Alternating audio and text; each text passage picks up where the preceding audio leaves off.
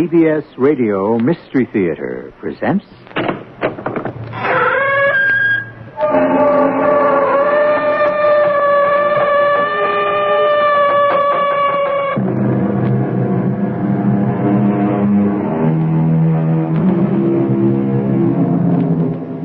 Come in. Welcome. I'm E.G. Marshall. There's nothing so ridiculous or far-fetched that it hasn't already been said at some time in some place by some philosopher, and been considered and debated and in many cases enshrined as immortal profundity. Which proves what? That there is a thin line between wisdom and folly. But that's something you always knew, right? What's the matter, Tom? I just found out about the war. The war? What war? Now, you know what war, Helen. All right, Tom. There's a war. A war to the death. You understand? Oh, sure, I understand. And you're in it, too. Well, if you're in it, I want to be in it. But the trouble is, we're on opposite sides.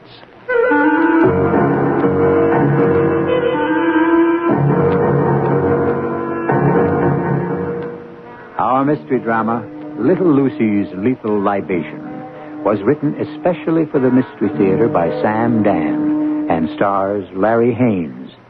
It is sponsored in part by X-Lax and True Value Hardware Stores.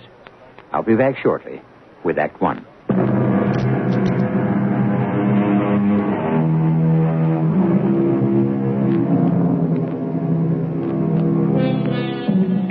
If a man can write a better book, preach a better sermon, or make a better mousetrap than his neighbor, though he live in the wood, the world will make a beaten path to his door. Unfortunately, Mr. Emerson's fine philosophic sentiment isn't exactly true. The world won't beat a path to his door unless somebody says to the world, "Hey, world, stop, look, listen. Here's the better book, the better sermon, the better mousetrap." We find ourselves in a hospital for the criminally insane. Mr. Raglan, are you ready? Ready for what? Ready to attempt the beginnings of therapy. Why? So that you may be restored to society. There's nothing wrong with me. Mr. Raglan, I can do nothing. Dr. Pascal, there's nothing you can do in any event. And why do you say that? Because you're a woman. I'm a doctor of medicine. Now, why can't I have a man doctor? Because none is available at this time. And why is that? I don't know. You would have to ask the managing director. The managing director is Dr. Ruth Harmon? Yes. Isn't that strange? She happens to be a woman? She was appointed by the governor. Governor Geraldine Mary McHugh. Yes. And you still say I'm crazy, huh? I never said you were crazy. Yes, I understand. You only said I'm disturbed, right? That's a euphemism, Doctor. Euphemisms. That's the opiate of America. Kids aren't stupid. They're underachievers.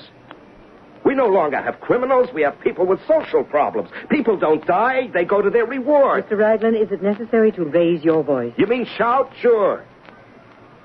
I know all about euphemisms, Doctor. That's how I make my living. Correction. Made my living. Before they got me. They? Oh, come on. Get off it. You know who they are. You're one of them. Mr. Raglan, I wish you'd let me help you. Help me do what? What are your plans for us? Plans? Now, why do I ask? I know. You won't kill us off. You need us just as we needed you. For pleasure, for work. But you'll reverse the roles. Which roles? We shall tend the home and raise the children. Mr. Raglan, what is troubling you? Oh, my. Now, you haven't listened to a word I said. Could you make sense of what you've been saying? Now, why don't we try a calm, ordered, rational approach? You intend to play the game. Everything neat, precise, orderly. All right. I won't fight you. You insist there's some kind of plot. Tell me about it. Doctor, why are we wasting time? What else is there to do? If you won't talk to me, you go back to your cell. I mean room. And play solitaire. So, tell me about it. Why? You're not going to help me. Okay. Then do it for yourself. What have you got to lose? Now tell me, when did it happen? How did it happen? Where did it happen? Where? When? That's easy. How? Well,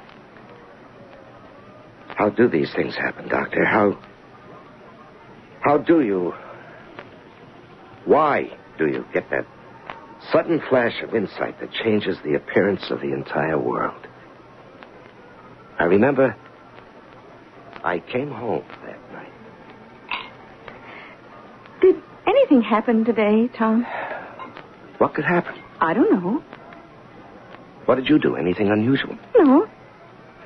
Well, yes, I did an unusual thing, I suppose. Yeah? I went to the store and bought a case of... guess what? Just tell me, huh? Guess. A case of Chateau Lafite Rothschild. Guess again. Look, tell me or don't tell me. I bought a whole case of Little Lucy's Lively Libation. Oh, that insipid slop. Whatever made you do that? Because it has just become your account. Oh, yes, so it has. And for the sake of form, we should have it in the house. That's how I found out.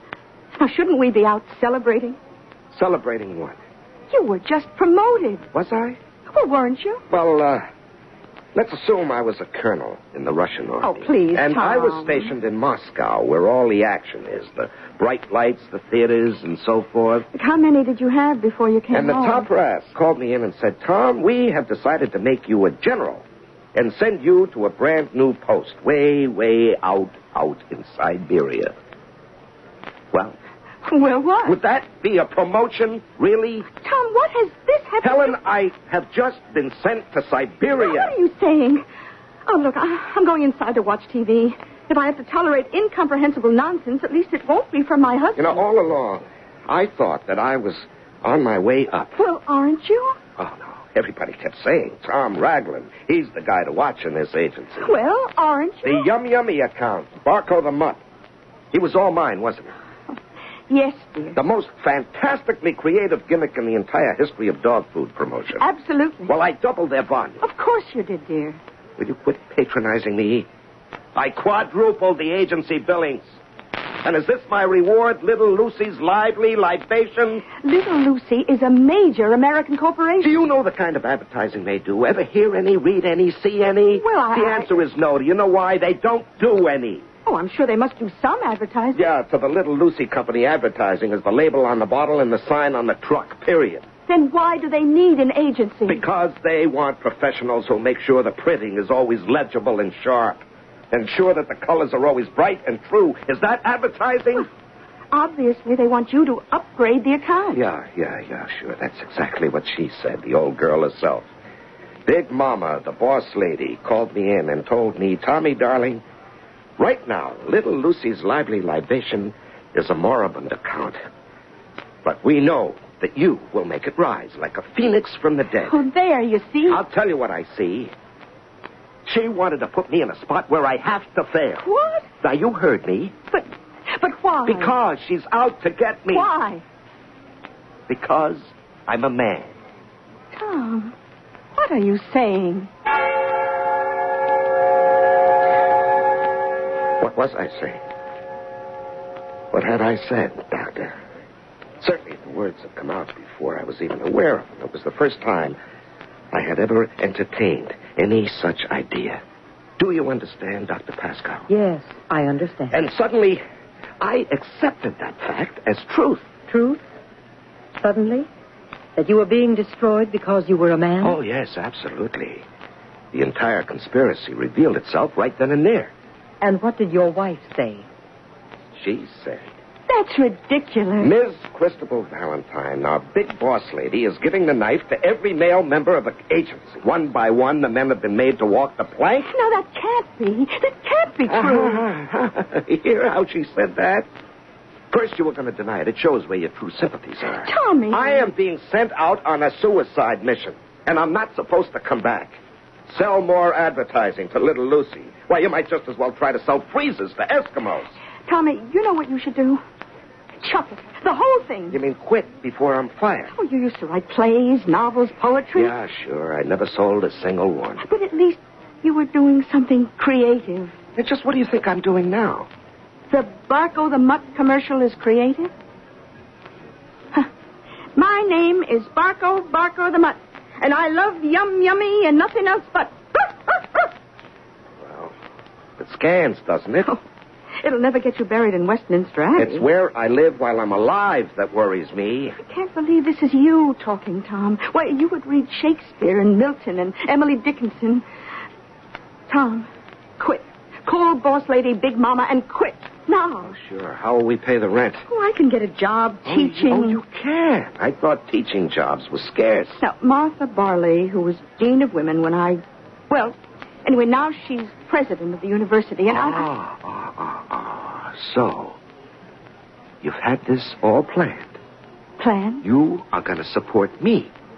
You supported me all the time we've been married. Oh, good Lord, it's worse than I thought. You're in on it, too. In on what? The plot. Don't ask me what plot. I will. The plot to take over. Oh, Tommy, you are not well. First, strip them of their jobs. Second, rob them of their manhood. I'm going to call a doctor. A woman doctor, no doubt. Tom, you've always liked Ursula Cardell. And third, destroy their sanity. Oh, no, Helen, it won't work. Because I'm going to fight back. We're all going to fight back.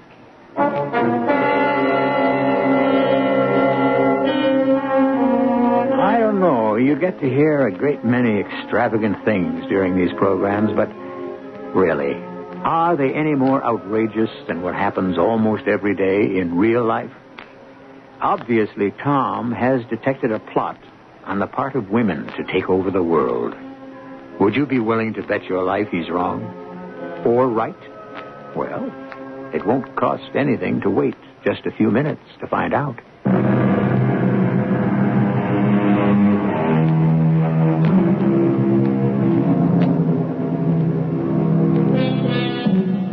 Slowly, silently, even secretly, the pressures build. And we are unaware of the gathering forces. The eruption of a volcano can create a week of horror. A revolution can impose a year of terror. But these are only the finales, the explosive climaxes to quiet and hidden dramas that were centuries, even millennia, in the making. Just remember, there's always something brewing somewhere. Mr. Raglan, what did your wife say when you told her you were going to fight back? She flounced out of the room, Dr. Pascal. You know how women flounce. And? And I think I suddenly felt like a fool. Why? Well, it occurred to me that while the boss lady at the shop doesn't like men, the women she hired were a lot better than the men they replaced. Well, that was certainly a rational analysis. And Helen had always been after me to realize my creative potential. She wanted me to quit. Why didn't you? Obviously, you despised that job. Quit to do what, Doctor? My name is Barco the Mutt is just about as creative as I can get. And so I said, Tom, stop feeling sorry for yourself. Stop looking for plots. And the next morning, there was a note on my desk. Boss lady, Big Mama herself, wanted to see me. Mr. Raglan, I understand you're not happy. Well, why am I off yummy? You're too good for yummy. Well, look how I made it sound. That was yesterday. Today, I need more billings from little Lucy. Well, that account's been lying dead here for years. Why now, all of a sudden? I asked Joe Dunning why he couldn't move little Lucy in all this time, and he couldn't give me a satisfactory answer. And that's why he was fired? Well, now you have got the job. And if I can't push little Lucy? It's a hard life we lead here on Madison Avenue. Yes, and who've you got lined up to take my place? Well, I expect you to succeed. Who's waiting in the wings? What's her name? Her name? Now, boss lady, you don't hire guys, you only fire them. You've got a date today with little Lucy. Little Lucy? Yes, Tom. There is a real-life little Lucy. She mixes up each batch of little Lucy's lively libation with her own little hands. I want you to begin talking about an entire across-the-board media campaign. Well, when did I have a chance to work one up? Tom, you were notified of your promotion yesterday. You have had 24 hours. I see. So that's how it is. Now, Thomas, whatever are you talking about? I look into Boss Lady's eyes, and let me tell you, Dr. Pascoe, I read my fate. If I have any doubts at all, they vanish completely. I am being set up. Well, I'd make a fight out of it. Maybe I could just sell little Lucy on a huge multi-million-dollar campaign. I reported to her private secretary for a brief-up. I'm Peter Hatchett. You're from the agency? I believe Mrs. Merivale is expecting me. Oh, no, never say that. What? Mrs. Merivale. Now, everyone must call her Little Lucy. Oh? You see, she thinks of herself still as Little Lucy. Is that a fact? Well, you know the Little Lucy story, of course. No. So, obviously, you haven't done your homework, Mr. Raglan. Now, the material was sent to your office. Oh, is that so? Well, nobody did. Yes? Sorry, I didn't have a chance. We have a beautiful book, which tells the inspiring story of Little Lucy's lively libation. Yes, well, I must make sure to read it. Yes, well, over 60 years ago, when she was 12, Little Lucy was playing in her mother's kitchen. Now, she wanted to make Mama a delicious glass of lemonade. Yeah. And she wanted to make it special. So she put in a little of this and a little of that, you know. Yes, I think so. And when her mother drank it, she exclaimed, "Oh, my, it's the best I ever tasted." And she offered some to her friends and said, "Here's Little Lucy's lively libation." Oh. Is something the matter with you, Mr. Raglan? No, nothing at all. Oh, dear, you look ill. No, I'm fine. Well, everyone loved it so much they decided to bottle it and sell it. And everyone thought the name was so catchy. Well, it is, isn't it? Oh, yes. And so they put Little Lucy's picture on the label, wearing her adorable white organza frock. Oh, isn't it beautiful? Yeah, it's charming. And that's how it's been for the past 60 years. Oh, they tell me you wrote that wonderful Barco the Mutt commercial. Yeah. Oh, wouldn't it be marvelous if you could do one just like it for Little Lucy? Oh, excuse me. Yes. Oh, yes, at once. You're to go right in. Well, Doctor, this was to be the selling job of my life. I walked into her office, and there she was, sitting at her desk. Little Lucy herself. An old lady. But she had a young face.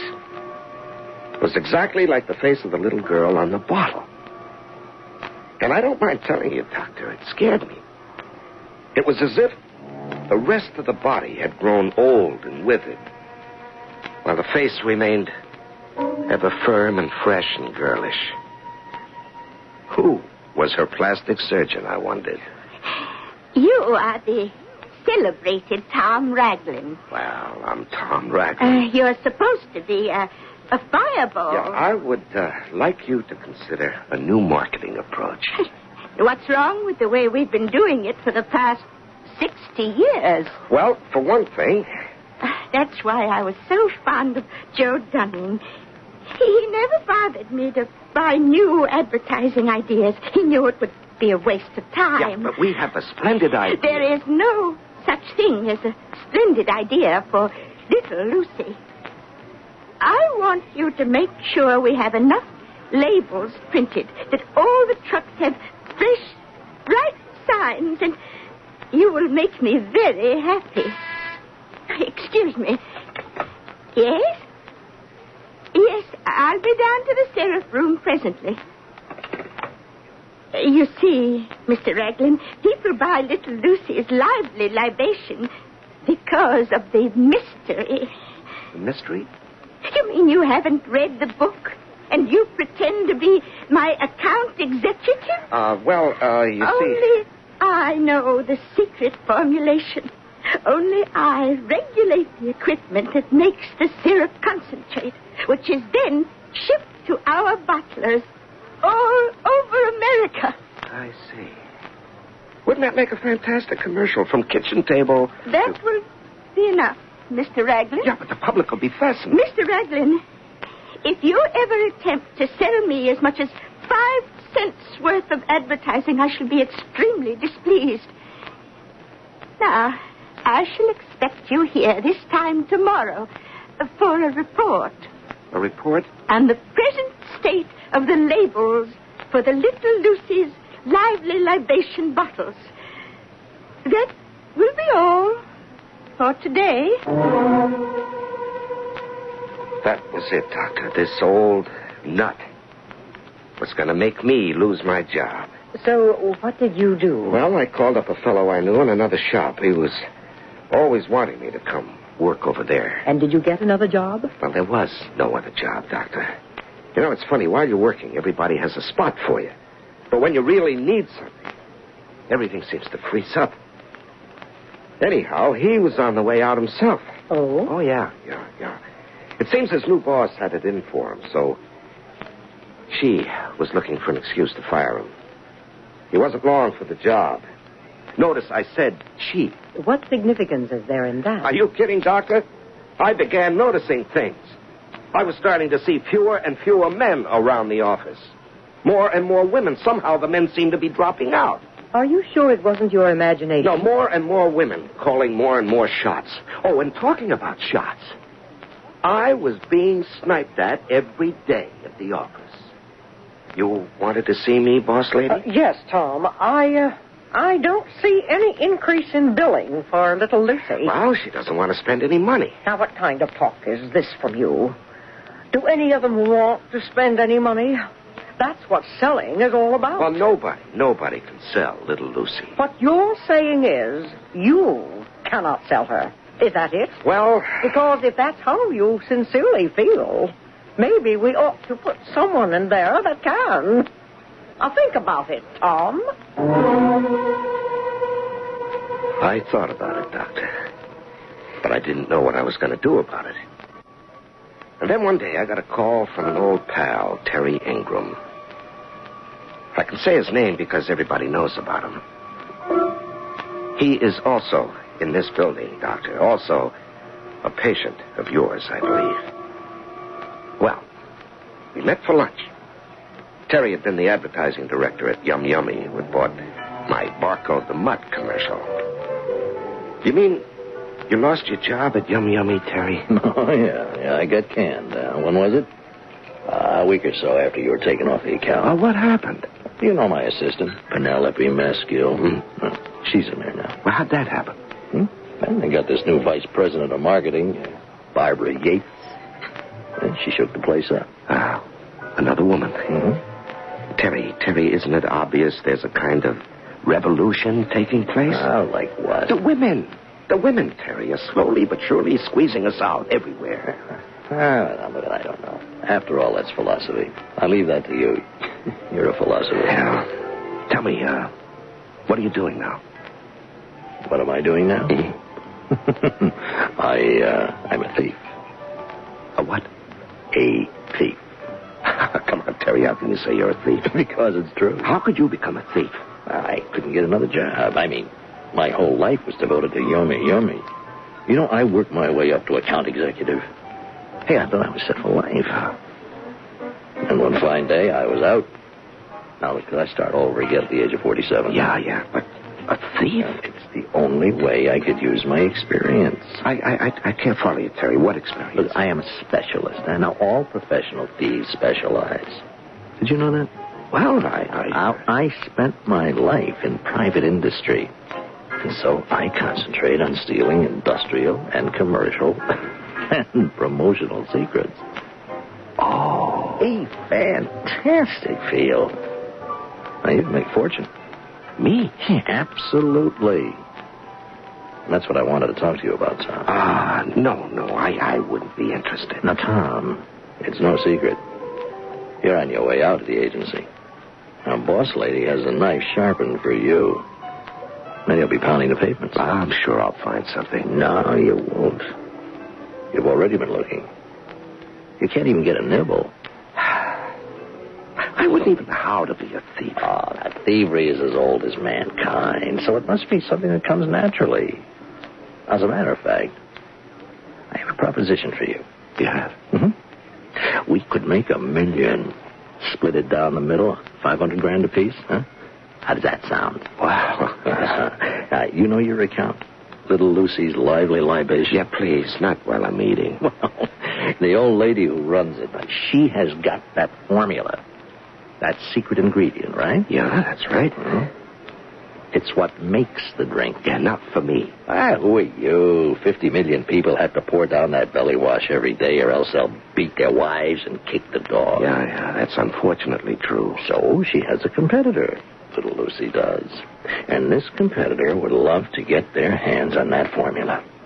And I told him $1 million is the asking price. You mean you've been talking to people about it? Sure. It's all set. Now, with your help, there is absolutely no problem. With my help? Now, what makes you think I'm going to help? Oh, you will, Tommy. You will.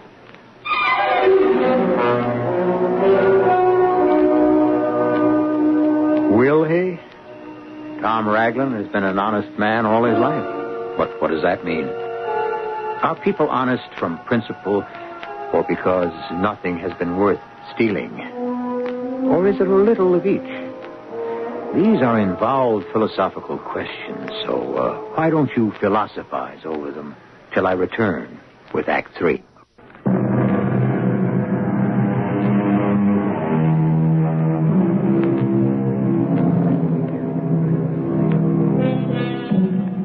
If a tree falls in a deserted forest and no one hears the crash, does that mean there has been no noise? Or in other words, does sound exist only if someone can hear it? This may appear trivial to you, but there are basic principles of science and even philosophy involved here. And what does it have to do with our story? Just this. Can a man be considered honest if he has never really been tempted? And you were tempted, Mr. Raglan? Oh, yes, Dr. Pascal. Of course, Terry was right. He said I would indignantly reject his proposition at first, but gradually. Yes? Well, Helen had already taken a job teaching at the university. And boss lady was cracking the whip. It was as if I had no choice, but how was I going to get my hands on that formula? How could I get it from little Lucy? Seduce her. Seduce her? The woman is going on 80. That's the age when they love to hear about it. All right. What do you expect me to do? Get the formula from her. The formula? That's like her life's blood. So if we have to, we'll take that too. But now, Terry, you said you ran a clean operation. For the most part. Now, how? How can I get that formula? Think of $500,000. Something will occur to you. The enormity of what Terry suggested, Doctor. When I realized its implications, it overwhelmed me. I fought against the idea. But not too hard and not too long. Hard, long. Those are relative terms, Doctor. Well, I finally decided to do it. Not for myself, but for a cause. What cause? I wanted to alert man to the dangers that threaten him. Dangers? From the insidious, all-pervasive takeover of the world by the women. Oh, we're back to that. Now, we never left it, Doctor. And that's when I figured out the way to get the formula. And what was that? I was inspired by poetry. By Browning's poem, How Do I Love Thee? Let Me Count the Ways. How would this help you to steal the formula? Now, listen. How do I love thee? Let me count the ways. What's that? What did you say? It's just a poem. What kind of poem? You're not here to recite a poem, just to report on labels. Yes, I know, but I couldn't help it. You couldn't help what? Something has happened to me. I'll wager. You see, I've come here to sell you. I know that. And instead, you have sold me. Sold you what? Well, you have sold me the concept of dignity, integrity. The truth. The truth must be in the product. Yes? And so I shall return to my office and write my letter of resignation. In other words, you'll quit before you get fired. You failed your assignment. Oh, no, I didn't fail. I succeeded. I lost the Little Lucy account, but I found myself. That's why I love you. And not like a lover, but as an angel. Because you have reclaimed me. What is your angle, young man? You know, it's strange. For the first time in my life, I don't seem to have one. Well, I'll miss you. Thank you. I'll think of you always as I see you going down to the syrup room where you mix the formula for Little Lucy. I suppose you see it as a huge kitchen with an enormous vat and a ladle. I suppose. No, it's nothing like that. It's a huge computer. Oh? It's a computer, and each day I feed into it the information that controls the formulation in every Little Lucy bottling plant in the world.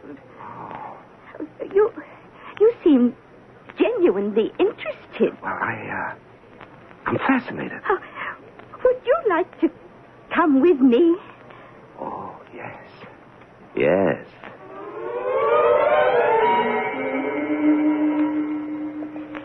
Notice I have armed guards stationed along the corridor.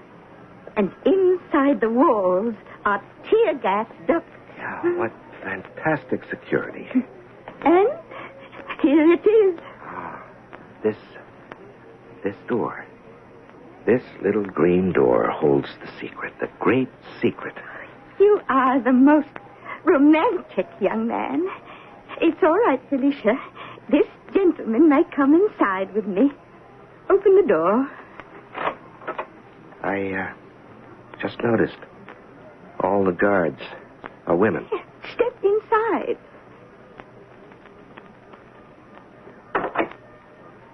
Well, there's nothing here. Just a desk with a computer terminal. Of course. You know, you shouldn't have done this to me. You've destroyed my illusions. Now, you stand by the door. That's it. And I shall walk over here and sit at my computer keyboard. No one must ever get close enough to see. This is remarkable.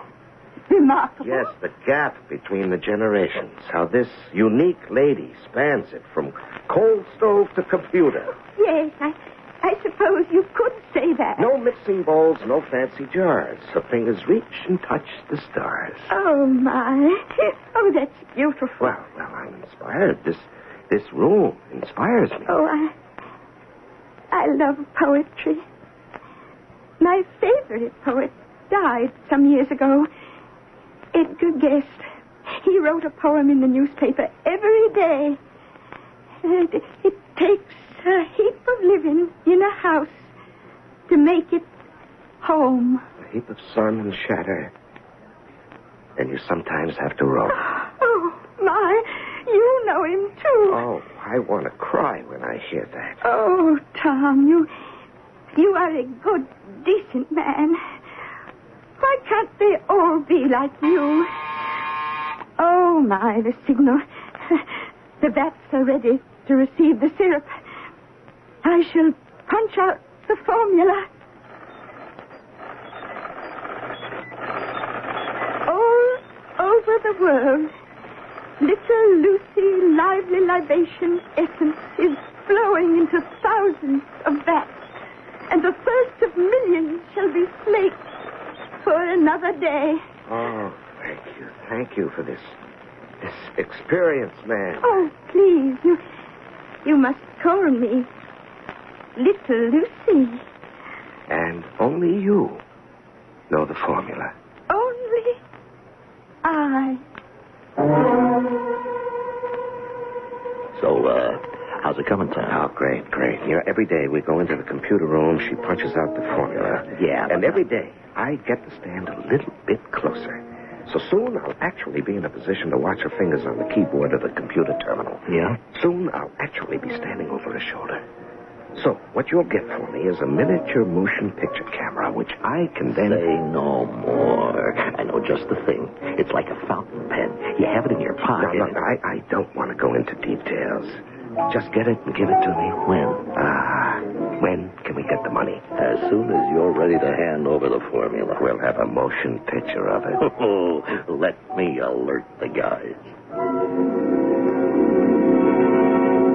Yeah, I was all ready, Doctor. All systems would go. It seemed so easy. And then, Yes? I don't know.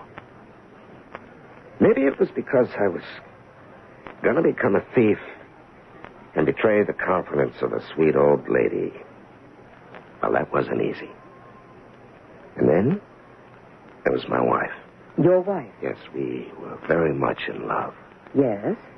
And that morning at breakfast, I happened to look at her. She'd asked me if I wanted a cup of coffee. Just that, understand? There was something in her voice. Tom, darling, would you like another cup of coffee? Tom, what are you staring at? You? At me? I Why? don't know. I don't know why. Maybe I just remembered something. What? It's something I'll never forget. Then how could you just remember? Well, it's something you remember and forget every day of your life. It's a fact. The fact that you're in love. I love you, Helen. Oh, Tom. Tom, I love you, too. And so, Doctor, I went to little Lucy's office on this morning, prepared to commit a crime. And as I drove there, I suddenly decided I wasn't going to do it. No, not for $500,000. I wasn't that kind of a guy. I just wasn't going to betray this wonderful old lady. I had to get this crazy thing, this weird idea out of my head that there was a plot on the part of the women to take over the world. Well, we were sitting in little Lucy's office waiting for the time to go into the computer room. All passion spent. It all should have come earlier when I could have enjoyed it. Well, your success came early in your life. Not success for me. Success for all women. Now, it doesn't matter. What doesn't matter? The revolution. What revolution? Well, you know what revolution. The women's revolution. I don't mean the generalities of women doing better. I mean the takeover. What takeover? The actual physical takeover. Tom, you're sensitive. You see it. You sense it. Everywhere the men are being forced out.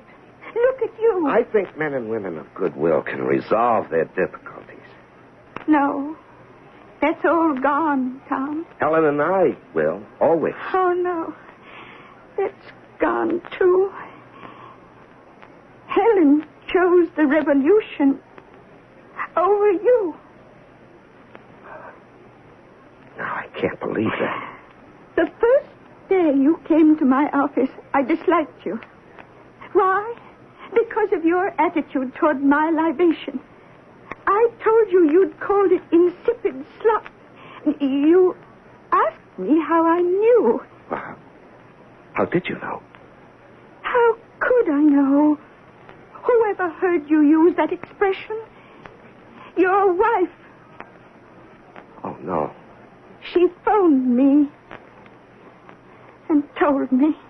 Helen? She phoned you and told you why? Because I'm her regional commander.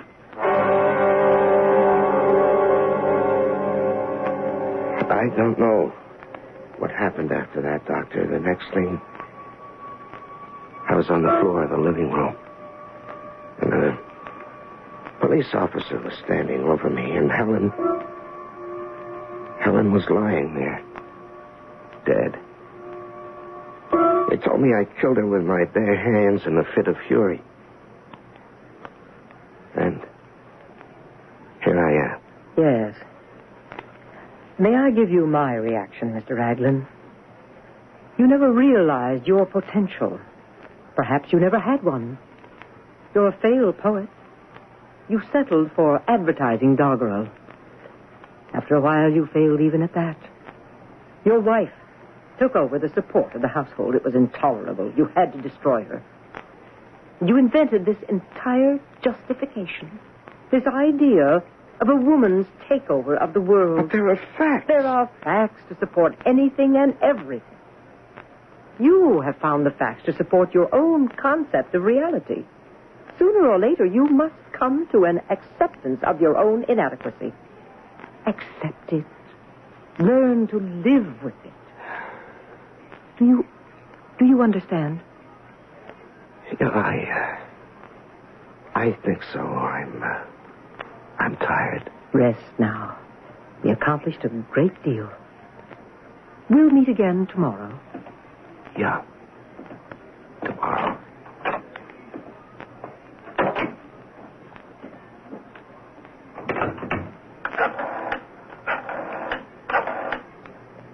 Hello? Boss lady? Dr. Pascoe here. Look, little Lucy has got to be relieved of her command. Why? She talks too much. That's why.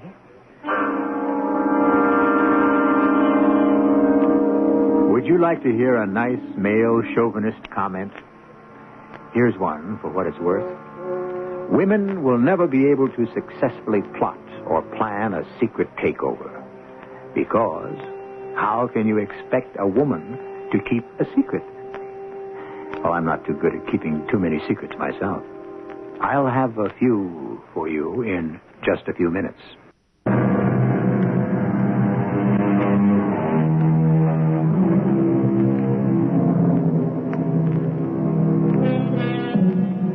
Is there a war between men and women? Probably. But if it's kept within proper bounds and carried on in a proper fashion, it can be the most delightful war there is. A war where even the losers are winners. And you can all also be winners if you listen 7 times each week. Our cast included Larry Haynes, Bryna Rayburn, Joan Shea, and Earl Hammond. The entire production was under the direction of Hyman Brown. And now, a preview of our next tale. Not a chance. And the water's full of sharks. All right, come on below. Yeah. Now we better wash out this glass. I'm grateful for your help, friend. Oh, that's okay. I'll have the money for you in a week or so. Yes, the sooner the better. You'll get it. Now, how do you afford a thing like this? There's nothing to it. Guy's stolen $100,000 of negotiable bonds. He knows he'll be exposed. Jumps overboard. No problem. If you say so. I do. Now, come on, let's relax. Radio Mystery Theater was sponsored in part by Buick Motor Division and Sign-Off, the sinus medicines. This is E.G. Marshall inviting you to return to our Mystery Theater for another adventure in the macabre. Until next time, pleasant dreams.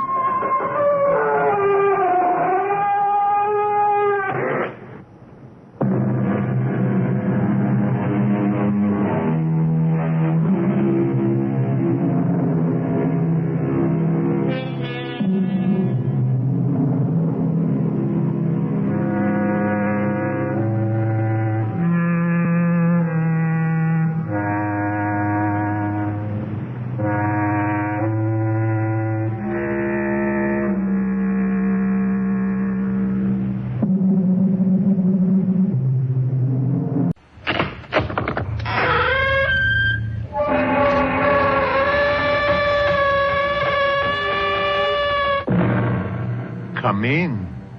Welcome. Welcome to Mystery Theater. I am Hyman Brown. One of the perpetual mysteries in life is explored in a game of solitaire. In a few moments of reflection, haven't you sometimes wondered, what if I hadn't been there at that particular moment? Or what if I had been? What would have happened if I had been there with someone else? Or if no one was there to help me? Would the same thing have happened under different circumstances? Or would everything be changed if? This is the game that is played in our mystery drama. Goodbye, Dave. Boy, am I glad to see you open your eyes. You mean hello, don't you? No. I heard what they said. What? Who said? I don't know. Those voices. They said I didn't have a prayer. You dreamed it, my friend. You've been unconscious for hours. Where are we? In the base hospital? I'm going to die. Sure. We're all going to die someday. But not this time around. You just lie still, old buddy. You can tell me later how it feels to have my blood in your veins.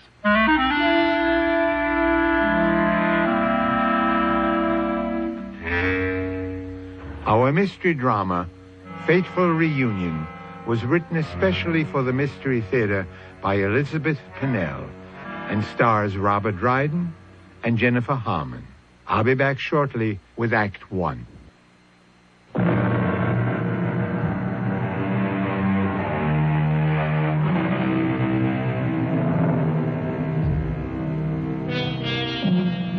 Our opening scene took place some 50 years ago when two very young draftees, as members of the Allied forces, were thrown together in the landing at the beach in Normandy.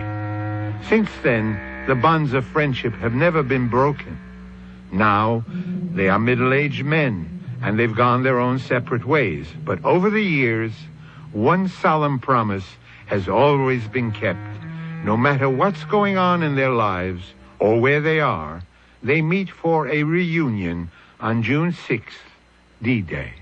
I thought I was a goner that time for sure. You saved my life, David. Blood saved your life. If it hadn't been mine, it would have been someone else's. Oh, but you were my buddy. Damn right I was. After you'd saved my life. Hanging upside down with my parachute all tangled up in that tree. I must have looked pretty funny. You did. I thought you'd never find your pocket knife. Well, raise the glass. Happy 31st reunion. Ah, good Lord, Dave, what's happened to time? Can you believe that many years have gone by? In some ways, I can. An awful lot has happened. How things been going with you in this past year, Gary? Oh, can't complain. Lucy's a jewel, as always. Although I realize I won't have her much longer. Nonsense. She and Doug will be living here in New York, won't they? Oh, speaking of New York, it was darn nice of you to make the trip here this year. Great for me, too. Chance to visit the big city, see my son. Hi, gentlemen. And your charming daughter. Uncle David. How good to see you. Oh, don't I get one, too? Of course, Dad. Guess I'm supposed to say Happy D-Day, but I'm not going to. Oh, what's wrong with a couple of old Army pals getting together? Everything. Now, don't knock it, Lucy. Without our yearly get-togethers, you, my dear daughter, would never have met a certain young man who happens to be my best friend's son. I give up. Incidentally, where is my son? Oh, I meant to tell you.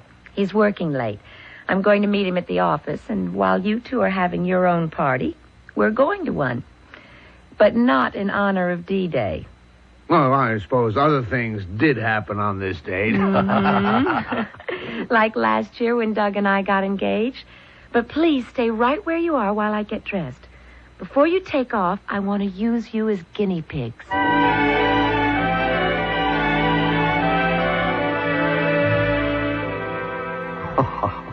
Lucy, what in the world are you doing in that weird get-up? Can you guess what I'm supposed to be? Well, the headgear and all those beads make you look like a gypsy. Right. And what do you think I have under this striped scarf? Well, if you're a gypsy, it must be a crystal ball. Right again. Voila! Why, that's no crystal ball. It's a computer. Also correct. The 21st century's answer to the all-seeing eye of past, present, and future. Yeah, I'll bet. No, really. It's fabulous. Doug's been working on this for a long time. Well, I know he works on computers, but why all the gypsy stuff? Well, we're going to a fundraising thing where I'm supposed to tell fortunes. And believe me, our booth is going to bring in $1 million. Well, I'll admit your costume is startling, but... Not the costume, Dad. This gadget. You've never seen anything like it. Looks like most calculators are small computers to me. Oh, but it's not. This is a truth machine. Oh, I see it has a tape. That's handy. Shows how it works. Well, I'll have to put on the big act. Ah, mighty computer. It is Madame Lucy who calls you.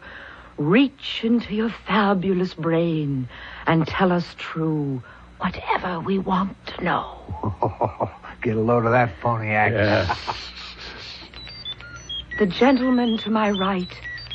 Tell us his first name, color of his eyes, and the color of his hair.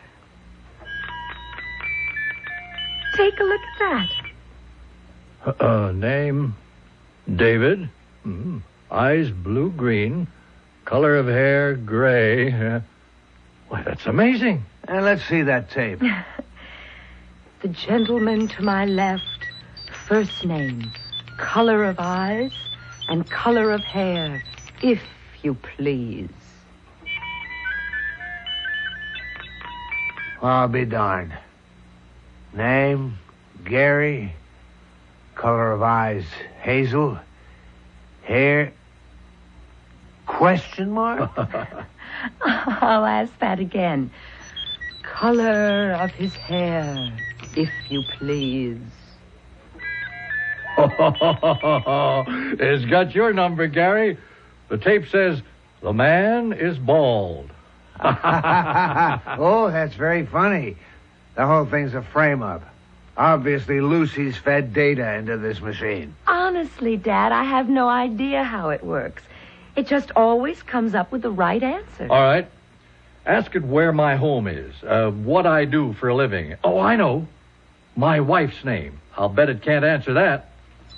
The gentleman named David. Tell us, O mighty one, what is his occupation? Where does he live? And what is the name of his wife? There you are. Mr. David is a bank president in Des Moines, Iowa. His wife's name is Jean. I'll be darned. It's quite a trick. Oh, I don't think there's any trick to it, Uncle David. This is different. It's your turn, Dad. Just try to stump it. Okay. Here's something that machine would never know. Ask it the license plate number of my car. What is the license plate number of my father's car? The tape says 892 NYX. Is that right, Gary? Yeah, of course it's right. Now I know this is a frame-up. You and Douglas got together and fed it answers to all the usual questions any fool would ask.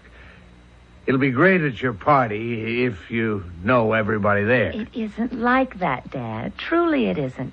Why, this computer can actually predict. No, not predict, but actually tell what will happen in the future. Uh-huh. All right, let's test its brain power on that score. Ask where our reunion will be held next year. Yeah, that's a good one. Mighty computer, where will Gary and David meet for their next D-Day reunion? Here, I'll tear off the tape. You read it, Dave. What does it say? It says, there will be no reunion next year. Now I know it's a hoax. I don't understand. How can you say that? Well, I'm beginning to agree with you, Gary. Lucy, if you and Doug really didn't feed that computer bank, ask it why there'll be no reunion next year. I will.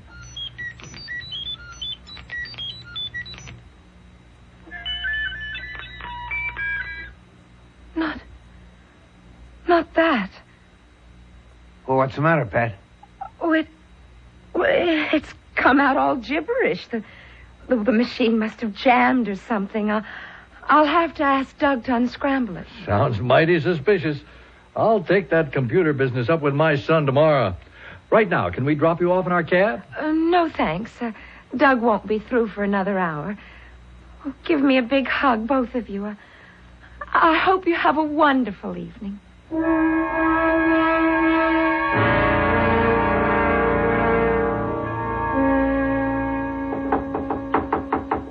Coming.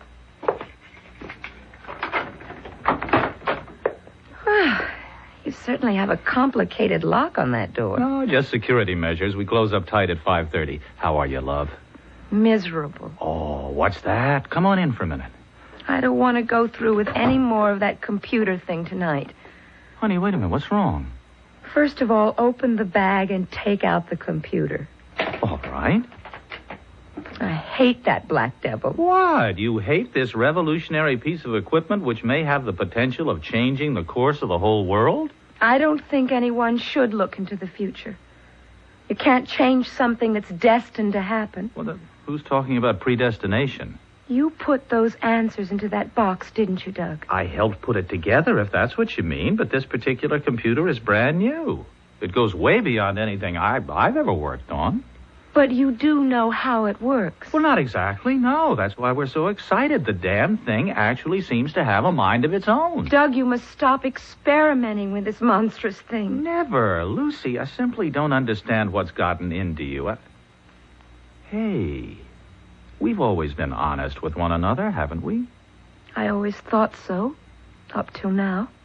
Well, what's so different about now? Oh, I don't pretend to know anything about computers, but I do know they can't think for themselves. No, not exactly.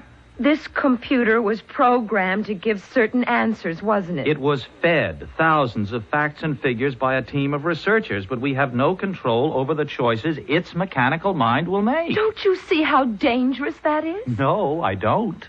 Well, fortunately, our fathers both thought it was a hoax. Oh. Something happened when you used the computer today, didn't it? Oh, Doug. They wanted to know the answer to the question, where will they hold their reunion next year? Oh, those old soldiers, wouldn't they just? Don't laugh, Doug. You ask it that question. Go ahead, ask it. Okay. Where will my dad and Lucy's dad hold their usual reunion next year? Go ahead, Doug. Read what it says. There will be no reunion next year. Well, what do you know? Don't you see? They said it was a frame-up. They accused us of collusion to try and keep them from having a D-Day meeting. Did you do it, Doug? Lucy, I swear I had nothing to do with it. Oh, come on. There's nothing to get so upset about. Only there is. Because they asked one more question. And I got an answer which I refused to accept. All right. What was the question? You ask it. Go ahead. Ask the machine why there will be no reunion. Okay. Well... And please, God, the answer won't be the same as it was the last time. All right. Let's see. Oh, no. The tape says, because one of them will be dead.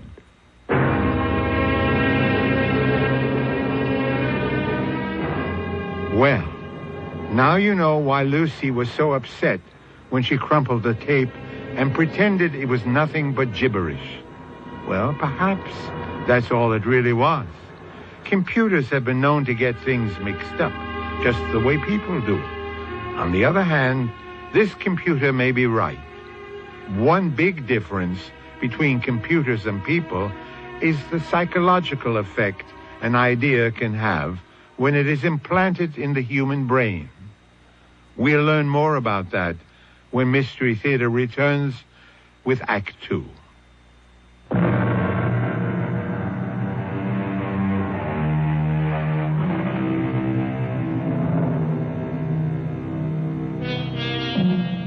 A computer can be a very useful tool if you're trying to balance the books or solve an abstract problem. And the idea of a computer which would figure out human problems seems like an innovation to be highly desired. But right now, a young technologist is confronted with a whole new aspect of the mechanical brain. It's unsettling to be told by a doctor, a fortune teller, or even by a robot that someone dear to you is going to die. You don't believe that, do you, Doug? I don't want to believe it. Well, somebody must want to frighten us. Somebody who fed data into that machine. Honey, I keep telling you, this computer doesn't work like that. It has freedom of choice. Well, so do I. And I will not accept the word of a thinking machine. Our fathers are still young.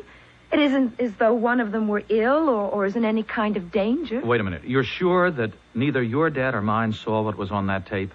They saw the tape about no reunion. But I tore up the other one. The tape that said one of them would be dead. And pretended that there was no answer. But there was an answer. And that means now we have to ask another question. I don't want to hear anymore. Lucy, we have to. We must find out so maybe we can prevent it from happening.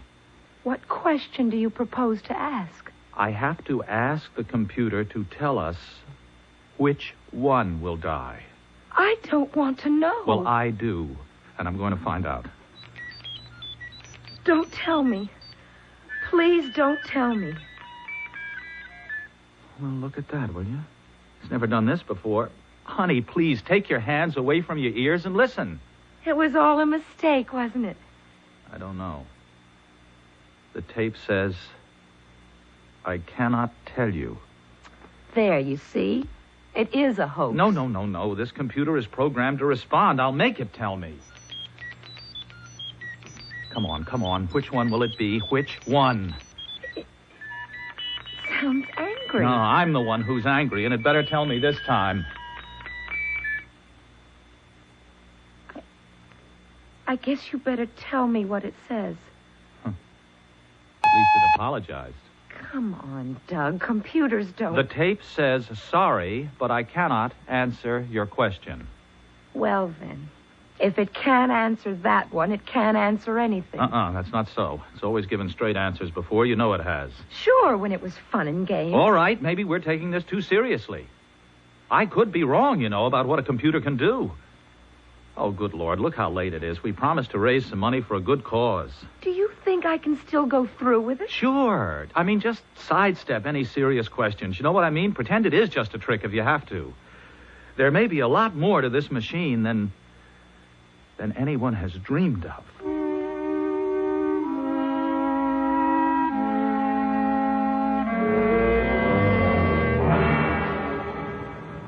Taxi?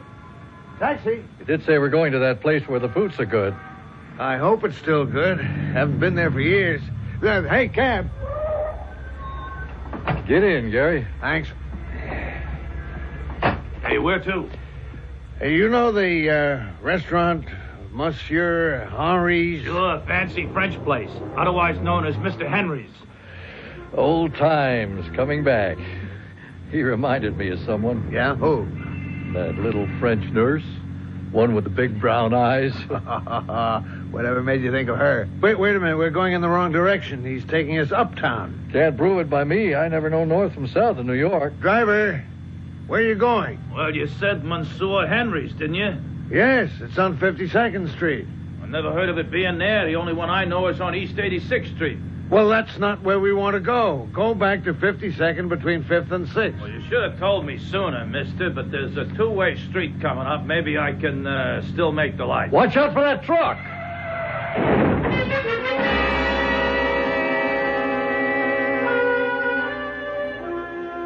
Well, we lived through another close one.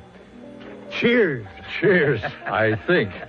If that trailer truck had been going any faster... Well, you were sitting on the bad side. Could have been me, could have been you, or both of us. Yeah. You know, I got to thinking about that computer thing. So'd I. Could have been telling us there'd be no reunion this year. Well, here we are, though. So let's eat and count our blessings before this lucky day is over.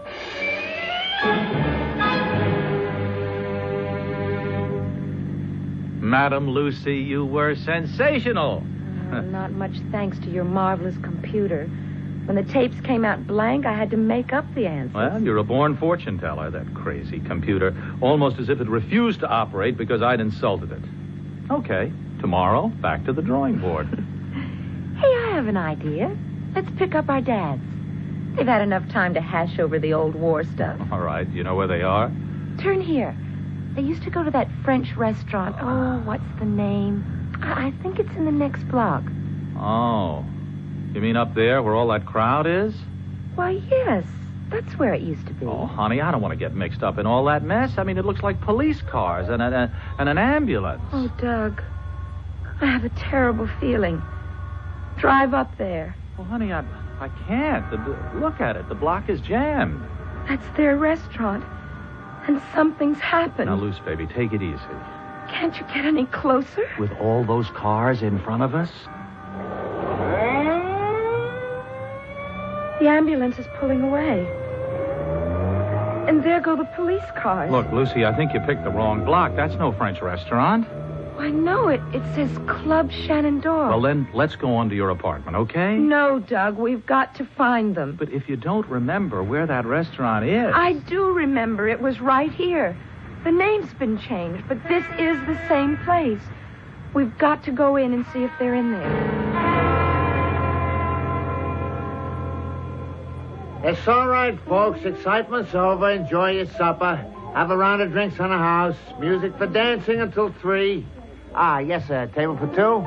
Actually, we were just looking for some people. Lucy, I don't think they'd be in a place like this. Well, it's not the way it used to be, but you know how they are for going back to their old home. Okay. There's another room out this way.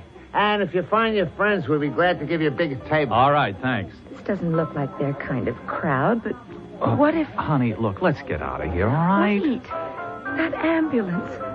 What if it had something to do with them? Your imagination is running wild. Now, come on, let's go. Not yet. Maybe you folks would like to stop at the bar? No, thank you. But if you haven't been to the Club Shenandoah before... What happened here before we came in? Oh, don't worry, lady. We were in a nice place here. It was just an unfortunate accident. Could have happened anywhere. Well, there was an ambulance. Someone must have been sick or had an accident. It was just his tough luck. Whose tough luck? A man got hurt. Wait a minute. Who are you, lady? Somebody from the press? No, but I have to know who was hurt and where they've taken him. Well, how should I know? Come on, Lucy, let's go. No, it's important. We just want to make sure it had nothing to do with our friends, you know? Well, there were these 2 young fellas at a table over there. And to tell you the truth, I didn't like the looks of them from the time they come in. Well, see, now you can relax. Lucy, they were young fellas. Now let's go over to the bar. Not till I find out some more. Lady, you must be an ambulance chaser. What a dreadful thing to say. I hate violence. Well, these 2 characters got violent. You mean they had a fight? They got in an argument. None of my business to know what it was about, but one of them picked up a steak knife. I guess I don't want to hear any more. Of course, I'm not sure he would have used it. That is, if the old guy hadn't interfered. What old guy? Well, maybe not old, but there were these 2 middle-aged men sitting at the next table. What did they look like? Oh, conservative-looking gentlemen. Nice, quiet customers. Go on. Well, Go on. You understand, I wasn't right there. I didn't see what actually took place. Not till somebody yelled, "They were stabbed." Well, it seems these 2 older guys got very upset when they saw the young man waving a knife. So one of them jumped up and tried to stop him. Oh, no. Maybe it was a brave thing to do, but to my mind, it was pretty stupid. Well, wouldn't you have tried to stop him if you'd been standing there? No, I wouldn't have tried to knock the knife out of his hand the way that man did. Oh. But which one got hurt? And the young fella just sort of automatically slashed out at the older guy. Was he No, he wasn't dead when they took him away, if that's what you want to know. Where have they taken him? Well, to a hospital, of course. Well, I wouldn't know which one. And the other man, I mean, the one who was with him, where's he? The other older fella went out with his friend. Oh. And the 2 young punks were hauled off by the police. Well, you must have the names of these people. Look, if you're not the police or the press, Get off my back. You can read all about it tomorrow morning. Please, we just want to know for sure. Lady, I only work here. The proprietor's gone with the police to make a report. I tell you, I never saw any of these guys before. None of them were regulars. This man who was slashed, surely you know what he looked like. Sort of heavy set and bald. My father.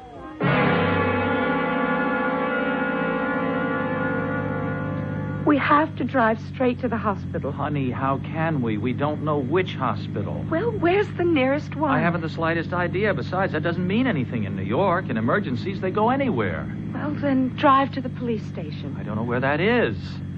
Find it and hurry. Lucy, please. You've gone off the deep end. Well, how would you feel if it was your father? Oh, what an idiot thing to say. They're both so close to me, I'd be undone if anything happened to either one of them. But something has happened, Doug. I know it. Oh, honey, you've jumped to a big and frightening conclusion without any proof.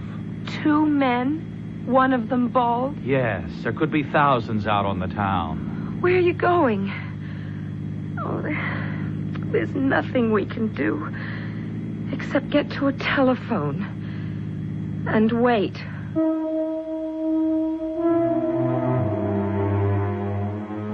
Lucy seems so certain that something has happened to her father. Of course, she's been influenced by a suggestion of disaster, further enhanced by an evening of fortune-telling.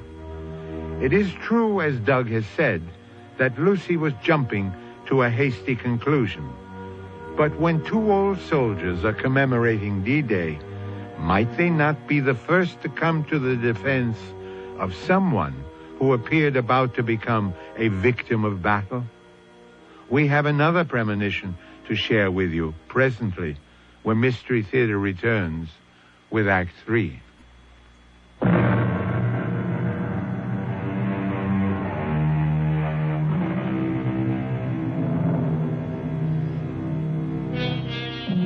Many a mathematician has taken delight in relating our actions to the movements of pawns in a game of chess. The game we are playing might be compared to the thoughts of a wakeful chess player who, after spending an evening at the board, is tossing and turning as he replays the moves to himself and speculates, what if I had done this? Or what if I had moved in that direction? And right now, it's our turn to make the next move into the final act of our mystery drama. Oh, Doug, I hope we're doing the right thing. I can't bear to think... Give me your key, will you?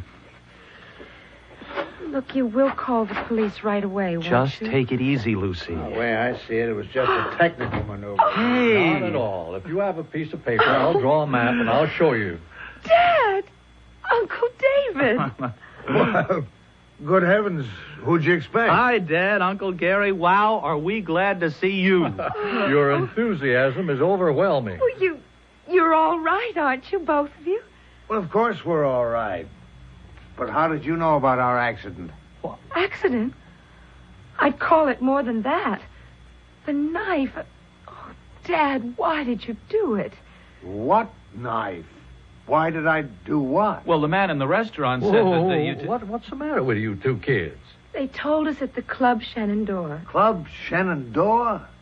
Well, where's that? Gary, that's the place we didn't go to. Oh, the terrible-looking spot that used to be Monsieur Henry. Yes. Yes, weren't you there? That honky-tonk? We took one look and then found a nice quiet spot over on Madison Avenue. But, Dad, Uncle Gary did say something about an accident. Oh, a minor skirmish in a taxicab. You weren't hurt. Well, I had a bloody nose. And I got a crick in my neck. But what's that to a couple of old war horses? Now, come on, you long-faced characters. This is an evening for celebration. It certainly is.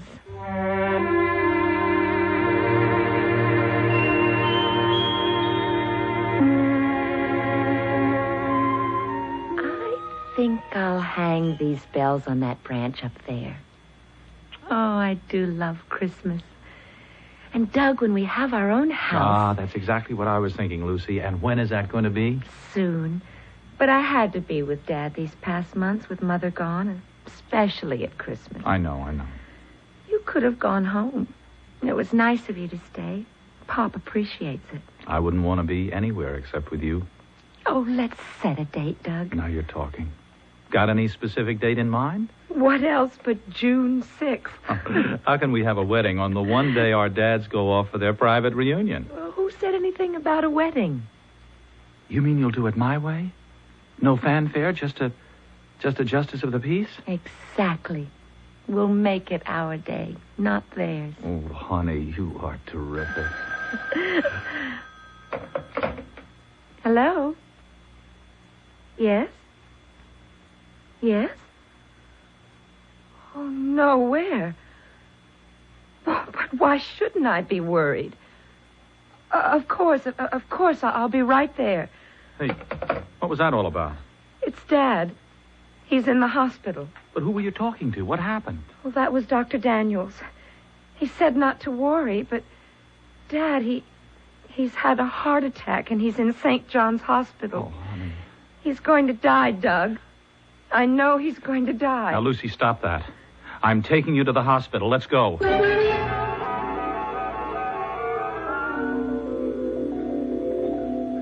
Now, promise you will sound cheerful, Lucy. You heard Dr. Daniels. I can't get it out of my mind. Now, forget your premonitions. Dr. Daniels said your dad is in better shape than either one of us, and that if he takes it easy, he can live to be 100. Okay. Dad? Well, come in, sweetie. I'm sorry to pull a stupid stunt like this on Christmas Eve. How are you, sir? I'm fine. Oh, Dad, how can you say that? Well, I guess I've just been working too hard. Doc says after a few days' rest, I'll be back in top form. I'm going to stay here with you. Nonsense. From the looks of the nurses around here, I'm going to have a ball. Uncle Gary, I'm going to call my folks for Christmas. Shall I tell Dad that you're in the hospital? You tell him just one thing, my boy, that I'll see him on D-Day.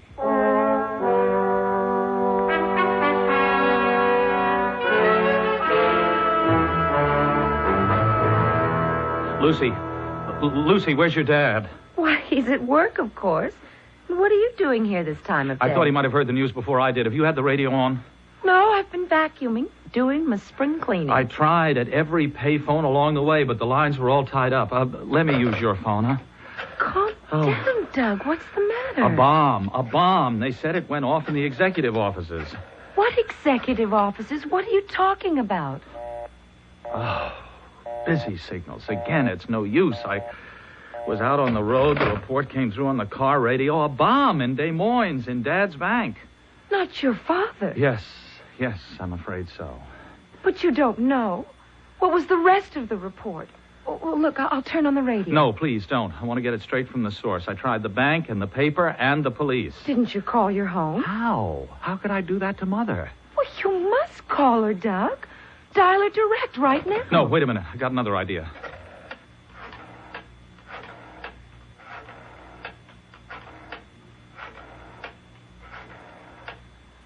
Hello? Dad? Well, yes, on the car radio. I was out of the office. I've been trying desperately to reach you. Are you all right? Oh, thank God. Well, yes, as long as you're okay. That's all that matters. Give him all my love. Lucy sends love. Right. Okay, Dad, goodbye. Whew. Boy. You see? You should have taken the advice you gave me. Don't jump to conclusions. Well, I know, but this was such a near thing, honey. He has a cold. Mom made him stay home today. He'd been trying to reach me to tell us not to worry. And he said to tell your dad he'd see him on D-Day.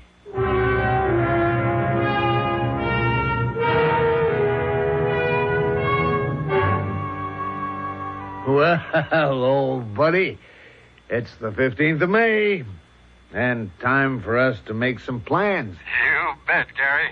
Where'll it be this time? Well, I'm for keeping the destination a secret. You mean from our ever-loving families? Mm-hmm. Don't you agree? Sure do.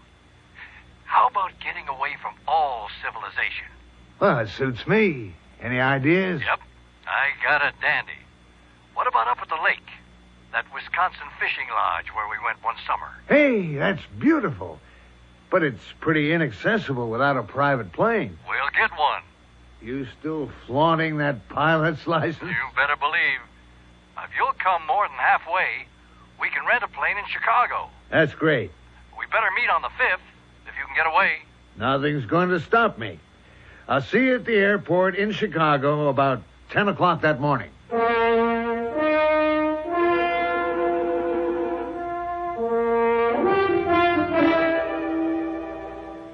Doug, you're just in time for lunch. 1 whole week of glorious vacation. And you know, I didn't tell a soul that we're getting married tomorrow. Well, I don't think it's going to be a surprise to anybody. Least of all our dads.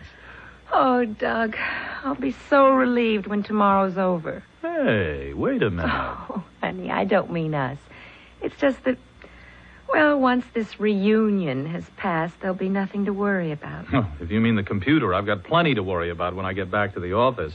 They're accusing me of breaking the darn thing. I hope it never works again. Lucy, love, computers are the way I earn my hour living. Not by turning them into fortune tellers. No, not fortune telling, but a chance to open up the whole future so we'll know which way to go. Not if the future only lives... Don't say it, Lucy. I'll admit the machine must have had some bugs in it. But ever since that day, the tape has come out blank. You were tampering, Doug. Trying to turn it into a human brain. Superhuman, you mean? That's what's so eerie. Some kinds of medicine are too strong to take. Honey, how can a computer know that? It can't, silly. This one did. It behaved as though we'd gone one step too far. Oh, look, I'd like to forget it. Oh, so would I, at least for the next 7 days. It's our time to celebrate. So, cheers. Oh, you sound like our dads. Did your old man get off on schedule? Yes, early this morning before I was up. And still the big secret about where he was going? Yes, but I happen to know he had an airplane ticket to Chicago. Uh-oh, you cheated. No one was supposed to know. But Chicago, I don't know. That seems like an odd place for them to have a reunion. Especially since he asked me to help him find his fishing rod. Well, lunch is ready. Come on. How about a little background music, huh? I'll turn on the radio.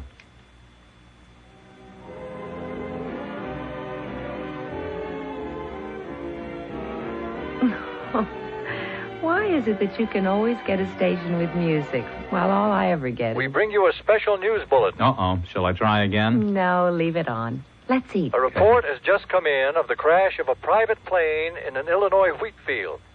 Details are not available at the moment, except that a farmer allegedly saw a small green plane flying low. Later heard an explosion. And now a fire is spreading rapidly over a section of his property, out of control. Hey, this is good, Lucy. How'd you fix this chicken? Oh, it's a new recipe. It's good, isn't it? Oh, it's great. I've just been handed an update on that plane crash. Checking with the Chicago airport, we have been told that a small green Cessna took off from there this morning. Yeah, you know, Dad used to have a green Cessna. Oh, but he hasn't had an airplane in years. Well, I know, but he's still Lucy, this report is coming from Chicago. Oh, it couldn't. And here is still No, a it further couldn't. report on the tragedy. We do not know the names of the victims, but it has been established that the plane had 2 occupants. Oh. The pilot, who was known to airport officials as the flying banker from Des Moines, and a male passenger. Oh, Lucy. Repeat. Oh, the pilot, who was known to airport They were officials going to as that the flying banker That from Des lake Moines, in Wisconsin. and a male passenger. We will bring you further developments as received by the newsroom. It is assumed that both men have perished. Dear God. Oh, no, this time it really happened. There can't possibly be any doubt. And absolutely no way that we can help them. That damn computer. It knew. It knew, you see. It knew there would be no reunion. But I'm glad it was wrong. Now will you believe that computers don't know everything? It was right, Lucy. It said... It said one of them would die. But both of them? It's better this way. Better? Well, they were closer than brothers. And after all they went through together over the years? Yes. Yes, I suppose if they'd had their choice, it's what they would have wanted. We interrupt again to bring you further information on that plane crash in Illinois. Names will not be released until after the next of kin have been notified. But our report goes on to say that, incredible as it seems, there is one survivor.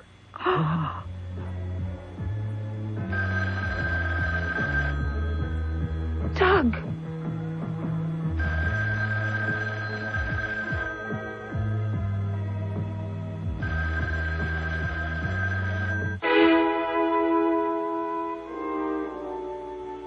I'll be back shortly with a final thought. Two men met in a moment of violence when either could have died, but both were spared that time, until finally for one came the inevitable. Why is an accident fatal to this person while that one is spared? Some say predestination, but how many times it seems a whim of fate makes a split-second change of direction. Tragedy? No. But mystery? Yes. Our cast included Robert Dryden, Jennifer Harmon, Ken Harvey, and William Redfield. Associate Director, Marlon Swing. This is Hyman Brown, Producer-Director, inviting you to return to our Mystery Theater for another adventure in the macabre. Until next time, then, pleasant dreams. CBS Radio Mystery Theater presents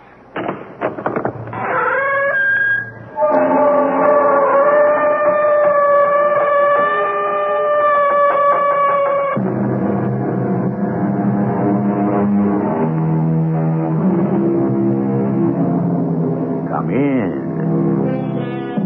Welcome. I'm E.G. Marshall. We are all doomed, said one philosopher. It is inevitable. It is fate. It is destiny. Our lives hang on a slender thread from one day to another. We place our daily existence in the hands of total strangers and pray for the luck of the draw. We do it when we drive down the highway, when we fly in an airplane. We do it when we elect a president. It is not death we fear, but the inevitability of it. The destiny of one, the destiny of millions, can rest in the hand of a single person. That's right. Ignore the truth. Go make your report. Tell them a lie. Dr. Baylor, it's all in your mind. You can't allow this project to continue. It's flawed. It's dangerous. There is only death. You alone have the power to stop it. You're talking insanely. You fool. Are you also blind? We will be destroyed, and you are the only one with the power to save us.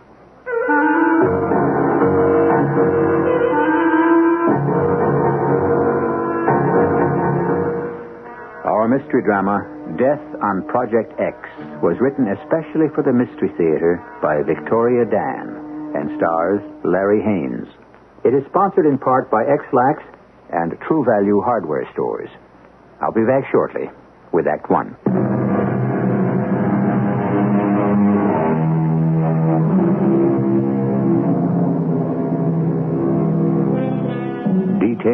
Details. In the infinity of government bureaucracy, have you ever wondered about those workers whose job it is to look after the tiny pluses and minuses, the supposedly insignificant paperwork that maintains the order of our society? For them, the sum total of any of our lives is written on a slip of adding machine tape. This is in no way to demean those who pursue these rather thankless back-office careers. But even the dullest of jobs is never totally predictable. And obscurity can often end with a call to the front desk. You're probably wondering why I've sent for you, Jenkins. Jenkins is on sick leave, sir. I'm Hughes. What happened to Krebs? Transferred to another department, sir. Well, what about... Haggerty retired last month. Hughes, huh? Mm-hmm. How long have you been with the Project Planning Office? 5 years. And, of course, you've served on the review board before? No, General. No? You worked for the planning office all this time and you've never gone on a field inspection? No, sir. Well, then how can you possibly be acting assistant director? Seniority, sir. What was your previous position? Until last week, I was supervisor of accounts and records. Accounts and records? No. You won't do. You won't do it all. Hello, Haskins. General Glynn here. What do you mean sending me this Hughes fellow? He has no experience. What? Are you sure? He is. Well, no. All right. I'll get back to you. This is incredible, Hughes, but according to the director, you're the only available staff member familiar with Project X. Yes, sir. The accounting section is acquainted with every detail of every project. Well, let's hear what you know, Hughes. Yes, sir. Project X, filed under Category 723, Miscellaneous Research, Secret Type D, Defense. Total expenditure to date, $1.87 billion. Location, 1/2 mile underground. Craig installation. Personnel, 89 men, 43 women. That's enough, Hughes. You certainly know the raw facts, but knowledge is no substitute for experience. No, sir. This department is overextended. Just find us an excuse and we'll drop Project X. Drop Project X, sir? Or Project W or V or whatever we find sufficient grounds for termination. General Glynn, what would you call sufficient grounds? Bad morale for one, and misuse of funds for another. Yes, I'm sure you could spot that particular one, Hughes. And, of course, there's also the high-risk quotient. Now, in other words, you have reasonable doubt that adequate safeguards exist to ensure a margin for error. Well, I'm supposed to be able to determine that, sir. I'm no scientist, sir. I'm an accountant. Hughes, I've got my hands full as it is. General, the responsibility. I know that, Hughes. And you know that. But so help me, don't you let them know it's your first assignment.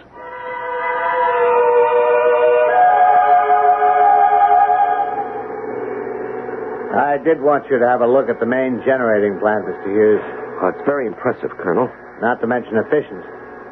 As the project's chief power source, it can't be beaten for maximum utilization of fuel anywhere. Yes, I've seen the figures. Mr. Hughes, I just want you to know that the Project X staff is completely at your disposal. I appreciate your cooperation. Yes, that's it, cooperation. The research we're doing here at X, it's at least important enough for a little common courtesy. I'm sure you've run into some real belligerent types on other inspections, haven't you? Yes, I have, certainly. If we're finished here, I'd like to take you on to the primary testing facility. This, of course, is the main lab. You won't find another as well equipped in the entire country. At a cost of nearly $67.2 million, I should think not. You certainly know your figures. Well, details have always intrigued me, Colonel. Facts, figures, these things are the black and white. They are the ultimate indicator of success or failure. You sound just like an accountant. Well, you might say I'm interested in seeing the financial outlay for this project is justified by its progress, Colonel. In other words, the boys at the planning office still want to know if they're getting their money's worth. Well, I assure you, Mr. Hughes, at Project X, you certainly are. By the way, I'd like you to join me for dinner. If you have no other plans. Thank you, Colonel. I'd be happy to. Memo to General E.F. Glynn. My first day at Project X. Record most favorable first impression. Project director extremely cooperative. Facilities well planned and in good order. Staff efficient and congenial. No evidence of any morale problems. Come in. I said come in. Oh, that's strange. Nobody there. Wait a minute, what's this? That's a note. Who'd write me a note? Let's see. Beware, the end is near. Beware, the end is near. And what kind of a message is that? You say someone slipped the note under the door to your quarters? Yes, that's right, Colonel. Strange. Colonel, Do you have any staff members here who might be a little unstable? Mr. Hughes, our people are carefully screened to avoid just that. Over 130 men and women engaged in top-secret defense research, constantly under stress, and there are never any difficulties? Well, of course, we're human. Occasionally, some of our people experience depression, fatigue, but it's normal. And you say there's no morale problem? Here? No, not at all. I'm sure even you noticed how well our people seem to work together. Do you have any conception of how crucial our research is? Do you think I'd risk it all on demoralized personnel? Well, Colonel, sir, I merely inquired. I wasn't insinuating. I told you we have nothing to hide. We're an open book. Then you won't mind if I paid a visit to your infirmary? Of course not. I'd like to meet your staff psychiatrist. Staff psychiatrist? Yes, I just think a brief talk would clarify things for me, Colonel. I'm sure there are no real problems, but I pride myself on being thorough.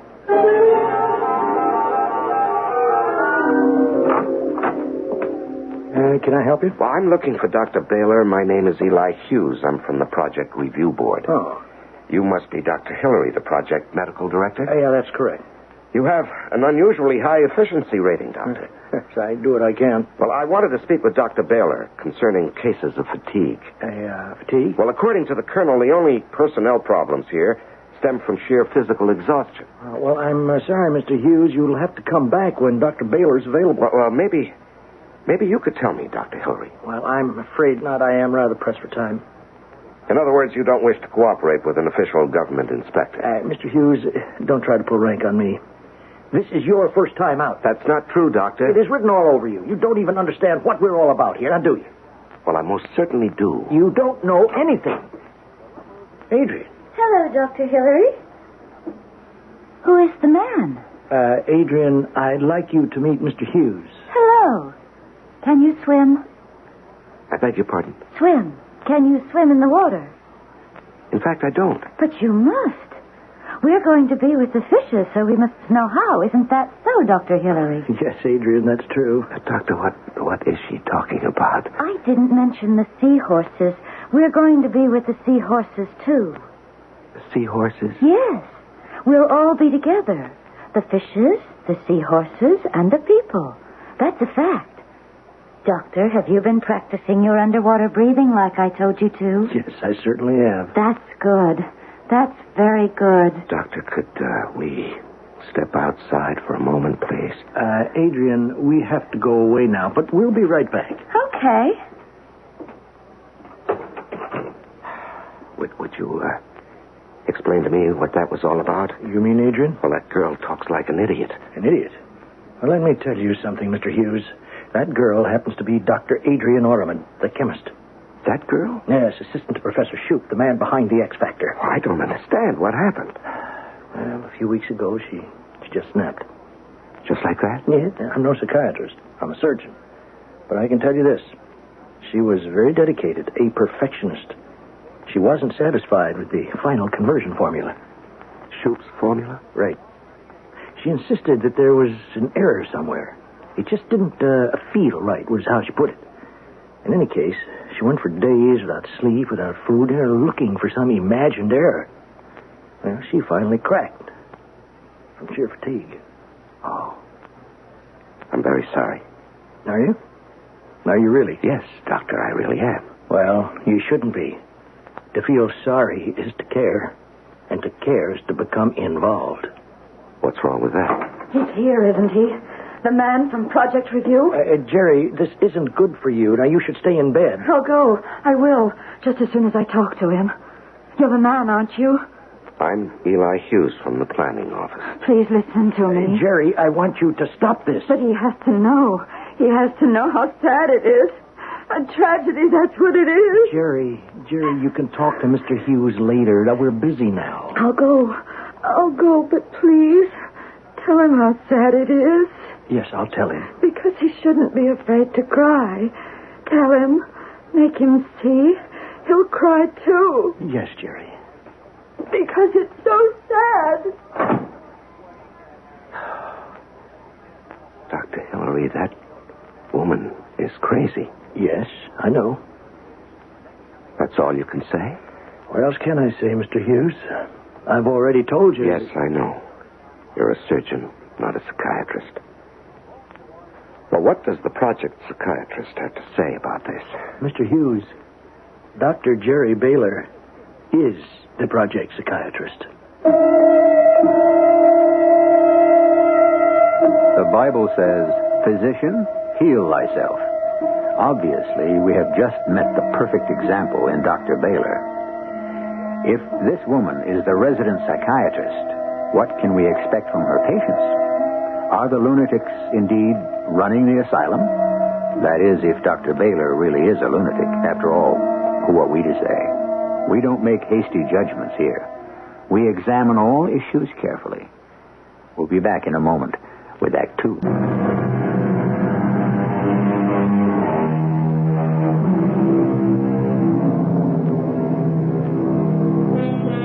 For the past 5 years, Eli Hughes lived a carefully ordered life in an adding machine world where 2 + 2 always came out 4. Suddenly elevated to the rank of project investigator, he has been sent out on a seemingly routine check of a top-secret research center. And he must make a judgment based on only 2 things: experience and instinct. Lacking the first, we can only hope he has a little of the second. Instinct, that subliminal sense that tells us something is wrong. Colonel, what I want from you is an answer. An answer to what, Mr. Hughes? That woman I met just 10 minutes ago in your infirmary. According to my records, she's still on salary as a full-time staff psychiatrist. I'm aware of that. Well, then perhaps, Colonel, you can explain to me your reasons for not reporting this situation. Mr. Hughes, what do you really know about Project X? I'm acquainted with all the facts. Oh, I'm sure you are. You know the statistics, what we spent. What do you know about us?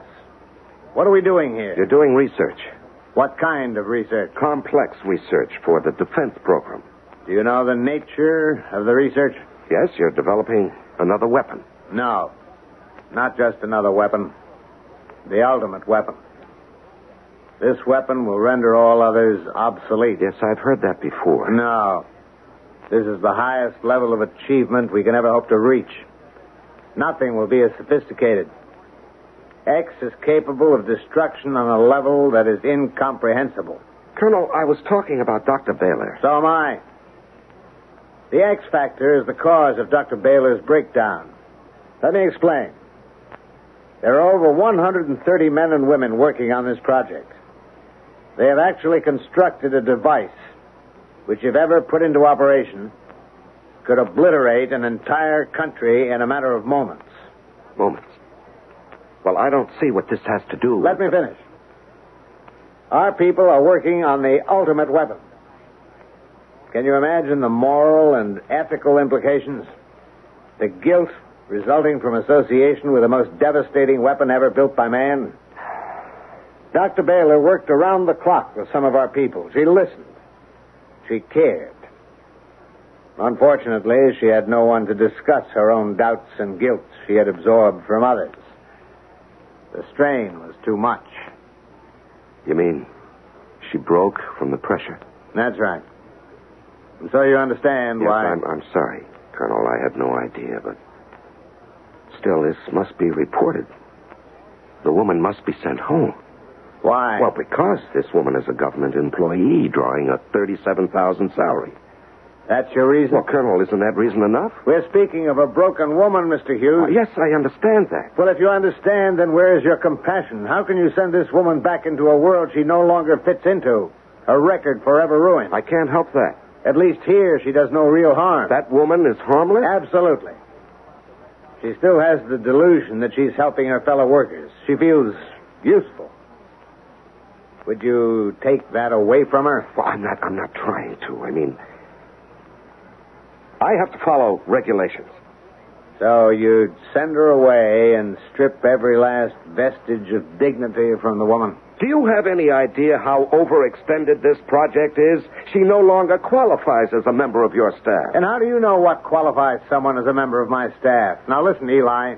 Now, let's forget the formalities for a while.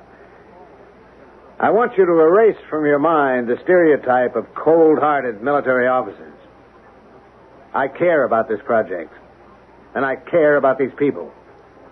And I think what's good for one is good for the other. But I'm talking about efficiency. And I'm talking about humanity. Well, you can't have both. Who says so? Maybe you've been behind your desk too long. Or maybe you've been on so many field inspections that we all begin to look alike to you. No. In fact... In fact, what? Nothing. You'll have to excuse me, Colonel. I have work to do. You're making your first mistake, Mr. Hughes. You are becoming personally involved with this project. I am not. If something is disturbing you, why not just put it in your report? Because I want to be fair about this. I know you've just been talking with the Colonel. As a result, you've made your second mistake. What are you talking about? I mean, you just can't leave well enough alone, can you? You're beginning to doubt yourself. Doubt this project. Is it really worth all the expense, all the trouble? And what do you think? Well, I can't answer. I refuse even to let myself think about it. If you want answers, why don't you talk to the man who made it all possible? And just who are you talking about? The man behind the X Factor, Professor Shoup. But I want your opinion. I already told you I have no opinion. And if I did, I certainly wouldn't advertise it. To you or to anyone else. Project X is the only sure way to a permanent and lasting peace. The ultimate weapon, Professor? But of course. Well, I don't understand how a weapon will bring peace. Isn't it obvious? Well, frankly, no. If we have the means of destroying our enemies before they are capable of responding, who would ever dare attack us? Well, what if you did use it? Wouldn't it destroy everything? No. Let me explain to you what the X Factor really is. It is the power to harness the elements contained beneath the Earth's crust and channel them for our own use.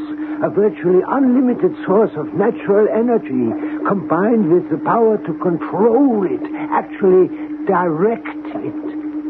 In other words, pinpoint destruction. Yeah, that's right.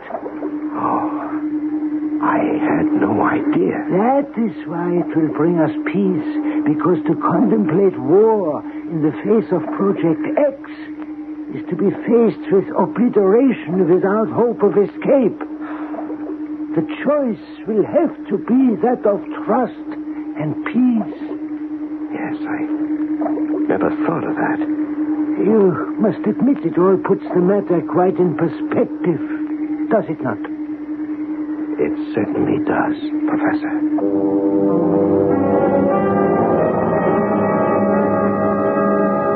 So you'll be leaving us tomorrow, Eli? Yes, Colonel.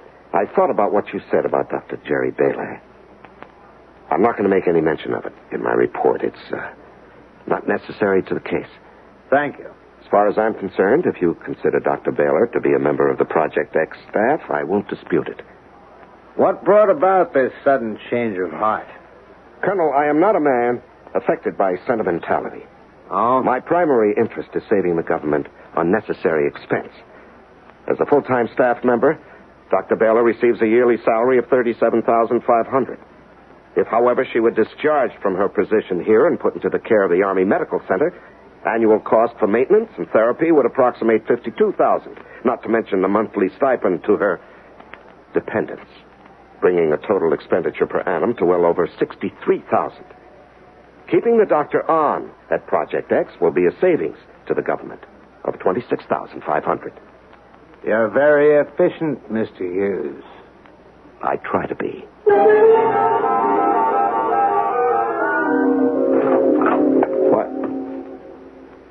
What are you doing in my room? They said you were leaving. Yes, that's right, Dr. Baylor. But you just arrived. Well, I've been here 3 days. That's not long enough. Don't you realize that? Doctor, I find that the time was sufficient. I know what you're going to tell them. How could you? You don't have to be a mind reader. Everything's fine here. That's what you'll tell them. Everything's ship-shape and okay, but you're wrong. Dr. Baylor. Jerry, I really have to be packing. That's right. Avoid me. No, I'm not trying to I avoid. understand. I know the kind of person you are. You've taken orders all your life, and now you're afraid to make trouble. No, that's not true. It's true, and you know it. But I upset everything. I'm the broken cog in the wheel. Well, just you listen to me, because I'm a psychiatrist. I know what I'm talking about. Yes, of course you do. Yeah, I understand your situation. Really, I do. In fact, I think you're quite a remarkable woman to have endured what you have, but I have already filed a primary report, and it's time for me to leave. But you can't go. Not until you see the reality. The reality of Project X. You can't permit it to continue. I had doubts about the usefulness of this research myself, but then Dr. Shoup explained it to me, and it does make sense. Shoup is out of his mind. He is out to destroy us all. How can you say that? He's a believer in peace. You're wrong. He wants to destroy us, and he will, unless you stop him. Jerry, believe me, what you're going through now is due to fatigue. You've been stretched to the limits of exhaustion. You fool. Are you blind? Destruction is near. Why won't you believe me? Jerry, don't you see? It all has to do with the fact that you absorb other people's guilts, the ethical and moral. No. I have beheld the future and have paid the price. The horror was too great for anyone to remain sane. But you, Eli, you can save us. But you won't. No, you're right. You're right, Eli. Don't permit yourself to care. Leave now before you begin to doubt.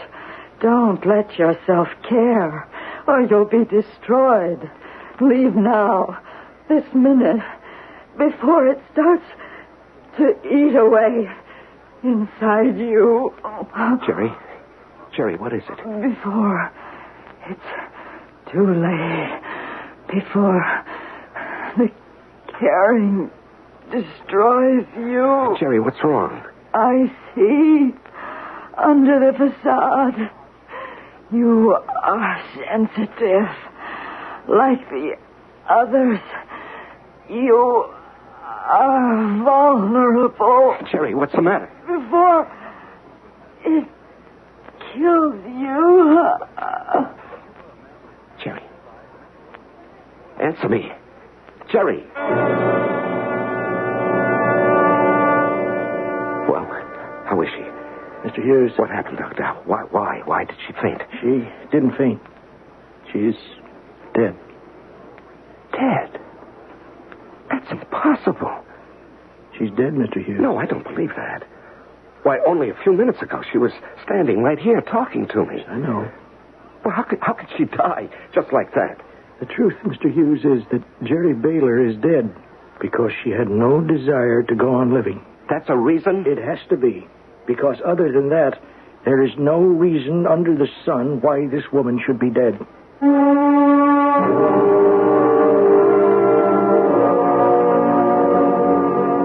The road to resolution starts with doubt. The best way home's the farthest way about. So said the poet. Doubt. It begins as a wispy thread of curiosity. It would have been so simple, so easy to have gone back and declared that all was well at Project X. But now doubt, the ultimate weapon of man's own conscience, has been planted inside the practical, well-ordered mind of Eli Hughes. And that is going to prove very unfortunate for him when I return with Act 3.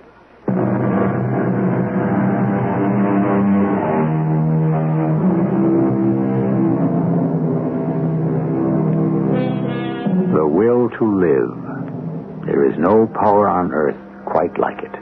And even doctors are at a loss to explain the most critical patients whose sheer tenacity brings them back from death's door. Conversely, many people believe that there exists also the will to die. But what about Dr. Jerry Baylor? Could we say then that she actually died of despair? Of some terrifying vision? This woman should not be dead. The fact still remains, Doctor, that she is. Now, there has to be some sound medical explanation. There always is. All right. Her heart stopped beating, so she died. In fact, though, she wanted to die, so her heart simply stopped beating. Now, do you understand the difference? No. Life was an utter torment for Jerry. Each day became more and more difficult to face. Visions of total annihilation. She was firmly convinced that it was actually going to happen. The thought was unbearable. How are you going to list her death? Natural causes? What else can I say? That's how I recorded the other two. Other two? What other two? Yes. This is the third death we've had here in the past 6 months. Well, I wasn't informed of any deaths. Yeah, that's correct. Now that you bring it up, they occurred away from the installation on 2 staff members who had recently resigned from the project. Officially, they were no longer connected with Project X, although I consider the deaths to be work-related. How did they die? One in an accident, the other cardiac arrest. Both had previously been under the care of Dr. Baylor. I see.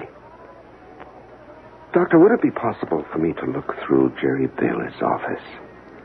I thought you were leaving, Mr. Hughes. Not just yet.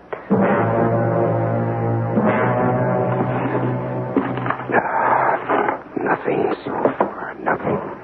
Now, she had to keep some kind of records, I'm sure of it. But where... Wait a minute. One of these. Tapes. Maybe it's on tape.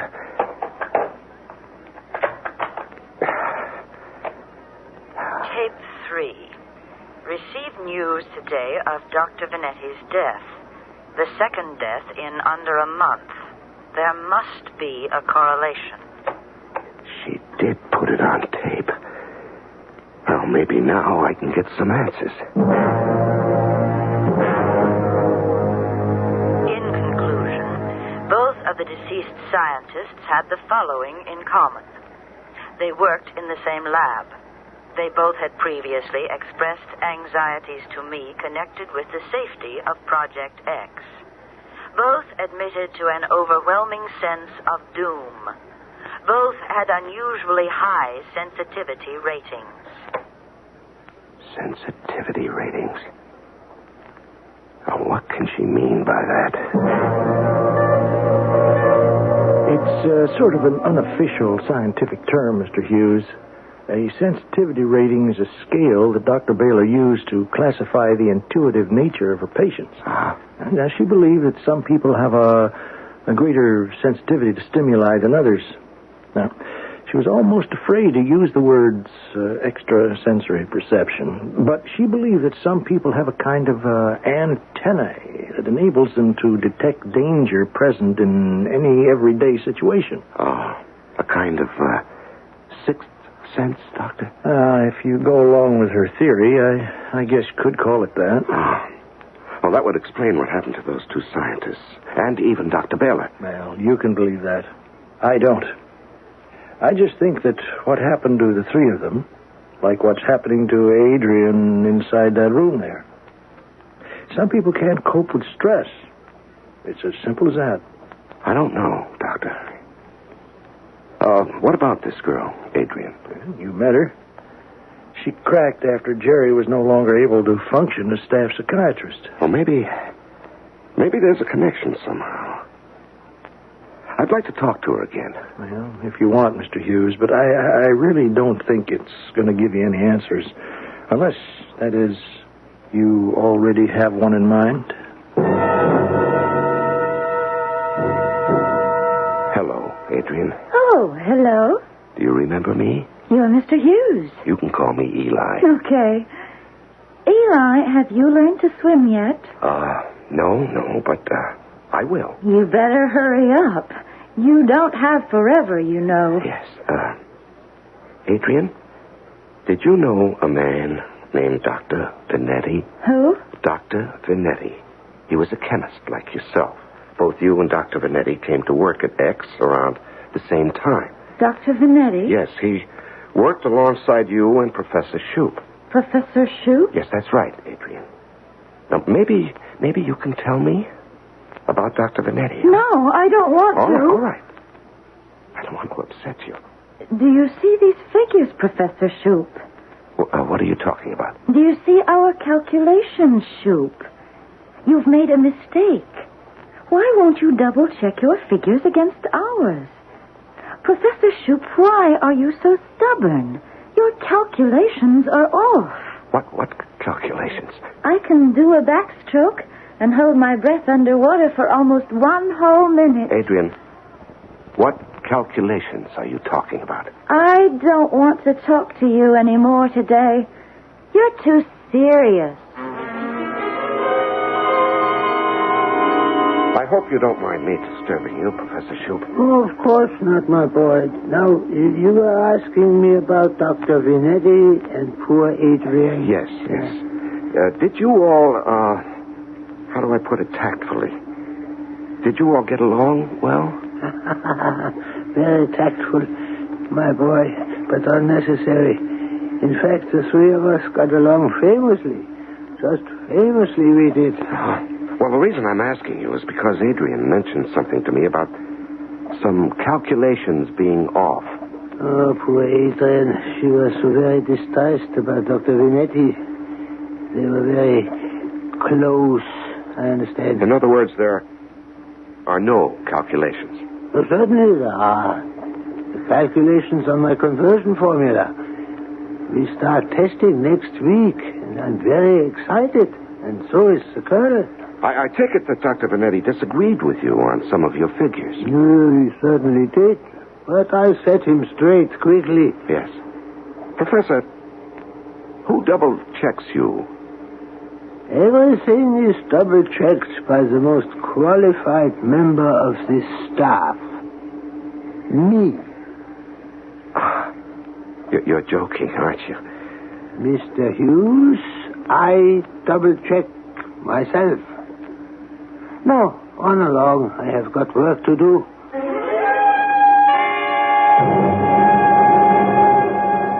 I think you're taking this all too seriously, Eli. Colonel, I heard him with my own ears. He said he double-checks himself. Well? I don't know about you, but I call that an extremely unscientific attitude. Now, I certainly intend to mention it in my report. I'm beginning to have my doubts about Professor Shoup. Oh, now, look, you have to understand, the professor is a genius, an absolute genius. Colonel, I find your attitude very unprofessional. I'm raising serious doubts to you about the emotional stability of your chief scientist. Now, how can you just dismiss it with a shrug of your shoulder? Because, well, it's this way, Eli. We're testing X on a very small scale next week. And as a favor to me, I'm asking you to let this all ride until after the test takes place. Now, you're not serious.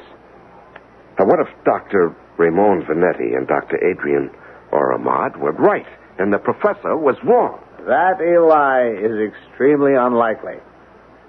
Well, I'll go along with that, Colonel. The question is, can you afford to take that chance? So you're going away?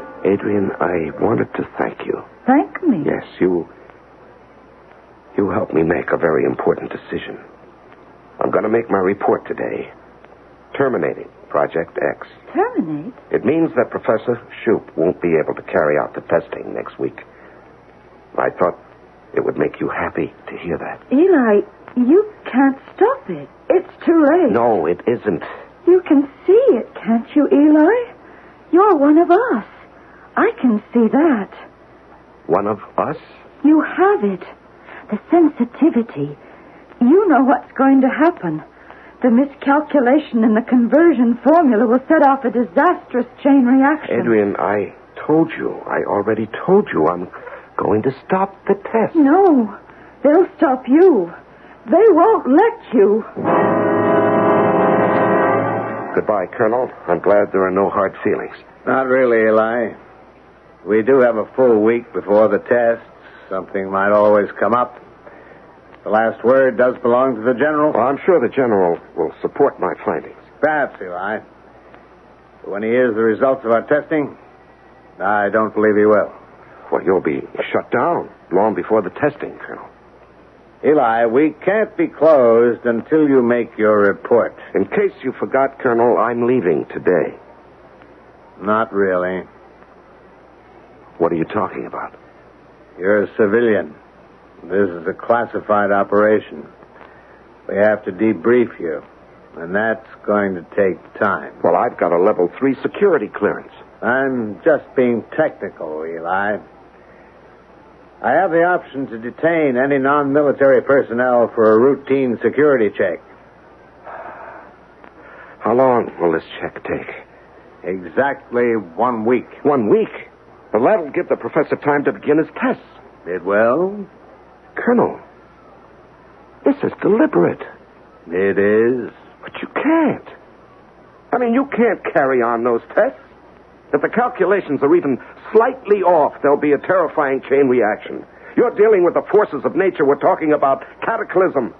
Unleashing the violence from beneath the Earth's crust, the elements raging uncontrollably. Eli, I think you've been taking this all a bit too seriously. You think I'm crazy, do you? Maybe I am. Maybe man wasn't meant to foresee his own destruction. But it will happen, Colonel, unless I stop it. Only I have the power to stop it, and I must, or else we perish. Civilization will perish.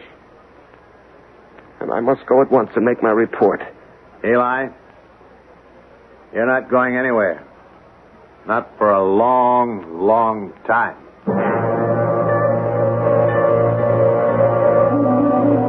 No, lie down, Mr. Hughes. How long have I been here, Dr. Hillary? Almost a week. Doctor, it still isn't too late. There's still time. I told you, Mr. Hughes, not to become emotionally involved. Now, look what it's done to you. No, it doesn't matter. Not really. I can't stop destiny. Please, don't tire yourself. She was right. Jerry was right. It's a mistake to care. It'll destroy you if you care. Please, Mr. Hughes. Eli. It won't be long now, Doctor. We'll all fall in. Down to the bottom of the ocean. Back to the fishes. Well, rest now. The fishes and the seahorses. General Glynn? Yes, come in, Corporal. I want you to take a letter to the director of Project X. Ready, sir. To the attention of Colonel Lilly, Project Director. Sir, in lieu of a progress report from investigator Eli Hughes, our secondary review committee has voted to send a replacement sometime in the following few weeks. In the interim, as Project X poses no immediate threat to the safety of this country, permission is hereby granted for you to continue with your research. Signed, Major General E.F. Glynn, Commander-in-Chief of Military Forces, Atlantis.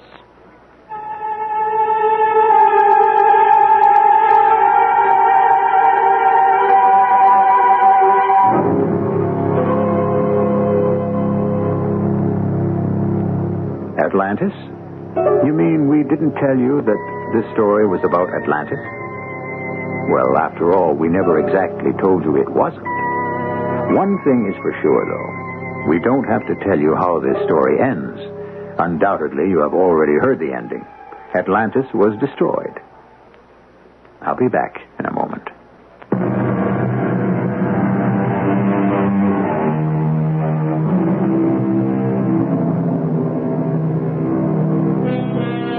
Is man bent on destroying himself? This story was offered merely as a fable to make you think and wonder.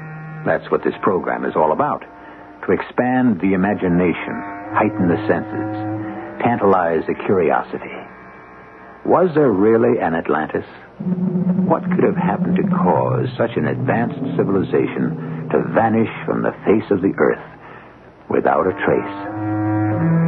Our cast included Larry Haynes, Robert Dryden, Catherine Byers, and Court Benson.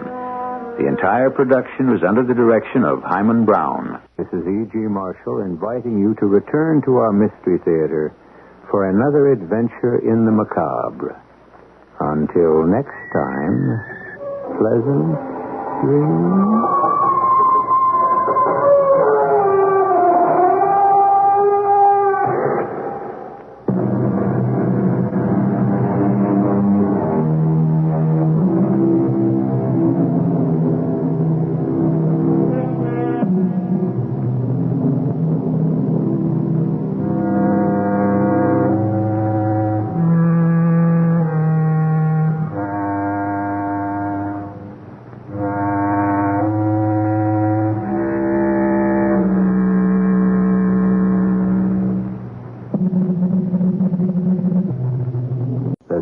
CBS Radio Mystery Theater presents...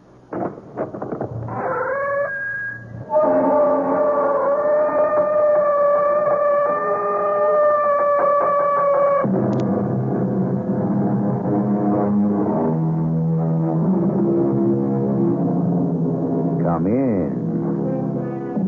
Welcome. I'm E.G. Marshall. The night is filled with 1,000,000 stars, said the poet. How does he know? Has he counted them? We raise the question not to embarrass the bard, but in the interest of accuracy. Because there are more than 1,000,000 stars. Why, there are more stars than anyone could ever imagine, let alone count. And if each star is a sun, more or less like ours, and has planets revolving around it, more or less like ours, doesn't it stand to reason that out there somewhere there may be people more or less like us? Doctor, he comes from a planet somewhere. He does? Yeah, they're looking for a place to colonize. They are? Like the explorers came here from Europe hundreds of years ago. And they're gonna take over. How do you know? He told me. Doctor, he told me. Uh-huh.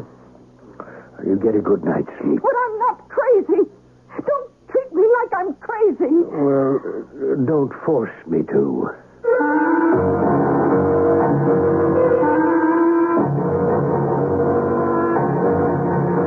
Our mystery drama, Identified Flying Object, was written especially for the Mystery Theater by Sam Dan and stars Bryna Rayburn.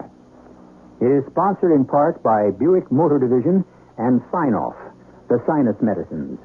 I'll be back shortly with Act One.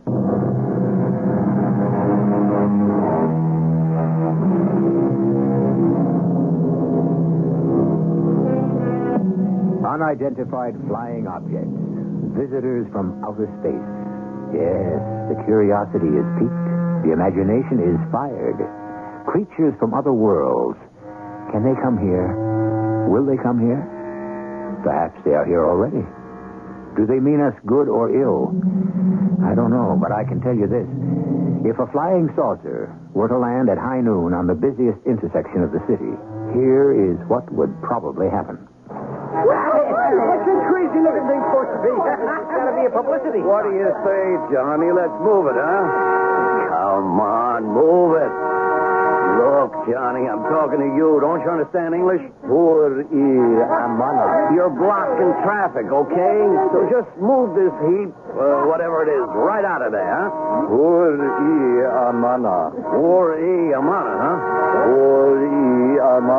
How'd you like to amana to the judge? Who's the arresting officer? Patrolman Maxwell Pinchot, Traffic Z, Your Honor. What kind of a summons is this, officer? You don't designate the year, the make, the model of the car? Your Honor, I could not determine that information. What kind of an answer is that, officer? All these facts are clearly stated in the registration. He don't have any registration. What? What kind of a case have we got here? A man is arrested for blocking traffic? To begin with, we don't know what kind of a car it is. Secondly, we don't... Excuse me, Your Honor, but I wouldn't exactly swear it was a car. You wouldn't exactly swear it was a car. Well, what kind of vehicle was he using to block traffic? A truck? No, Your Honor. I would say it looked more like a flying saucer. A what? A flying saucer. Officer Pinchot, are you a well man? Oh, yes, Your Honor. Mentally? I believe so. You know, and I know, there's no such thing as a flying saucer, isn't that a fact? It is. Well, then how could that vehicle be a flying saucer? Oh, I didn't say it was a flying saucer, Your Honor. I said it looked like a flying saucer. Very well, let's begin all over. What's the defendant's name? He wouldn't tell me his name. What kind of an answer is that? His name has to be on his driver's license. Oh, he don't have a driver's license. What kind of... Who is the defendant? It's him, Your Honor. Well, now, what kind of way is that for him to dress? What kind of courtroom do we have here where a man can come waltzing in wearing his nightgown? What's your name?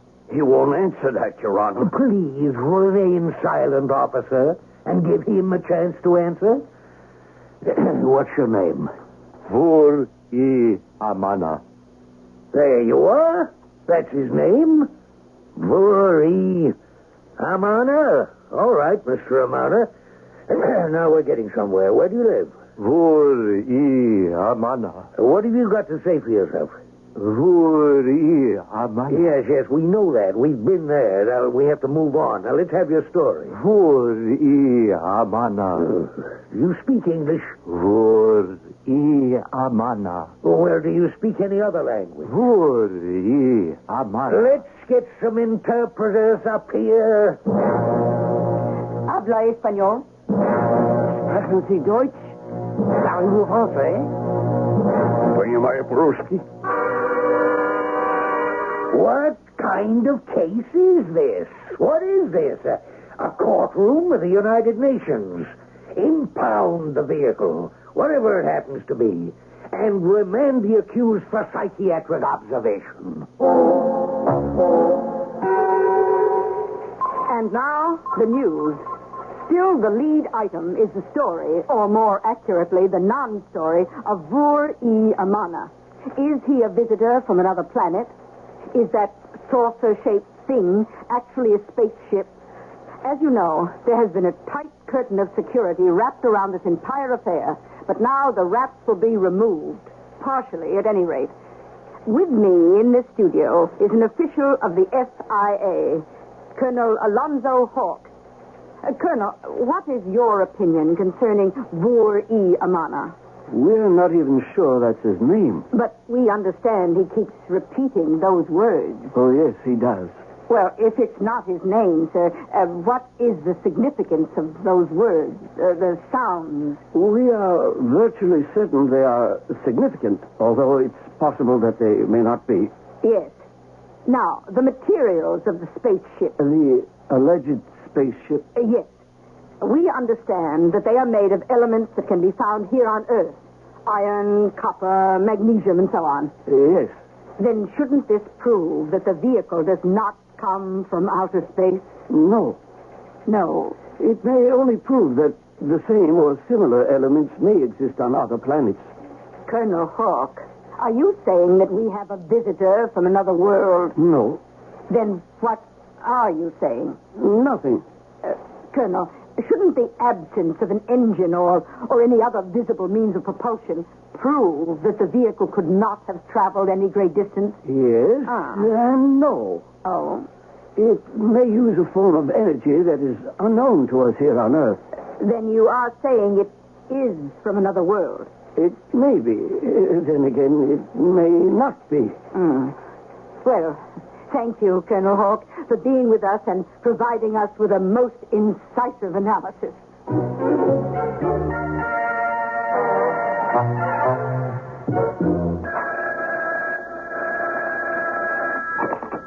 Dr. Newdale? Yes, I'm with a patient now. I couldn't say. It's a complicated situation. We made any progress? Absolutely none at all.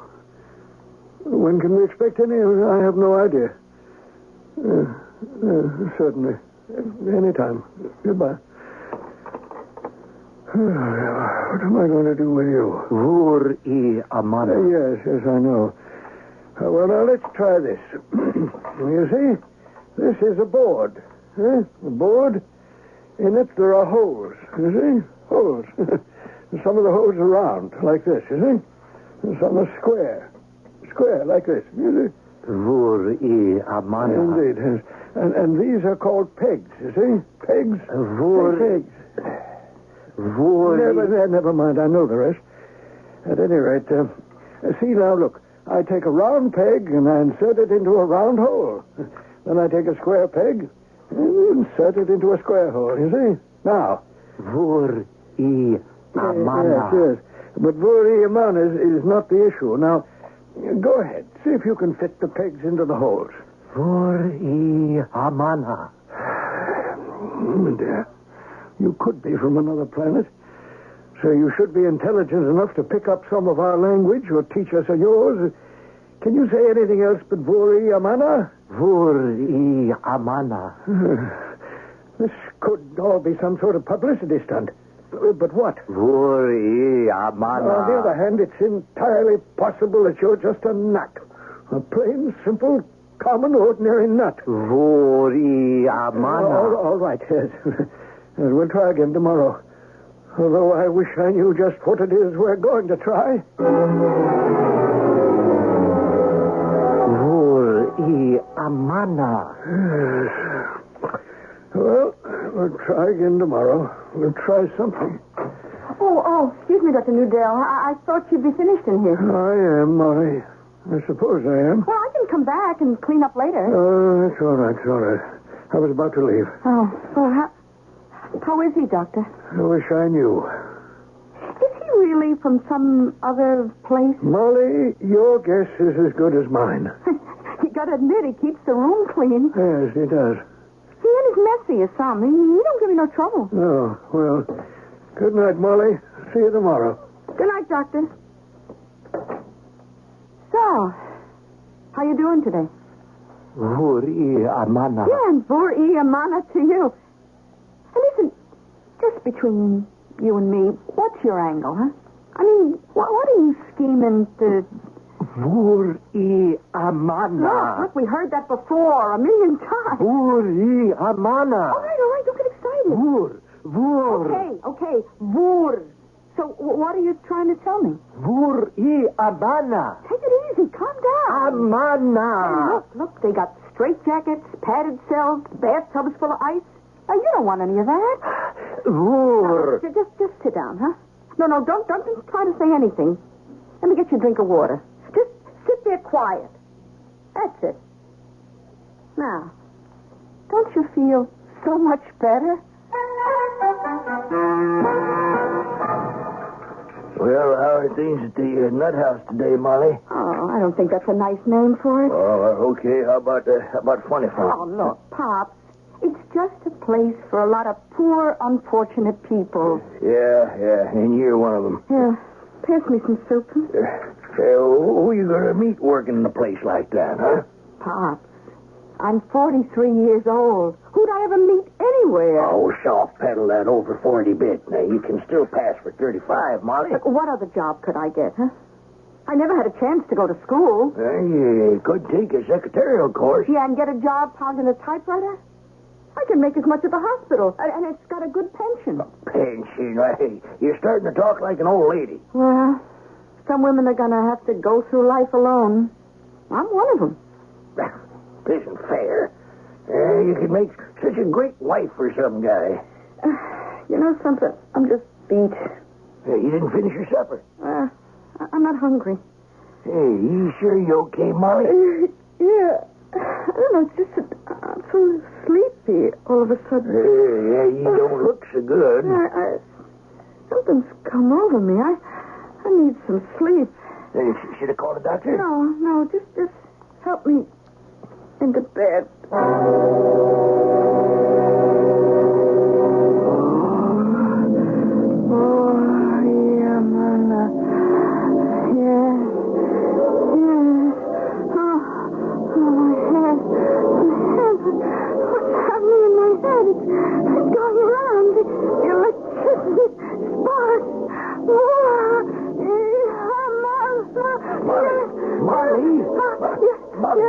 Molly, wake up now. You're having a nightmare, honey. Molly. Yes. Molly, get up. Molly, you okay? You're screaming, Molly. Molly, what is it? My head, it feels bigger. It doesn't look bigger. No. It must be. There's so many things in it. So many things that were never in it before. Molly, should I take you to a doctor? No. But Molly, honey. Wait. That's what that nut, the one who was in what was supposed to be a flying saucer, kept saying, isn't it?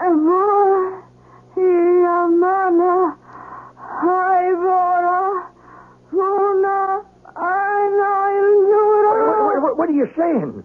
Molly, what are you saying?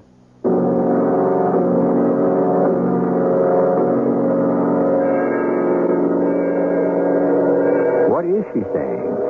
And what does it mean? What language is it anyway? And how did she learn it? Those are all good questions, and they all have good answers. We shall give you all the pertinent details when I return shortly with Act 2.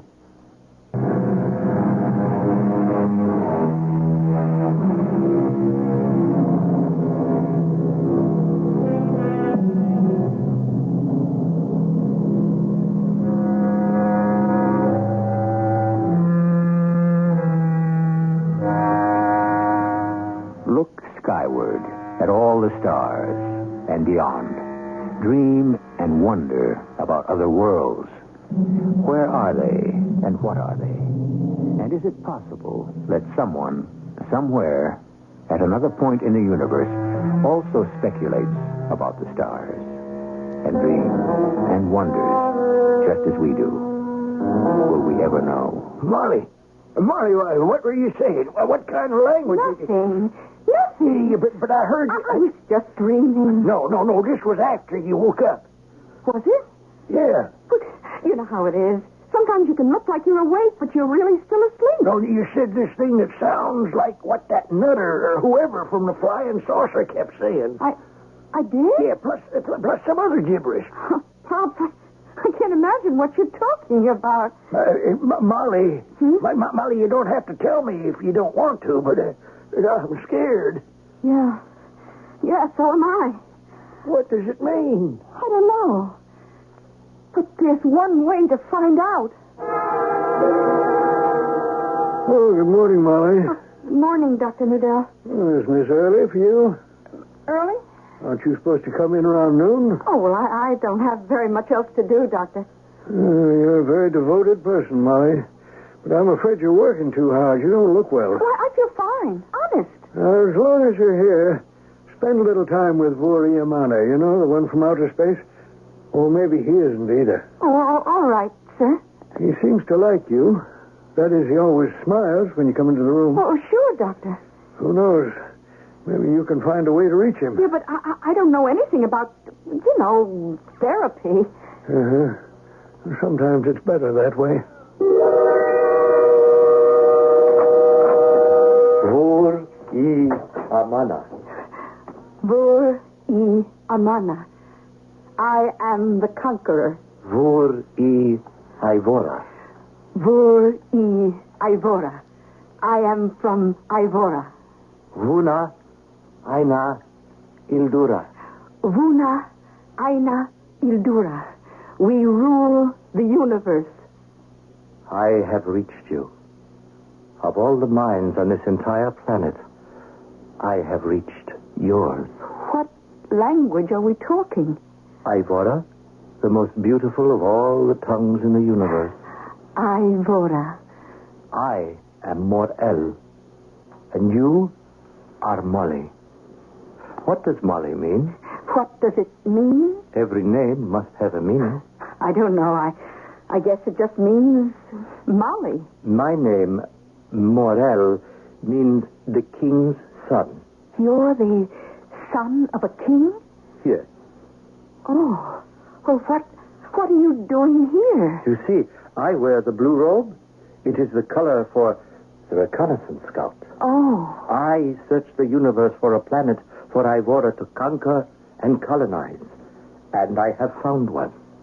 You mean ours? Yes. Well, what's going to happen to us, the people who live here? I suppose you'll have to be destroyed. Just like that? That's what happens all the time, doesn't it? What are you talking about? History. What do you know about history? I know all about your history. You do? I've been studying it. How? You see, I can reach into a person's mind, and I can see everything he knows. Oh. So, all the while Dr. Nudell has been talking to me, I suppose you could say, I've been picking his brain. I know everything he knows about history. On your planet, men killed off animals at first. Then stronger groups of men killed off weaker groups and took their land, didn't they? Well, So we conquerors from Ivora will not be doing anything strange or unusual, will we? You're going to kill all of us? I'm sorry. And it isn't because we hate you. Ivorans don't hate anyone. It is against our religion. Well, if you're so smart and so strong, why do you let yourself be kept here in this place like a prisoner? I could leave here any time I chose. You could? Yes. I could transport myself to my spaceship and just take off for Ivora. But why are you telling me all this? Because I have to have someone to talk to. How do you know I won't tell everybody about your plans? That really doesn't matter. Now, look, you're only one person. They could stop you. At this stage of things, I suppose they could. Then why did you tell me? You know I'll tell the doctor, the police. Yes. Well, maybe I know something you don't. What? You'll have to find that out for yourself. You see, Doctor, what he's trying to tell you is that he's the conqueror. You've been speaking to him? Yes, sir. I know the language. You do? Yes, he comes from a planet somewhere called Ivora. Ivora? That's right. And they're looking for a place to colonize. I guess it's like the people from Europe came here hundreds of years ago. Continue. And they're going to take over. Take over? You could say like we did from the Indians. This is what he told you? Yes. Well, we have to do something about it. Do something? Yes, because if we don't, the people from Ivora, they'll come here and kill us all. I thought I'd better tell you, Doctor. Yes. I'm glad you did. But you don't believe I'm telling you the truth, do you? I believe you're telling me what you think is the truth. Oh. Molly, you've been working very hard, too hard. You think I'm crazy, is that it? I think you're overtired and overworked. But it's the truth. I spoke to him. I can arrange to get you some time off, with pay. Yeah. I see where this is going. Molly, it happens to all of us. Sometimes to me. What happens? You spend so much time with unbalanced people that now and then you sort of go off the deep end yourself. And that's what you think is happening to me? Well, you know I like you. I wouldn't lie to you. Then how do you explain the fact that I can speak Ivoran? Ivoran? The language of Ivora. I know I speak it perfectly. Better than I speak English. No, I never even went to high school. I had to go to work. I don't know very much in English. But in Ivoran, I know everything. I speak so beautifully. I say things that sound so smart. The prettiest words roll around in my head. Vur I Linana, I am the queen. Vur I Laila Leia, I am queen of beauty and delight. Where would I ever get to think things like that? Well, I'll look into this thing. Yeah, sure. I mean it. Doctor, I work here. I know how you talk to the other crazies. I still think you should take a little time off.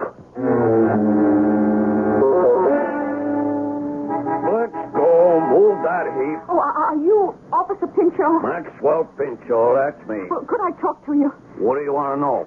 You remember the person who you arrested because he was in that flying saucer? I wish I had it to do all over again. I'd have looked the other way. Well, he's dangerous. Yeah? I have to tell this to somebody, and you're a cop. He's the advanced scout from a place called Ivora. They're going to kill each and every one of us. Is that a fact? Yes, he told me. He didn't tell me. Well, that's because he couldn't communicate with you. And he can communicate with you? Oh, please, believe me. Do something about it. You're a policeman. Now, lady, don't you worry about a thing. I'll do something. Believe me, I will. Oh, you don't believe me. I can tell. You won't do a thing. Sir, Your Honor, Judge. What? I'm sorry to disturb you at your dinner, but I must talk to you. It's a matter of life and death. Please listen. What is this? Well, it's that man. You know, the flying saucer person. What are you talking about? The one who keeps saying, Vur I Amana. That means, I am the conqueror. He's going to take over the earth. We have to stop him. What kind of a restaurant is this where a man can't even have his dinner without being disturbed? Your Honor, it's true. Every word is true. What kind of entertainment are they putting on? What kind of an act have you got there, madam? It isn't an act. You don't believe me. No one believes me. you have to quit that job. All right, Pops. Let me alone. You know, Dr. Nudell called up. You're under a terrible strain. I am. And it's your fault. My fault? Your fault, the doctor's fault, the police.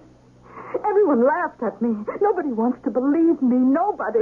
Honey, because it's such a crazy story. Well, does that mean it isn't true? Now, what you need is some rest. Rest? We're all going to rest forever.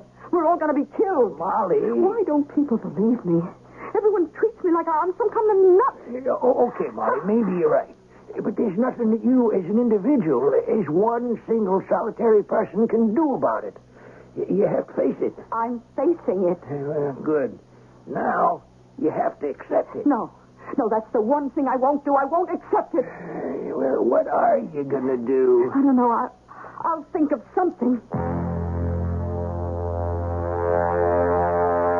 You had a difficult time.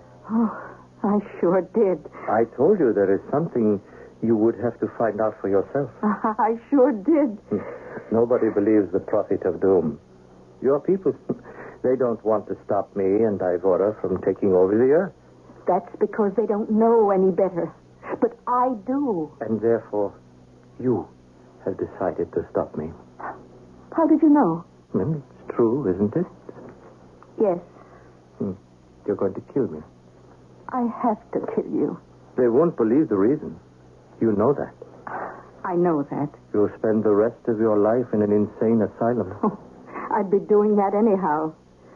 So, I got myself a gun. A gun? This one, here. I see. You're going to kill me. Oh, it's nothing personal. It isn't because I hate you. I don't hate anyone. But I have to kill you.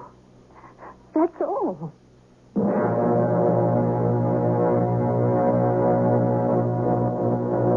Murder, if it's to be done at all, perhaps it's best if it's done reluctantly. Yes, it doesn't change anything, and it doesn't really do the victim any material good. But at least it gives the thing a certain sense of style. Well, this is only the end of Act 2. Just the right point to kill off a major character.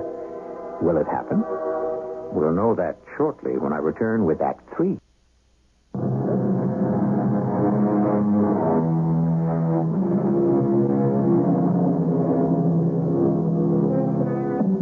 You know what they say. If you want to make sure a thing is well done, then do it yourself. Of course, murder is another story. Or is it? When you think how cheaply life is held in some quarters, when you consider how many people are killed carelessly, needlessly, it's rather easy to ask, what's one more life? Yes, it's easy to ask, but so hard to answer. Well, go ahead. Kill me. That's exactly what I'm going to do. I understand. That's a very primitive-looking weapon. How does it work? I don't know. All I have to do is aim at you and pull the trigger, and the bullet comes out and kills you. Whatever it is, get it over with. I will. So? What's your problem? Problem? Why don't you activate that weapon? I don't know. You don't know. I should kill you. Oh, there's no doubt of that. But somehow I just can't do it. You can't. The thought of taking a human life. But don't you understand? The fate of your world and everyone in it is at stake. I know. Something is wrong with me. What? Ever since I landed on this planet, I have no word for it in Ivora. A cough? Yes, cough. It's an ugly word for an ugly feeling. Why, what is it? I think I'd better activate my mental computer. Your what? Here, you call it the brain. Oh. That's because you don't use it very much, but I'll get all the facts on this thing, this cough. Oh, it's no big deal. Practically everybody around here coughs. What's that? That? Boy, everybody knows what that is. What is it? Are you kidding? It's a sneeze. A sneeze? Why does it happen? Well, it could mean you're coming down with something. Coming down with something? Like an illness. Illness?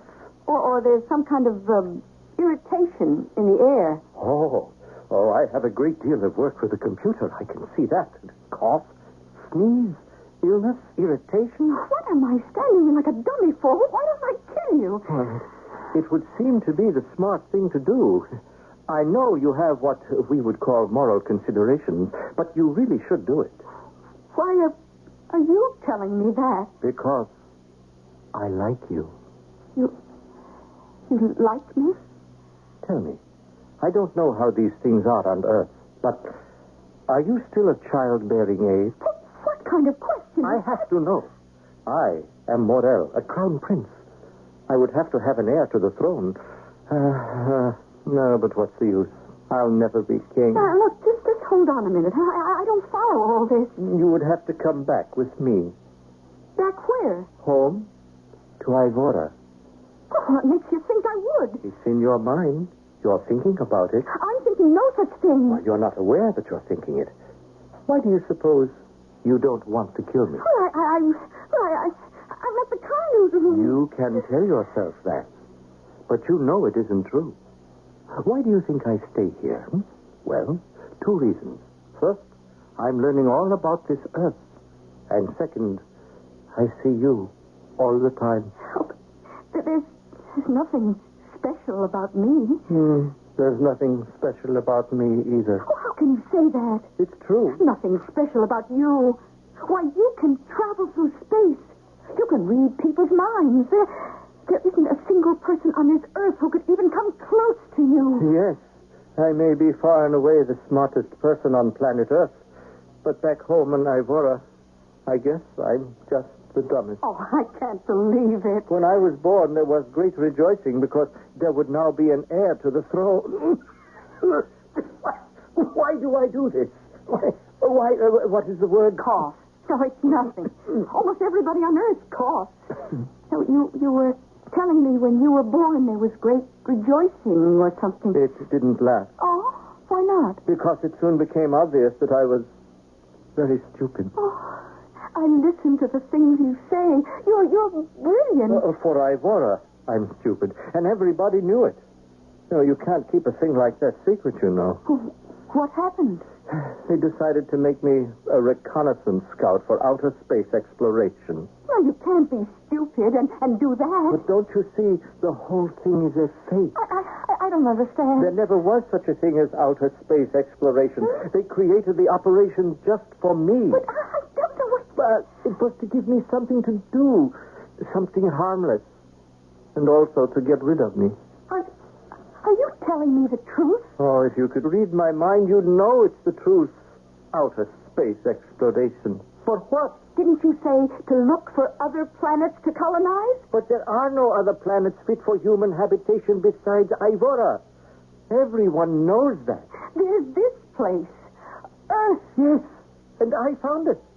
It proves they were wrong. Oh, how positive they were. All the experts, all the scientists. There is no other planet in this or any other universe that has the proper temperature, terrain, water, carbon, oxygen, atmosphere to sustain human life as we know. Oh, they believed that? They still believe it. According to their calculations, they can prove no other suitable planet exists. But you found one. I know, but they don't believe me. How can they not believe you? Because you don't know. Oh, you don't know. What don't I know? How stupid they think I am. I'll prove it. I'll call the base. I'll open my mind and let you listen. Just stand still. Why do I do that? I told you. It's because you... I'm waiting for the computer, and then I'll get a complete analysis. Now, I'm calling the base. You must stand perfectly still. Close your eyes, try to think of nothing, and you will hear. Hear what? This is Morel, calling the base at Ivora. Calling the base at Ivora. Base at Ivora. Come in, Morel. I have great news. I have landed on a planet suitable for colonization. Really? Yes. Proper atmosphere, suitable terrain, acceptable climate. Is that a fact? Yes. How long have you been out in space on this tour? 5 years. It's possible you have contracted a kind of illness known as space illusion. But I'm telling you, I have found this... Sure you think you have. But it is true. You've been out in space too long. You're suffering from space illusion. You must return for a computer adjustment. Order from the base. And sign off. There. You see? How can they be so mean? This is what I've had to put up with all my life. Will you help me? Help you do what? Come back with me. Where? To Ivora. When they see you, they know that I'm right. But then they'll come back here and kill everybody. Oh, we'll make better use of this planet than you will. That doesn't give you the right to take it. I know you'll come with me. I see it in your mind. You want to come. No. It's your only chance to know love. And it's my only chance, too. Back home, no other girl would look at me. Well, I like that. Yes, you'll come with me. I'm calling the base. Base? Morel calling the base. Morel, what is it this time? You can stop patronizing me. I'm coming back with proof. Proof. Morel out. There. I told them. Oh, what a triumphal entry we shall make. The Crown Prince and his consort. Why do I do that? Wait. My computer is about to speak. What are you talking about? Quiet. It reports that sneezes and coughs are phenomenon caused by the polluted air and water of the planet. Although originally it's a pure atmosphere, it is now completely overloaded with sulfides, methane, ammonia, hydro and fluorocarbons, among a host of other noxious and poisonous substances. That's enough. I don't want to know anymore. More air. What's the matter? Oh, the whole thing has collapsed. I said I found a planet we could colonize. I went on record. I challenged the base. And now, it isn't true. It isn't? Now I know why I cough and sneeze. You heard the computer. Soon, this place will be too poisonous for life. Now, I can't go home. I thought I'd find you here, Molly. Molly, I thought about what you told me. I believe you. You believe me? Yes. The way you put that vocabulary together, now you're not a linguist, and yet it follows basic laws of language. But you could be right. And so I spoke with Colonel Hawk of the FIA. They want to hear more. Well... If you are right about Morel here, or whatever his name is, being the advance scout for an invading alien army... Yes, if I am right. Well, I'm a doctor. I don't want to think about it. But I also live on this planet. I have a responsibility. Will they have to kill him? I don't know. This whole business, it's out of our hands. We'll have to do what's best. Whatever it is. Then you must go home, Morel. If you stay here, they'll kill you. I don't care. I care. You care? I care. And I'll go back with you. You will? Yes. You can read it in my mind, can't you? Huh. I can read that you want to do it. But that doesn't mean you will do it. I will. Now, how can we go back? Get me a suit of clothes, can you? Yes. No one will know me if I'm dressed like everyone else. Mm-hmm. Now, I know the vehicle is in a place called the impounded lot. I can see it. There's a tag on it that says, release on payment of $50. Do you have $50? Yes. Then we can go. You see how easy it is? Oh, how brilliant you are. No, I can't go back. Why? Why? When I get back, I'll be the laughing stock of the entire planet. But I don't care. You'll be alive. But you have no idea how dumb I am. I am just not smart. Oh, well, you no longer have to be concerned about that. I don't? No. From now on, You don't have to be smart. You know why? Because you're going to have a smart wife.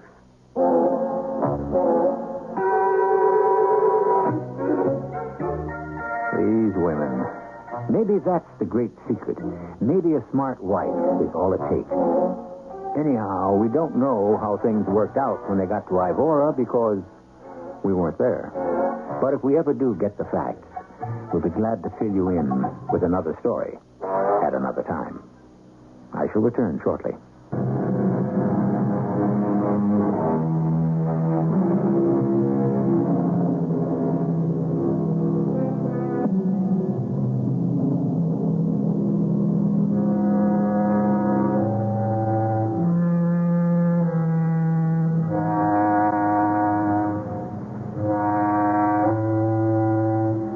Sometimes you have to believe that the whole business is a matter of packaging.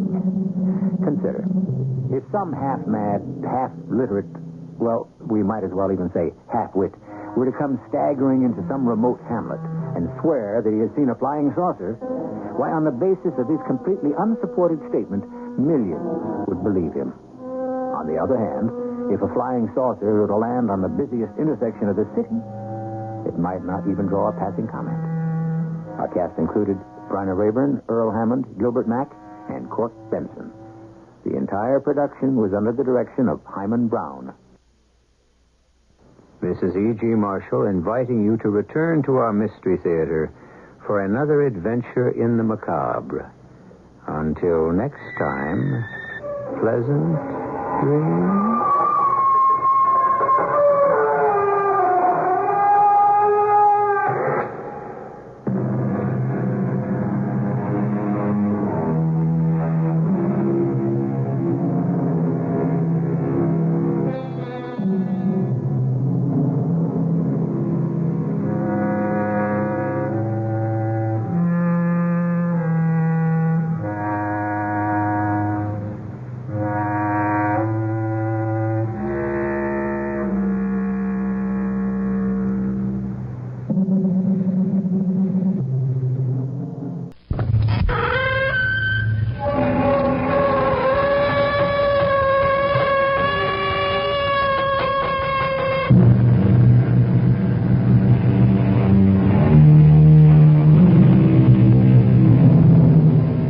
Come in. Welcome. I'm E.G. Marshall. The future arrives like an unwelcome guest. How true.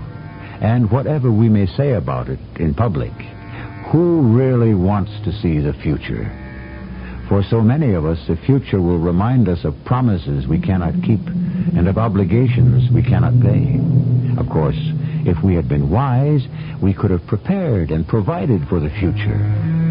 But how could we have been wise? We're only human. But, General, the world simply cannot exist without Selco. That's true. Do you know how much we have left? Why, I would think enough to last perhaps 15 years. Captain, we only have enough Selco to last 15 days. 15 days? Yes, Captain. In 15 days, the world must come to an end.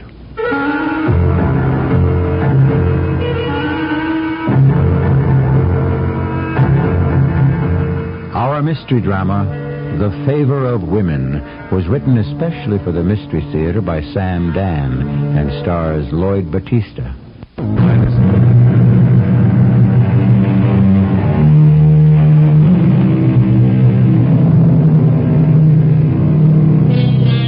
All of us are in agreement, in theory anyhow. We all believe that the world will come to an end one day, for various reasons.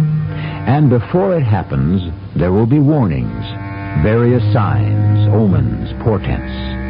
And you can be sure most of us will disregard them. We are probably disregarding them even now. One fine day, when no one expects it, when everybody's going about his business, suddenly, before we even have a chance to understand what's happening to us and our world, there simply won't be an us or a world. There will be what there was before. nothing. Freeholders, this is Astral Service Lieutenant Janet. We are now poised some 2 million miles above the planet Daria, waiting to qualify for space drive. Our destination is the planet Earth, located in Universe 9. Now I'd like to present our commander, Wing Admiral Astro Redfern. Thank you, Lieutenant. Freeholders, welcome aboard our intergalactic space liner. Earth time is now 1900 hours. The Earth year is 3978. I have a blue light. Freeholders, at this time, the service lieutenants will make sure that each of you is qualified for space drive. Please cooperate. Answer all questions and follow every instruction, and you will reach Earth alive and well. Thank you. Good morning, Freeholder. Is Victor your name? Yes, Lieutenant. This is space drive qualification. Oh, I know the drill, Lieutenant. You can skip the details. I'm sure you do, and I wish I could. Regulations, huh? Well, let's just burn through it. You are about to undergo space drive, the most violent and traumatic experience known to man. Space drive disconnects the person from his present point in time and space and reconnects him with another. Signify understanding. I understand. Space drive is a passage from one dimension into another. Since none of the human organs or tissues could withstand the immeasurably violent traumatic forces, all life activity must be supported. Signify understanding. I understand. Therefore, you agree to turn over your human life functions to the central life source system, which will then bypass and take over the basic activities of your own organs. CLSS will breathe for you, pump blood for you, etc., etc. Signify agreement. I agree. Check out pulse, respiration, blood pressure, heartbeat. I do pass the test, Lieutenant. Top of the class. Service lieutenants, signify completion of space drive qualification. I need 4 red lights. Thank you. I now have red lights. I am now reporting completion of SDQ to Central. I am now cleared for transcendental passage through space. We are now 100 million light years from the planet Earth. Our exact travel time through space drive shall be 4 minutes and 10 seconds. What? What was that, Admiral? I said 4 minutes, 10 seconds. 4 minutes, 10 seconds? That's twice as long as normal. These are the new regulations. What new regulations? They've been published and broadcast for the past 5 years. I admit nobody has paid any attention to them, but they go into effect today, and it's the law. We must conserve energy. Well, conserve it someplace else. Show a sense of proportion. 4 minutes and 10 seconds to travel 100 million light years isn't all that bad. Where are we? Back in the Dark Ages? Please, realize it requires exactly 1 gram of Selco to negotiate this trip from Daria to Earth at the speed of 2 minutes, 5 seconds. By doubling the time, we save half the Selco. It's a disgrace. I protest doubling the time of the journey. It's twice as much trauma. Excuse me. I have the yellow light. We are number 1 in line for space drive. We'll have the daylights knocked out of us. I'm standing by. Everyone, take a deep breath.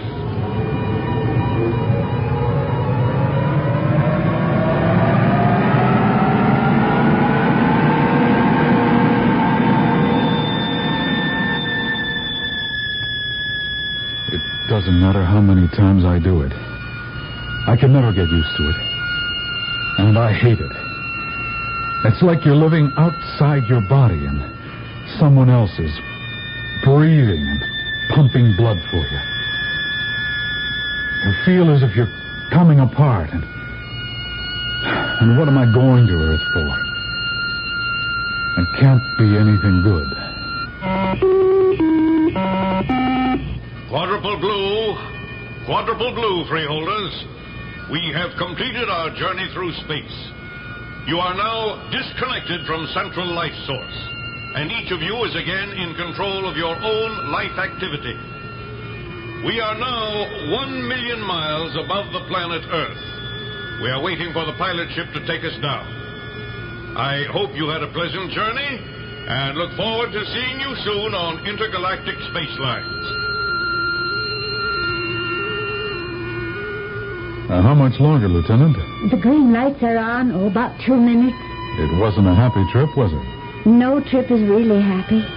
The human body wasn't meant to thrive in space. Well, I know mine doesn't. Are you coming to Earth on business?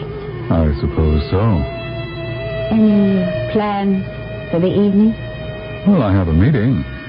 And afterward? What did you have in mind?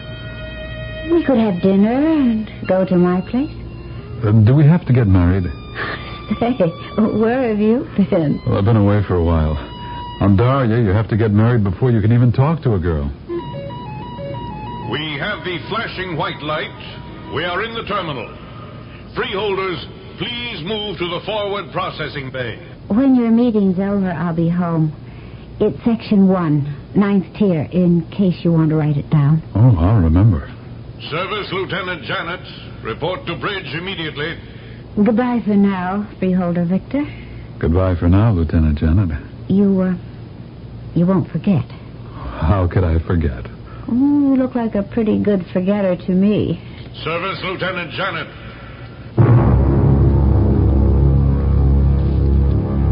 Sorry to break up your little tete-a-tete, Lieutenant, but we're alerted.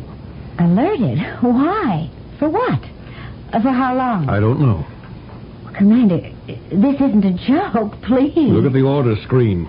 See the red star? And whose names are on it? What? Just you and me. What about the rest of the crew? It's probably a VIP trip. But I've got a date. And this guy was really something, too. Well, there's always little old me. Yeah. That's what I'm afraid of. Captain Victor. Please, sit down. Thank you, General. Good trip? No, sir. New rules are in effect. It'll get worse. They've gone from 2 to 4 minutes, and it'll go from 4 to 8. But I understand 8 touches the outer limits of safety. Then we'll cut out private space travel. Well, I don't think people will stand for that, General. We may all be surprised at what people will have to stand for. I've asked you here because you're the best intelligence operative we've got. I don't believe in false modesty, but I know I'm not the best. Not even anywhere near it. Well, what I should have said is, you're the best we have for this particular type of mission. Let me show you something. Activate number 1, please. Now, Victor, watch the wall directly in front of you. What do you see? Fire. Mm-hmm. Fire. Heat. Energy. That's what makes the world go. But fire requires fuel. Now, watch the scene. It's thousands and thousands of years ago. Those people are burning wood. Wood? That's what trees are made of. People burn trees? Yes. And now, watch. Activate number 2. The coal. Coal? Yeah, there used to be a lot of it. And this coal-activated machinery propelled vehicles. I read about this, but I never believed it. Why not? Such incredibly inefficient machinery. Please activate number 3. Oil. A thick, blackish liquid that spurted forth from the earth. But we ran out of that, too. May I have number 4, please? And this is what was known as solar energy. And it worked, as long as we used it for simple heating jobs. But when we tried to make it the basic energy source to power the fantastically heavy loads of a highly technological society, well, we placed a dangerous drain on the sun, and we could have hurried it into nova and premature death. Oh, we kept exhausting one fuel after another. And then we discovered Selco. You know what Selco is? Well, in a general way, sir. Selco. A tiny, highly active pebble. A little stone of Selco, no bigger than your thumbnail, could handle all the energy needs of this planet for more than a week. Well, that's true, sir. You really don't need too much of it. And that's fortunate, because there really isn't very much of it to begin with. And now, what we have here on Earth is practically gone. There's no Selco? We don't know of a single Selco mine anywhere in this entire planet Earth. Well, then how do we... All the Selco is imported. Oh, I didn't know that. Well, this is highly classified information, Victor. For years, we've been trying to convince people that the Selco is running out, but nobody has paid any real serious attention. People burn Selco as if there was no end to it. But there is an end. And that end is here, right now. Now, sir? Why, I find that hard to believe. Yeah, so does almost everyone else. People think something will always come up at the last minute. Not this time. At least not yet. Even by using the most drastic economies. Tell me, Victor, how much Selco do you think we have stockpiled here on Earth? You have a worried look on your face, so I would assume it's quite serious. Very serious. In that case, I would say we only have enough Selco to last us 15 years. Victor, we have barely enough Selco on this Earth to last 15 days. 15 days? Yes, Victor. 15 days. And then we shall see the end of the world. And you certainly couldn't ask for anything more final than that, could you? The end of the world. Many of us have thought about that from time to time, but I don't think many of us really picture it as something that will take place during our own stay here on this earth. But here it is, being discussed as an imminent event. However, you know it's not going to happen, at least until I return with Act Two.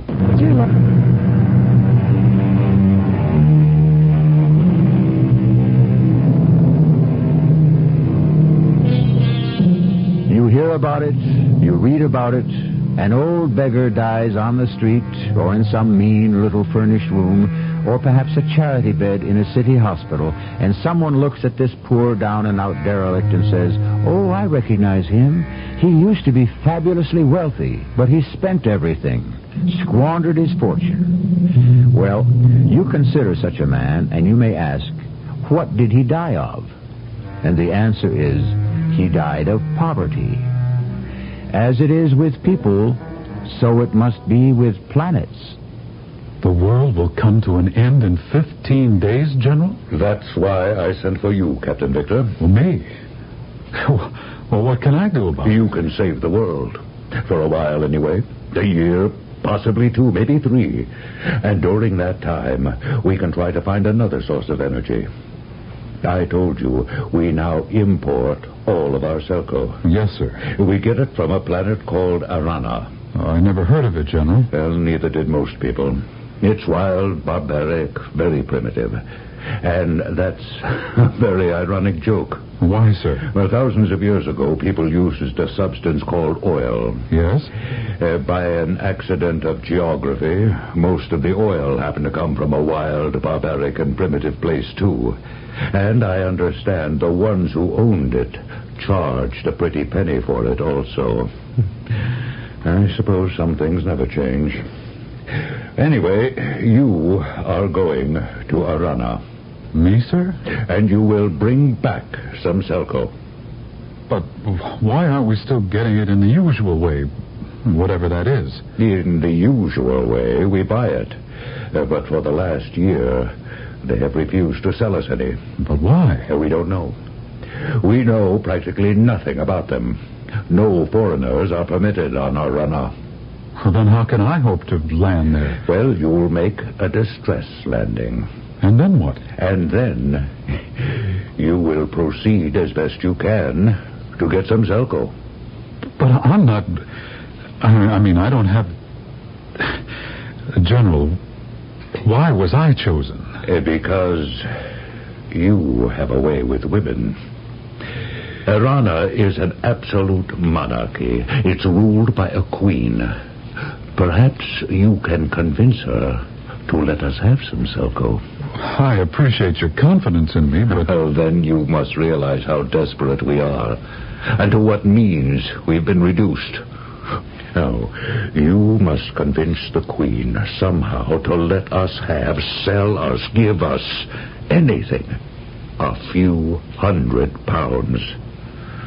It'll provide us breathing space and time. We need time.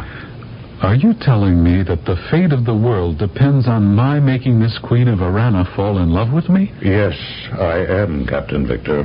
Here are 2 sealed envelopes. Deliver this one to the Admiral aboard the Christopher Columbus at the space terminal, and open the second when you complete space drive. This had to be a dream. About the Selco and the fate of the world, and the fatal fascination I held for women. It's true I'd always been lucky. But was the General serious? Besides, I had this date with... Oh, hold it. She was with the Christopher Columbus where I had to report. Well, I handed the Admiral his letter, and he began to read it. It looks as if we're going to have a date after all, Freeholder. Is that a fact? He's no freeholder, Lieutenant. He's a member of the Secret Service. Say, is that true? Yes, but it's nothing to be alarmed about. Secret Service? Uh-oh. What does this say? We're to land on Arana? Why, we'll never get permission. Well, land without it. They'll blow us up. That's the chance we'll have to take. Nobody told me this was a hazard mission. Not just hazard. Class 1 hazard. That's suicide. Aren't you happy to have this opportunity to save the world? I'm overjoyed. Well, as commander of this mission, I order you to set your course for Arana and prepare for space drive qualification. Anyway, it was a relief to be able to talk and act like a Secret Service commando. They both had gray looks on their faces. Why not? What did the average citizen and freeholder know about danger or even discomfort? How beautiful life was for the freeholder, who was always being shielded from harsh reality by the Secret Service. But they had to follow orders. And we headed for Arana. And once again, I was traveling hundreds of millions of light years through the galaxy. I have blue lights. We've just completed our run through space. We have just disconnected from central life source. What's our position? 500,000 miles above Arana. What do we do now? Now I read my sealed orders. Let's see, we are instructed to request permission to land. Good luck. We are to say that our fuel is exhausted. Well, they can check and see it's a lie. I am afraid you don't understand. We have no more Selco. But I had an emergency half-gram pebble in the fuel compartment. It's gone. What is this? Well, I guess they removed it before takeoff to make our story convincing. How are we going to get home? We don't. Unless the mission succeeds. Now go ahead. Ask permission to land. You can always ask. This is the Christopher Columbus requesting permission for landfall. Permission denied. We are in distress. Permission denied. You must extend permission according to interplanetary treaty. We are not signatories to the treaty. Our fuel is exhausted. I must land. Permission denied. I am landing without permission. You have 10 seconds to alter course. I can't. I have no fuel. I'm coming down.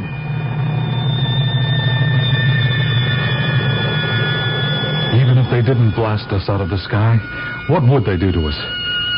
We were moving downward at a fantastic speed, and yet the journey seemed to last forever. Finally, there was rapid deceleration as we reached the atmosphere of the planet. The gentle bumping sound told us we were on surface. I looked through a viewport. I could see soldiers forming around our spaceship. That is, they looked like soldiers, but they carried weapons that... Well, I saw such things in museums. I think they were called guns. Then we heard a voice. You have landed without permission. Your ship is confiscated. You are prisoners. Who is in command? I am. How many in your party? 3. You will open the forward lock and emerge one at a time.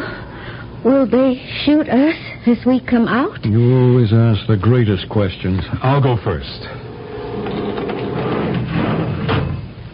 Step out. I invoke the Interplanetary Convention of Hospitality. We are not signatories to the convention. Step out. We have 2. Where's the 3rd? You. Stand with the others. I accept full responsibility. My crew was unaware that we would enter your space. They cannot be held accountable. Silence! The next one who speaks without permission will be shot. There are certain interplanetary laws that... Shoot him!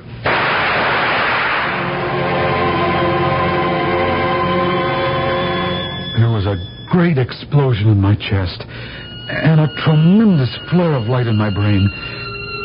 And then I didn't see anything.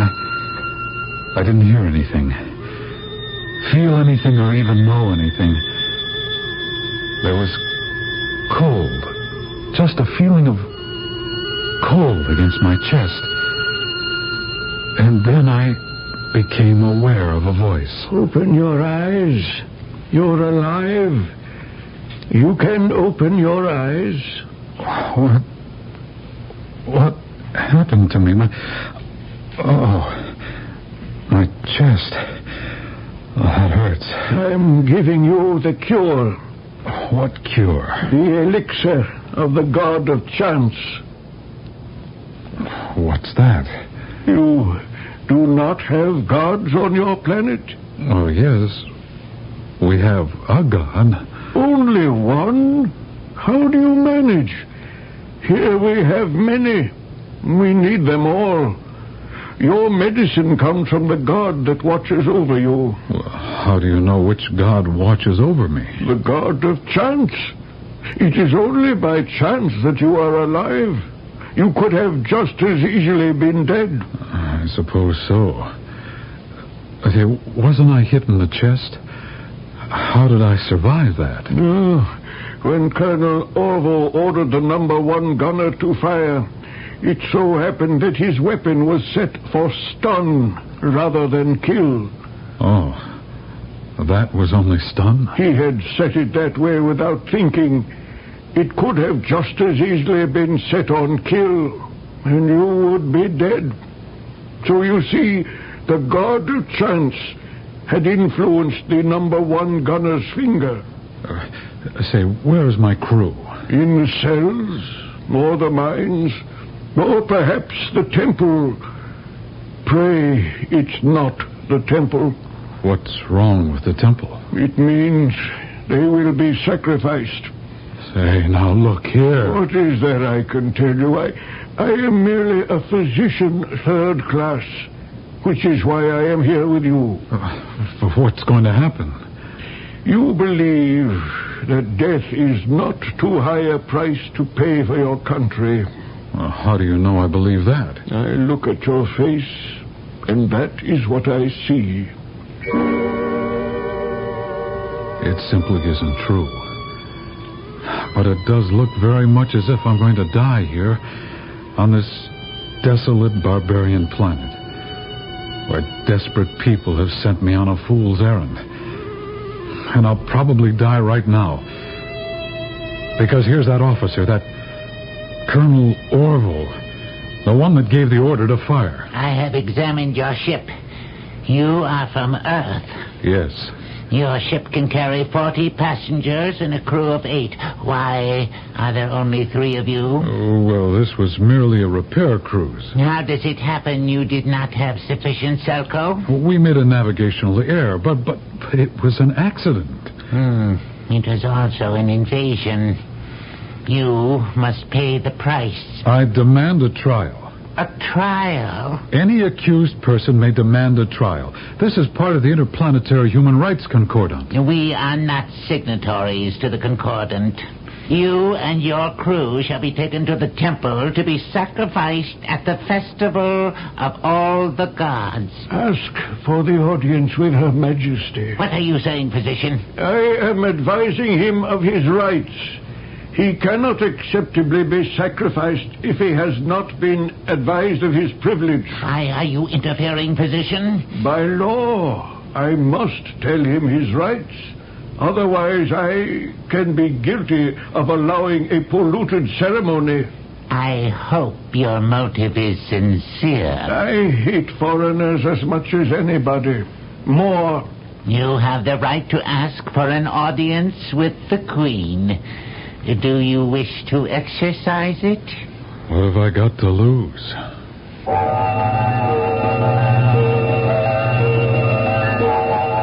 You never know. Not in this mad world of the future. Not on this barbarous and unpredictable planet. He was sent here to try to captivate the Queen. And now, he's going to get his chance. So far, he's in top form. He has scored with one woman in Act 1. The next woman has been saved, fittingly enough, for Act 3. What is the best gift to possess? Courage? Ability? Determination? Faith? These are all admirable qualities, and they truly enhance the person who has them. But when it comes to getting on in this world, nothing can be as helpful as the favor of women. When you have a woman in your corner, you have the best ally in the world. So, you demand to see the Queen? As long as I have that right. You do. And I shall personally convey your request to Her Majesty. Captain Victor? Yes? I have conveyed your request to Her Majesty. She will see you at once. Thank you. I assure you it's merely a formality. Follow me. Goodbye, physician. Goodbye. Never forget me, Captain. Never forget me. My life, the lives of my crew, the fate of the mission, the world were at stake. I followed this Colonel Orvo through wide halls, huge rooms past hundreds of armed guards. Finally, we stopped before a huge door. It seemed to be made of solid gold. It opened. I saw a room. I expected luxury, but it was small, bare. It contained only a table and a chair. And she was sitting in it. She seemed to be tall, slim, with dark hair. She was writing. When she heard us enter, she looked up. This is the invader? Yes, Your Majesty. What is his planet? His ship comes from Earth. What is your name? Victor. I am Lura, Queen of Arana, by the grace of all the gods. You may speak with me. Your Majesty, I wish to appeal the cruel sentence imposed on us by this gentleman. Cruel? We are to be sacrificed to the gods. Is there a better way to die? Well, the fact is, Your Majesty, these are not our gods. That's blasphemy. Well, I meant no disrespect. I was merely stating that, well, what I think is the truth. We cannot punish him for that, Colonel Orval. He is, after all, standing on the stone of verity. Look down at your feet, Victor. See the stone? The stone? It was placed here by the gods. And all who stand on it will speak the truth. Now then, Victor, you have told Colonel Orval that you and your crew were on a repair cruise when you ran out of fuel. Is that true? Well, answer, Her Majesty. There is no need for that, Colonel. The stone of verity will make him speak. Have you told the truth, Victor? No. I knew it. Why, then, are you here? I've come to persuade Your Majesty to let us have some Selko. On the behalf of your government? Yes. Surely your government must be aware that we have decided to ban all shipments of Selko from Arana. True, Your Majesty, but we don't understand why. I appeal to Your Majesty. Selko must indeed be something magical. It's the magic with which we run the world. We ask you for just a little bit. No, nothing, never. Well, surely your gods would be happy to know that they make such great things possible all over the galaxy. Your Majesty, must we listen to more of this sacrilege? Permit me to take him to the temple now. Leave him here. Your Majesty? I will speak to him alone. But, Your Majesty... Leave us. Yes, Your Majesty. I am sorry I cannot offer you a chair. No one is permitted to be seated in my holy presence. Oh, I understand. I am curious. Very curious indeed. You said you have come here to persuade me, somehow, to let you have some Selko. Well, yes, Your Majesty. I admit I'm curious. What does somehow mean? Well, I would use any means at all, Your Majesty. What means are at your disposal. Remember, you are standing on the stone of verity. Is there such a stone, Your Majesty? There is, if you believe it. Have you been telling the truth so far? Yes, but I'm not sure it's because of the stone. How would you hope to convince me? Well, since we're dealing with truth, I had hoped to smile at you. Oh, yes. I knew that. I could tell the moment you walked into the room. However, you should have had more information about me. Well, back on Earth, we know very little about this planet. How unfortunate. I am not only the absolute Empress, I am also the highest priestess. I am therefore dedicated to the single state. Oh, others in my position, I am sure, may have had furtive little flings, but the risk is too great, and the punishment too severe. What's that? Nothing. But the walls, they're shaking. It's an earth tremor. Your Majesty, how long have they been going on? Does it matter? Well, it may. Oh, for the last year, perhaps. I thought so. What does that mean? For the past year or two, you've stopped all exports of Selko from this planet, true? Yes.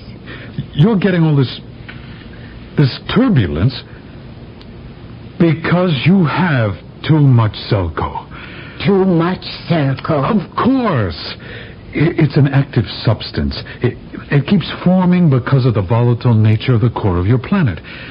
Now, you must get rid of it to establish some sort of stability. I never heard of such a theory. Theory? But this is fact. As long as you kept exporting Selko, you achieved a balance of forces. You weren't doing the other planets a favor. You were saving yourselves. I can't believe that. How long have you been exporting Selko? Thousands of years. Well, consult your history. Before the time of export, wasn't this planet rocked by earthquakes? I don't know. Well, all you have to do is check your history. Go ahead. I cannot. Why not? Are you afraid? We have no written history. Oh, yes. And that's another thing. Here you are, on this primitive, barbaric, savage, superstitious planet. How dare you? I myself will hold the sacrificial knife at the altar. Listen, Laura. You call me Laura? Why not? It's your name, isn't it? Look at you. Your hair.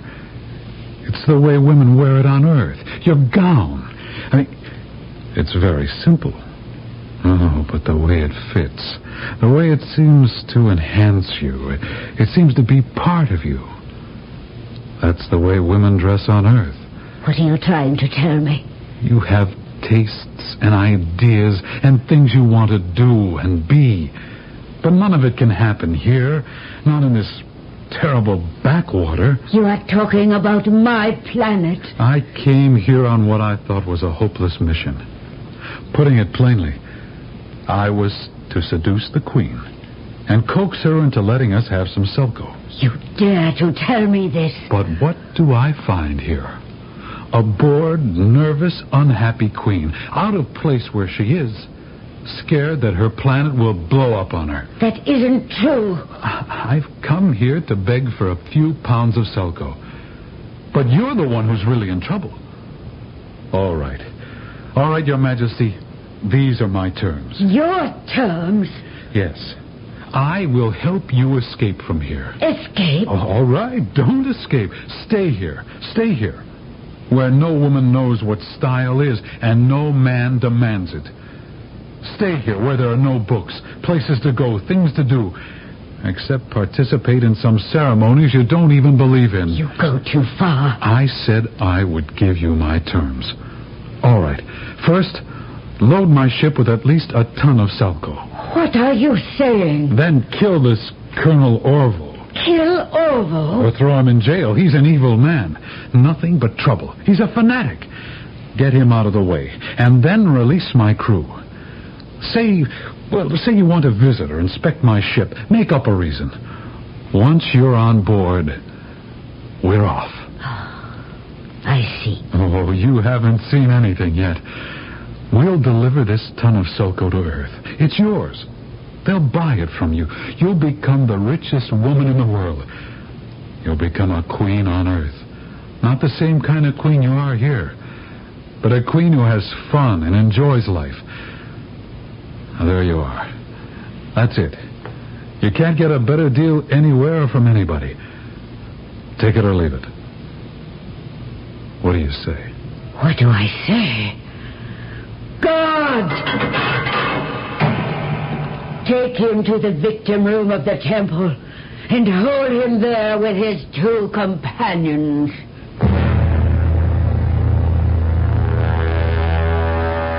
I looked at her, but her face was blank.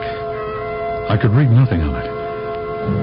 I was supposed to have this terrific gift, this power over women. Well, right here, right now, where I needed it, I didn't have it. And everything was a blur after that. Redfern and Janet were waiting in, well, I guess you would call it the victim room. What are they going to do with us? I'm sorry. It isn't your fault. Whatever it is, I hope it'll be quick. You mean we're to be killed? Look at it this way, Janet. We're gone anyhow. Without Selco, the world can't function. Somebody's coming. Invaders, defilers of Arana, step forth. You are to be given a special honor. You are to be sacrificed by the hand of the Empress and highest priest. Wait! I have a vision. A vision, Your Majesty? Yes, a vision. I see the great conclave of the gods. I hear the voices. They tell me that since the invaders have come in a ship, they must be sacrificed in the ship. I, and I alone, must take them there and perform the ritual. But, Your Majesty... Silence! But, Your Majesty, how do we know it isn't a trick? I command you to be silent. I must protest. First, Gunner, throw him in the cells. And if he says one more word, shoot him. Now, let the ceremony continue.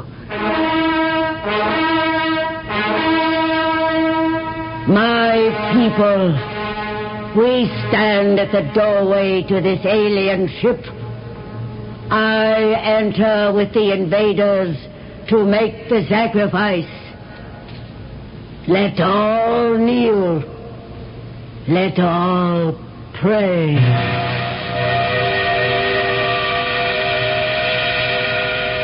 Why did you scare us like that? I needed time to load the Selco. Is it all aboard? Can't you feel it? The place is live with it. Oh, Your Majesty, you are now going to be a queen on Earth. think you'll enjoy it more. I'm sure. After all, I have the prospects of having a king. That's right.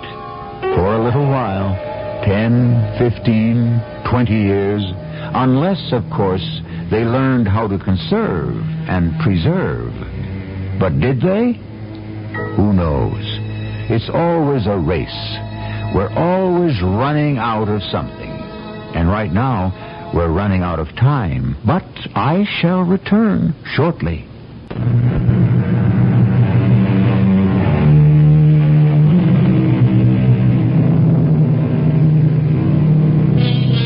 Did Captain Victor and the former Queen Laura marry and live happily ever after? I don't know. I don't know if all those thousands of years in the future people married in the sense that we do. I don't know what living happily ever after means either. I do know that we have discussed two things in our little morality play. A, waste not, want not. B, a man who can get a smile out of a woman can generally get anything he wants from anyone else. Our cast included Lloyd Battista, William Griffiths, Evie Juster, and Ray Owens. The entire production was under the direction of Hyman Brown. This is E.G. Marshall inviting you to return to our Mystery Theater for another adventure in the macabre. Until next time, pleasant dreams.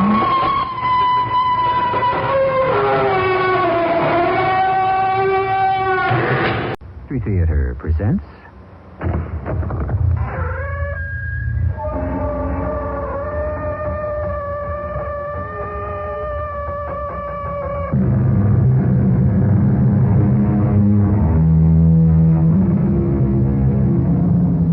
Come in. Welcome. I'm E.G. Marshall. Somewhere in desolate, wind-swept space, in Twilight Land, in no man's land, two hurrying shades met face to face and bade each other stand. Space, Twilight Land, no man's land. You'll find it between the stars, in the frozen polar wastes, and inside the soul of every man. You have to help us, Pappy. You forget. I'm not Pappy. I'm not George Papadopoulos any longer. I've become something else. You're still an officer in the United States Air Force. You took an oath to defend your country.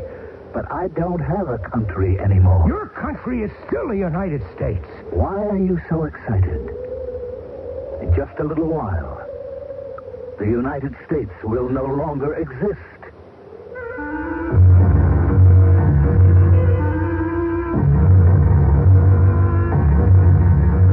Our mystery drama, Arctic Encounter, was written especially for the Mystery Theater by Sam Dan and stars Mason Adams. It is sponsored in part by True Value Hardware Stores and Buick Motor Division. I'll be back shortly with Act One.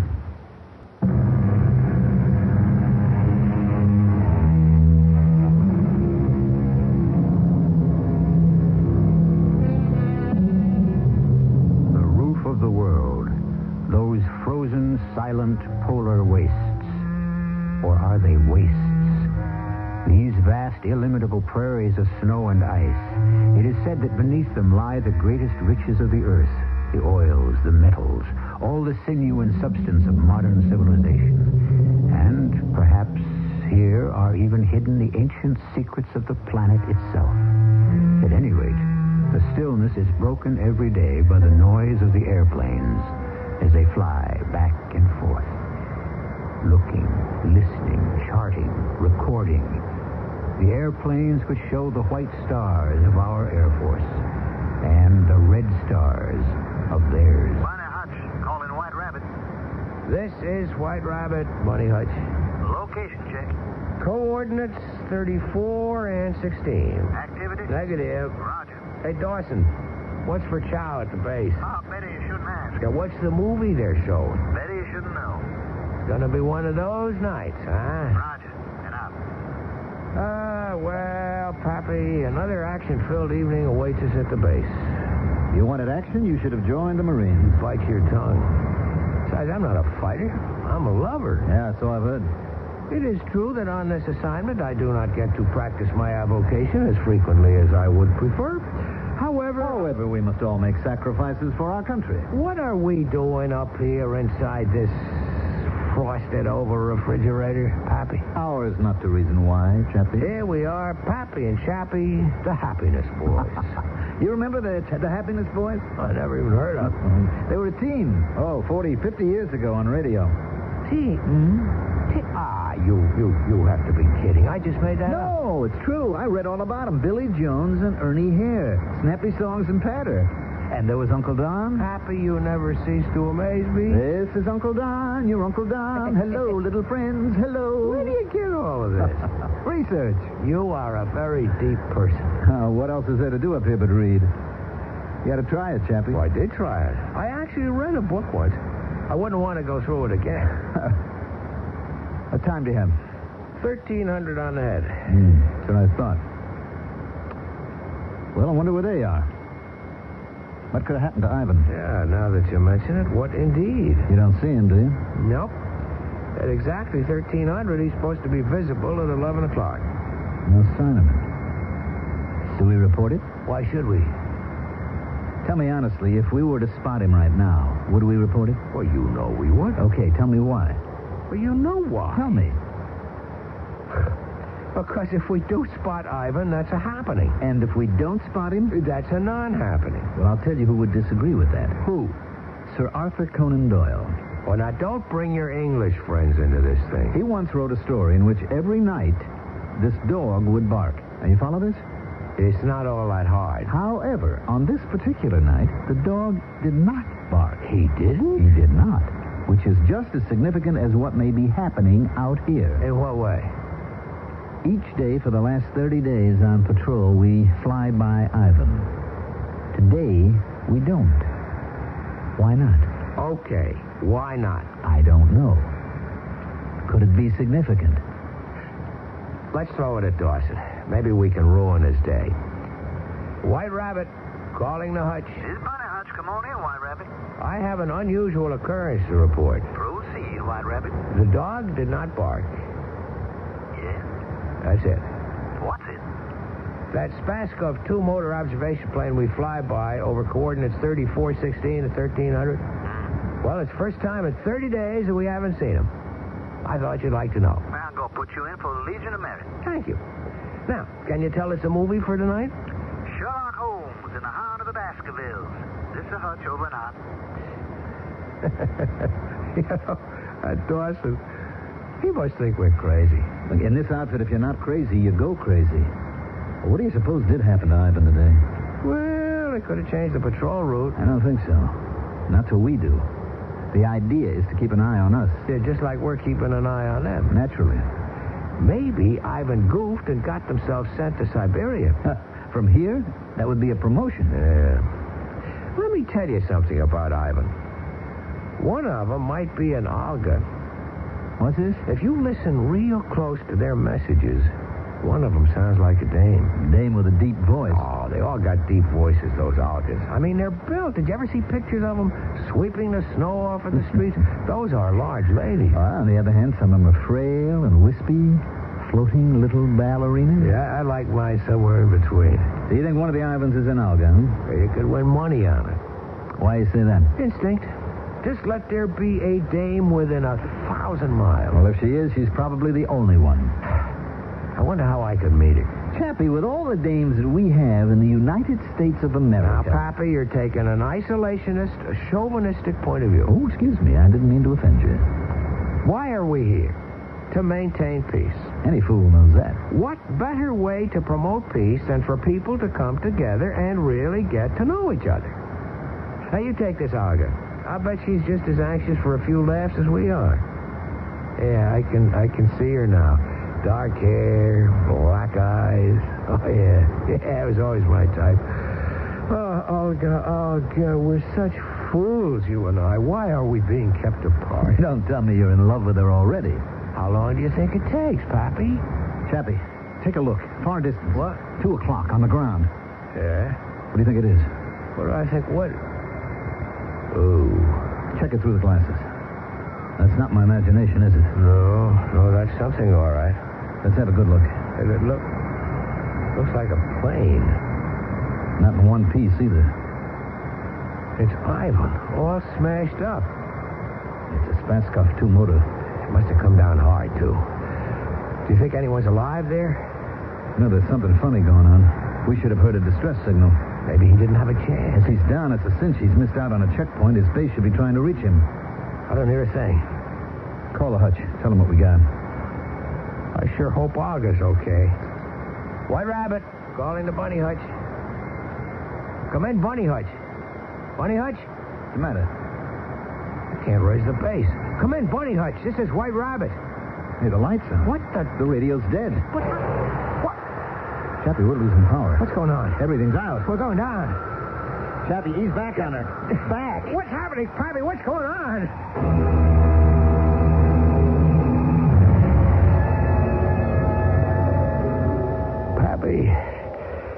Pappy, yeah.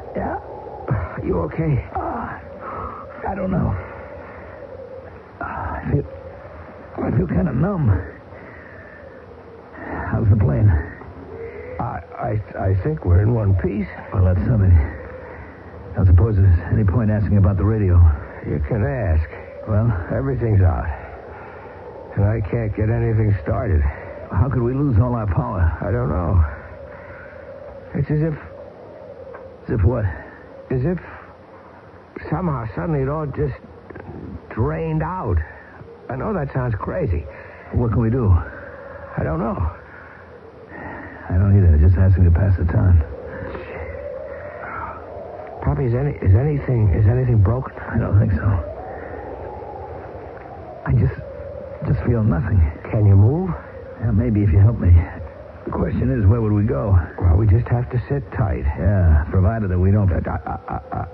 We're not going to freeze. Without power, we can't make any heat in here. Now, look, we got these lanterns in the emergency locker. That's what they're for, to give heat. There's plenty of blankets and some food. How far do you figure we're from base? 250 miles. We can hold on. Yeah. In about an hour, they'll be out looking for it. Wonder how Ivan's doing. I'm going to go look. Now, let's get those heat lanterns going first. Chappie, how do you account for the fact we both came down in exactly the same spot? I don't know. Is there a reason? I don't know. There is such a thing as coincidence, but suppose it isn't a coincidence. Then what? Well, then, it's one for the deep thinkers, which lets me out. All right, I think I got the lamps burning. Things will be nice and warm when I come back in. Nice and warm. Be lucky if we can hold the temperature above freezing. Well, that's cozy for this neighborhood. Hold the fort. Now, listen, don't stay out there too long. Just a quick look and back. It's 70 below out there. You know what they say. It's a nice, dry cold. Be careful. Why? What could happen?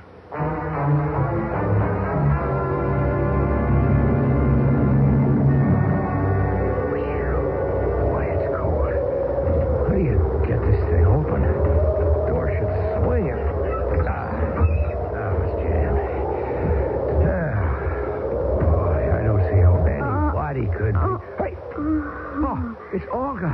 Olga, hold on. I'll get you loose from there. Come on. Now, Olga, listen, do you speak, what's the word? Panamaya English, Olga? English? Yes. Yeah, are you okay, Olga? Yes. Good. Oh, Dmitri. Who? Dmitri, the navigator, Dmitri Denisova. Where is Dmitri? I don't know. I don't see anyone else. But maybe he went for help. How? Where? Well, I don't know. But he isn't here. He was hurt. I heard him. He could not have gone. But he is gone. Oh. I mean, the way you must have come down and the shape the ship is in, you're lucky to be alive. Can you move? Yes. Okay. Now listen. by any chance, would your radio be working? Radio? No. All here is dead. All power is, how do you say in English, kaput. Yeah. Well, that's just great. Great? I was hoping we could use your radio to call for help. Help? Yeah, we need help. But I do not understand. Are you not the help? Oh, no. You see, we're in the same fix that you are. We lost all our power, too. Oh, you lost the power? Yeah, everything. It just died on us. I guess the same thing must have happened to you. You lost the power? That's what I'm telling you. Then it is true. What's true? The rumor. What kind of rumor? There is something out here. Yeah? Well, what about it? Something that will destroy us all. Well, we've been looking at the world in terms of absolutes.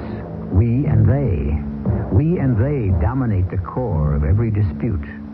We and they are the two superpowers. Each of us can unleash the forces that can completely destroy the world. Now, is there a third party that has dealt himself, or which has dealt itself, a hand in the game? We'll play Showdown in Act 2.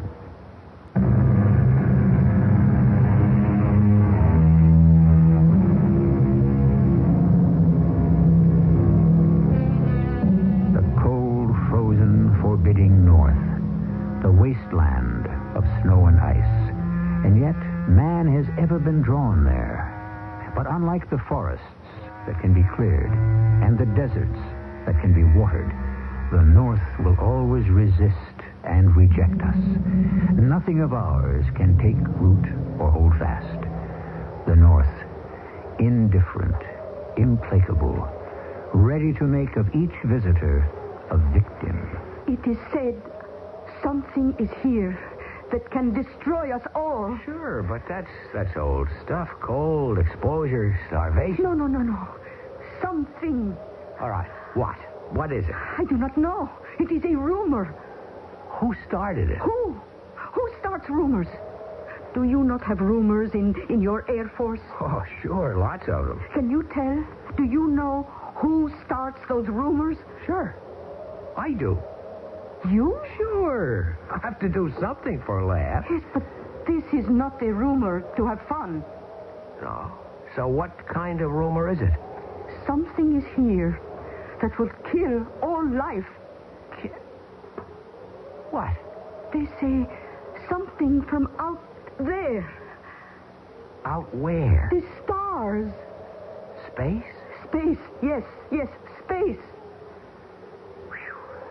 Well, why not? Oh, you believe? I'm ready to believe anything. They say it landed here, or fell here. It could very well be. Oh, you will not say to anyone I said it to you. Mum's the word. I have told a secret. It's safe with me. Nichevo. What does that mean? It means it does not matter. Nothing will now matter. Oh, come on. I admit things appear to be somewhat bleak.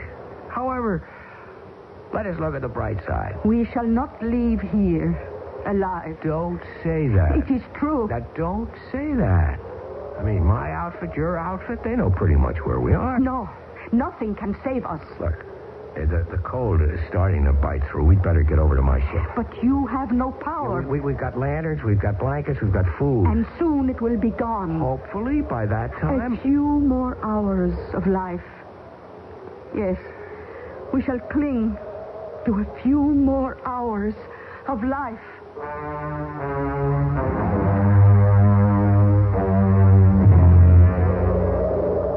You better help me swing the door shut. What? The lamps. The lamps are out. The fuel. It must be gone. No, it's only been a couple of minutes, and there was plenty. Wait a minute. Pappy? Pappy? George Papadopoulos, my pilot. He's gone. Gone? Pappy! Pappy, where are you? He went perhaps to look for you. He knew where I was going. Oh. Besides, he was hurt. He couldn't move. Like Dimitri. Do you have a weapon? A revolver. I've got a 45. What good? I don't know. Let's see if we can get the lanterns going before it gets too cold in here. No, they cannot. They cannot burn. Why not? You see, they are not burning now. Well, they could have gone out by some fluke or accident. They will not light again. We can try. Now, first you have to pump this gadget here. Hey, there isn't any fuel. But the tanks were full. Yes. It is this something that is out here. We're on that again, huh? It must be something that eats fuel and energy. Olga, we have to raise the base. Your place or mine. That's a laugh. What is? Well, what I just said, your place or mine. Why is that a joke? Well, it's funny because of the circumstances. Yes? It's all right. Maybe one day I can explain it. No, explain now. This is the only day. An hour, 2 hours. We will freeze. Olga, somehow we are going to get that radio started. No. We'll figure a way. We must not. We must not? We must not try to fix the radio. But why? Because if so, we will call for help. Well, sure. That's the idea of the thing. We must not call for help. What, you mean we should freeze to death? Starve? Why have you fallen from sky? Because we saw your ship on the ground. Yes. And when you came near, what happened? We crashed. Yes. The something that destroys our plane destroys also yours. Now will come other airplanes to find us both. And when they see us and come close, then the something makes them crash also. Yeah. Well, we wouldn't be able to fix the radio anyhow. What is this something? Oh, who can say? And we might have had a beautiful friendship.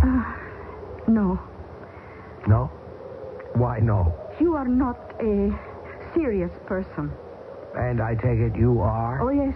Very serious. You are, what word do I want?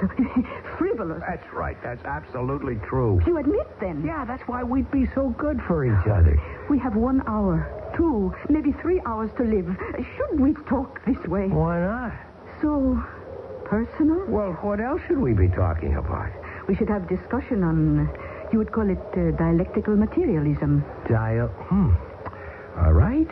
Dialectical. Why you begin? Nietzsche. Yeah, my sentiments exactly. Olga, listen. I have to say something. My name is not Olga. It isn't? No. I am called Praskovia. Ah. Praskovia Alexandrovna Sorokin. You want me to call you whatever that is? No, it's better Olga. My name is Stuart Maitland Chapman III, but you can call me Chappie. Chappie? It's close enough. I am honored to make your acquaintance. I can see your eyes are blue.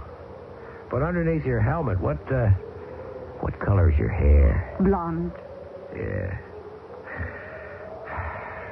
When I think of what might have been. What might have been? Had we met under different circumstances.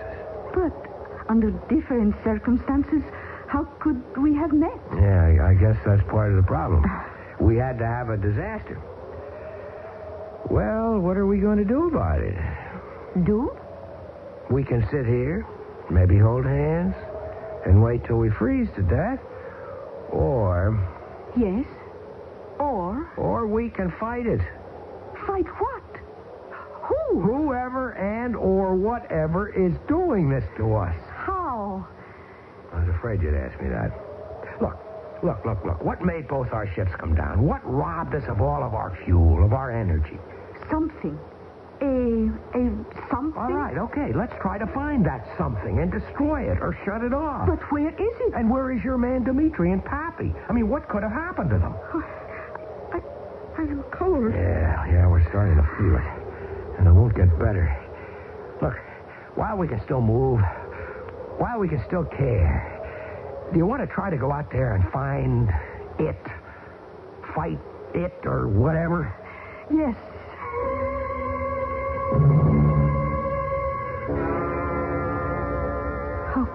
quiet. How still. There is not even a wind. Nope, just cold. And the cold is enough. Oh, the silence. It frightens you? Honey, everything out here scares the daylights out of me. No, Choppy. You are brave. Yeah, crazy describes it better. Oh, Choppy. What is it? My hand. Your hand? The wrist. What's wrong? I'm feeling pins. What? Pins, many pins, 100 pins, 1,000, sticking at my wrist. No, don't take your glove off. My wrist. If you expose any part of your skin. But the pins. Do you have a wristwatch? Yes. Now move back. Move back here, quickly. Is it better? Yes. Yes. Now move back further. Okay, how does it feel? The pins, they are no longer. It is gone. Okay, now we know for sure. It's something. It goes for metal, for fuel, for energy, for I guess, anything. Everything. Choppy. Blue. Thing. What? In front of you. 20 meters. A thing. It is like a... Hey, it's like a box. Yes. But it isn't blue. It's turning red. Choppy, I feel warm. Yeah, so do I. It means we begin to freeze. No, it isn't that kind of warm. It's not like you feel pleasant and drowsy. It is hot. Why should we feel hot? Does it have anything to do with that thing? It becomes more and more red, as if it burns. That thing? It's causing everything that's happening. Must be a piece of machinery of some kind. What do you think? Yes. Well, maybe there's a switch. Maybe there's a way to shut it off. No, you cannot go near. I'll have to. No, Choppy, return. Oh. Choppy. The needle. I feel needles sticking. Return, Choppy, return. Oh. It is what I felt, no? Yeah. It has gone. The pain. Well, I guess you can only get so close and then... Wait a minute. Maybe we can destroy it. How? We'll have to do it from here. You've got a revolver. I have a .45. Let's shoot at it. But what if... Yeah? What if what? I do not know. Honey, what have we got to lose? Are you a good shot? I am expert. Here goes.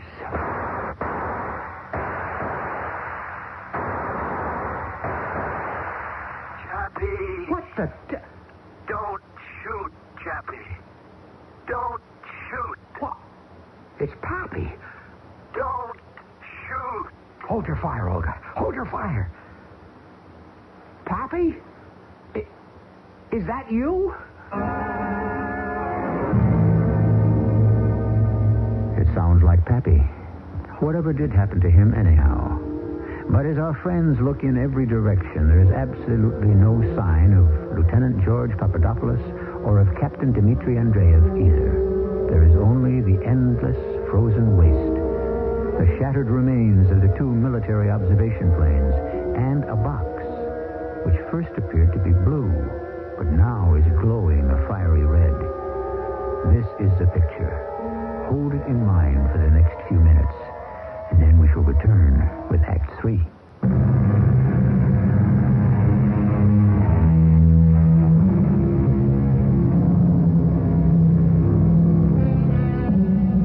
As I was going up the stair, I met a man who wasn't there. He wasn't there again today. I wish he'd stay away.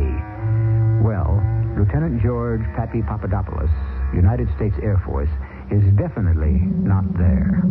And while Lieutenant Stuart Maitland Chapman doesn't exactly see him, he hears him, which can be classified as the same basic type of problem.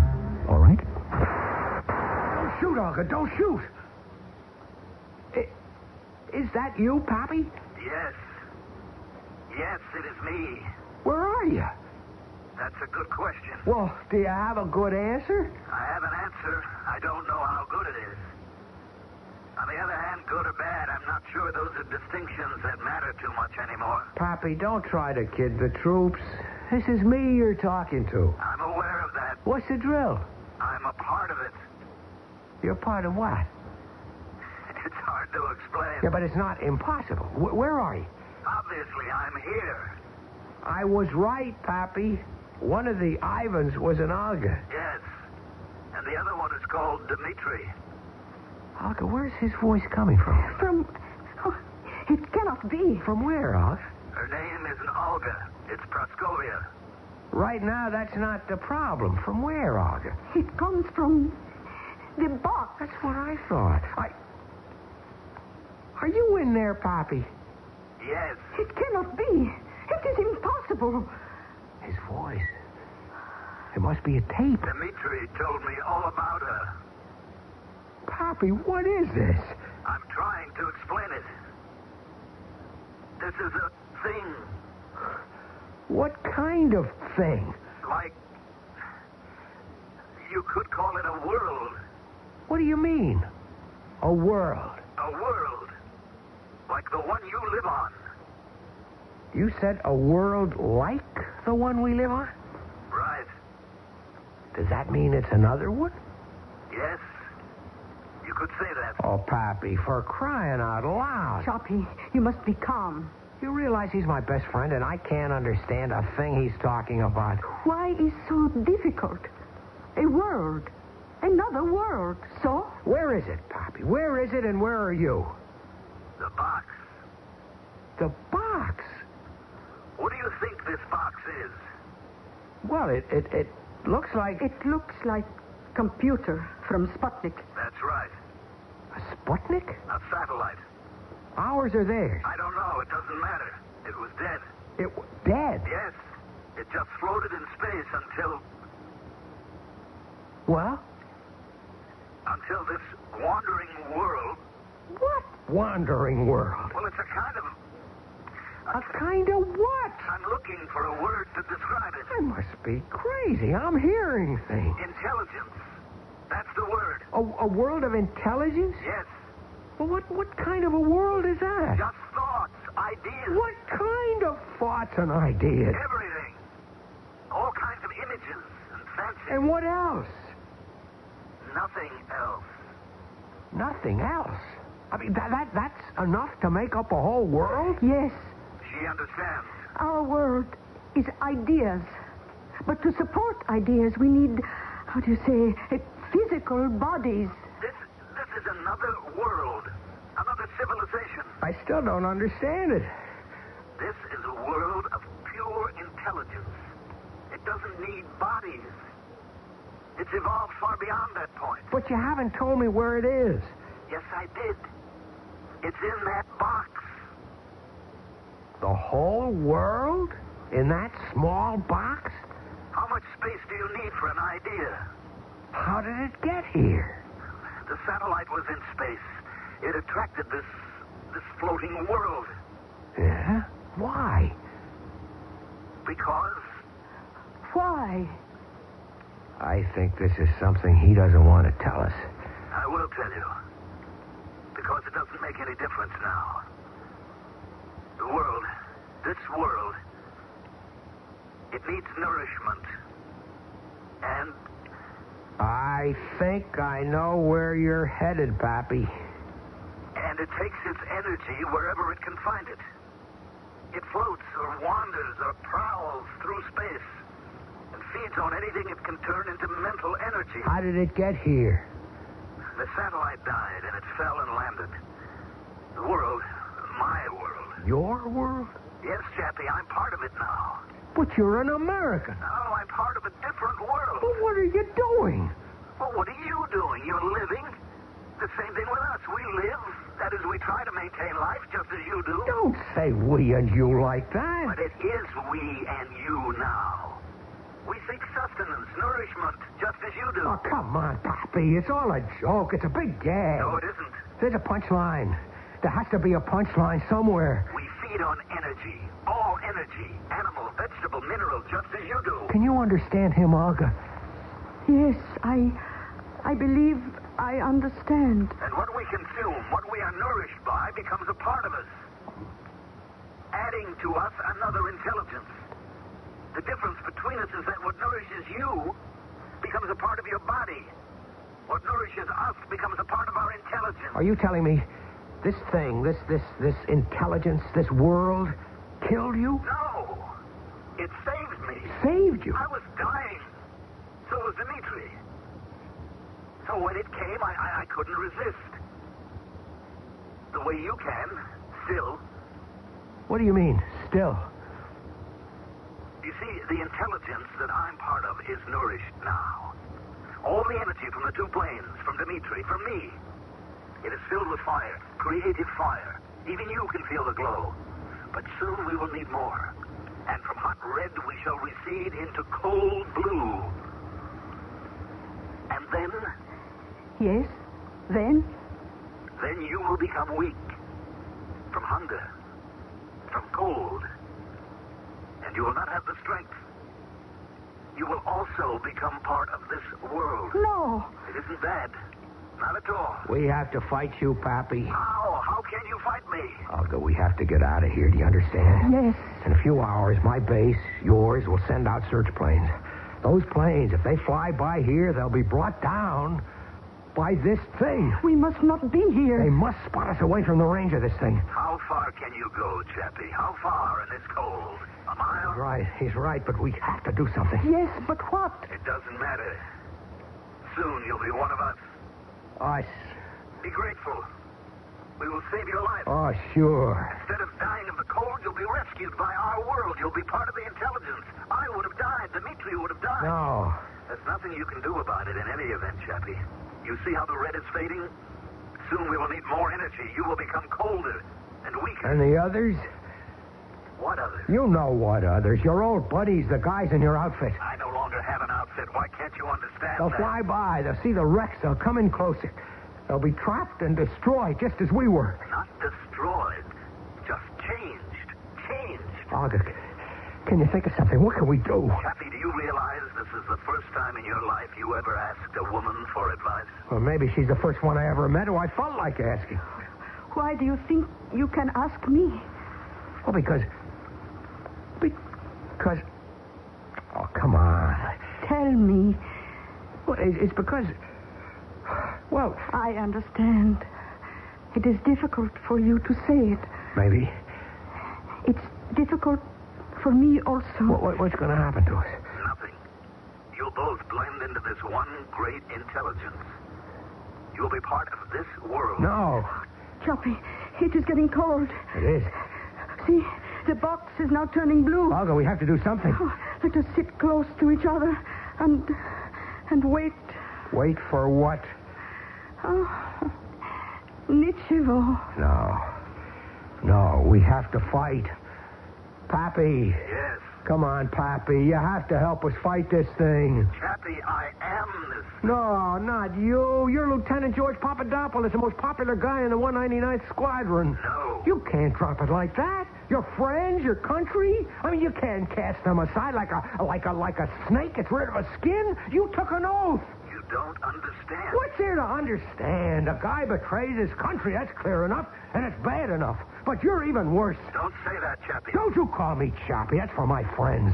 Lieutenant Chapman to you. I'll tell you why you're worse. It's not just your country you're selling down the river, but it's humanity. It's your own kind of people. Listen to me. This is a whole new... A whole new nothing. You say every word is a word of ideas. Well, you're right. But your ideas belong to this world. The stuff you grew up with, your friends, your family, the Air Force. Chappie. You know I'm right. All those memories, all the things you like, the happiness boys, Uncle Don and Sherlock Holmes. Chappie, don't. I can't help you. You have to. They won't allow it. They? Me, the rest of me, the part that was once them, is trying to stop me. Is there anything that we can do? Yes. Tell us. Just tell us. I'm being drowned and they're taking the words from me. What words? The words I can't tell you. Try, Chappie. Those words are gone. But remember the first thing I said to you. Pappy. The first thing he said to me. What was the first thing he said to me? We met at the base and he said to me, "What's your name, Sport?" That's what he said. What's your name, Sport? What is sport? athletic, no? That's not what he means. But it's the first thing he ever said to me. No, not the first thing he ever said, but not the first thing he said now. First thing he said, don't shoot, Choppy, don't shoot. He's right. But why? Why don't shoot? Because shoot can hurt, destroy, maybe devour. Hurry, before it gets too cold to hold a gun. Hurry!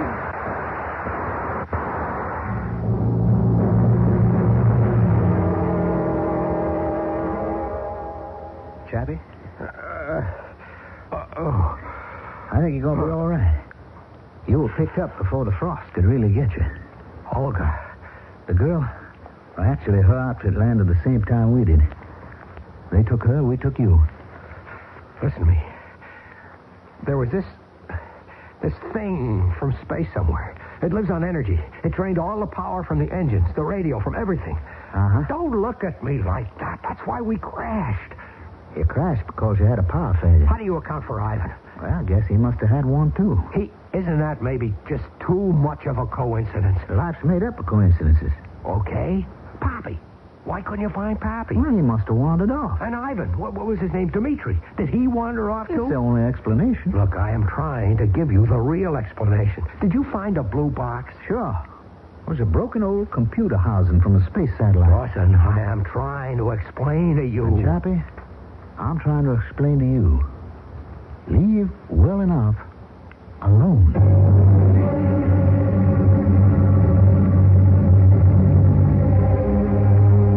Yes, of course.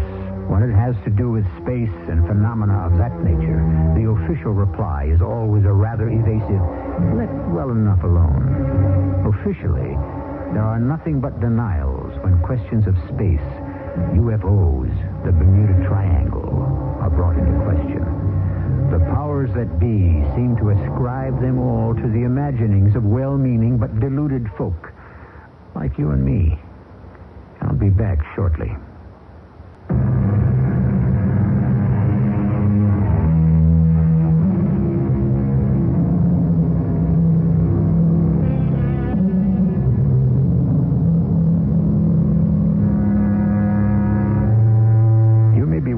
Whatever became of Lieutenant Stuart Maitland Chapman and Praskovia Alexandrovna Sorokin, or, if you will, Chappie and Olga. You can understand how difficult it would be for them even to encounter each other again, much less engage in a courtship. This, of course, shows most poignantly that the greatest distances are not in outer space, but right here, between one side of a frontier and the other. If you're a romantic and want to believe they surmounted all the considerable problems and got together, why then, believe it, with my blessing.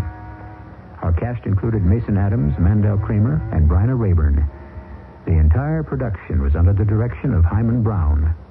Radio Mystery Theater was sponsored in part by Buick Motor Division and True Value Hardware Stores. This is E.G. Marshall inviting you to return to our Mystery Theater for another adventure in the macabre. Until next time, pleasant dreams.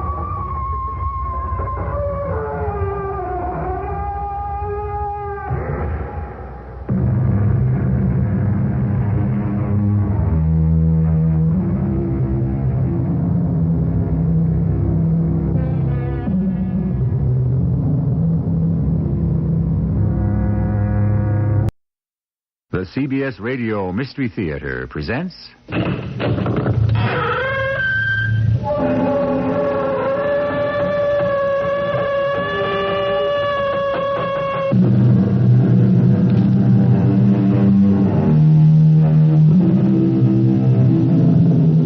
Come in.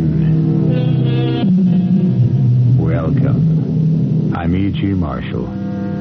I'm here to guide you on an excursion throughout which I believe you'll be very glad to have a guide, for the way is treacherous and horror waits around each turning. Hi, Archie. Let me have a cup of coffee, will you?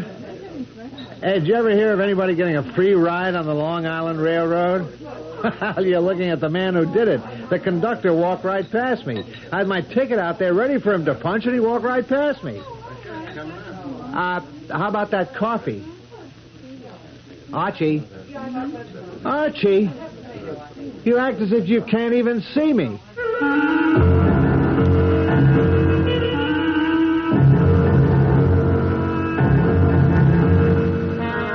Our mystery drama, The Master Computer, was written especially for the Mystery Theater by Field and Farrington and stars Robert Dryden and Augusta Dabney.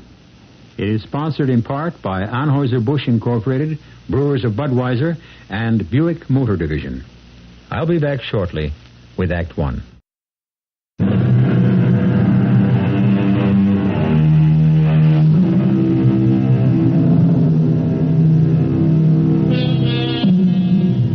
Loneliness is a burden we've all borne in one degree or another.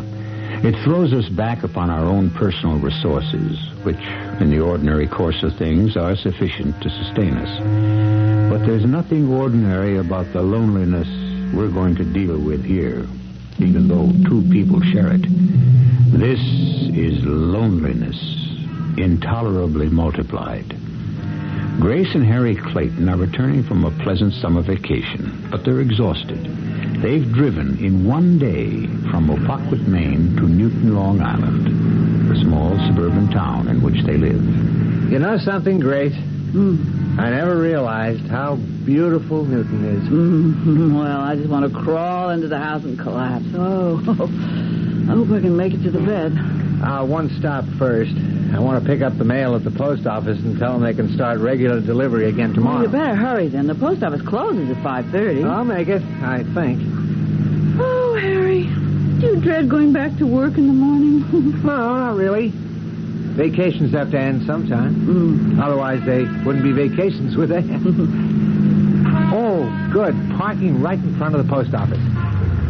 You wait in the car. I won't be a minute. I think that man's getting ready to lock up. You better hurry. I'll catch him. Now, hold it a minute, will you? Just a couple of seconds. I want to pick up some mail you've been holding for me. It won't take a second. Did you hear what I said? Well, you could answer me at least. Well, I'll be damned. Why do people have to be so damn rude? He looked right through me. You'd think I wasn't even there. Well, I can pick up the mail in the morning. Come on, let's go on home. No, that's not the point. He might at least have had the courtesy to answer me. Oh, I guess he was just doing his job. They do close at 5:30. So, would it kill him to say, sorry, mister, I can't let you in? Oh. Hey, you want to stop somewhere for a bite to eat? You don't feel like cooking this evening, do you? I don't feel like stopping either. We'll open a can of soup.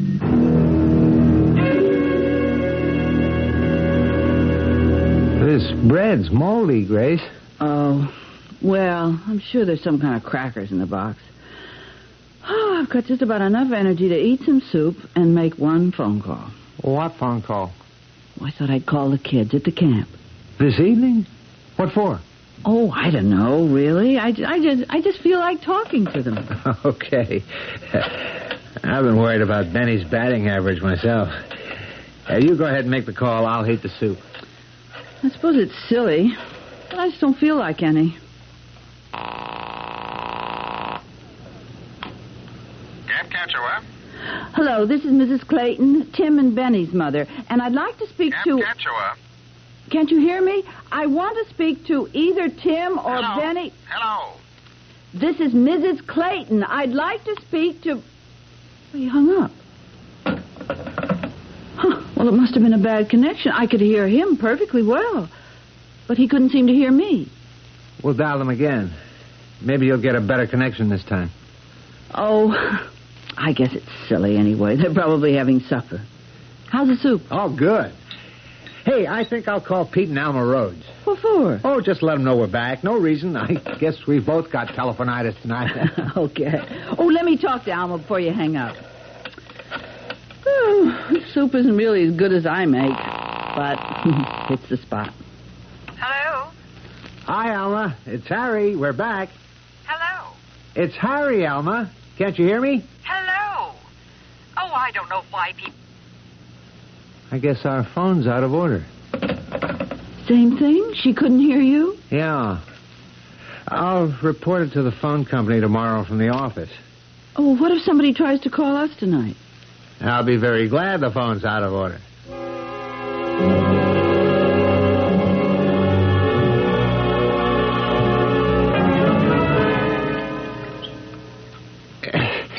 What the devil's... Hey, Grace, did you turn the water off? I can't hear you. Wait till I get my robe on. Did you turn the water off, Grace? Turn the water off? Of course I didn't. Well, it is off. Oh, it can't be. The shut-off valve is clear down in the basement. I haven't even been down there since we got home, neither of you. Well, look at it. No water. It must be out of order. How can the water be out of order? Unless there's a broken main somewhere. Well, then there must be a broken main somewhere. Why don't you call the water company and... Oh. Yeah. The phone's out of order. And I'm going to be out of order myself if I don't get some coffee pretty soon. Well, there must be... Oh. Well, there ought to be enough ice cubes in the refrigerator to melt down so we can make a couple of cups of coffee. Hey, you know what? You're a genius. Oh, Harry. Well, now what? Everything's melted. Every single thing in the freezer. Oh, just look at that mess. Oh, for Pete's sake, what next? Oh, that refrigerator isn't even a year old yet, and... Wait a minute. No lights. We've got no electricity. But that's... What's going on here, Harry? I don't know. But I don't see how everything could go out of order. I mean, all at the same time. Well, look, I don't have time to check it out. I've got a train to catch. I'll get some coffee later. Well, what am I going to do all day in this house where nothing works? Go down the block and see Alma. She'll give you some coffee, and you can use her phone to call... I'll see who it is. No. You'll miss your train. I'll go. You had a look at your hair this morning? Huh? Oh, okay, you go. I won't be a second. It's probably Alma anyway. I'm coming. Good morning. You're Mr. Clayton, aren't you? Harry Clayton? Yes? My name's Handy. May I come in? Well, what is it? I was just leaving. I understand you've got some trouble here. Yeah, we've got trouble, all right. Are you from the phone people or the water or the electricity? They're all out. As a matter of fact... How did you find out? Did somebody report it? It was reported in a way. May I come in? I guess you'd better. Grace, I was just getting ready to leave. If I miss the 8:12, I can't get another one until, half hour or so. I think it just might be better if you didn't leave just yet. Is it Alma? Did you tell her... Oh. Grace, this is Mr... Handy. I'm very happy to know you, Mrs. Clayton. Mr. Handy's from the... where are you from? I came just as soon as I could get here when we heard about the trouble. If you'll just... Oh, are you going to fix things? You know, nothing's working. The water or the telephone and my freezer is just a mess. Wait a minute. You can't be here to fix all three of them. Which company are you from? The fact is, I'm going to ask you both to come with me. We can get this whole thing straightened out in no time at all. Come with you? Well, that doesn't make sense. Oh, it does, really. I suppose it sounds a little strange, but... Come with you where? Good question. It's a matter of computer malfunction. You know how things can get fouled up. You can't really blame the computer, I suppose. It must have been improper programming or... I don't know. It's never happened before, and I'm very sure that it will not... What good's it going to do our coming with you? I don't know anything about computers. I'm a copywriter, advertising copy. Nothing to do with that, actually. If you'll just... Come with you where? I'm afraid I'm not at liberty to tell you that. Not just yet. I think you'd better just leave, Mr. Handy. You won't come with me?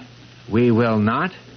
If you'd tell us where you want to take us, and maybe... Forget it, Grace. Oh, dear. I'm sure I don't know what's going to happen now. You're going to get out of this house and off this property. That's what's going to happen. All right. I just hope... All right, I'm going... Now. I think you missed your train, Harry. So, I'll take the next one. And if that kook shows up again, don't let him in.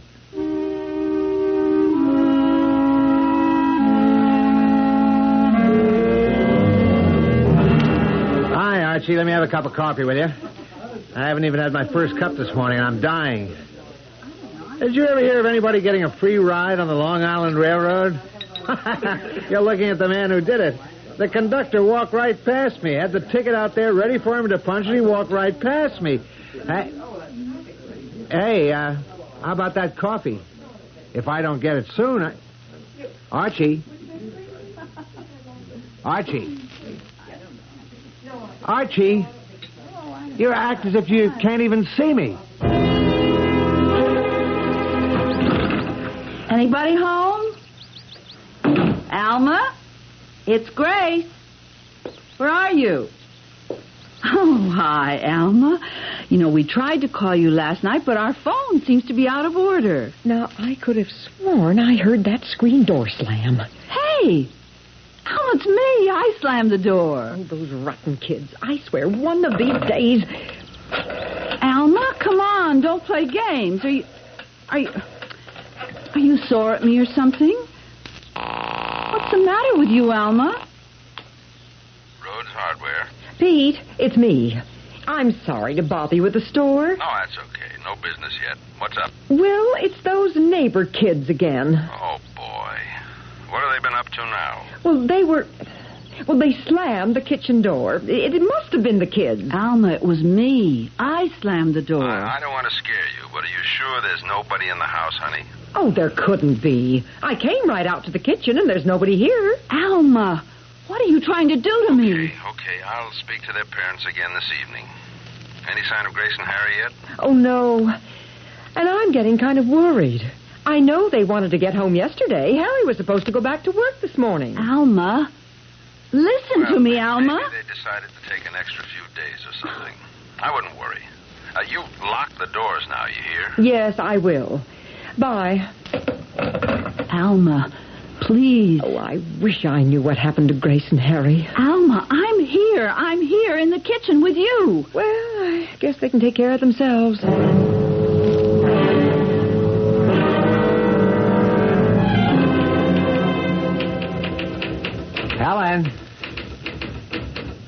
Alan, I'm back. Listen, will you knock it off with the typing and look at me, for Pete's sake? I'm Harry Clayton. I've been here almost 3 years, and you... Damn it, look at me. Stop that typing. All right, if you won't talk to me, maybe Dave Green will. Listen, Dave, I want to know what's going on here. I walk into the office where I've been working for 3 years, What and the she will... devil? Helen, why did you open this door? Open the door? Now, Mr. Green, I've been sitting right here. Funny. Okay, get Mr. Bradwell on the phone. Tell him it's about the Ocean Mist account. Listen, Dave, I've had just about enough of this. How could it blow open? There's not a breath of air in this place. Come on, Dave, a joke's a joke. You know perfectly well I'm standing right here beside you. Yes. Oh, how's it going, Ernie? Listen, about that Ocean Mist copy. I know, but Clayton hasn't come in yet this morning. Dave, for Pete's sake! Oh, he'll be here, all right. He's a dependable guy. Let's give him another day. He may have had some kind of car problem, you know. He's fast. We won't lose any time waiting. Don't worry. He'll show up. Or he'll be good and sorry.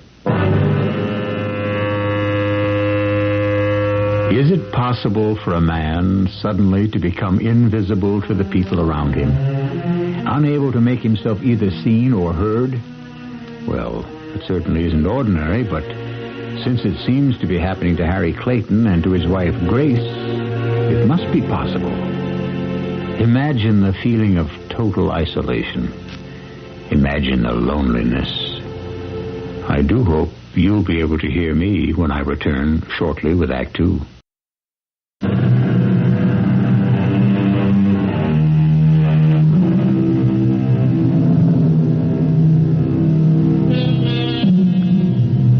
Something has gone terribly wrong in the usually quiet lives of Grace and Harry Clayton. They find, first of all, that their telephone, water, and electric services have been cut off. And then, worse still, far, far worse, they find that they themselves have been cut off. Cut off completely from the comfort and warmth of human interchange. Other people, friends and strangers alike, are unable either to see or hear them. Grace, honey, what are you doing sitting out here on the curb? Grace, what is it? What's happened? Alma's mad at me. She won't speak to me. Just act like I'm not even there. Well, what are you doing sitting out here on the curb? No, I locked myself out. I took my purse, but I can't find my key in it, and I can't get in the house. You say Alma acts as if you're not even there? Yes, and I think it's mean. And I told her so. The same thing's happening to me, Grace. Alma's mad at you, too? No, I mean, people don't see me or hear me when I speak. The counterman at the diner, Helen, the receptionist at the office, even Dave Green, the copy chief. But why should everybody be mad at us all of a sudden? I don't think they are, Grace. I think they really can't see or hear us. Really? Can't? Oh. But that is impossible. Is it? I would have said so yesterday. I'd have laughed at the idea, but today, it's happening. I don't see how it's possible. If it's happening, it's got to be possible. Let's go in the house.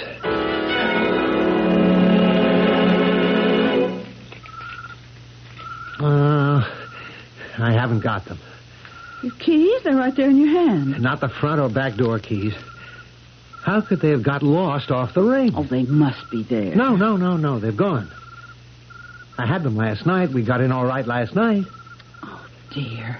Should we try a window? Now they're all locked. Hey, I've still got the car keys. We can... What, go to a restaurant? No, we can't order. I'm not hungry anyway. Are you? No, I'm not. Now that you mention it. Well, we've got to go somewhere. We can't just stand here. Harry, let's go and try Pete and Alma again. I can tell you right now it won't work.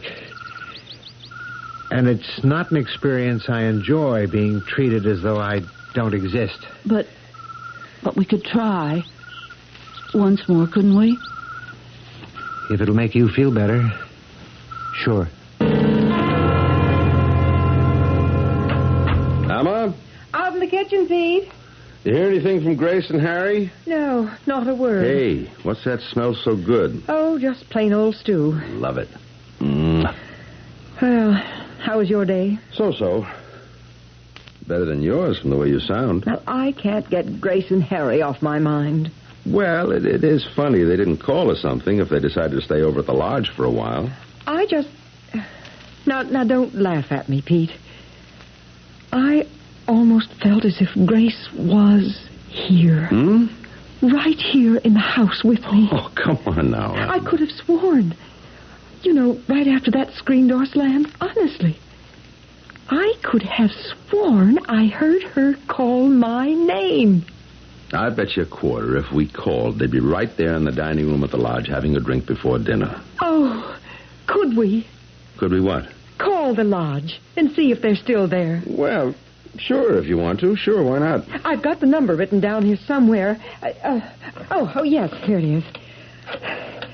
2, 4, 6. Keep your eye on the stew. Don't let it stick. A pleasure.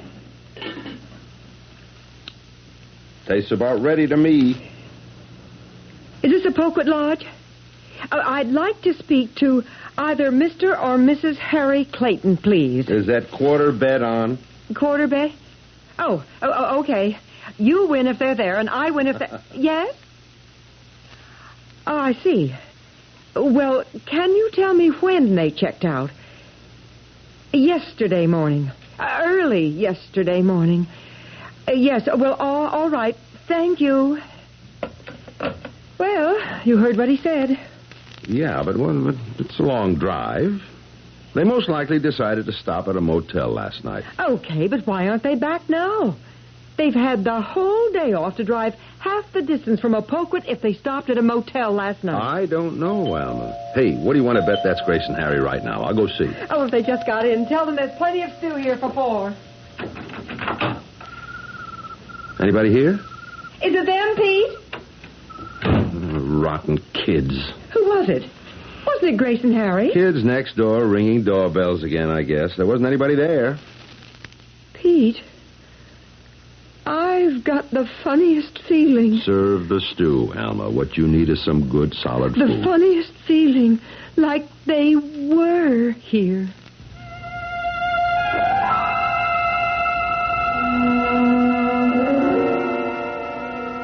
There must be something we could have done, Harry. Something to make Pete realize that it was us ringing the doorbell. I don't know what. It's the most frustrating thing that ever... Come on, get in the car, Grace. I don't know what's happened to us, but I do know that things don't go the way you expect them to anymore. I'm scared, Harry. Scared. So am I. Ah, the car goes. That's something, anyway. Harry? Yes? Can we drive up to Camp Catchawa, see the boys? You sure you want to? Oh, yes. What if they can't see us or hear us, like everybody else? What if they don't even know we're there? But surely the boys. After all, we can see each other. Yes, but we don't know why. All right, we can try it, I guess. We've only got about a half tank full of gas, though. Well, there'll be plenty of gas stations along the way. So? For one thing, I don't have much money, $6 to $7. And I don't know any way to get any more. And if I had $1,000 in my pocket, how would I go about getting a gas station attendant who doesn't even know I'm there to put gas in the car?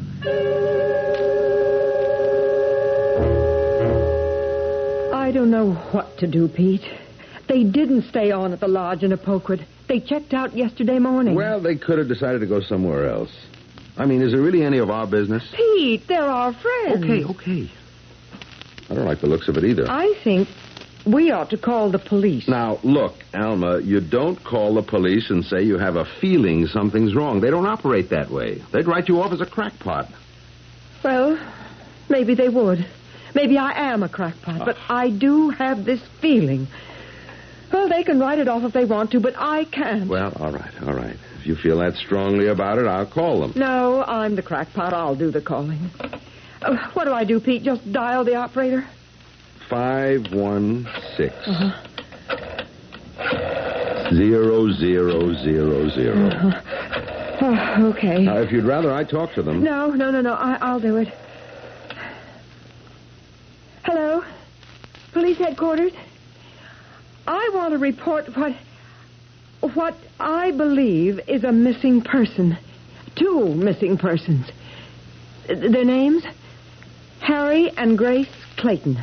Yes, they live at 145 Hillside Avenue here in Newton. My name is Alma Rhodes. I live just down the street from them at 141 Hillside.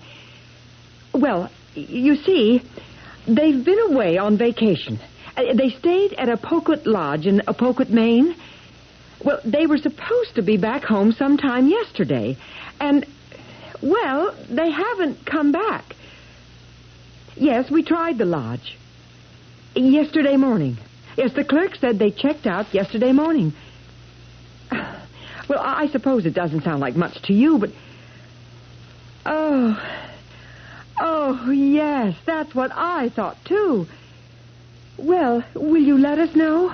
No matter what you find out? Oh, thank you, officer. That's very good of you.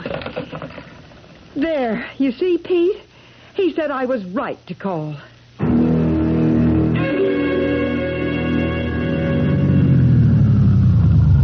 I don't think this station's open, Harry. Well, we're running pretty low on gas. Maybe they don't lock their pumps. Isn't there a light in that window around there on the side? Huh? Oh, yeah, looks like it, Okay, I'll go around, and if there's somebody there, I'll offer to buy $6 worth of gas. And if there isn't anybody, or if he doesn't hear me, I'll just help myself.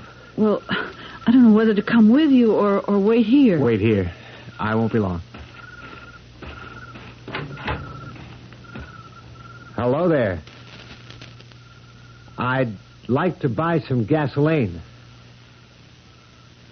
$6 worth of gas if you're open for business. If you don't sell me $6 worth, I'm going to steal a whole tank full. Okay, if that's the way you want it. Did you talk to him? Yeah, sure I talked to him. He didn't answer me, of course, but I talked to him. He may have been asleep. He was leaning back in a swivel chair with his eyes shut. Well, didn't you shake him or anything? No, I didn't want to touch him. Now, wait a minute. Let me see if I can make this pump work. Ah, it works. Turns itself off when it's full. Harry? Yes? Why didn't you want to touch him? I don't know. I've been thinking about that. I haven't felt like touching anybody all day. On the train earlier, I kept dodging and ducking so I wouldn't touch the other passengers. Why? Well, I guess I don't really know. Maybe I was afraid that they wouldn't feel it if I touched them. But you picked up the pump hose and put it in the tank. I mean, if you could do that... Yeah, I know. Let's go, Harry. As soon as the tank's full. See, the gas hose is a thing. I'm afraid to touch people. I'm afraid to.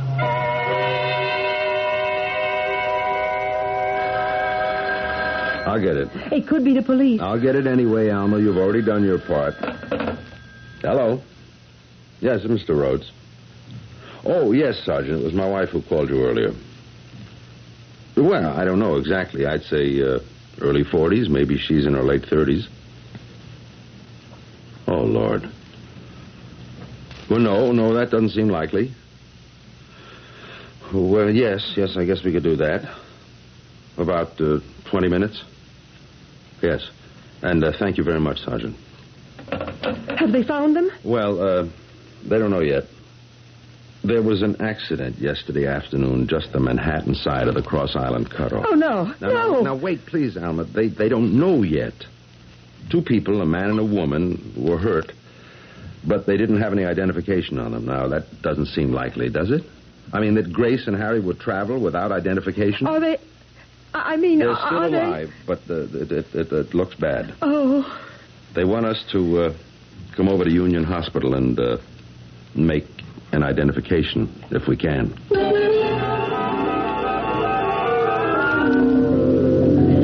Harry, are you sure you made the right turn back there? I've driven this road 100 times. Harry? Huh? You remember that man who came to see us this morning? What was his name? Handy. Mr. Handy. Yes. I wish we'd gone with him. Wherever it was he wanted us to go. Maybe. It didn't seem like a very good idea at the time, though. But at least he could see us and hear us. Yeah, you're right. Come to think of it, he's the only one who's been able to all day. Harry. Yes? Do you want to know what I think has happened to us? All right. I think we're dead. The most perplexing mystery of all, death. Philosophers have devoted lifetimes to puzzling over it, and the best they've come up with is pure surmise. It is, to be sure, the cessation of life as we know it, but few of us can believe that it represents the absolute end. There must be a continuation, and in the nature of this continuation lies the mystery. Are we nearing a solution? Well, one solution, perhaps. We'll see when I return shortly with Act 3.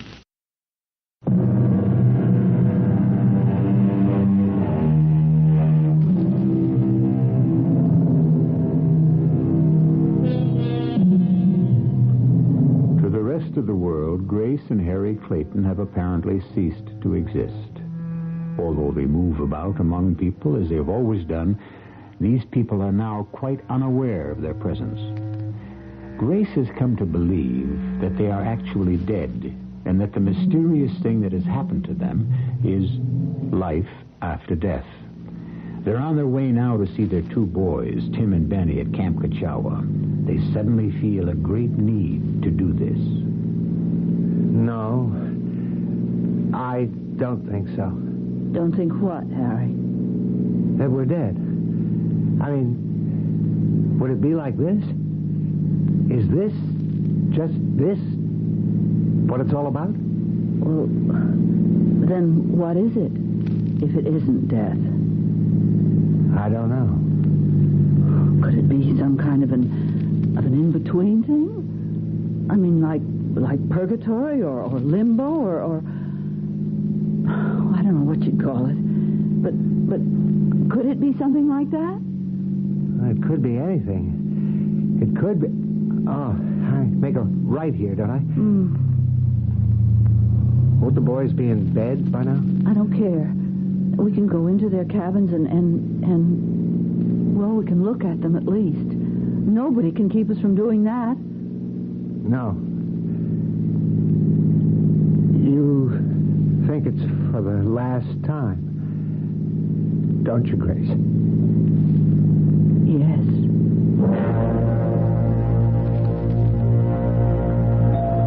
You stay here in the waiting room, Alma. I'll go in and see them. I ought to go in there with you. If I weren't... What would be the point? In case it should be Harry and Grace, it wouldn't help matters for both of us to have to see them. Pete? Yes. It is Grace and Harry? Yes. Are they... They're still alive. Doctor says he doesn't see how it's possible, but they're both still alive. Is there any hope at all? Well, there's always hope. I'm quoting the doctor. I don't understand about no identification. Yeah, neither does anyone else. There just wasn't anything in his pockets or her bag either. Could they have been robbed? I don't think there was time. Look, I told the doctor we'd wait, but if you'd rather... No, I want to stay. The only thing is, I think I'm going to cry. Now, you go ahead. Maybe I will, too.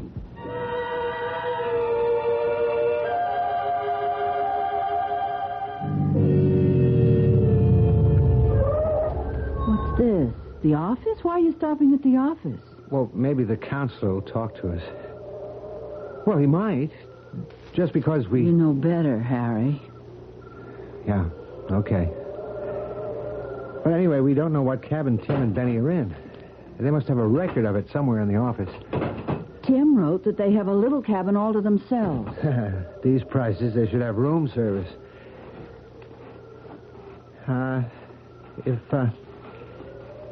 If you're right, what about the boys?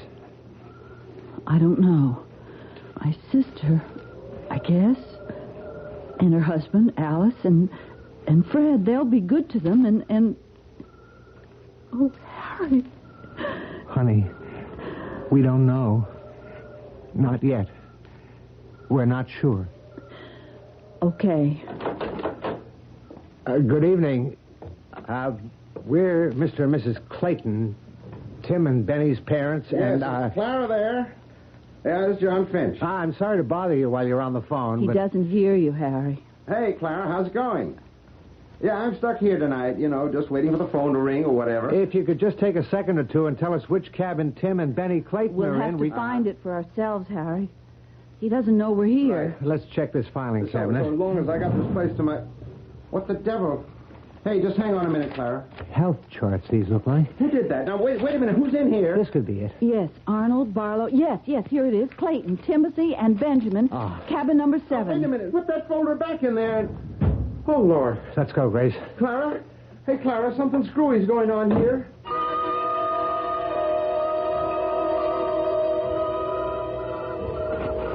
Can you read the number on the door there? It's so dark. Yes, this is it. Number 7. Are you going to try to talk to them, Harry? We'll see. There must be a light switch somewhere. Oh, here. Oh,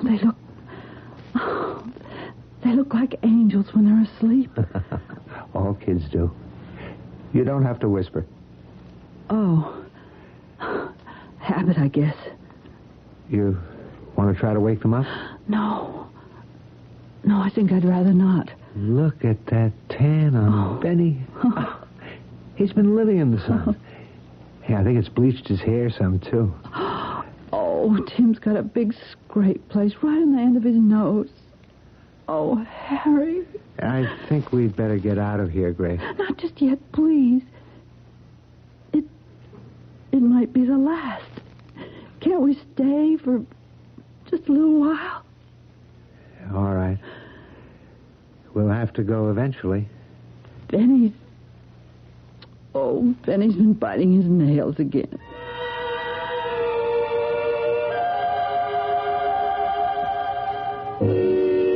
Mr. Handy, will you come in now? Yes, sir. I'm sure you know why you're here, Mr. Handy. The Clayton situation, of course. I'd just like to point out, though, that if the computer hadn't malfunctioned... We managed for a good many hundreds of years before we had the computer, you know. Yes, sir. The situation as it stands is quite intolerable. We've lost them. Lost them? They wandered away. Drove their car, I believe. And the computer, even now in good working order, hasn't been able to locate them. Oh, dear. Yes. You made contact this morning and then let them get away. Isn't that true? They wouldn't come with me, sir. They absolutely refused. Well, it's still your assignment. My assignment? Go and find them, Mr. Handy. Go and find Grace and Harry Clayton. But if the computer can't find... Then you must.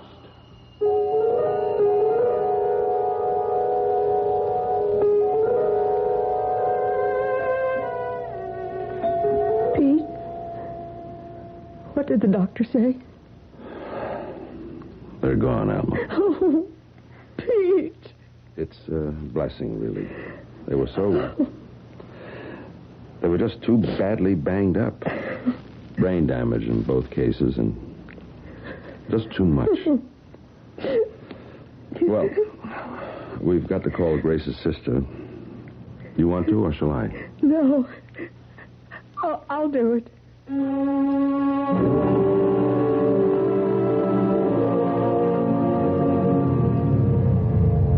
Now what? Are we out of gas? No. Not according to the gauge. Damn thing just stopped, that's all. Oh, what are we going to do now, Harry? I don't know. Just sit here, I guess. Or get out and walk in the fog. I don't think it matters much. But we can't just leave the car sitting here in the road like this, can we? How long since we've seen a car, Grace? Well, not for a long time. Listen. For what? Just listen. Did you hear anything? Anything at all? Well, it's nighttime. A foggy night. Nobody... No frogs. No crickets. Absolutely nothing. It's scary. With the fog and everything. Yeah.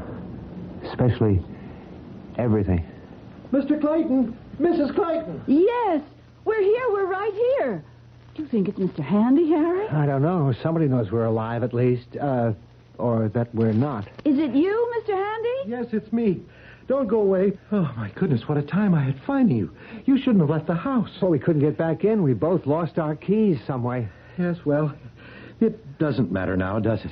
Mr. Handy, are we dead? Yes, you are now. The computer's been fixed. What's a computer got to do with it? You see, when the truck crashed across the divider and hit your car on the way home from Maine, just at that moment, the computer malfunctioned. it didn't record your deaths. So, well, of course, you weren't properly dead or properly alive either, and all sorts of things went haywire. We're really terribly sorry. So that's how it was. It seems so strange. We didn't even notice. It was instantaneous, or would have been, except for that miserable computer. You've been in a coma while we got it repaired. So, what happens now? Well, you aren't going to make trouble about coming along with me this time, are you? Oh, no, not this time. Oh, good. That's fine. Then everything's all right. Except we have 2 children, you know, Mr. Handy. But they're provided for, aren't they? We'll never see them again. What do you mean you'll never see them again? We're dead. They're alive. Well, but they'll die, of course. Why? Eventually. Everybody does. You know that. Oh. Well, at least we get to see them once more. But to wait a lifetime. No, my dear. It'll hardly seem longer than drawing in a breath and breathing it out again. We're dealing with eternity here, you know.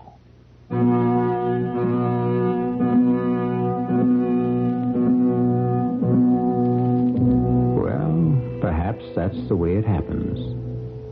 Perhaps it isn't. All we can do is pass the story along to you as it came to us. Each of us, whether he is aware of it or not, has his own thoughts upon death and what follows it, based on what he has witnessed, what he feels in his heart, and maybe on what he has heard on Mystery Theater. I'll be back shortly.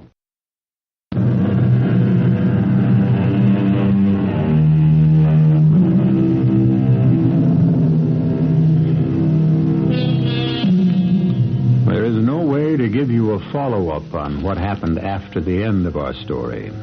We're not privy to that information.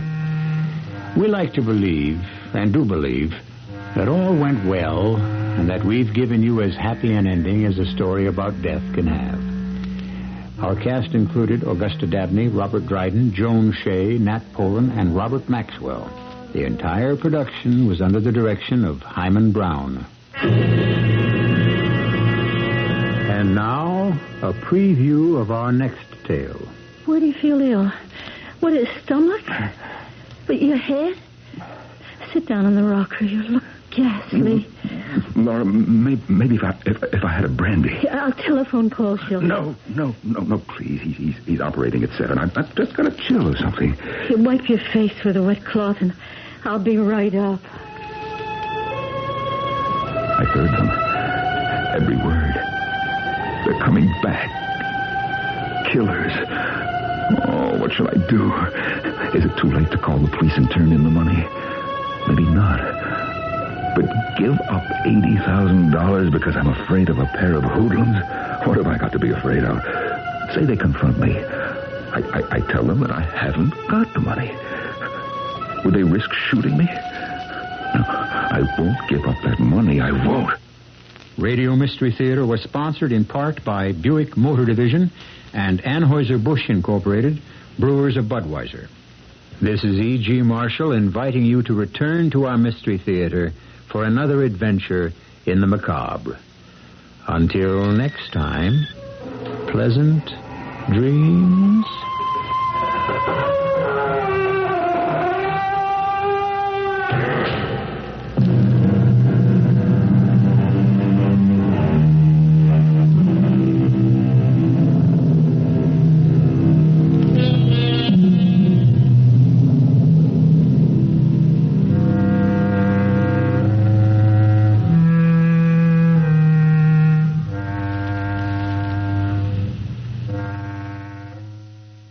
CBS Radio Mystery Theater presents...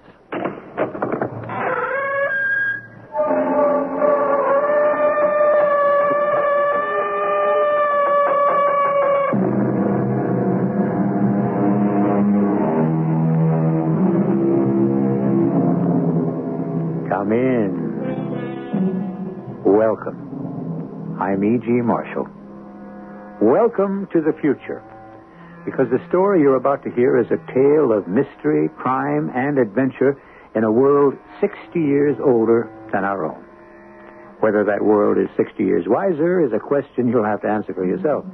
But we want to warn you right now that you might not like our futuristic hero very much. You may even dislike him a great deal. For after all, he is a criminal, a swindler, a con man, a fugitive, and perhaps something even worse. All we ask is that you don't judge him until the last sound is heard, even if it turns out to be this sound. You'll hit Mrs. Sorensen. That's right, everybody. You'll hurt your friend, Mrs. Sorensen. And if you don't let me out of this place, I'll hurt her myself. She's an old woman. Yes? And I haven't killed an old woman for days. I'm feeling the urge right now. So let me out.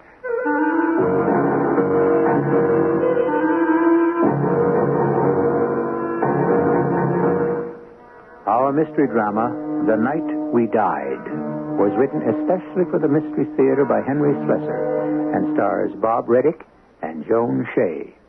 It is sponsored in part by Buick Motor Division. I'll be back shortly with Act One.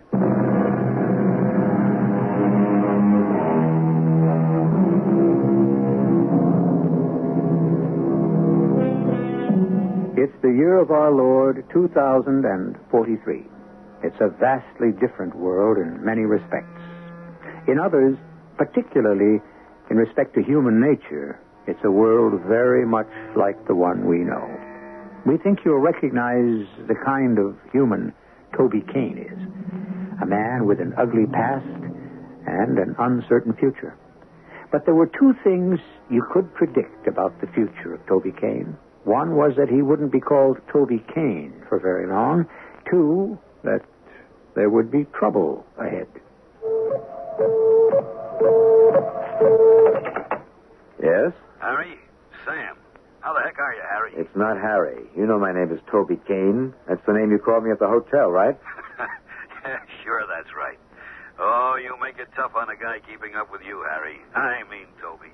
I'd like to know how you kept up with me, Sam. How did you know I'd left Callisto? Who told you my new name? Mutual friends, Toby. Everybody knows that you gave Moffat the slip again. That cop's going to get awful sick of chasing you. He won't be chasing me anymore. Harry Rentlow is dead. He committed suicide on Callisto. Sure, I get the idea. Listen, Toby, you must be pretty strapped by now. Could you use some high financing? You offering me a loan, Sam? Heck no, I'm offering you a project. I could use some experienced help. Can I see you at the hotel tonight? All right. Meet me in the Neptune Lounge. Oh, that's great, Harry. Look forward to it. The name is Toby. Toby Kane.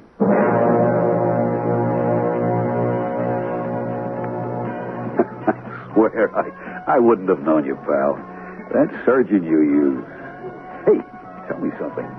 How many face changes have you had? I don't remember. 3, 4? That face of yours must be pretty tired by now. Get to the point, Sam. What's the project? Well, it's a phony stock deal. The old classic asteroid mines, you know. Sure, I know. I practically invented it. Who's the fish? A rich widow named Sorensen. Her husband was a major, killed during the Moon Revolt. He left her some 500,000 credits when he died. She was looking for a safe investment with a counter-inflationary return. In other words, the old dame was looking for a killing. Greedy people in this world, Toby. What went wrong? Some crook came along, killed the deal. What crook? Some phony medium. Old Lady Sorensen's a great believer in the spirit world. And this Madam What's-Her-Name told her that her husband didn't approve of the investment. I don't even know who she is. I've spent 3 months cultivating this deal, and now it's frozen. Maybe this medium has her own plans for Sorensen's credits. Maybe you could arrange a split. How, when I don't even know her name? Well, there are ways to find out. Give me Mrs. Sorensen's full name and address.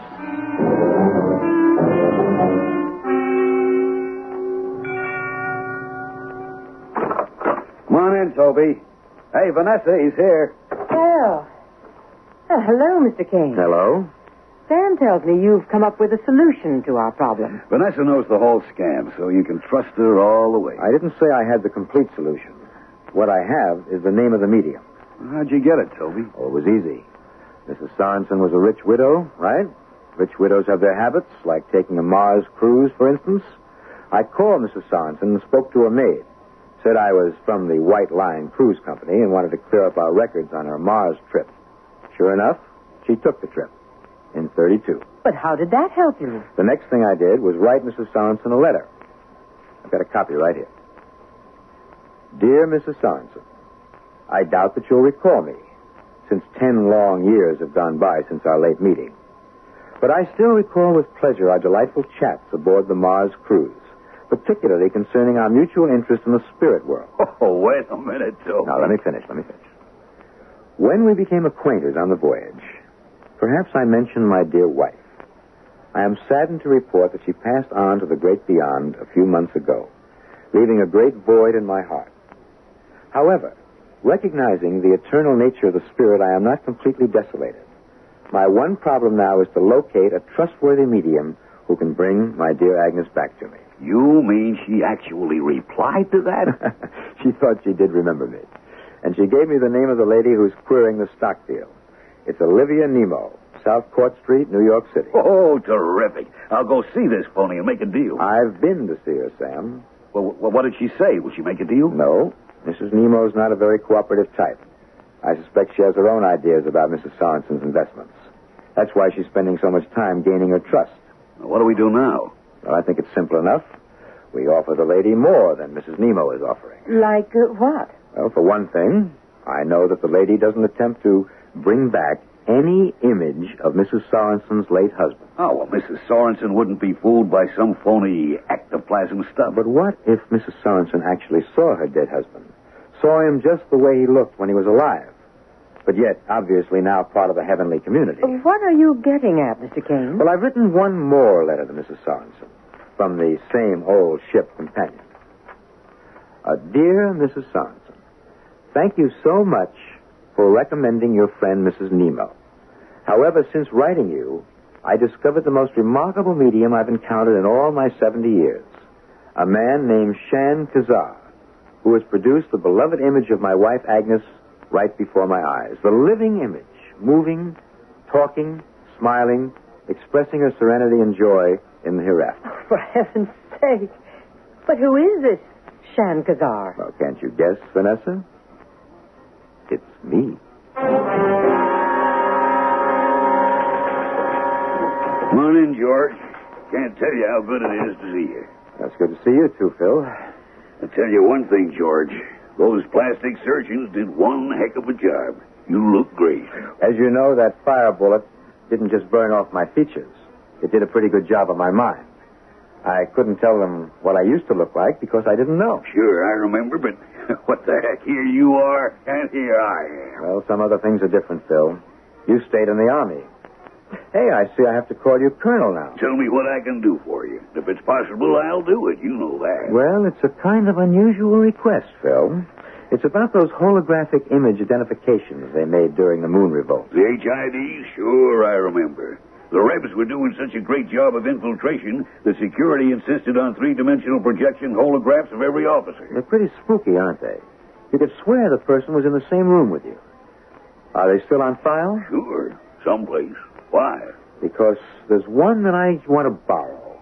The holograph of a major named John Sorensen of the 1st Moon Division.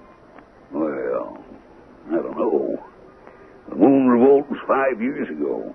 Records are all on the Pentagon vaults. But you can do it, can't you? Well, I do have a good buddy in personnel. All right, I'll do my best.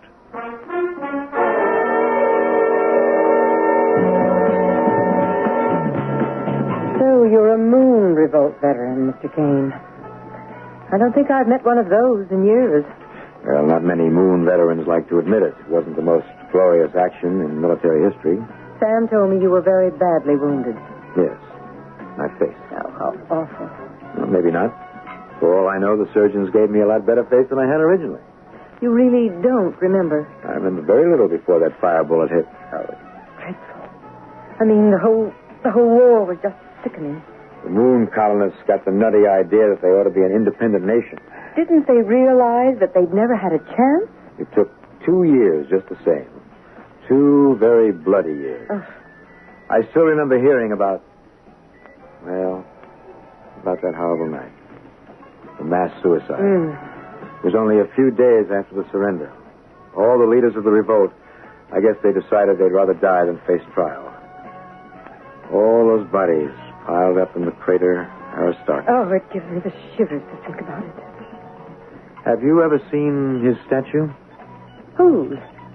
The man they call Arrigo, the leader of the revolt. There's a statue of him at the base of the crater. The only reminder left of what happened there. Oh, it's funny, isn't it? When the revolt was happening, everybody hated that man, Arrigo. But now I suppose we all think of him as some kind of hero. All martyrs become heroes, I guess. But when they sent me to the moon, all I cared about was getting off alive. And now? Now, what do you care about, Toby? Staying alive, the best way I know how. And if that means fleecing a rich old widow, here's to the fleecing.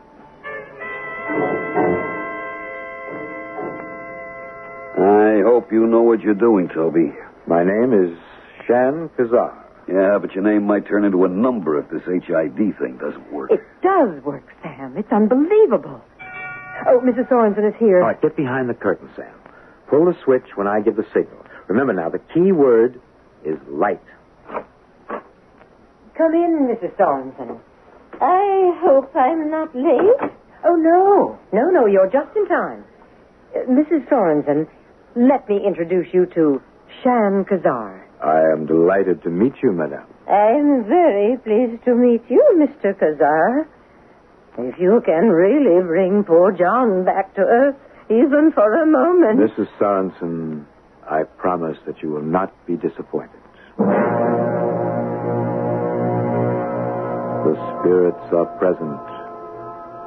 I can see something glowing in the darkness. It's a light from the other world. Can you see it, Mrs. Sorensen? Oh, yes, I see something. Someone. Oh, dear God in heaven, it's him.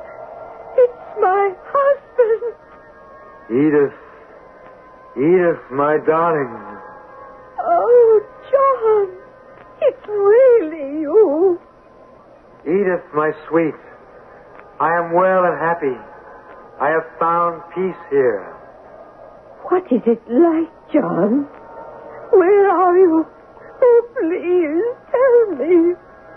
Do not ask me such questions, Edith. You must guard your health and your finances. You must take care of the money I left you. Yes, I will. You must invest it, Edith. Invest it wisely. But how, John? You told Madame Nemo. No. Do not believe that woman. She is an impostor, Edith. This is the first moment I have spoken to you from the other side. But what about the money? Should I invest it in those asteroid shares? Yes, my precious wife. I have had a glimpse of tomorrow. You will be wealthy. You will continue to have the earthly comforts I wish for you until the hour of our reunion. John, you're beginning to fade. I must go now, Edith. I must return. Wait. One more moment. He is going, Mrs. Sorensen. Back to beyond the curtain.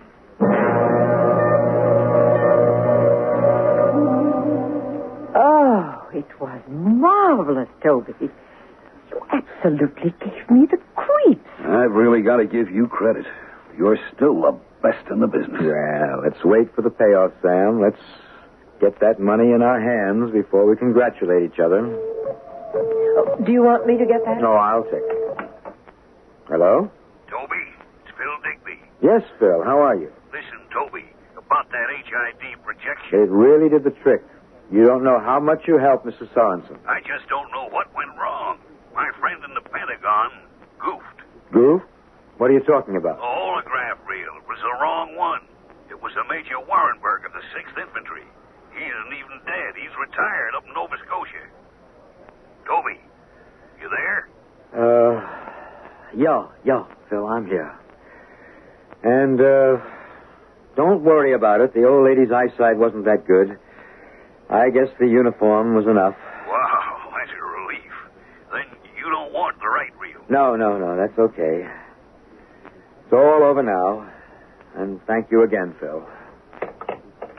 What is it, Toby? Is something wrong? Oh, I don't know. But that wasn't Major Sorensen the old lady saw. And I don't think her eyes were that bad. She knew I wasn't Oriental even with this makeup on.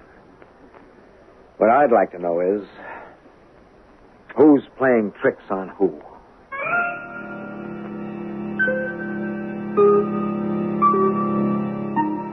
Toby Kane is a man who's used to having things go the way he planned. But suddenly a victim of a swindle has done something unexpected. Mrs. Sorensen has been fooled too easily. And Toby Kane has learned that nothing comes that easy. Not even in the world of 2043. We'll return to that world with Act 2 shortly.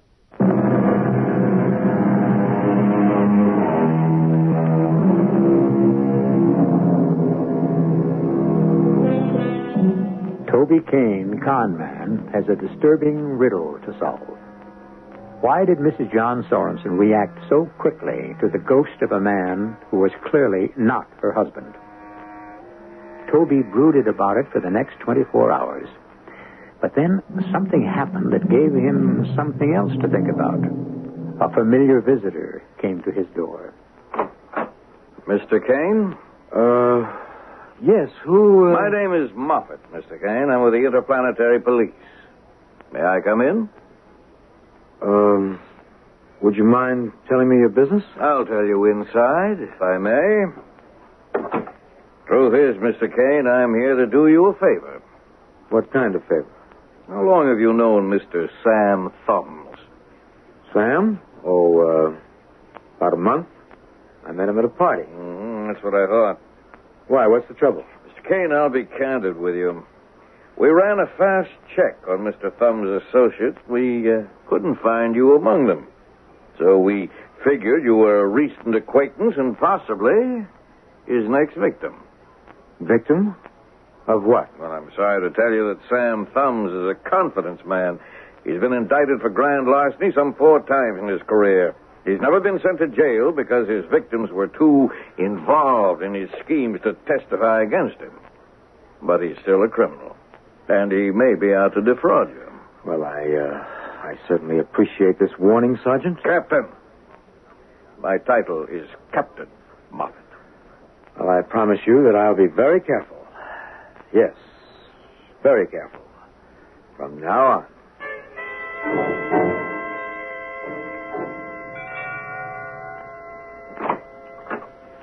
Yes? Mrs. Sorensen, I'm the one who called this morning. Oh, yes. You said your name was... what again? Kane. Toby Kane. However, my name was George Spanner when I served with your late husband in the 1st Moon Division. Yes. Won't you come in? Very good of you to see me, Mrs. Sorensen. Oh, I see you have a portrait of your husband. Yes. Well, he's certainly a fine-looking man. Mr. Spanner? Or Kane, or whatever you call yourself. Would you kindly tell me why you wish to see me? Well, as I said, your husband and I were in the same hospital together. That simply is not true. Pardon? My husband was killed at the Battle of Pluto Crater. He was never brought to any hospital. He died instantly. Now, just what is it you want? All right, Mrs. Sorensen. I'll put my cards on the table. I understand that you're interested in purchasing stock in the Saturnian Asteroid Company, and that you've been talking to a man named Sam Thumbs. Why should that be any business of yours? Because I believe I can save you a great deal of money. I know certain things about Mr. Thumbs and about this asteroid mining project. I'm sorry, Mr. Kane, but I am not interested in what you have to say. But you can give me a chance. Yes. That's exactly what I'm doing. I'm giving you one chance to leave this place before I call the police. Sam, something is wrong here. Very wrong. Now tell me again. How did you get the lead on old lady Sorensen? It was Vanessa. Vanessa? So what? Well, didn't it ever occur to you that Vanessa might have been part of a police trap? Did you ever stop to think she might have been working for my old friend Moffat? Moffat's on Callisto. He's on Earth, here. A few hours ago, he was in my hotel room trying to protect me from you. Oh, Vanessa's okay, Toby. I swear it. Listen, it was her idea to get you into the act. What did you say? It's true. Vanessa was the one who told me that you were available. Oh, you fool. Don't you see what that means? How could Vanessa know so much about me unless the cops told her? Toby, I just don't understand why you're so upset when everything is going just the way we planned. The way who planned, Vanessa? Tell me how you knew about my escape from Callisto. Oh, this is ridiculous. I didn't even know you were George Spanner or Harry, whatever you called yourself. It was Sam who found out you were back on Earth. That's not what he says. Toby, the only reason I stayed interested in Sam was because he was your friend. Because I wanted to get close to you. This close. Oh! Oh, darling, I'm so sorry. These long fingernails of mine, they scratched your neck. Now you can scratch your memory. You can tell me if you know a cop named Captain Moffat. Don't do this, Toby. Be nice to me the way I want to be nice to you. Kiss me, Toby. Toby, aren't you feeling well? I feel dizzy all of a sudden. Oh, you poor darling. Come, sit down. My neck is burning. Oh, these awful cat claws of mine. I really should cut them down, shouldn't I? I can't see straight anymore. Oh. You did something to me. Stuck a pin in my neck. Toby, sit here. Don't fall and hurt yourself. Drugged. You've drugged me with something. I can't see. Can't stand up.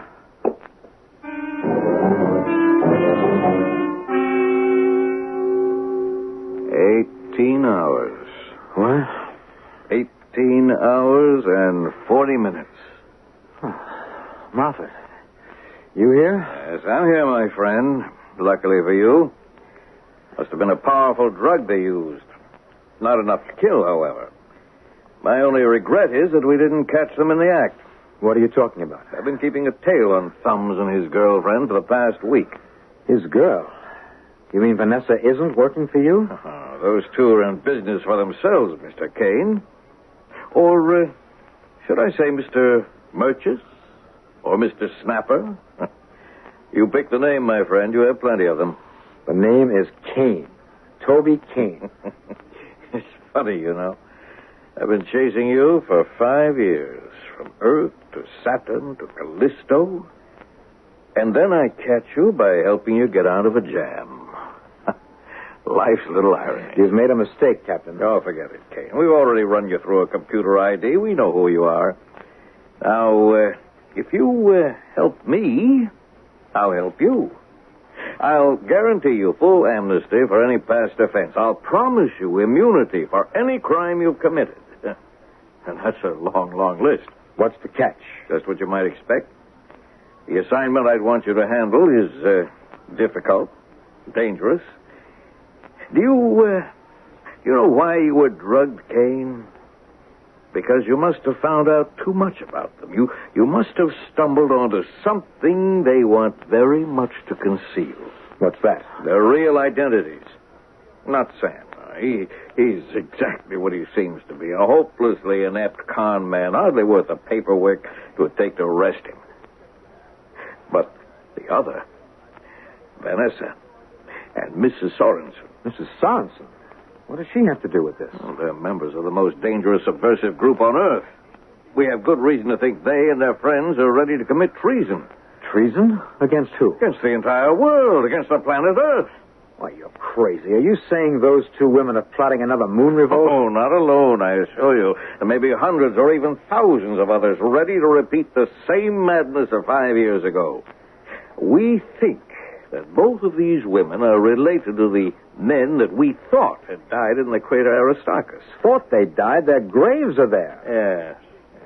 But we're beginning to doubt the identities of the men buried in those graves. Now, we've begun to suspect that the Earth forces were victimized by a hoax. A con game, if you like. You mean they're still alive?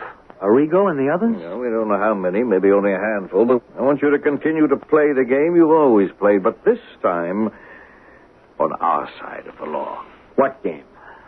Well, I want you to continue to be a cheat, a swindler, a liar, a pretender, only I want you to victimize a very special group of suckers.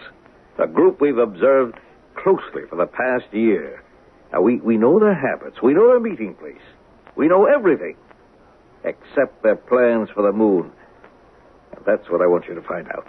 Well, why should I be successful? Because you're going to have another face change, Kane. An official one this time. Here, we want you to look like the man in this photograph. My God. That's right.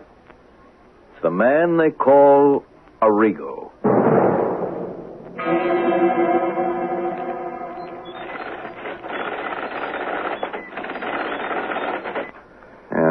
Here's the printout. Now, you take these, Kane. They contain every available fact in the life of Arrigo. 10 biographers couldn't have collected so much data if they'd conducted 10 years' worth of research apiece. Well, it's still not going to work. Even if I learn every single fact there is to know, there'll be other facts that could trip me up. Yes, we recognize that possibility. It won't be enough to have Arrigo's face, even his voice, and memory, and manner.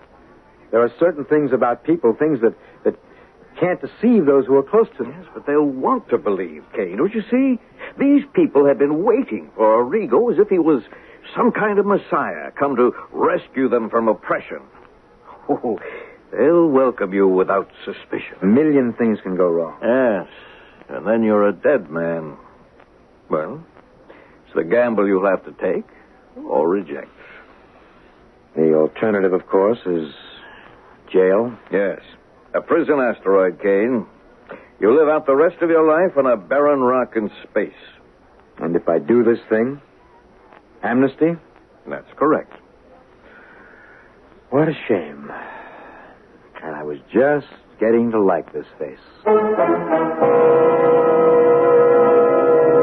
There's an old saying that one must set a thief to catch a thief. But does it really apply here? Can a swindler, a con man, and a criminal have enough brains and heart to overcome a group of dangerous insurgents? Can Toby Kane walk into their midst and learn their most important secrets? Or will he die in the attempt? We'll find out shortly in Act 3.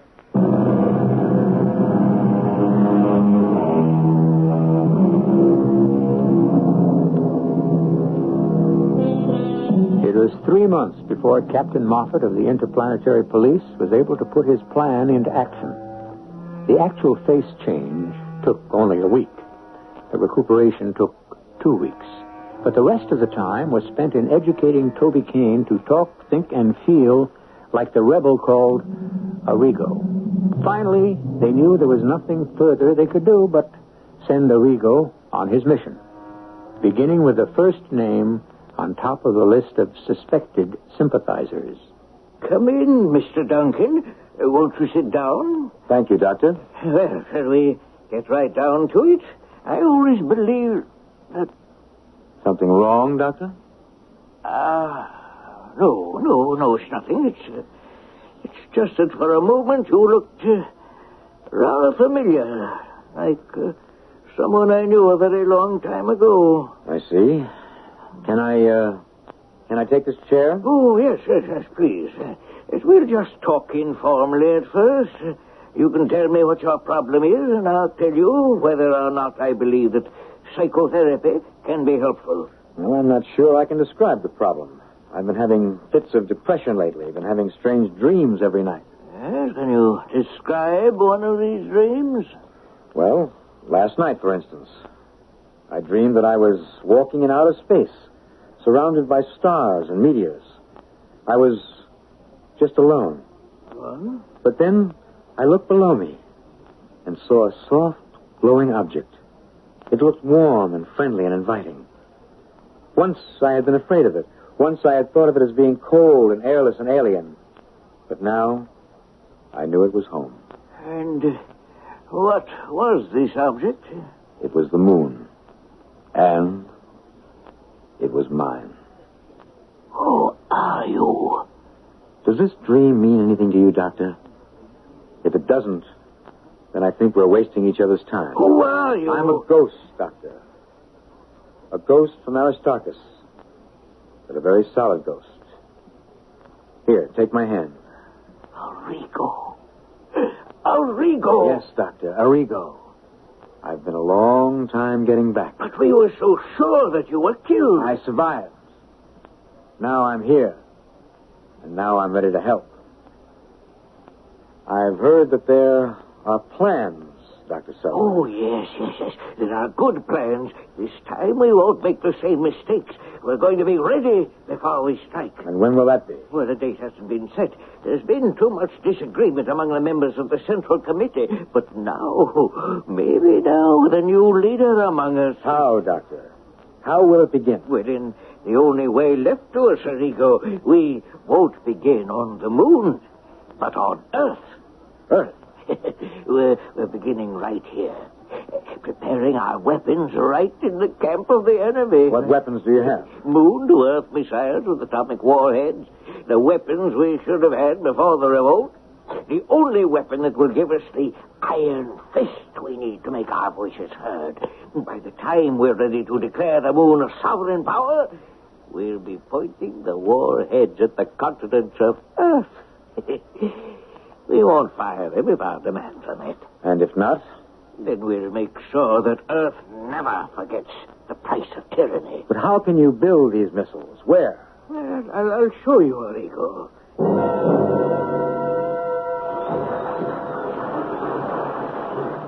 How strange, Doctor. So much noise in a hospital. Well, this is a very unusual hospital, Arrigo. Populated by a very unusual breed of lunatics. Lunatics? Yes. The idea came to us 5 years ago. What would be a better hiding place for our activities than a mental home? So we built this hospital and filled its rooms and wards only with patients marked by that special madness of the moon children. It was a brilliant idea. Well, what you see here is only the tip of the iceberg. That noise you hear comes from below, from an underground missile factory.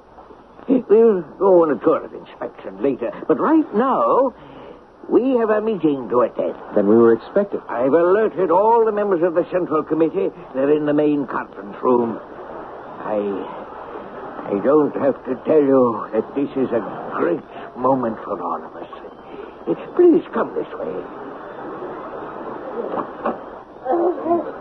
Ladies and gentlemen, Arrigo. Arrigo. You fools! This is not Arrigo. This is not my son. No, wait. You must give him a chance. You think I wouldn't know my own son? This man is an impostor, an impersonator. You've been duped by a police spy, Selwyn. But I've talked to him. I've asked him questions that no one but Arrigo himself could answer. Well, you must remember it's been years since you've seen him, Mrs. Sorensen. Mrs. Sorensen? So that's what you're calling yourself now, Mother, huh?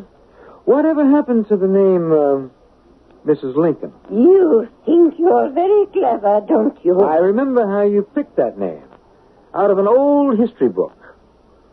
Where did you get Sorensen from, Mother? You think you can convince me, don't you? But you're wrong, the imposter. You really are my son. Sing it. Sing the song we used to sing together when you were a little boy. I don't think I can remember it. My son would never forget that song. It's been so many years. Arrigo would never forget. But Arrigo is dead. And you must die, too. Now, wait. Listen to me. Mother, if you'll just look at me more closely. Like this. Look out! He's got her! Stop! Don't shoot! You'll hit Mrs. Sorensen. That's right, everybody. You'll hurt your friend, Mrs. Sorensen. And if you don't let me out of this place, I'll hurt her myself. She's an old woman. Yes, and I haven't killed an old woman for days. I'm feeling the urge right now. So let me out. This is marvelous, Kane. Absolutely marvelous. With this information, you can wipe out this nest of rebels in 6 hours. They were so anxious to believe that Arrigo had returned that they forgot to be cautious. Well, you've done a magnificent job, Kane. A magnificent job for us and for the entire world. I don't want any medals, Captain. I just want that freedom you promised me. Well, a medal would be a lot easier. What was that? Freedom is the only thing I can't grant you, Kane. I know I made you promises. What are you talking about? What's that gun for? I wish things could be different, Kane. You've accomplished something that I could never have done by myself. You saved thousands, perhaps millions of lives. But that doesn't blind me to the fact that you're a criminal. A dangerous criminal who can't be turned loose on society. I can't believe this. After you The swore... only oath I've ever taken sacred is the oath of my office. Well, you're not sending me to any prison asteroid, Moffat. You'll have to kill me. I'm a policeman, Kane, not an executioner. But I can be both if you force me. Well, then you'll have to be both. Don't let you... Are you all right? Have you been hit? My leg. Stay where you are. I'll get a doctor. Vanessa, you killed him. You killed Moffat. To save you. And to save us. Well, then you're one of them, too, the Moon Rebels. Mrs. Sorensen told me what happened. I thought you might return here, that you would never meet Moffat on his home ground. Well, then why don't you kill me, too? I know as much as Moffat does. Please try to understand. They didn't know who you were at the hospital. They didn't know you were Toby Kane. Toby Kane? That doesn't make any sense. Mrs. Sorensen didn't know you were Kane. That's why she accused you of being an imposter. I don't understand. Listen, and listen hard. I was the one who got Sam Thumbs to send for you. I drugged you because we planned to kidnap you, to take you to the hospital where we hoped to restore your memory, to help you recall the past. They tried that at the Army hospital. Yes, we know. Your memory was destroyed the night we died in the crater Aristarchus. Most of us escaped, but you were brought down by a fire bullet. You were wearing an Earth uniform so that you were mistaken for one of them and brought to a hospital on Earth. We didn't know the true facts then. We thought you'd been killed. But after the war, we found records that made us believe that you were alive, Arrigo. Truly alive. Arrigo? Yes. You're Arrigo. The face you wear is your own face. What an ironic joke on Captain Muffet. He gave you back the face you were born with. And Mrs. Sorensen? Your mother. She did believe you were an imposter because she knew that her son was wearing the face of Toby Kane. She never expected to see Arrigo with his own face. I can't believe it. I don't remember anything before the hospital. They had me convinced that I was an Earth soldier. I never knew why I hated the fact so much. You will remember. We need you to remember. We need you to lead us. And I need you to love me. Look at me, Toby Kane, Arrigo. I am your wife. Here it is, Colonel. A recorded message from the moon base. Put it on the screen, you idiot. Let's hear what this madman has to say. Yes, sir. I can't understand it. A whole garrison of moon troops surrendering without firing a shot. And now this lunatic with his demands. All ready, Colonel. Well, play it. My name is Arrigo. It is him. My name is Arrigo. And I am spokesman for the Provisional Government of Luna. The moon is no longer a satellite of Earth. From this day forward, the moon is an independent world with full sovereign powers to choose its own leaders and determine its own future. We are prepared to defend this independence with our lives because we are the children of the moon. And the moon is ours.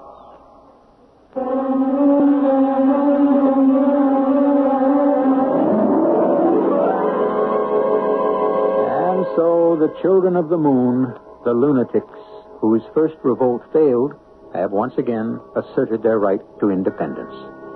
Will it succeed this time? Have they prepared themselves enough to convince the powers of Earth to let them find their own destiny? The answer to that question is in another story and another time. I'll be back shortly.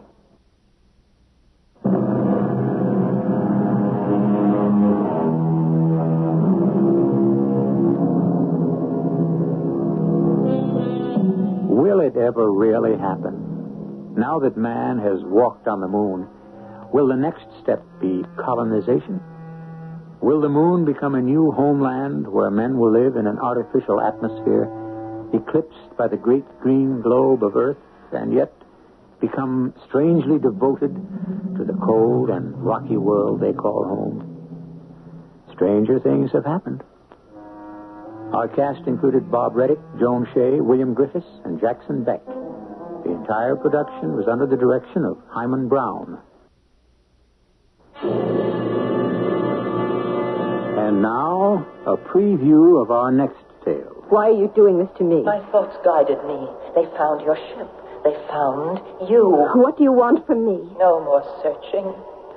Your hands are my hands. No. Your eyes are my eyes. It's impossible. I live again in the sunlight again. We live. No.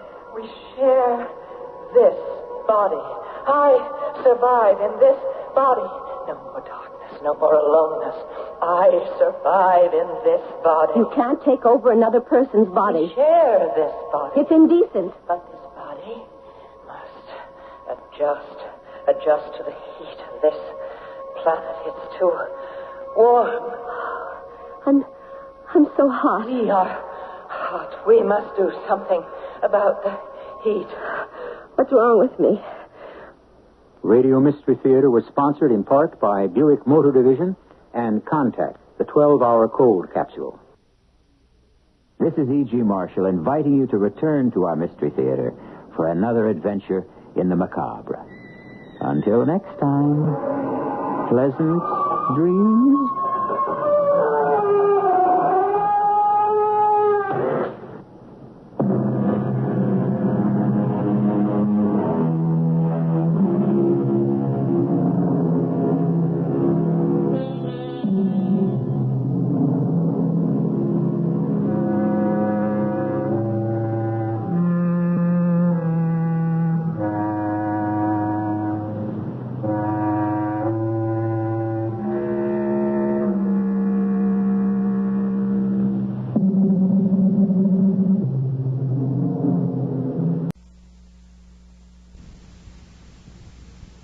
CBS Radio Mystery Theater presents...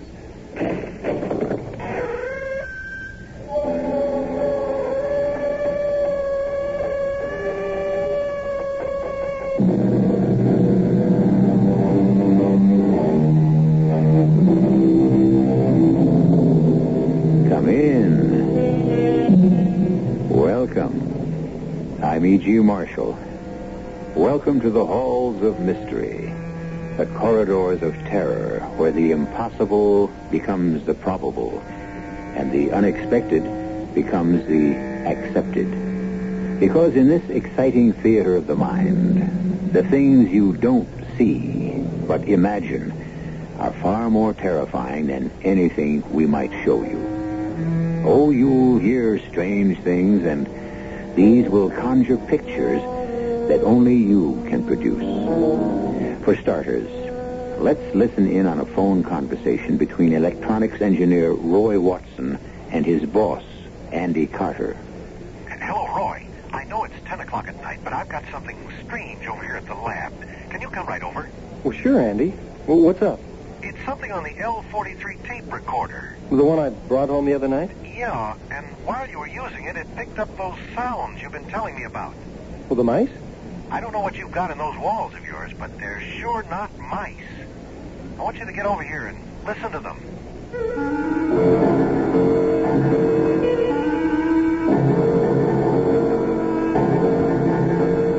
Our mystery drama, Sagamore Cottage, was written especially for the Mystery Theater by Bob Juran and stars Bob Caliban and Carmen Matthews.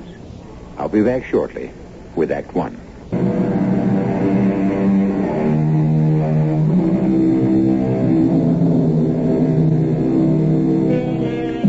Large houses have large shadows and large secrets.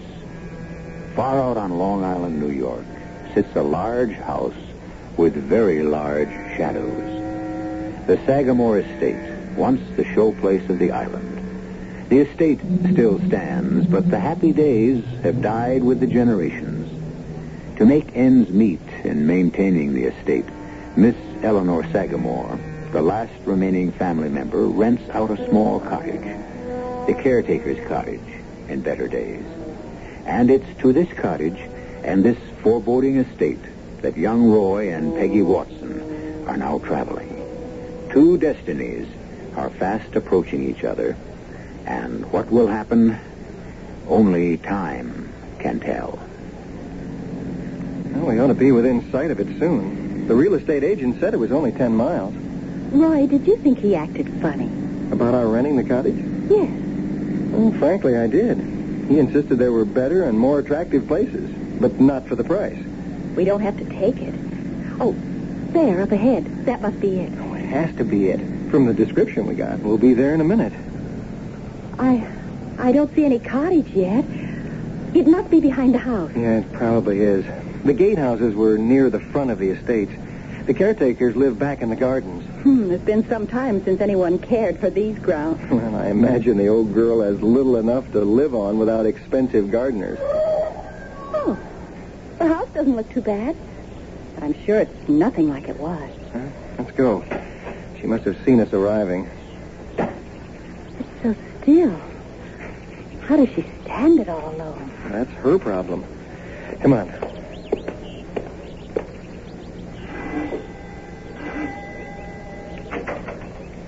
You didn't have to ring. I saw you. Miss Sagamore, we're the people about renting the cottage. I know it. Who else would be coming up to Sagamore? Well, can we see it? You'll have to see Miss Sagamore first. She must decide if you're right for it. Well, then you're not... I'm Margareta. Show them in, Margareta. Don't stand there crabbing. You heard her. Come in. I'm Miss Sagamore. How do you do? That will be all, Margareta. Yes, Miss Sagamore. Shall we retire to the library? Actually, I could answer the door faster than Margareta, but she's been here so long I couldn't hurt her feelings. I have to allow her the chores. I understand. It's nice of you. We arrived at Sagamore the very same day. She came to work as a housemaid the day I was born. But you're interested in the cottage, not in us? Well, we would like to see it. Please sit down. What brings you to the island, Mr. Watson, is it? Yes. I'm starting a new job out here with Crown Electronics. Oh, that ghastly building 2 miles down. I've heard they do evil things in there. No, it's an electronics research firm. Ray guns and weapons. Not quite. We're experimenting with a new transistor. I've been hired to head a team. It's my specialty. I know nothing about it except it's evil. But I won't hold it against you. I like you both. You know Mrs. Watson? You strongly resemble Marie Antoinette. Has anyone ever told you that? Well, no. A striking resemblance. Turn your head a little to the side. Oh, well. Yes, even the profile. Perhaps we could see the cottage? Oh, of course. I get carried away sometimes. That's all right. I knew I married a queen. It's quite remarkable. Quite.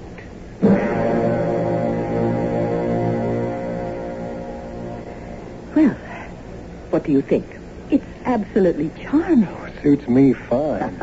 Then you'll take it. I'm so glad. The rent's only $200 a month. That's the best part about it. We hope to have our own place by next summer, but living here will be a delight. It has a lot of character.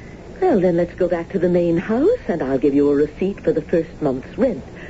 I don't ask for a lease or anything like that. You look like reliable people. Thank you. And desirable people. Very desirable.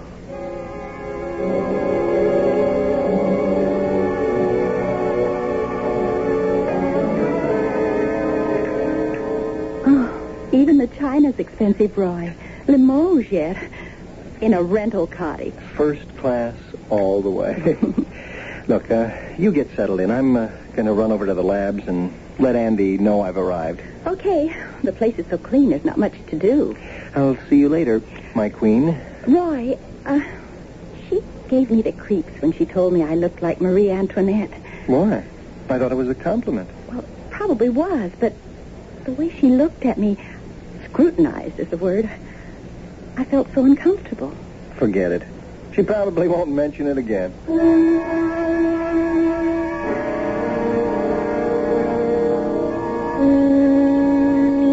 Roy, I didn't expect you till Monday. When'd you get in town? Yesterday. We wanted to get settled first, so we drove in and got us a place to stay. Great. But you don't have to be on the job till Monday. Oh, I thought I'd take a couple of days to look around, get familiar with the plant ahead of time. I like that kind of attitude. I think we're going to work well together.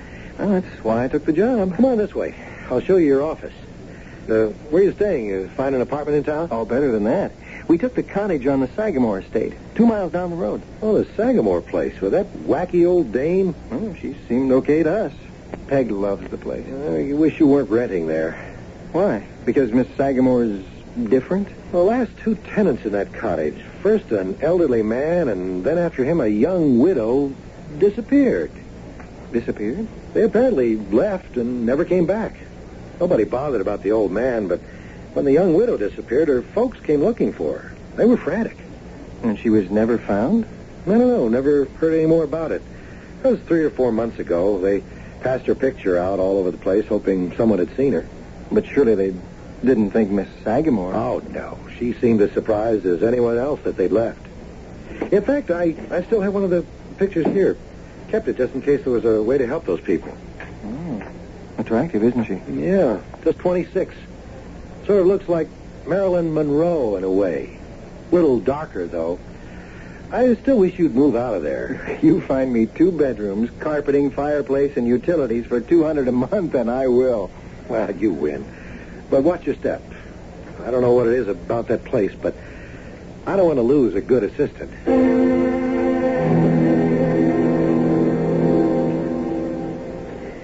Hello. May I come up?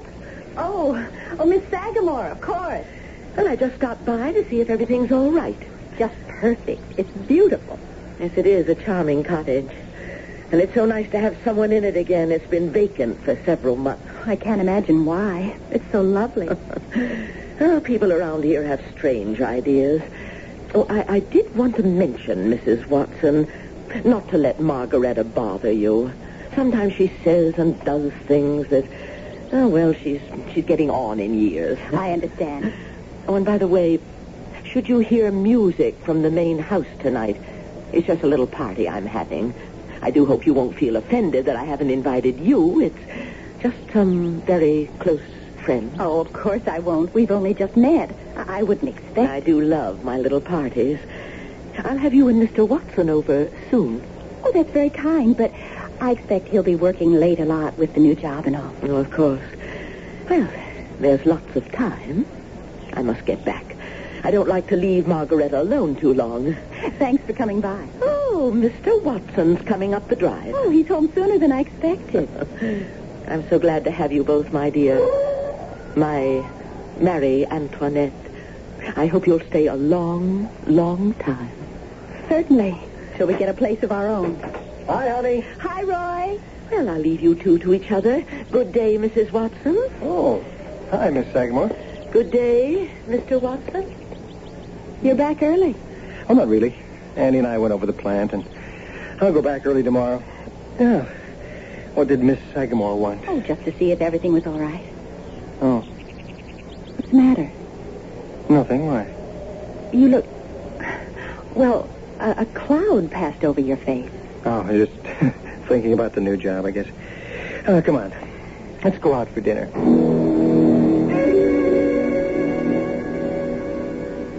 You should eat your potatoes. I'm not hungry. You know I never eat very much before a party. I don't know why you insist on filling my plate with a lot of food I won't eat. It's not the party. It's them, isn't it? Yes. Do you think it's wise so soon? I don't care. I must. Do you want me to begin? You can start the preparations. But I want to think a little more about him. Oh, I'm bushed. I'm not even going to watch the news. That sounds as though things are in full swing at the main house. You said she was having a party, huh? Mm-hmm. Some close friends. She apologized for not inviting us. That's funny. I didn't see any cars parked out there. I'll get the light. I wonder why she has a party on the second floor. Looks like there's dancing going on behind the curtains. With a house that size, she's probably got 10 living rooms. Unzip, please, huh? I want to get an early start at the plant tomorrow. I still wonder why there weren't any cars out front. What? If Miss Sagamore's having a party, well, wouldn't there be cars? Well, you'd think so, but who knows? Maybe they all came in one car, parked in the garage. I'm too tired to care. Maybe I'll take the train into New York City next week. I'm dying to see Fifth Avenue. Oh, you'll love it. You ready for the light out? I was ready an hour ago. Listen. You're lucky I'm not afraid of mice. Sounds like we have a visitor. See it? It's behind her, in the wall. Oh, I guess the fields are full of them. Oh, if he's not bothering you, he won't bother me. They're kind of cute anyway. Okay. Night, honey. Night. Persistent little character.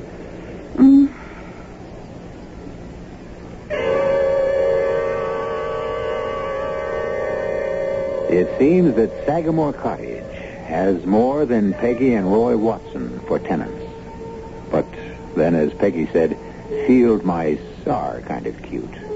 They're really not undesirable, and they generally mind their own business. So Roy and Peggy really have nothing to worry about with a field mouse in the walls. That is, if it is only a field mouse. We'll return to Sagamore Cottage shortly with Act 2. Skittering in the walls of your bedroom is not exactly conducive to sleep. And for Peggy and Roy Watson, it was a restless night. The rustling in the bedroom walls stopped after a while, but the next day at Roy's office... Morning, Roy. Hey, why the long face? Oh, not much sleep last night. Oh? Mice kept us awake half the night. Mice? In the walls, rustling and squeaking. Yeah, I told you shouldn't have rented that place. And Peg's going in to get some traps when she goes shopping. A cat's better. If they're field mice, and they probably are, they can grab that bait without setting off the trap. They don't weigh half an ounce, you know. But a cat, now he'll take care of them. Yeah, maybe you got a point. I'll talk to Peg about it tonight. Feel like starting on that transistor scheme today? Sure. Fine. I'll have Jim McDonald set you up. And say, you might check with him about a cat. His house usually has a litter or two. His wife has a soft heart for strays. Okay, I'll get me a cat.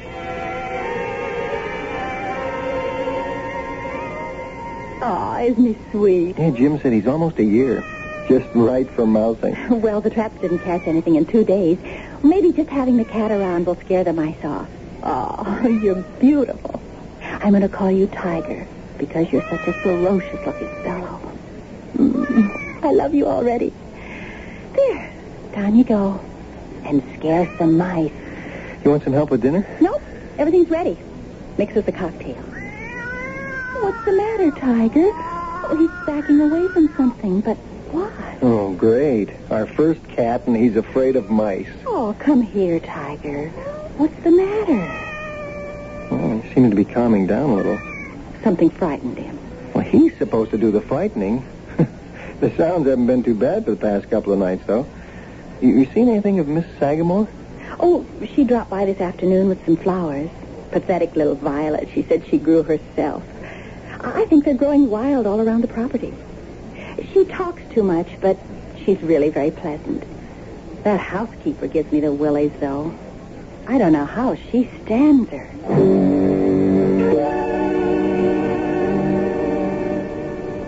Time for your tea, Miss Sagamore. Oh, I don't want it, Margaret. That doesn't matter. It's time. Oh, if things are to work, they must be done exactly. It's always been that way, you know it. But I still can't see what my tea time has to do with it. It has always worked. Don't question it. The violets are in the house. Yes. She didn't seem surprised or anything. No reason to be surprised over a few violets. Is it ready yet? Almost. I can hardly wait. You know, they all take time. And some are slower than others. Drink your tea.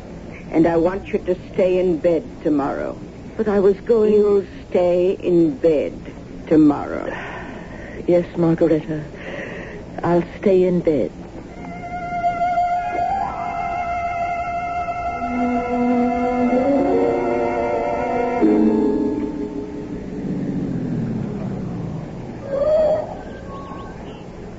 That's strange. I was sure I closed the house door behind me when I left. Oh, hello, Tiger. Hey, you didn't open the door, did you? Well, it's a good thing I came back for the tape measure.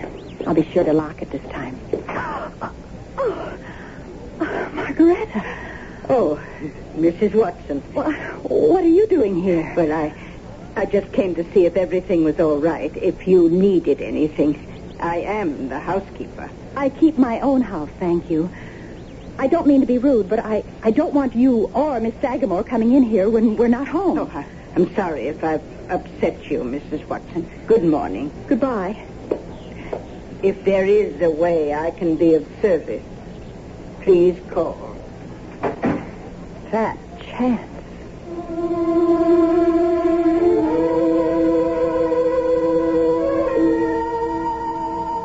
I don't like that woman. The sooner things start working, the better. It can't be too soon to suit me. I wish she hadn't surprised me in the cottage. It's just liable to make her too suspicious.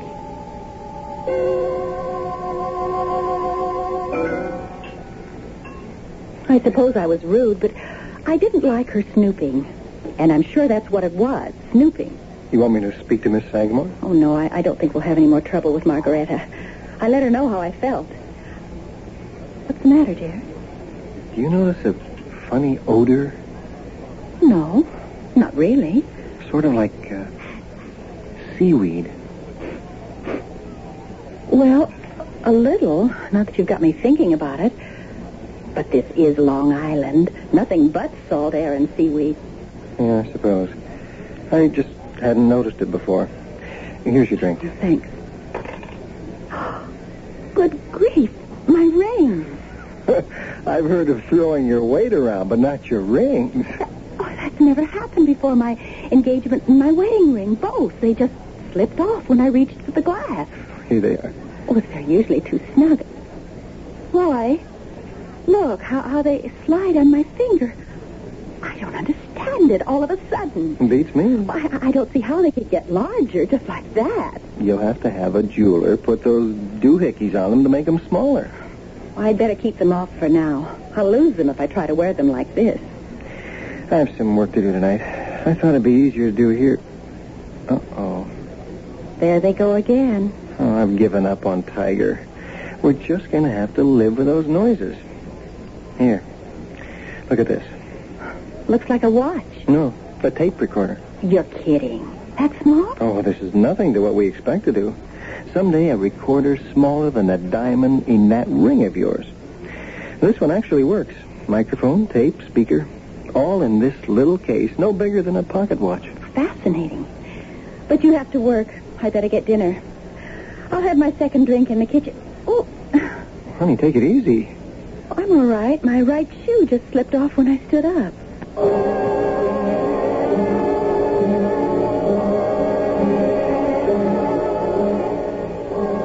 Oh, Good morning, Mrs. Watson. I hope you don't mind a visit. No, of course not. I want to apologize for Margaretta being here yesterday.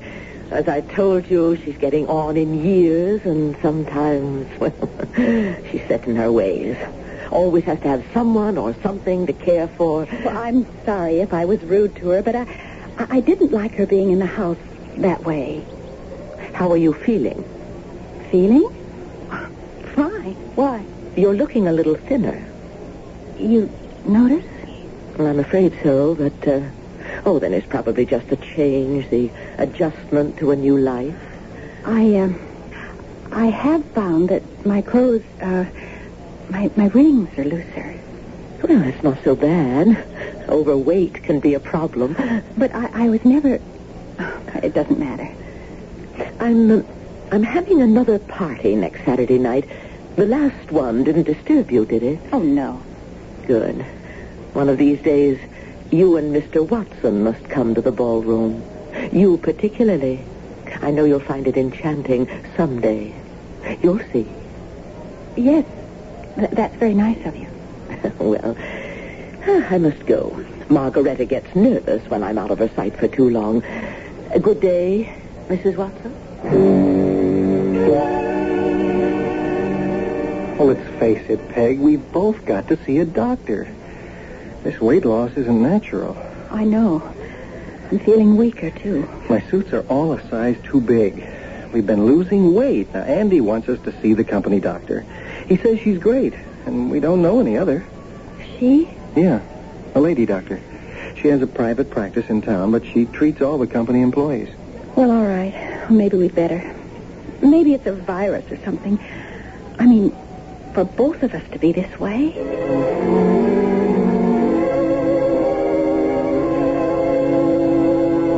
Every test is negative, Mr. Watson.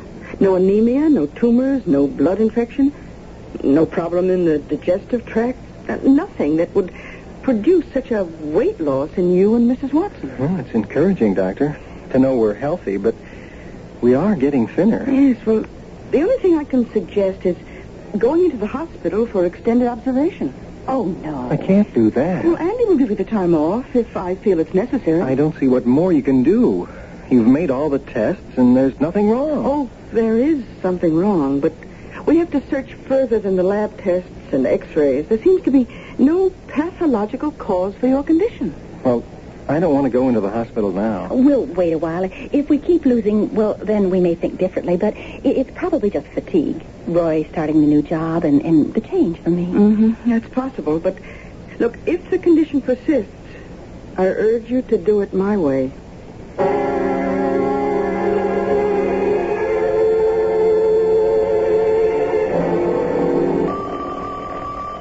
Oh, I get it. Hello? Hello, Roy. I know it's 10 o'clock at night, but I've got something strange over here at the lab. Can you come over? Oh, sure. What's up? It's on that tape in the L43 tape recorder. Well, the one I brought home the other night? Yeah. I don't know what you've got in those walls of yours, but they sure aren't mice.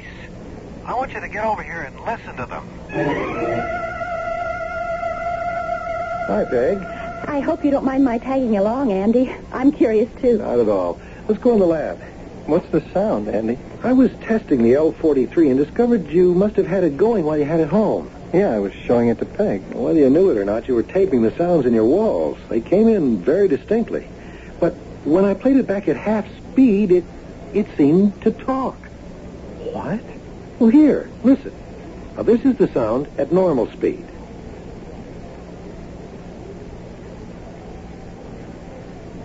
Now, at half. A human voice. I don't know if it's human, but it is a voice saying something. We can't slow the L43 anymore, but if we re-record and slowed the master tape further, we might understand it. But what can it be? There's no one behind the wall, unless they're ghosts. Or coincidence. Variable speeds on tape recorders can produce curious sounds. I'd like to do some more taping in the cottage, Roy, with more refined equipment. Well, I have no objections. Well, how about tomorrow night? The sounds get going at nighttime, don't they? Usually. I'll bring over the M2400 model. It's the most sensitive recorder we've got. Okay. Well, there's no harm in experimenting. If you two insist, then come for dinner, Andy. You can have your fun over brandy.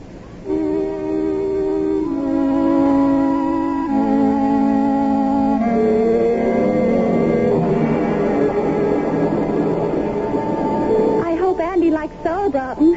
I guess I should have asked. I think he'll eat anything as long as it's home-cooked and not his usual bachelor fare. Well, there you are, Tiger. Your dinner's in the corner. Oh, His Highness finally showed up, huh? Well, he's not wet. He must have been in the bedroom. Look. Wait, he's got something in his mouth. Oh, I'll bet he finally caught one of the... Oh, what would he catch? Well, let's see. What you got, Tiger? Come on, drop it. What is it? Well, Tiger, that's no way to ask. it's nothing but a hunk of straw. Oh. Well, there's your seaweed smell. Well, let's see. It's a little straw doll. Oh. I wonder where he found it. Well, he seems to like it. It's his toy. Look at him play with it. Well, I've got to look at the potatoes. Oh, there's Andy. I'll get it. Hi, Roy. Not too early, I hope. No, never. Come on in. Where can I put this tape machine? Over here on the table. We'll set it up after dinner. Oh, things have been quiet tonight. Hi, Andy. The cook will be with you for cocktails in a minute. Yeah, good time. Charming little place here, all right. What's going on up at the main house? Oh, another of Miss Sagamore's parties, probably. I thought I heard music up there. Fix the drinks, Roy. I'll be right in. Andy? Scotch is fine. Something wrong? Just an odor. I've smelled somewhere before. Oh, yeah. That's Peg's sauerbraten. No, it's not that. Well, what is it, Andy? Well, you must have noticed it. Oh, that damp seaweed smell. Yeah, we have it all the time. Well, we've gotten used to it. You can't live near the beach without sea smell. Andy, what's the matter, for heaven's sake? That's not seaweed. It's straw. An unmistakable odor. And there's only one thing that smells like that. Just exactly like that. What? The straw in a voodoo doll.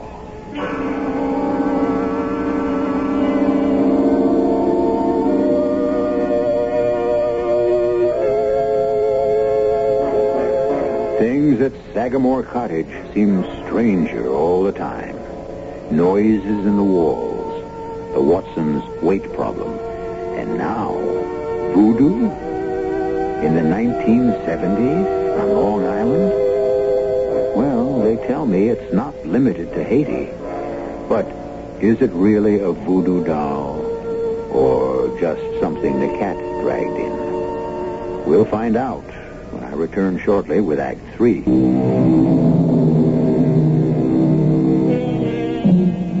Good rentals are hard to come by these days. To get a delightful cottage on Long Island with wall-to-wall carpeting, fireplace, utilities, 2 bedrooms furnished, and all for $200 a month? Well, you've got to expect some drawbacks, like noises in the walls and perhaps voodoo dolls the cat brings in. Are you serious, Andy? I had some experience with them when I was on college field training in the West Indies. And there's no smell quite like the straw of a voodoo doll. It's quite unmistakable. But voodoo here? Oh, good Lord. That thing Tiger brought in. It was a hunk of straw. Shaped like a little doll. What? Well, the cat had a straw thing in here earlier. We didn't think anything about it. Where is it? Well, Tiger was playing with it like a toy. It must be around here someplace. Well, forget dinner for the moment, please. I must see that thing. Well, I'll see if Tiger's in the bedroom. Well, he brought it into the kitchen first. Let's try there, Andy. Now, you may think I'm making too much of this. Well, I don't know what to think, but you don't expect me to believe Miss Sagamore and that weirdo maid of hers are bewitching us. Look, I smell something I don't like. You describe a straw doll the cat found.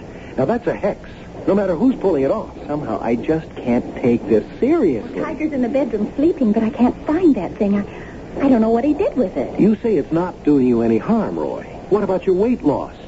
What? Just tension and fatigue. Dr. Mason didn't think so. She wanted more tests. You're suggesting our weight loss is due to a hex? I suggest you both get out of this cottage as fast as you can. Now, forget the recording we were going to do. Forget looking for the straw thing. Pack up and get out tonight. Roy, I'm frightened. And you better be. I told you about the others, Roy. What others? I never told her. An older man who lived here before, then a young girl after him. Both disappeared, never a trace. Roy, is that true? All I know is what Andy tells me. It's true. How or where they disappeared to, no one knows. But there's something unholy here. And I want you two out of it. Roy, that odor we thought was seaweed. We first noticed it the day after I surprised Margaretta in the cottage. Do you think... She was planting the doll here? Could be. It's been hidden in here all the time until Tiger found it. Okay. Let's not lose our scientific heads. I wouldn't wait, Roy. Just leave. You're paid in advance. Take my apartment. I'll bunk in with Jim McDonough. Okay, Andy. We'll get out, but one more night's not going to make any difference. Okay, that's up to you. But you'll leave in the morning? I'll tell Miss Sagamore. First thing.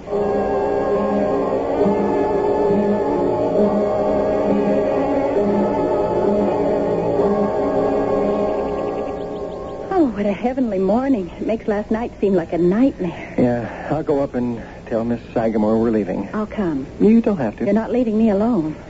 It's too bad we couldn't get any more tapings last night. Not a sound in the walls. Frankly, I don't care. I'm sorry to leave this charming cottage. We won't find another one as pretty, but I hope we don't find another one as sinister. Oh, come on, Peg. I don't think there's anything sinister here. I really don't understand Andy. For a scientist like him to go ape over what he thinks might be voodoo. That is what frightens me. Andy's a reasonable, logical man, and he's concerned. He's no superstitious kook. Well, we'll have done with it. Goodbye, Miss Sagamore. I looked all over for that straw thing this morning. I couldn't find it. Oh, Tiger probably took it out in the rain and it's gone. I can't believe neither of them aren't home. I'll try the door. It's not locked. Miss Sagamore? Hello? Still isn't. Miss Sagamore? Should we go in? Oh, no reason to. I'll leave a note in the cottage. Well, they're evidently not here. But I would love to see upstairs before we go. Now who's snooping? You're right. But let's just take a peek, huh? Okay. Maybe they're upstairs and didn't hear us. Yeah, I still think we should leave a note.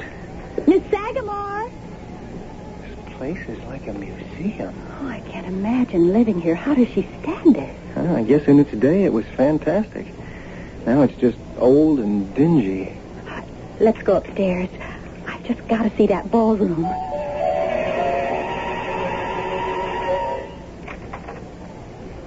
Oh, Roy.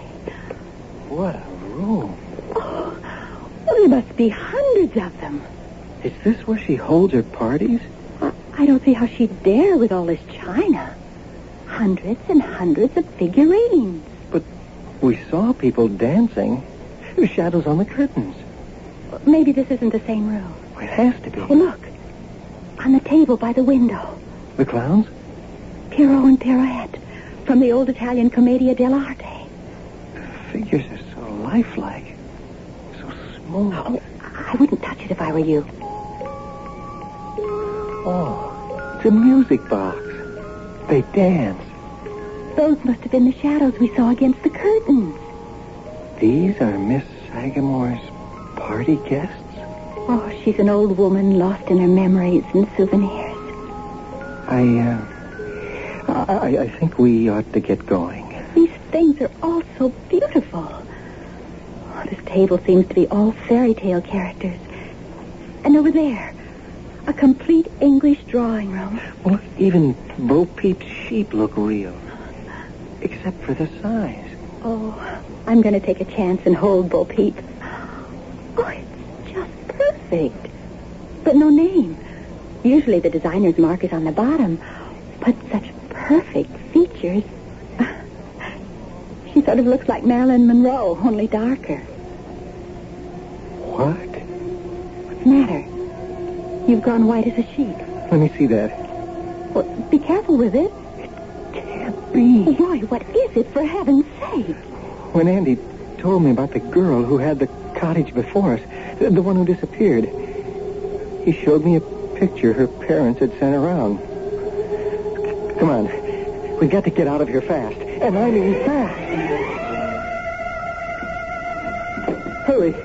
Just hurry. Don't pack. Just get the stuff out of the car as fast as you can. I'm hurrying. Oh, get out of the way, Tiger. Oh, Roy! What is it? In the drawer. Another doll. Don't touch it. It wouldn't matter. The spell is cast. How did you get in here? There is no escape. Roy, what's happening? There is no escape. Roy, I'm shrinking. We're both shrinking. Peggy, run. Try to get away. I can't. The cat! Tiger! It's gigantic! Run! Hide! There is no escape. Help me!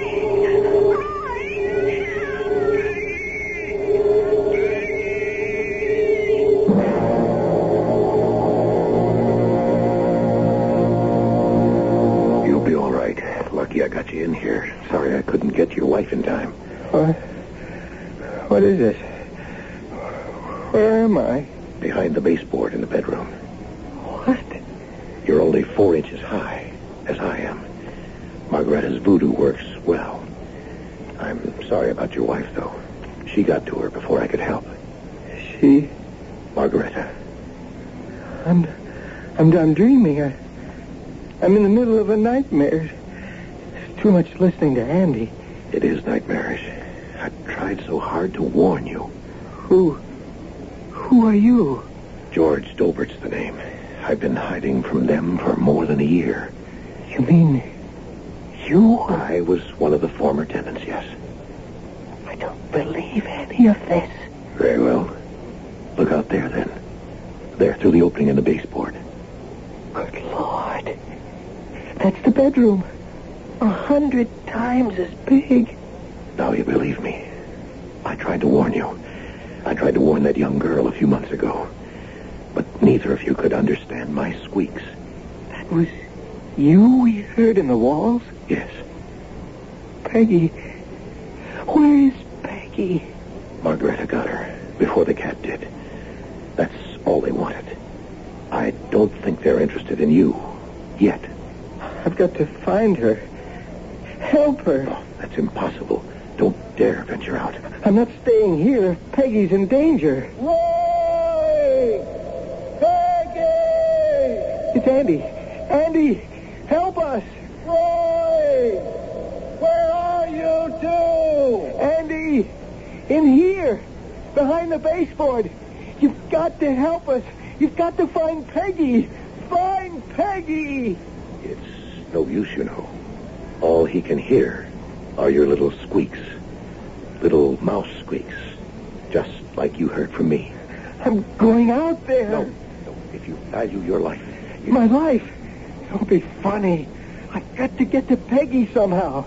I'm not staying here if Peggy's in danger. Don't. You can't help her. I'll show you how to live in here, how to get food, how to avoid them. Not a chance. I'm going after Peg. Stop, Mr. Watson.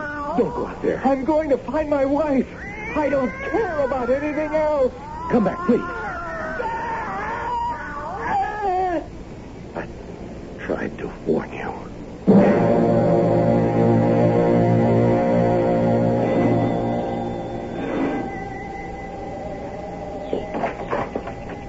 Yes? Miss Sagamore? Oh, you're from the weapons factory. I remember you. Oh, forget about our past differences. I want to know what happened to the Watsons. What happened?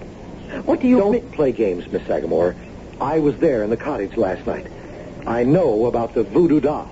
And now they're gone. Gone? I warned them to get out, but all their things are still in the cottage.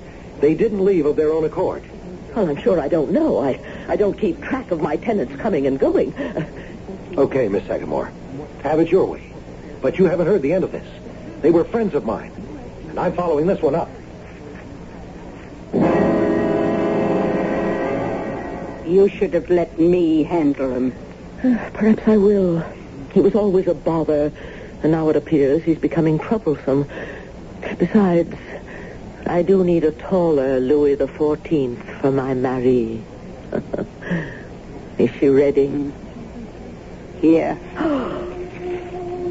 Margareta. She's perfect.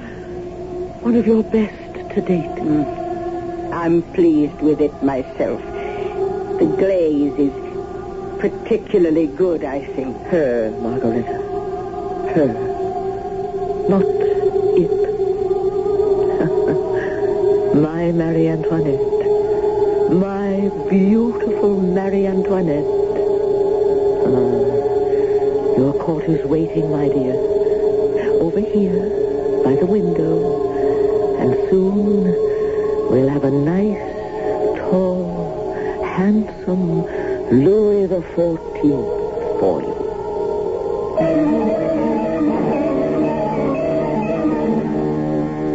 Well, at least this Marie Antoinette won't lose her head, unless, of course, she happens to fall to the floor, which seems unlikely under Miss Sagamore's watchful eye and loving care.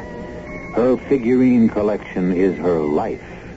I suppose for Peggy Watson, it was her fate. She ended as she did for two reasons, really. The first, she was the spitting image of Marie Antoinette. The second, she made the mistake of renting Sagamore Cottage. I'll be back shortly.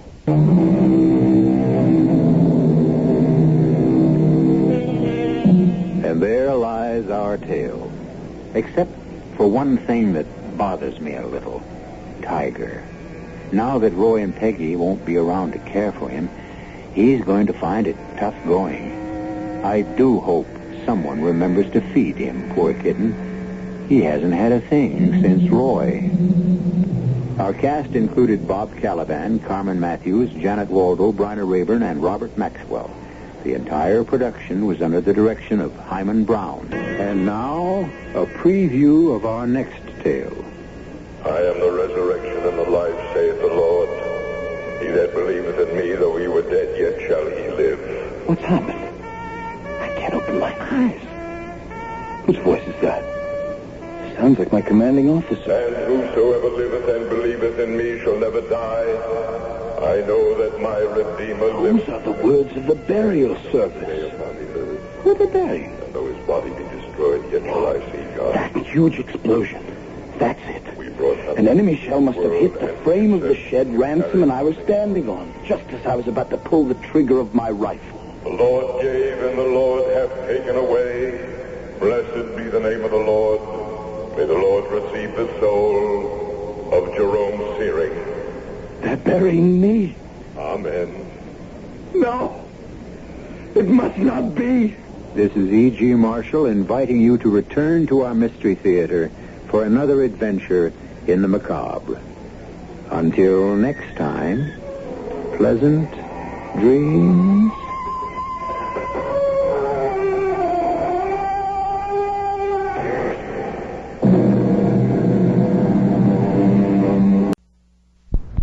The CBS Radio Mystery Theater presents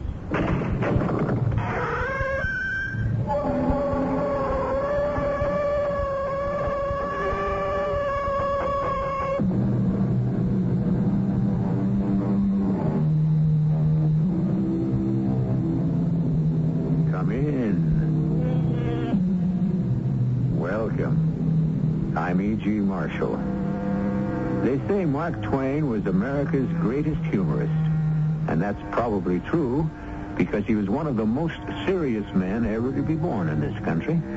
To Mark Twain, laughter and tragedy were two sides of the same coin. And most of the time, the coin was counterfeit, which in itself is the great joke life plays on most of us.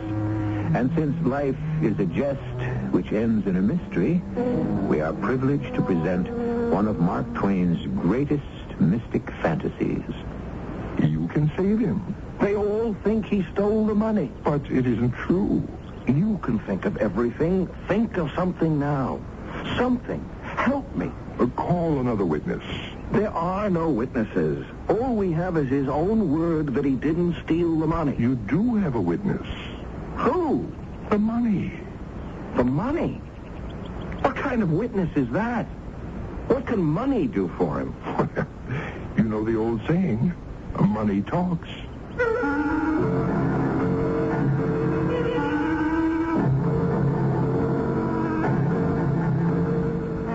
Our mystery drama, The Mysterious Stranger, was adapted from the Mark Twain classic especially for the Mystery Theater by Sam Dan and stars Tony Roberts. I'll be back shortly with Act One.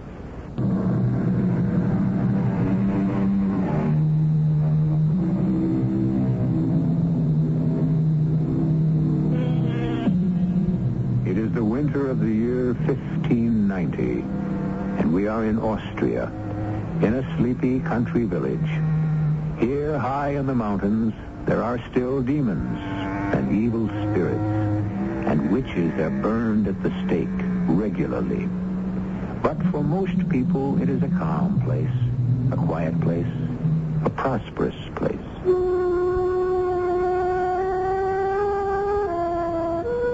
My name is Theodore Fisher.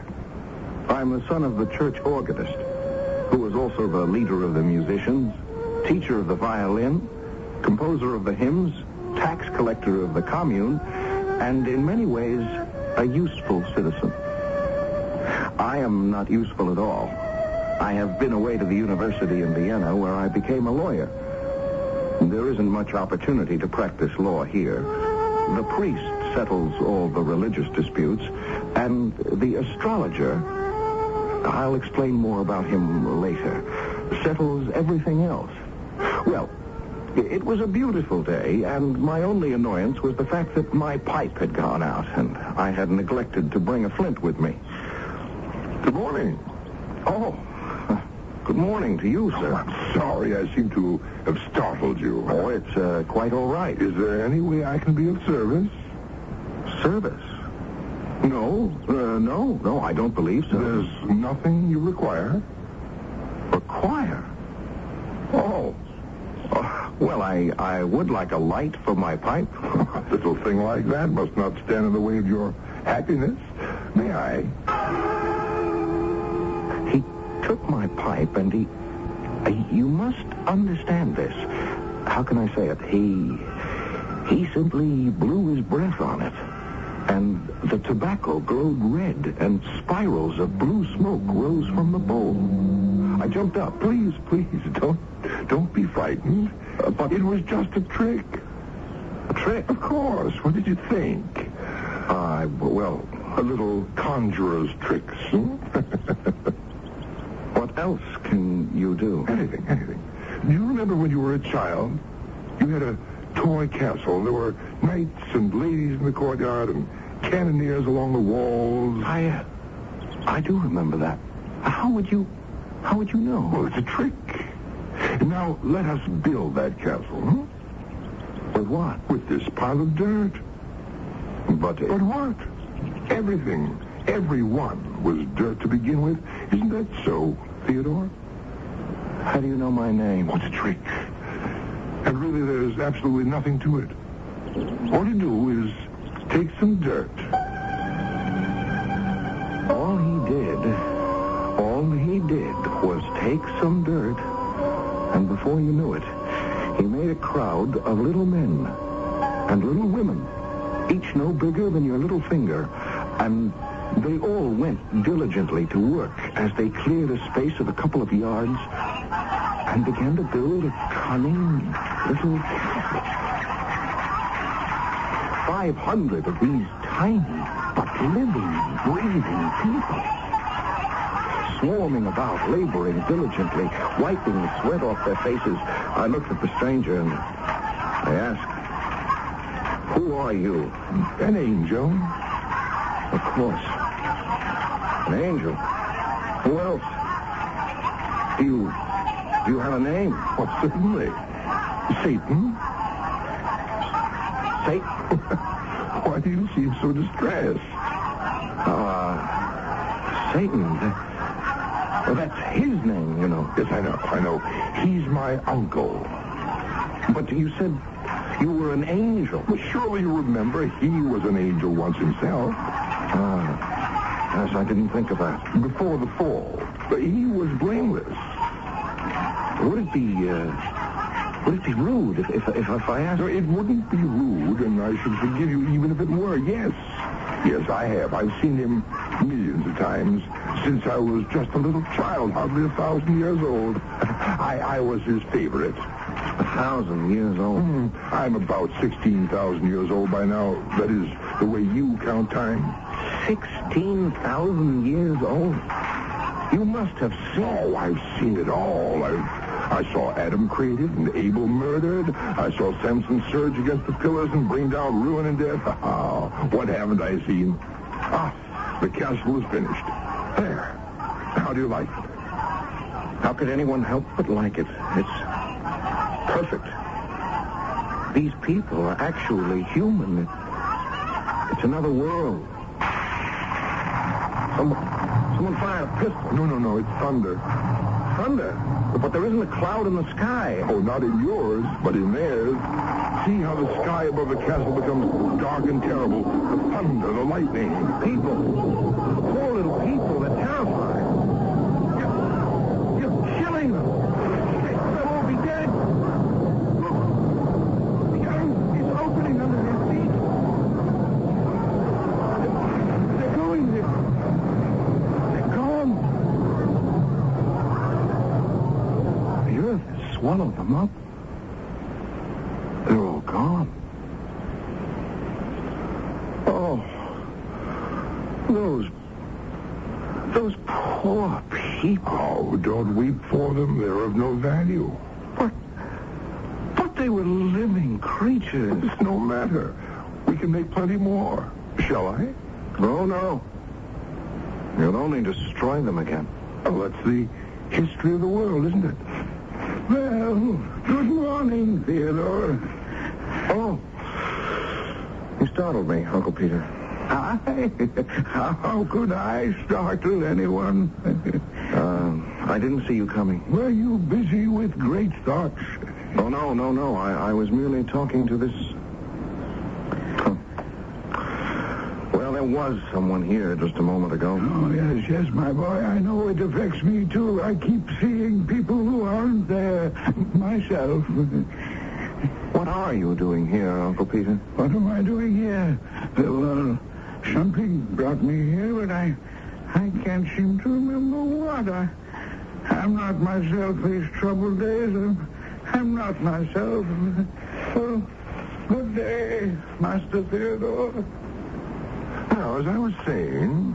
Where did you go? I merely made myself invisible. Yes, but you should talk to Uncle Peter. He's not dull and ignorant like I am. And besides, he has a beautiful niece, huh? Margaret. Satan. Could you help them? Help them? Uncle Peter. That's what I called him. But he used to be Father Peter. I know, a priest. You know? Yes, until he was accused of some heresy. It was the astrologer. Why is everyone so afraid of the astrologer? Now, what was the heresy he accused Uncle Peter of? It doesn't matter. It was enough to be accused by the astrologer. I see. You see, folks have nothing to do with Uncle Peter these days, and he and Margaret are about to starve. And you want me to help him? Please. All he needs is a little money to pay the rent on his cottage. Buy some food. He might not thank me for it.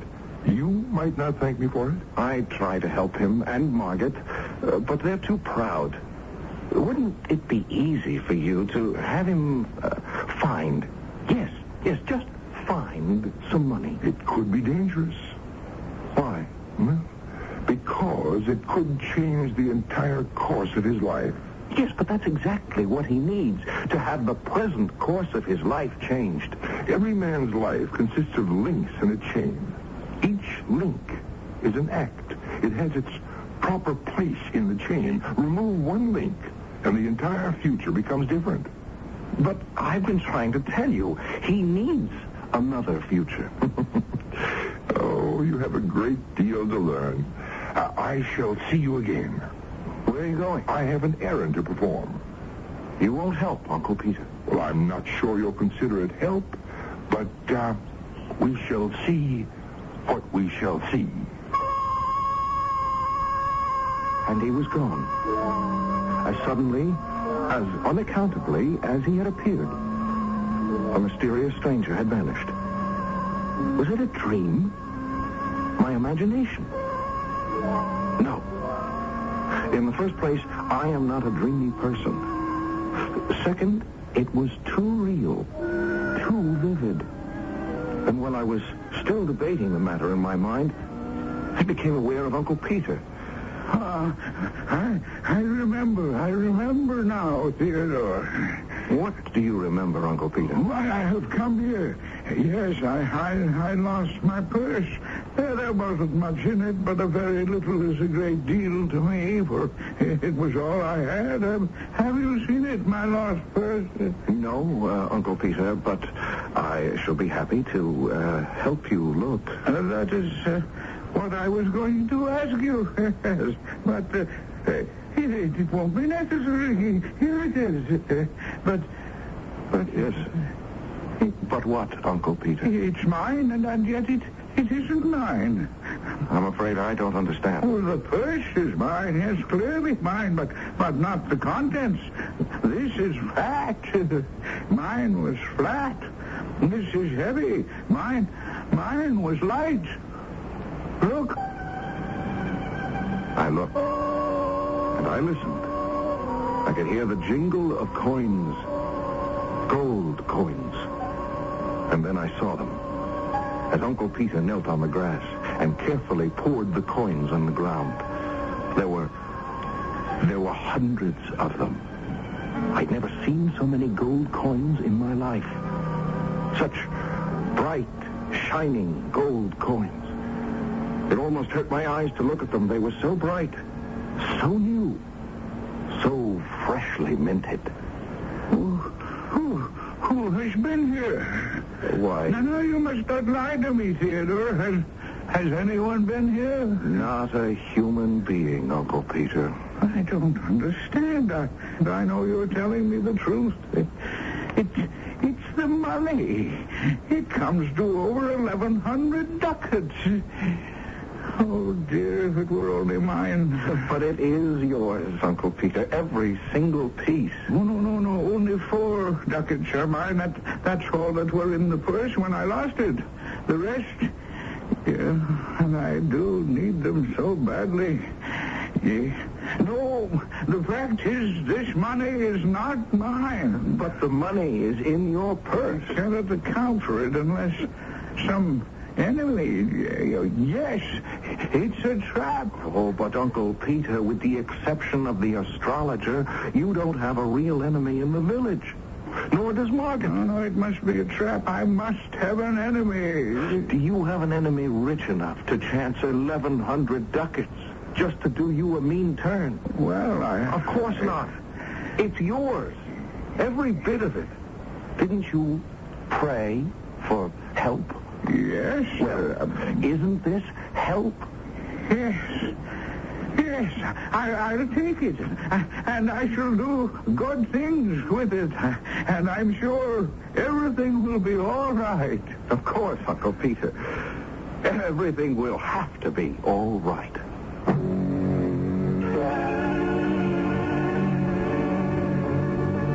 But you know and I know that it's not going to be all right. People may get to live happily ever after in many of Mark Twain's stories, but getting there is usually quite a problem. Also, we've been chatting here about someone called the astrologer. He shows up soon to complicate matters. All in all, Act 2 will pose plenty of problems when it arrives here in just a few moments.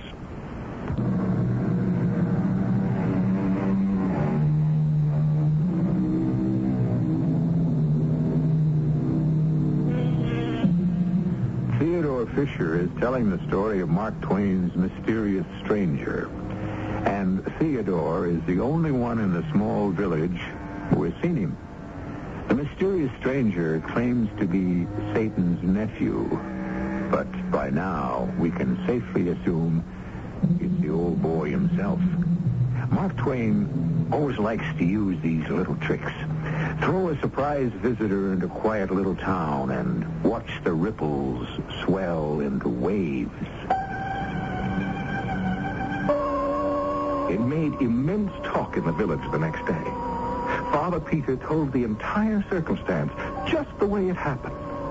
He said the only way he could account for it was, well, it must have been the hand of Providence. Suddenly, Father Peter and Margaret had plenty of friends, or at least visitors. Mothers started sending their daughters to Margaret for piano lessons, and it began to look like the old adage was true. You have no trouble making money once you have money.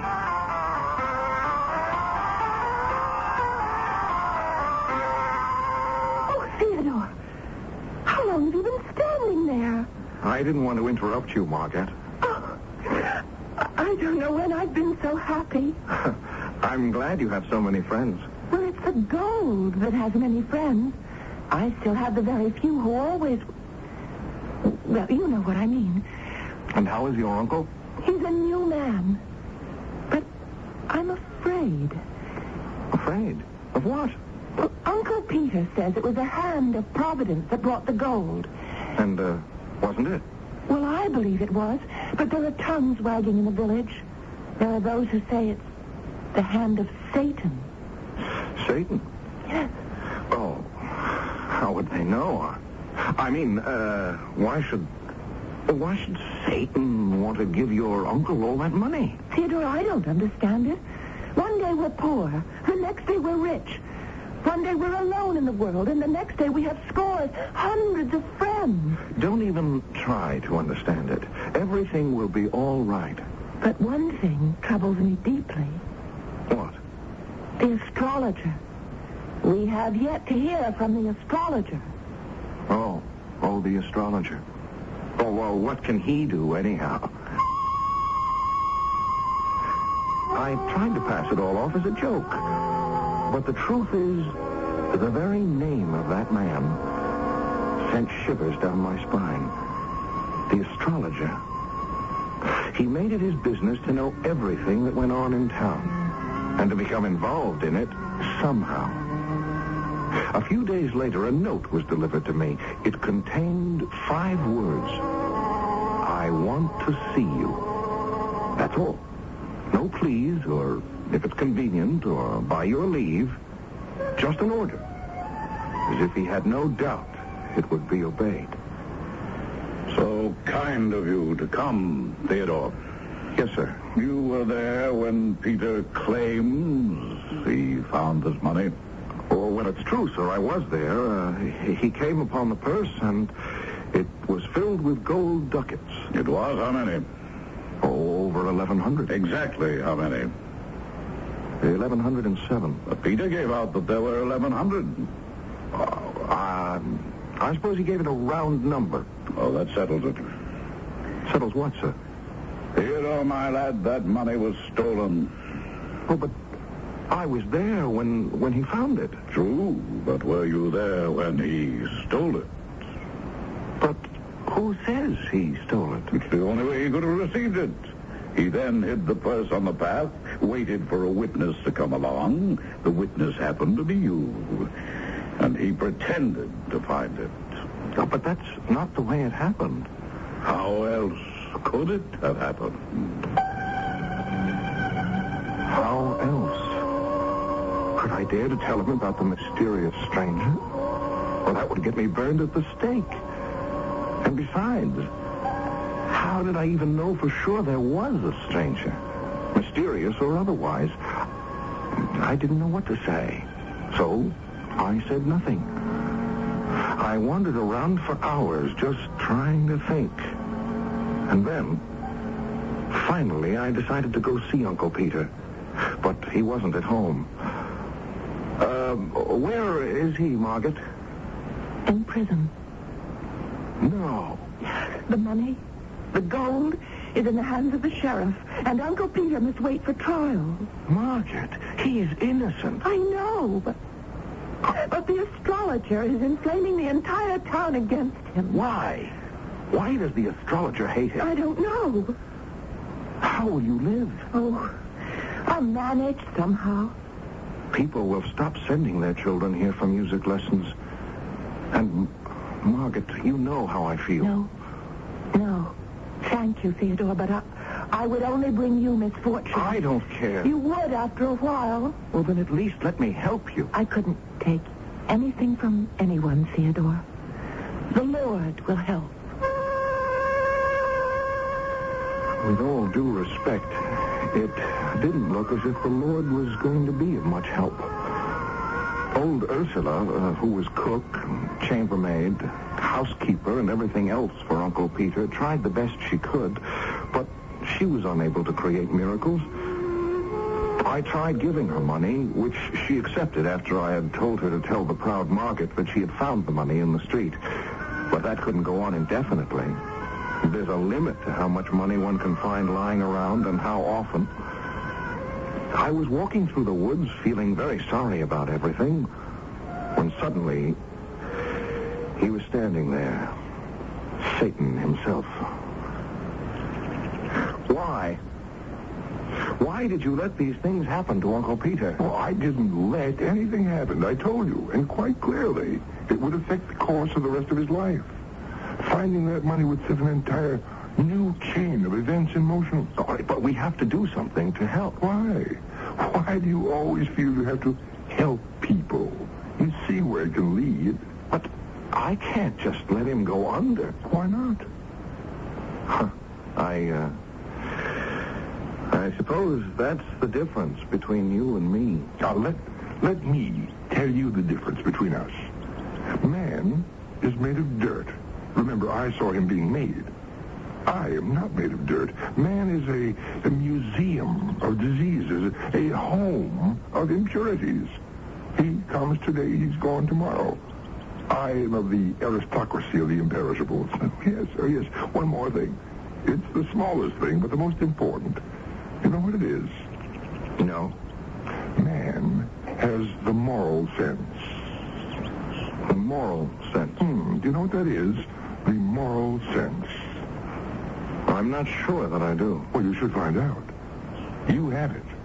I don't. And that's the difference between us.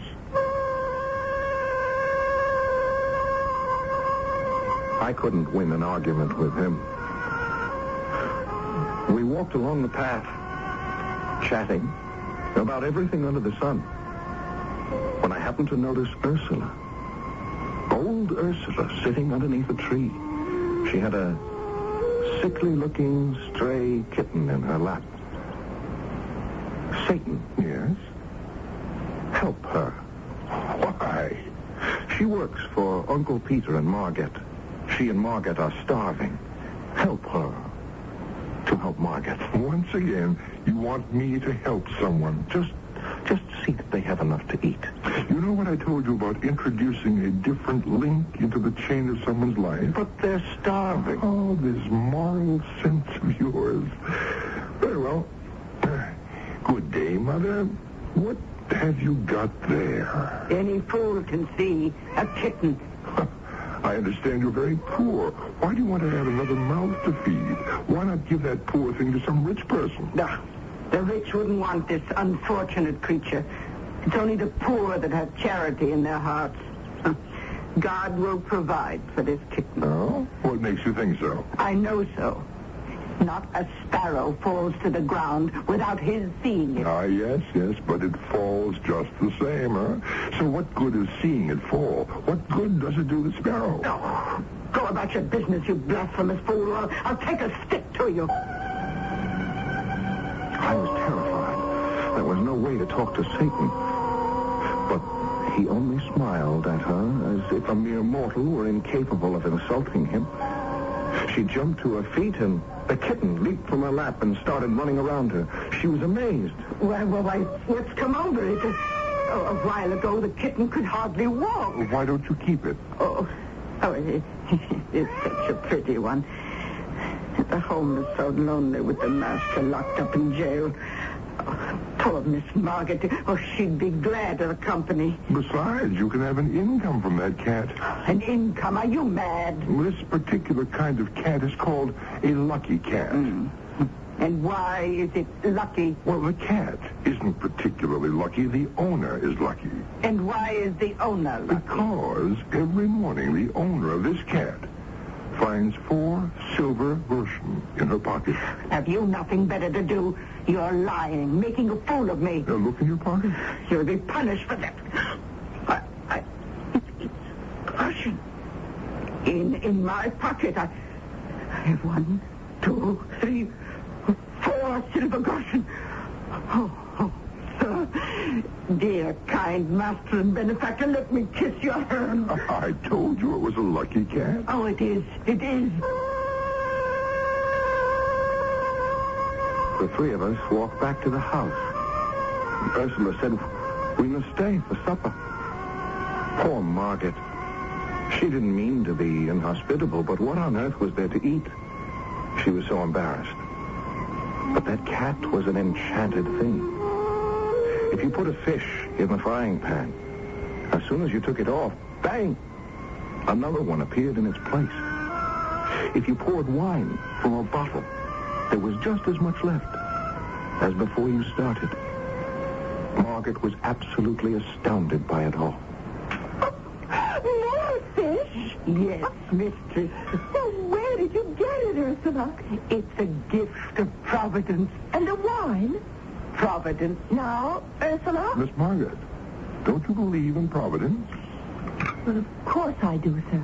Well, then why do you question it when you see it? Well, I don't know. I have chicken and beef. Ursula? Providence, mistress.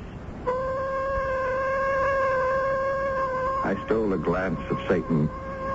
He had that amused smile on his face. And I looked at Ursula and Margaret. They were so happy.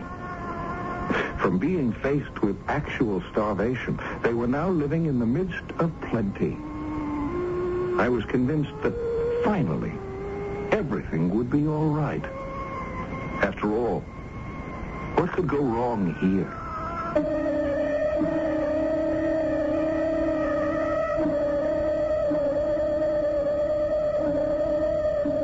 Our friend Theodore, he keeps thinking everything's going to be all right. At times, he forgets he's a character by Mark Twain, who liked to set his heroes up and then knock them down.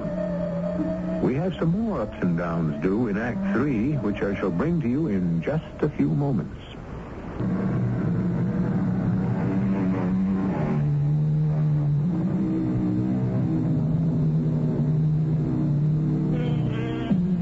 Once again, Theodore has asked the mysterious stranger, who is Satan himself or else his nephew, and does it matter, to interfere with what seems to be a natural course of human events. And really, he asked for little enough, just some food to keep them alive. And the stranger certainly has been generous, probably too generous.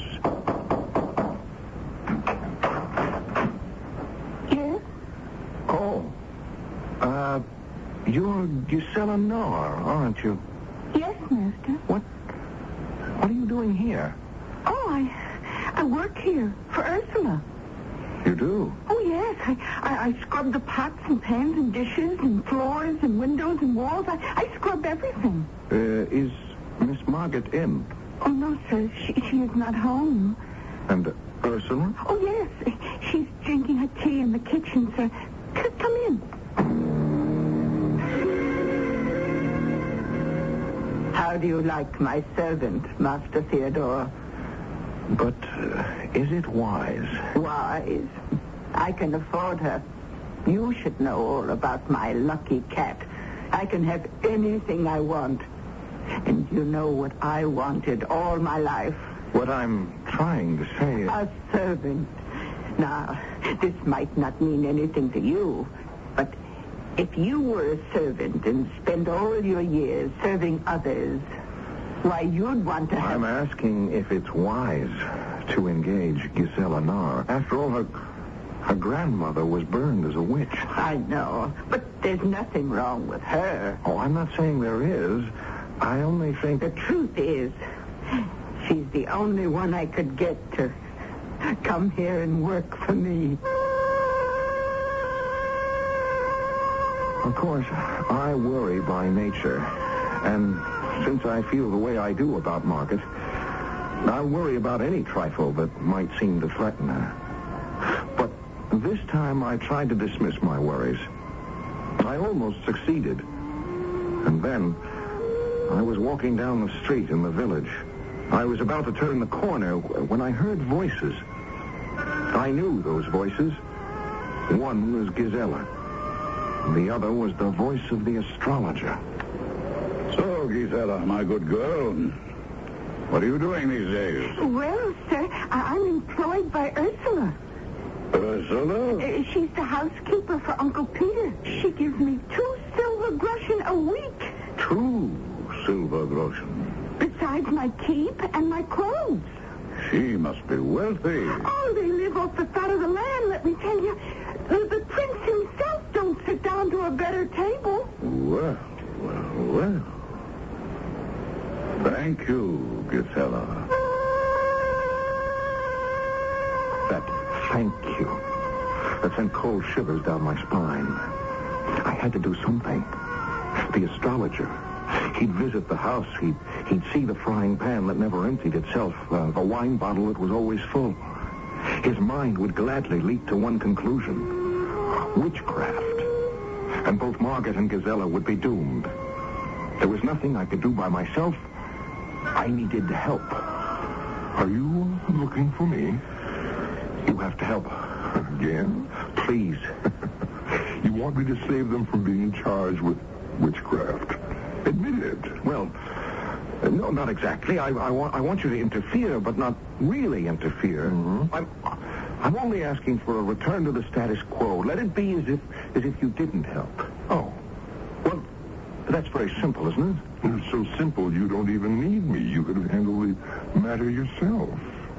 Me? Of course. What is the source of all their bounty? The cat. Yes, the lucky cat. Therefore, all you have to do is get rid of the cat. Get rid of the cat? And kill the cat. No, but I couldn't kill an innocent animal in cold blood. Margaret will never talk to me again. If she's to be burned at the stake as a witch, she'll never talk to you again either. Are you actually weighing between Margaret on the one hand and that cat on the other? Oh, this moral sense that you humans have. Here, where are you going? He knew perfectly well where I was going, and I could hear him laughing off in the distance as I raced for Margaret's cottage. I prayed to be on time, to get there before the astrologer did. Theodore. Where's that cat? Why do you want it? Where is it? Your lives depend on it. You're taking leave of your senses. Oh, there she is. Theodore, put that cat down. What are you doing? I'm taking her away. Away? Why? Do you want me to kill her here, in front of your eyes? Theodore, you can't. I said get out of my way. There isn't a moment to lose. Good morning. I knocked, but no one heard, so I came in. Are we having a lover's quarrel? Oh, Sir Astrologer, I was just leaving. Theodore, I never want to see you again.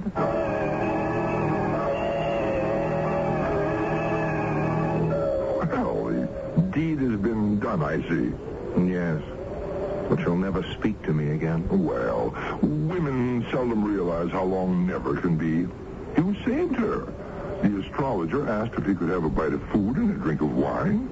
And you know, there was nothing in the house. Nothing at all. I've lost her. I've lost her for good. He was quite disturbed about it, and angry with himself for having listened to the wild story of a stupid young girl. Well. All in all, it was a good day's work for you. Why did I have to get rid of that cat? Oh, that cat was wandering alone in the woods and ill just a few weeks ago. It was doomed in any event. I didn't see my mysterious stranger for a while after that. I didn't see anyone. Margaret would have nothing to do with me. And I didn't care to have anything to do with anyone else. Life was lonely and sorrowful. And I was having all sorts of melancholy thoughts when there was a knock on my door one morning. Theodore, Margaret. may I come in? Oh, please. I've come here to ask you a favor. Anything. The Duke arrived this morning, and my uncle is to be tried this afternoon.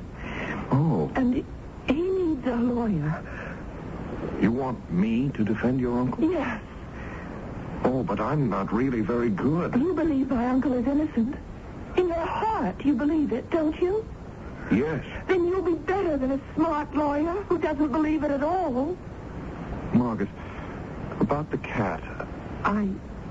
I can only believe you had a good purpose in mind, although what it was, I'll never understand. Then you forgive me. I forgive you. How could I possibly get Uncle Peter acquitted? The astrologer was put in the witness box. I did the best I could. Now, Sir Astrologer, you claim these gold coins are yours. I do, young man. I, myself, was present when Peter found them. You mean when he claimed he found them? If the money is yours, how did you come by it? I found the bag in the road. When? More than 2 years ago. And what did you do? I brought it home, hid it in a secret place in my observatory tower, intending to find the owner if I could. I made diligent inquiry, but nothing came of it. And then? And then I thought, why not use the money to finish the foundling wing in the orphan asylum? So I took the money out of its hiding place and counted it to make sure it would be enough.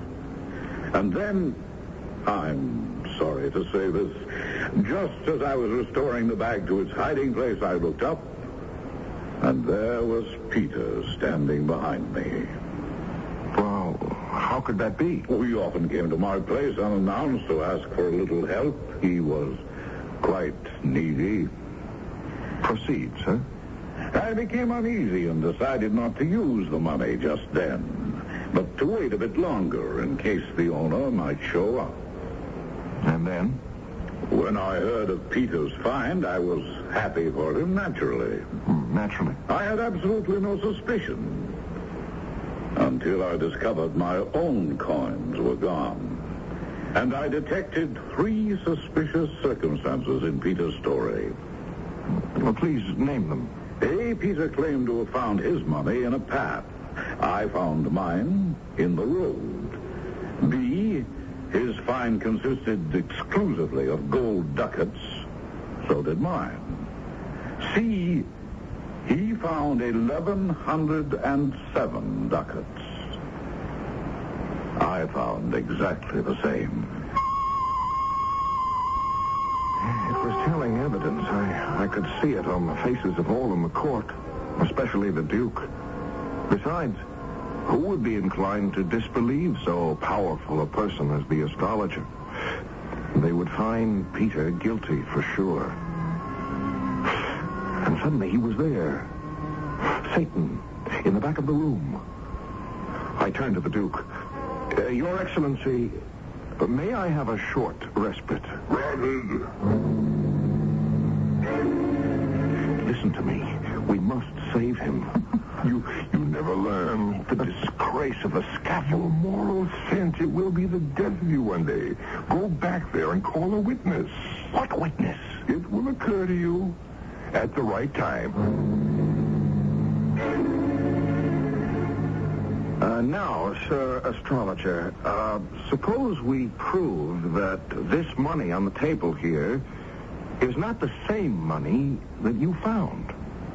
Then it would belong to Peter. I would say so. Your Excellency, may I call another witness? I should say witnesses. Your Excellency, it's too late in the trial for new witnesses. But these are not new witnesses. They've already been partially examined. The coins, Your Excellency, they are witnesses. But coins cannot speak, young man. But they can. Witchcraft. Be careful, young man. Look, you see, each coin speaks. Each coin declares it is not the one the astrologer claims he found 2 years ago. By its date, each coin proclaims it. Each coin declares it did not exist 2 years ago. If Your Excellency will examine the dates, he will see that these coins were only minted at the end of this year. They're scarcely 6 months old. There was a great shout of approval. The astrologer had finally been brought to book at last, and the money was restored to Peter, and everyone crowded around him. He had many friends now. I looked around to thank Satan, but he had disappeared. Finally, I made my way over to old Uncle Peter. Sir, what is the moral sense? The moral sense? Why, that is the faculty that enables us to distinguish good from evil. Well, that sounds as if it could be considerable trouble. Oh, yes, but it's the most valuable thing we have. Valuable? Good heavens, lad, it's the one and only thing that lifts us above the beasts and makes us certain that one day we shall inherit immortality.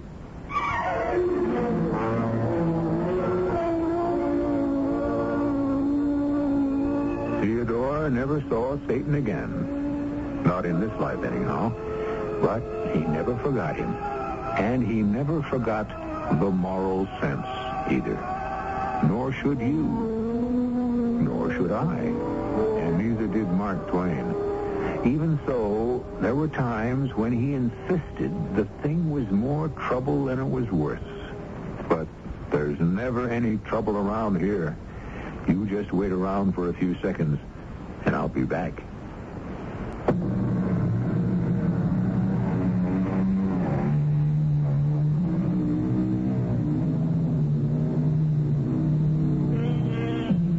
Mark Twain, by far the funniest man our country had ever produced, and yet underneath a wisdom and an understanding. For it was Mark Twain who wrote, "What a silly, poor thing is human life. How childish its ambitions. How ridiculous its pomps. How trivial its dignities. How cheap its heroisms. How capricious its course. How brief its flight. How comic its tragedies. How tragic its comedies." And then, having said all this, he proceeded to make it all very funny. Our cast included Tony Roberts, Joe Silver, Marion Seldes, Bryna Rayburn, and Ian Martin. The entire production was under the direction of Hyman Brown. And now, a preview of our next tale. Intrastar is a fact. Not to my astronomers. Well, that means nothing. They are finite. Only their souls are infinite. And a few of them, in a disembodied state, have visited my planet. Dr. Sargent is one of those rare souls. You have told Mr. Dennis everything, and he thinks you're a lunatic. That's right.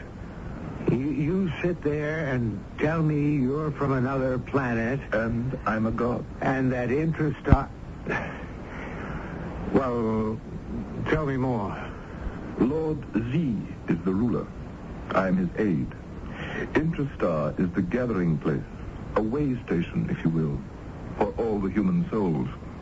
They arrive there after death for redistribution in the unborn. Reincarnation is a fact? Yes. This is E.G. Marshall inviting you to return to our Mystery Theater for another adventure in the macabre. Until next time, pleasant dreams.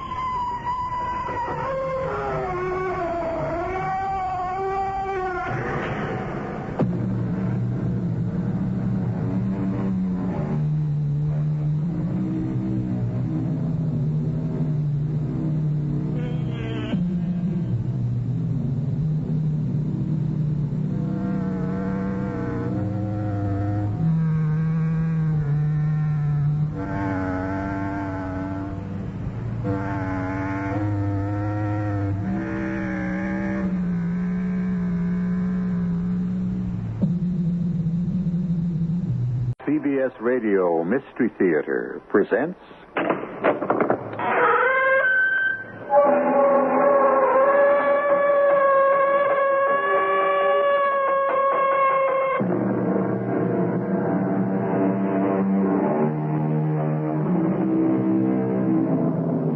Come in. Welcome. I'm E.G. Marshall. Many of you within the sound of my voice will be present at the birth of the 21st century. Some among us were born a little too early for that. We'll just have to sit around and guess what life in the 2000s may be like. And one person's guess is as good as another's, except for the scientists who claim to have sort of an inside track on the future. They think, some of them, that they know where we're headed. Mike, the instruments here are going crazy. I think what we've been suspecting all along may already be happening, Doctor. I'm almost sure of it. Get into your choppers and head north immediately. Don't stop for a thing. It may be the end of the world.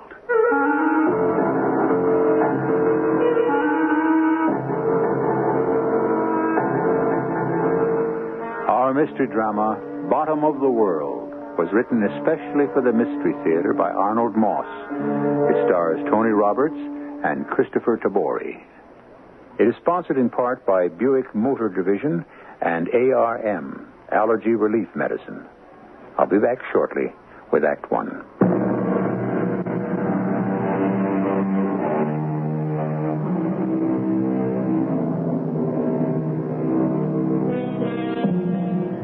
It's a peaceful spring morning. The year is sometime in some century of the future. 3 men are seated in a glass fishing boat. The high-powered motor is speeding them to the middle of a huge freshwater lake. At this moment, they are some 3 miles from the nearest shoreline. The oldest of the 3 men smiles at his 2 younger passengers, nods, and gears the motor down to a slow idle. Bob, J.J., I think this is it. How can you tell, Dr. Burns? I've been here before. Yes, this should be an ideal spot. So this is where the fish are, Doctor. Fish? Of course. They've never failed me. Not once, J.J. And I'm sure they'll cooperate today. Shall I cut the motor, Doctor? No, Bob. Keep it at idle. It's safer. Dr. Burns. Yes, Bob? I speak for J.J. as well as for myself. You mustn't think we don't appreciate a man on a schedule as murderous as yours, head of one of the most sensitive agencies in the whole government, closing up shop for a whole morning just to take 2 of his younger protégés off on a fishing trip. So we've been wondering, well, how shall I say it, what you've done to deserve such special treatment. Something like that. Yeah. Why us? Well, first get your lines over this side, Bob. Let's see. You've been with the command, how long? 3.5 years? Nearly 4. And you, J.J.? Nearly 15 months now. The Strategic Sea Command, the SSC, thinks you're both just about tops. Oh, thank you. And that's why I brought you out here today to the middle of this lake. To talk. Only incidentally to fish. Is it safe? Well, the boat's been gone over from stem to stern. Clean, no listening devices. We'll keep the motor idling. So what we say will be for our ears only. Now listen, both of you. To begin, you both know what our energy situation is. Of course. The last drop of oil was drained out of the entire planet way back in the year 1998, wasn't it? Fissionable material for any nuclear energy is almost gone. Fossil fuels exhausted. Wind and tidal energy is neither dependable nor sufficient. And our last hope, energy from the sun, hasn't worked out the way we'd hoped. Not quite. You know that back in the 1970s, we started to investigate the possibilities of oil in the south polar area of the sub-frigid zone. Yeah, but we failed. It was impossible to reach whatever may have been there, if there was anything to begin with. That's true. After all these years, we're trying again. We are? 2 weeks ago, we started drilling. We're drilling at this very moment for what could be billions of barrels of oil. Our technology has improved to where we think we may have an even chance of success. In the South Polar area? Why are you telling this to us? What's that noise? Where do you come in? By the front door, like everyone else. After all, it is a private restaurant. I'm told they have a new chef.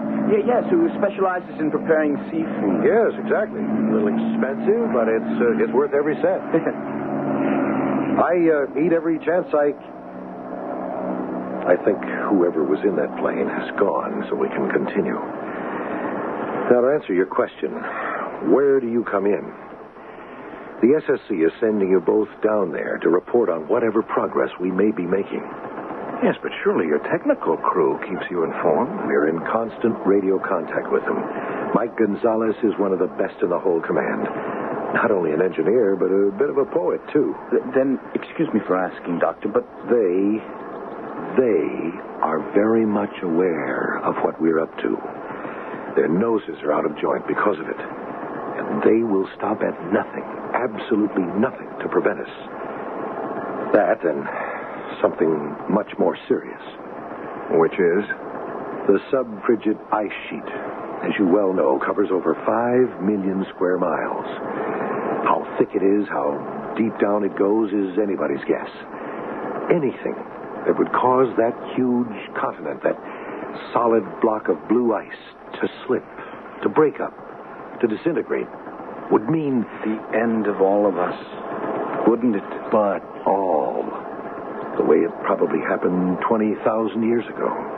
The last ice age. Any slippage of the ice sheet, any breaking of this tremendous mass of miles thick ice, would result in gigantic tidal waves all over the globe. Which would cause sea levels to be raised to what?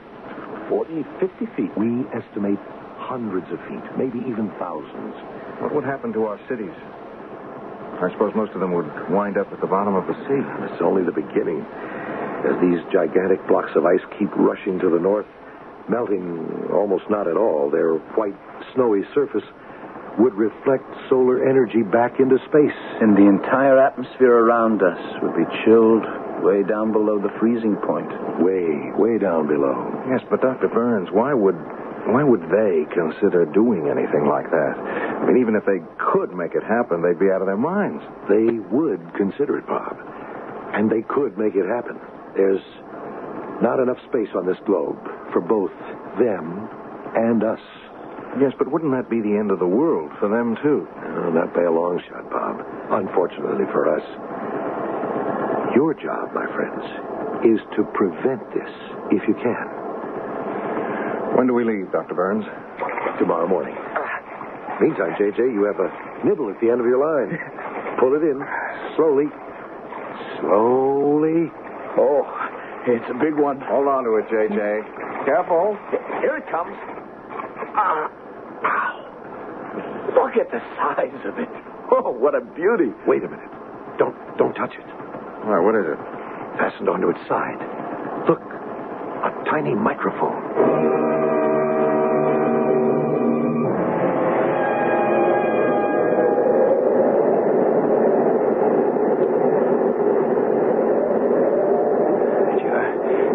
See anything like this air down here, J.J.? Never, Bob. First time in my life I'm able to see the air I'm breathing. It actually glitters. It's the ice crystals falling through the air. I remember reading about it. Clear air precipitation, it's called. Oh, look. There's Mike Gonzalez waving to us from outside his work shack. Be with you in a minute, Mike. Take it easy, fellows. Let me get used to the altitude. He's right. Wow, will you take a look at those huge boulders? What crazy formations. It's as if some oversized monster had twisted them into those shapes. 50, 60 feet high. But they don't look real. Morning, Bob. J.J. Sleep well? Like a top. Yeah, same. Noise of the engines didn't bother you too much, I hope? Well, after the flight over the mainland, which I thought would never end, nothing could have stopped us from sleeping like a couple of kids. Well, let's go into the work shack. Quieter and a little warmer.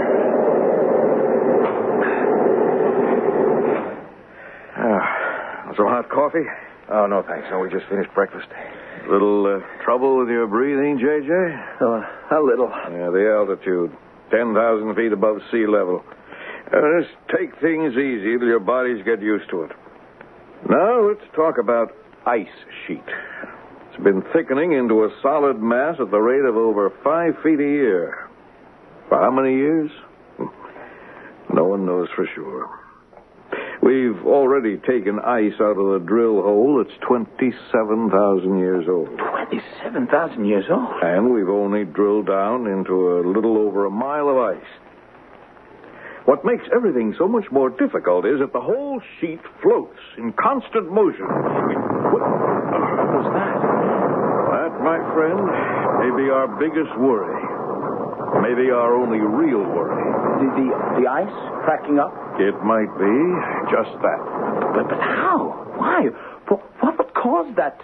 What was that noise, Mike? That sound you just heard could well be the result of a nuclear explosion somewhere down here at the bottom of the world. Maybe 1,000 miles away. Our instruments will indicate if I'm right. The second one in 10 days. They are very methodical. Then if Dr. Burns was right... A few more blasts like that last one, and we may have to close the book. Final chapter.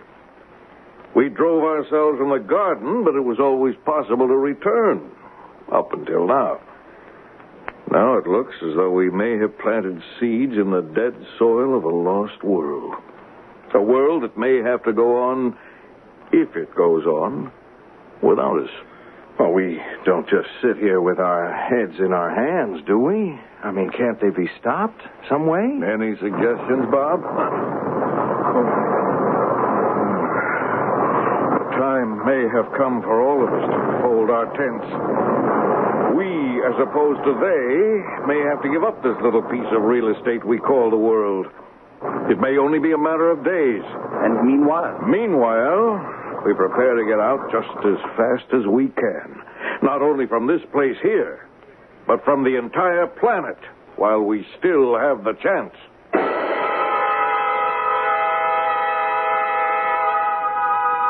It's been said that a man begins to live only when he treats each new day as if it were his last.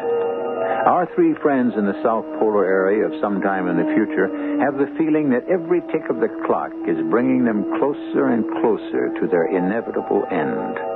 That each of the next few days may indeed be not only their last, but the last for most of the world they know. I'll return shortly with Act 2.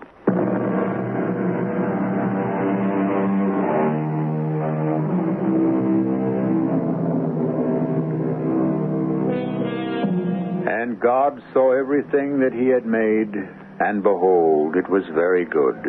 And on the seventh day, God ended his work, which he had made. Genesis chapters 1 and 2. But turn a couple of pages, and we read, And the Lord said, I will destroy man, whom I have created, from the face of the earth, both man and beast, and the creeping things, and the fowls of the air. For it repenteth me that I have made them. Might this be the thought going on in the minds of the three men in the South Polar area of the sub-frigid zone at some time in the future as they listen to... It may be only a matter of days. And meanwhile? Meanwhile, we prepare to get out just as fast as we can. Not only from this place here, but from the entire planet while we still have the chance. And the first thing we do is to make contact with headquarters at SSC, Dr. Burns. And then I'm almost certain that all hell will break loose up there. Here goes. We've got over 1,000 rocket ships on the alert, ready to take off on an hour's notice, just for the eastern seaboard alone. Did you know that, Mike? Yeah, each one capable of taking on 1,000 passengers. Total 1 million. That's quite a few people. 1 million? Pretty small number for this particular job. Remember, there are over 10 billion of us all over the globe. Calling ODF. SSC calling ODF. Yes, I've got him. If I can just clear this channel. Burns of the Strategic Sea Command. Operation Deep Freeze. Are you there, ODF? Dr. Burns? That you, Mike? Yes, Dr. Burns. I was just trying to get through to you.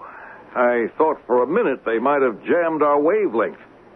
Am I coming in clear? Very clear. What the devil's going on down there, Mike? Why do you ask, Doctor? We've got some of those strange readings we got last week. The instruments are going crazy. In fact, there have been 2 sets of readings this morning, only minutes apart. What's up, Mike? I think that what we've been suspecting all along may already be happening. Yes, I'm almost sure of it, Mike. And they're putting just about everything they've got into those explosions. What are your orders? Mike, how long would it take to dismantle every bit of vital equipment? 3 days, maybe 4, depends. 4? Mike, I want you and your crew to destroy every piece of usable equipment you've got. Everything. Right away. Every motor, every machine, every instrument, except the radio. Leave that for the last. When do we start? Right now. Mike, we're at the point where every hour, every minute may count. You mean that we... The sub-frigid ice sheet has already begun to slip, broken up in over a dozen places. We'll follow your orders to the letter, sir. Then head back up here as quickly as you can. Load your men into the choppers. Head north for the mother ship, which is waiting for you.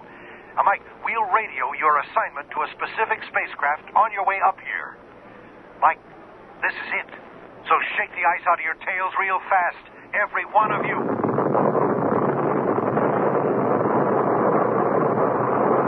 Mike, I heard that. And the instruments have gone absolutely berserk. What's happened? Mike, what's happened? Answer me. Are you all right? All of you? Answer me. Answer.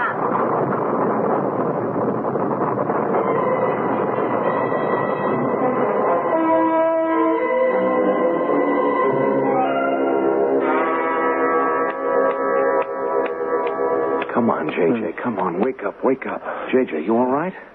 Oh, sorry. I must have passed out. That last blast was a real big one. A lot nearer than any of the previous ones. I think I must have passed out myself for a couple of seconds. Well, let's see now. Mike. Look out the window. Where? Where our crew was drilling. I don't believe it. It's not possible. Every single one of the drill towers has collapsed. And everything with them. The shock of that last explosion just toppled them over. Drill towers, drills, drill pipes.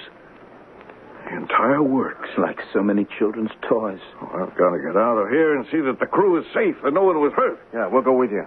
Meantime, we get everybody into those choppers just as fast as we can and head north for the mothership. And then? And then, JJ, we pray.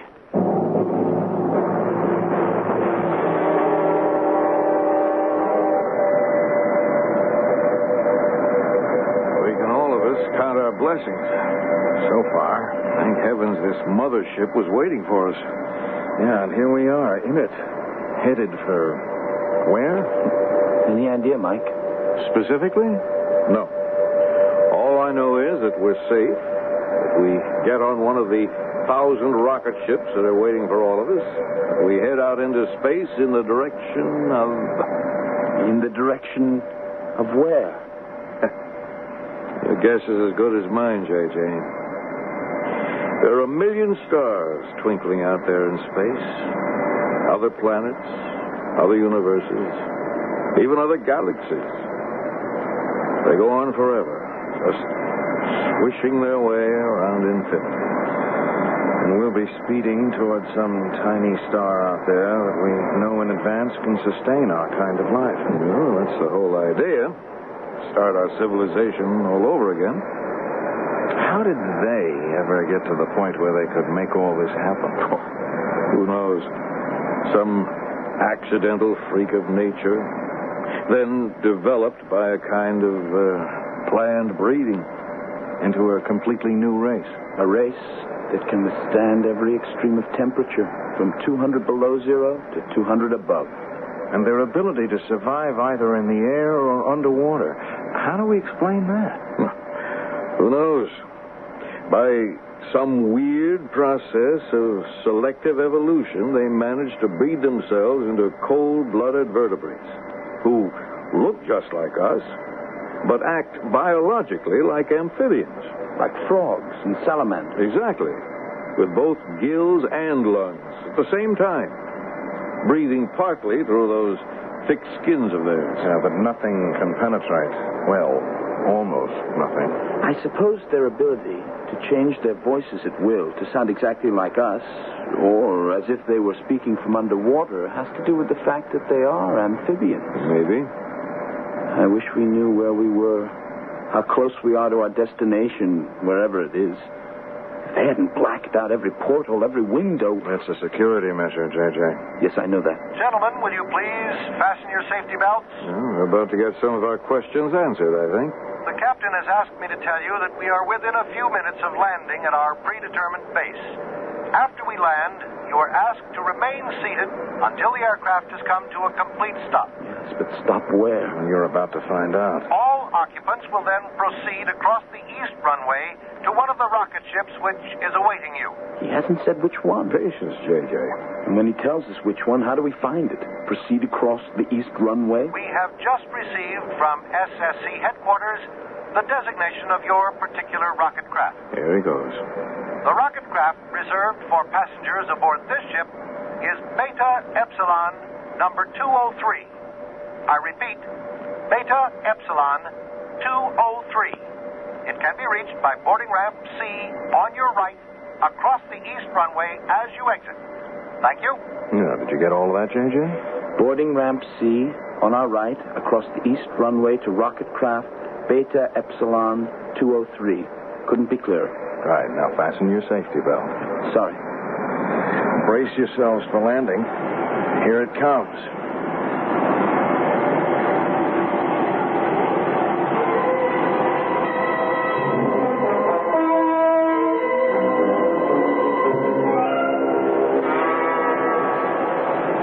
I wonder if Dr. Burns is here to meet us. To get a one-to-one report from us on what happened? I certainly hope so. You got all your things, J.J.? Uh-huh. And we're about to come to a stop. I must confess, I'm a little concerned about the next leg of this trip. Well, we're all concerned, J.J. Very much concerned. I can tell you, I'm a little terrified. It's taking them an awfully long time to open those doors. Well, what's holding them up? Oh, patience, J.J., patience. Are they going to keep us standing here all day? Why don't they open the doors? Gentlemen, may I ask all of you to please take your seats once again? The captain informs us that there is some slight difficulty in opening the doors from the outside. Meanwhile, please relax in your seats until the doors are cleared. The delay will be slight. Slight? What can be wrong? Any number of things, Bob. The captain has also asked me to make the following announcement. Please listen carefully. Once the doors are opened from the inside of the craft, please make your way to boarding ramp C in the reception hall, which is heated as quickly as you can. Wear the warmest clothes you have with you. What's he talking about? Heated. Warmest clothes. It's summer up here. Place mufflers or scarves, whatever you may have available, over your mouths and noses. Breathe as little of the air as possible. What's wrong with the air? Both of you, listen. That will be all for the moment.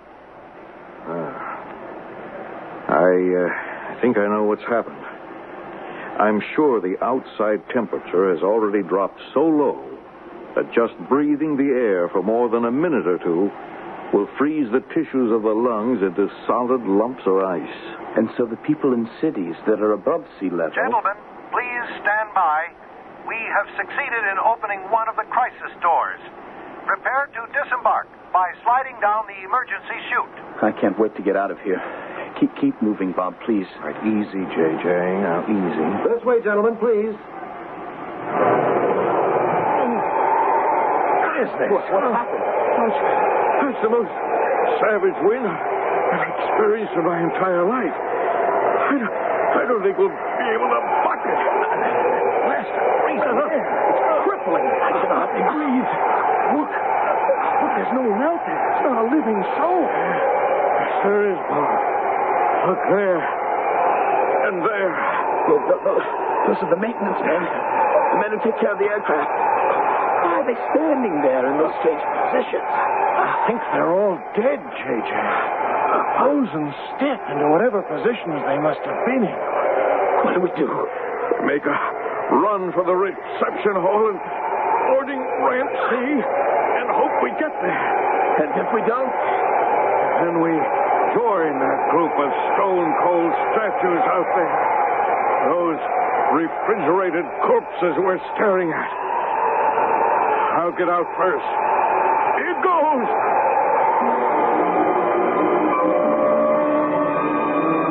Our three scientists make a dash toward survival to catch the transportation that will carry them away from a planet that's quickly collapsing about them. This, in the hope of colonizing a brave new world in the outermost reaches of space, a place safe from annihilation by a new race of destructive beings who want the world for themselves.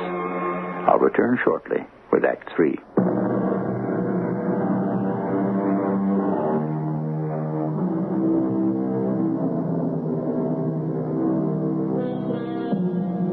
From Chapter 5 of the Book of the Revelation. And I saw a book written within and on the back side, sealed with 7 seals.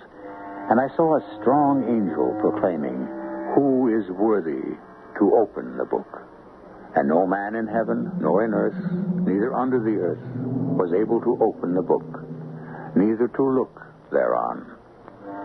No man today is privileged either to open that book of the future completely, or to reveal what lies ahead for all of us. But the scientists are doing their best to peek, trying hard. Now, we rejoin our 3 scientists. I don't think I've ever run so fast in my whole life. You, J.J.? Halfway to this hall, I was sure I'd never make it. Hey, you all right, Mike? Yeah. A little weak in the knees and very short of breath. But we did make it. What's more, we're on high ground. It's warm and comfortable in here. And we don't have to go outdoors again to get to the rocket ship. I'm not sure I could go through that a second time. Have you two noticed anything peculiar? Anything special about the people who seem to be moving toward Beta Epsilon 203? Peculiar? No, I haven't had the chance to look. Yeah? Well, when you get the chance, look. You may find a little surprise. Meanwhile, I'm going to try to get a call through to Dr. Burns again. Yeah, he's got to know that we've come through safely up to this point, and the shape of the place we left.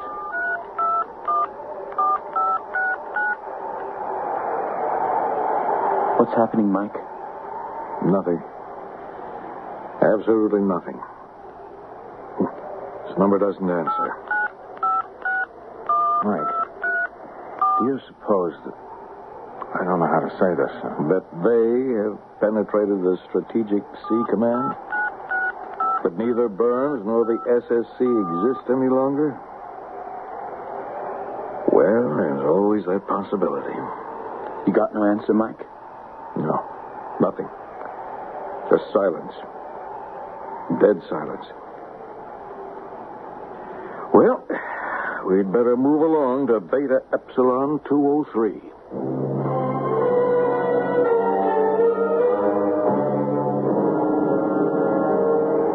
The ship is full. We've been sitting here over 20 minutes. Why don't they take off? Get us off this ground. Get the whole thing over with. I'm sure they're doing their best, J.J. You all that anxious to leave our little world? This is no round trip, you know. It's one way, all the way. They're welcome to what's left. Good riddance. Well, let's face it. I mean, we don't have much of a choice. We couldn't possibly stay alive here. They can, but we can't. Well, sooner or later. Yeah, let's count ourselves among the lucky ones. Lucky to be able to leave. There are millions of other men and women who'll never make it. You're both right, of course. It's get your wish, JJ. We're finally off. So long, little world. Here's to our new paradise. We walk through blindfolded, and the noiseless doors close after us forever.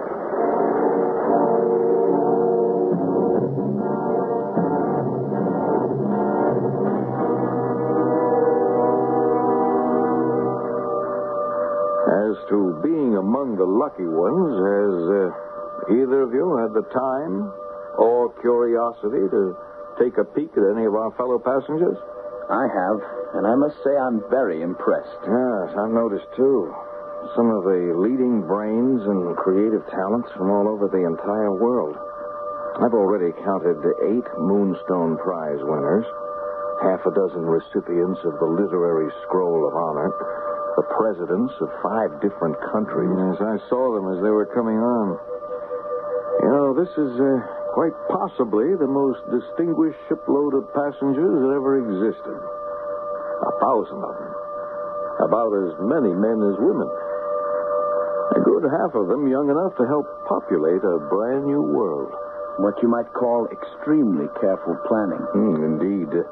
Putting the leaders of the world, the ablest, the most creative, the best minds and bodies. I've seen a few gold medal athletes, all on the same carrier, all headed for the same place. It's absolutely brilliant. And we are lucky to have been chosen. Who do you suppose thought of this? Who was responsible for it, Mike? I have no idea, Bob. And I hope you're right. Right, about what? About how brilliant an idea this was. You'd think Dr. Burns would be on board, wouldn't you? Maybe he's in one of the other sections of the ship, which would explain why we couldn't reach him. Yeah, could be. Ladies and gentlemen, welcome aboard Beta Epsilon 203. Listen. The captain has asked me to tell you that our planned destination is Galen 2683 of the galaxy of the Lapithee.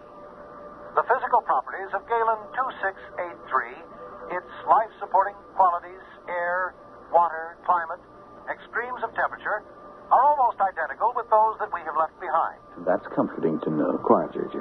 In the unlikely event that there should be any difficulty in landing for any reason, Maton 2211 of the same galaxy will serve as backup. Flying time should be approximately 48 hours. That's all? If you have any questions, members of the crew will be happy to try to answer them. Thank you. Galen 2683. Here we come. Will the following passengers please identify themselves by pressing button B at the right of their seats? Mr. Michael Gonzalez, J.J. Porter, and Robert McDonald. I've got the button right here. I'll get it. There is a voice message for you 3 gentlemen. Kindly connect by pressing button F as in Frank. Thank you. As in Frank. There we are. Who could possibly... Mike, Bob, J.J. This is Burns.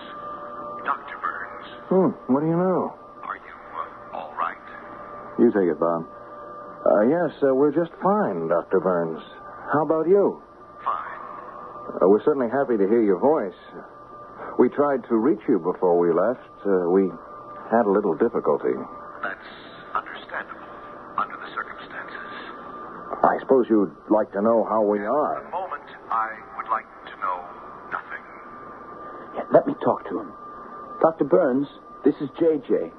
The passenger list on this ship seems to be very special. We thought you might be on it. Obviously, I am not. And, of course, none of you has any idea why. Or have you? What's the matter with him? He sounds funny. Mike Gonzalez here, Dr. Burns. I'd like to venture a guess why you're not here. Yes? Are you free to speak? Just answer yes or no. The answer is yes. Now listen to me, the 3 of you. You've noticed that your fellow passengers are people most capable of starting a new civilization. They will never have that Why not, Dr. Burns? Because none of you will ever make a beachhead on Galen 2683 or any place else.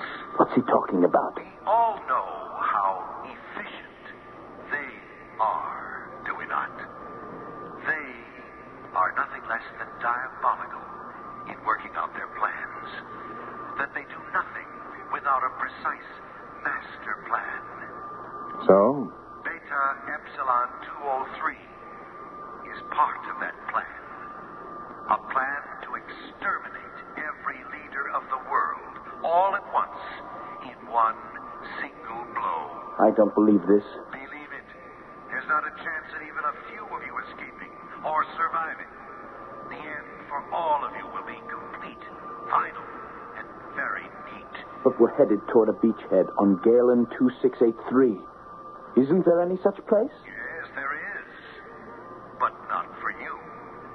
In a short while, the rocket ship you're traveling on will explode, will disintegrate into space. Not a shred of any of you will survive. That's not possible. It's possible. Because that's the way we planned it. We? We. Those that you call they.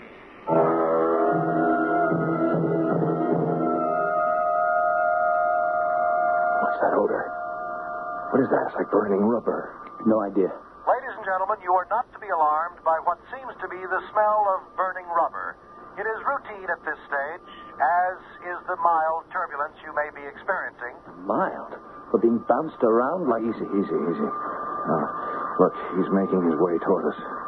You gentlemen received your message satisfactorily? Yes, we did. Thank you very much. You understand its significance? I think we do. Then there's no point in pretending any further. One of us is keeping an eye on the crew. I watch the passengers. Not that there's anything you could possibly do to prevent what will happen. A question. Yes? How much time do we have before... Minutes. A very few minutes. And what happens to you and the one up forward that's guarding the crew? We die. We vanish, along with the rest of you. We volunteered for this trip. And the mechanism that will set the whole thing off? The explosion, the disintegration? Right here, right over your heads. The captain is the only one who would know how to deactivate it. And he's not free at the moment. Now, gentlemen, if you will excuse me... JJ, what are you doing? Put down that gun! I'll get him first, then his friend up there with the crew. JJ, no, it won't do any good. That's not the... Excellent marksmanship, young man. Your rather quaint, old-fashioned bullet struck me right over the heart. How foolish. How wasteful. Surely you know your bullets cannot penetrate our skins? No. But this can. Ah! And now, the same treatment for his friend. Up forward in the cockpit with the crew. Mike, JJ, excuse me, please.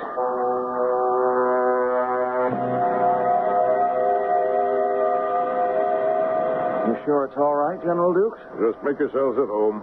Not too crowded? All three of us here in the control booth? Oh, plenty of room. And a much better view. If it hadn't been for you, Mr. McDonald, and your laser gun, there wouldn't be any view. And your deactivation of their mechanism, General. We're all very lucky. That's all over and in the past, General. It's what's ahead of us that counts. Look out there. Coming right at us. Galen 2683. That little speck? That tiny pinpoint? Pinpoint or not, JJ, that's going to be our new home. That's a new world for all of us. How long before we're inside its orbit? At our present speed, I make it 1 hour, 12 minutes, and 28 seconds before landfall. Keep your eye on it. Oh, it gets bigger and bigger even while we watch it. It's like a little blue-green ball. We're traveling fast. There's our future, all right.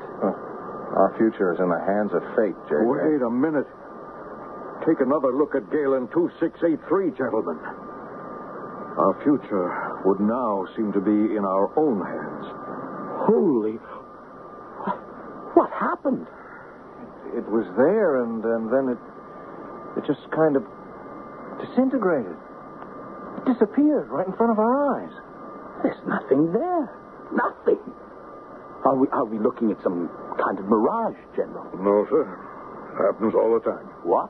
1 minute there'll be a star no one's ever seen before. Just materializes before our eyes. The next minute, something like this Galen star just blows up in our faces. Destroys itself. And is never seen or heard from again. Pity. But we get used to it. And why do you suppose a thing like that happens? What causes that? Who can tell? Every once in a while, a star and the people on it turns to cosmic dust.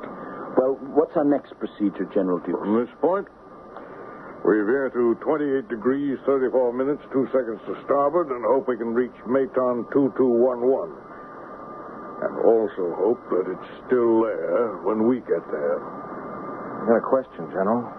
I know these stars sometimes have had other names, other than the designations we've given to them. Just out of curiosity, would you know if Galen 2683 was ever called anything else? Well, I have a feeling it was. Here, let me get the book. You got your reading glasses, Bob? Yes, sir. See if you can find it under G. Let's see now. That's E, F. Right, here we are. Galen, 2683. Yes. It did have another name. Back in the 1970s and 80s, it was known as the Earth.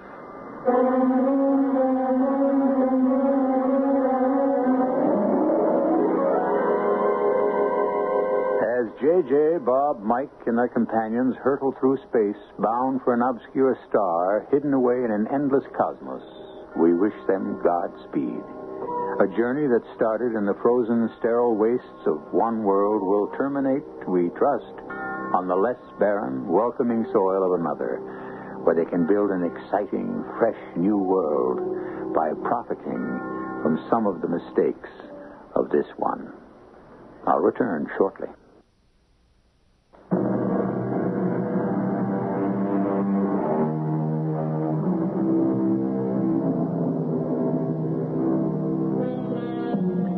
You may find it of more than passing interest that within the past 2 years, the Institute of Polar Studies of Ohio State University suggested the possibility of some of the things you heard in our story. In February 1977 at Edwards Air Force Base in California, a year's tests were begun at the Dryden Flight Research Center as a prelude to an altogether new era in spaceflight. A few days later, we read that the National Aeronautics and Space Administration, NASA, is accepting applications at the Johnson Space Center in Houston for what they call mission specialists. Just how special will these missions be? Our cast included Tony Roberts, Christopher Tabori, William Griffiths, and Robert Maxwell. The entire production was under the direction of Hyman Brown. This is E.G. Marshall inviting you to return to our Mystery Theater for another adventure in the macabre. Until next time, pleasant dreams.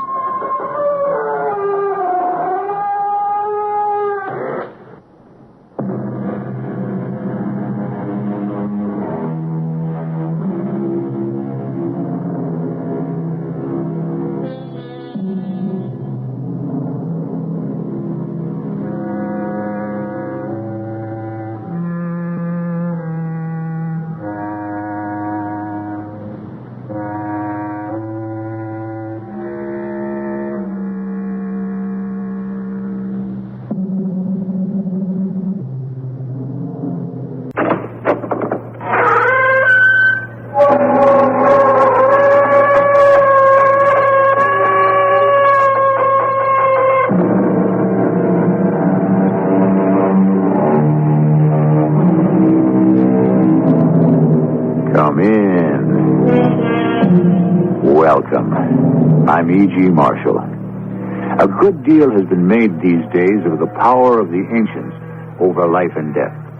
Since no one has ever returned to tell us, we have no idea whether any one belief in any one deity guarantees life after death. Does Charon run his ferry across the Styx in both directions? Will Anubis guide any other nationality than ancient Egyptians to judgment? Will Vishnu appear to the Hindus or to all of us to punish the wicked? Though we have no positive answer, today's mystery tale is worth checking out. Frank, where have you been? I've been going crazy trying to reach you. I've been to Boston for a 3-day seminar. What's the matter? Can you please come over right now? You're my husband's best friend. I've nobody else to turn to. He just sits there in front of that statue like a zombie. And I'm scared. Please, Frank, hurry. Hurry.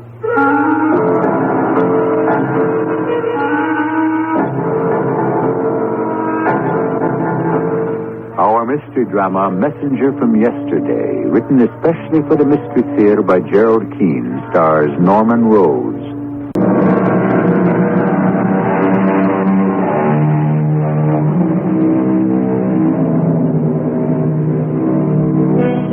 Perhaps it would never have happened if the college had not been named Imhotep. But there it was, christened Imhotep College, after the Egyptian god of knowledge, in a small New England town.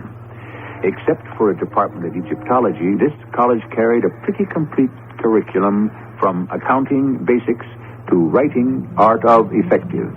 So, why did it happen there?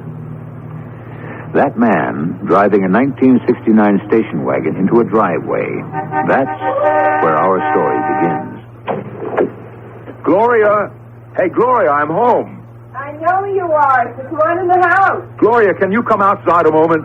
Darling, I'm in the middle of frosting my own birthday cake, if you want to know. I know it's your birthday, honey. That's why I want you to come out to the car. I can't come now, Ramsey. You'll be sorry, Gloria. Oh, all right.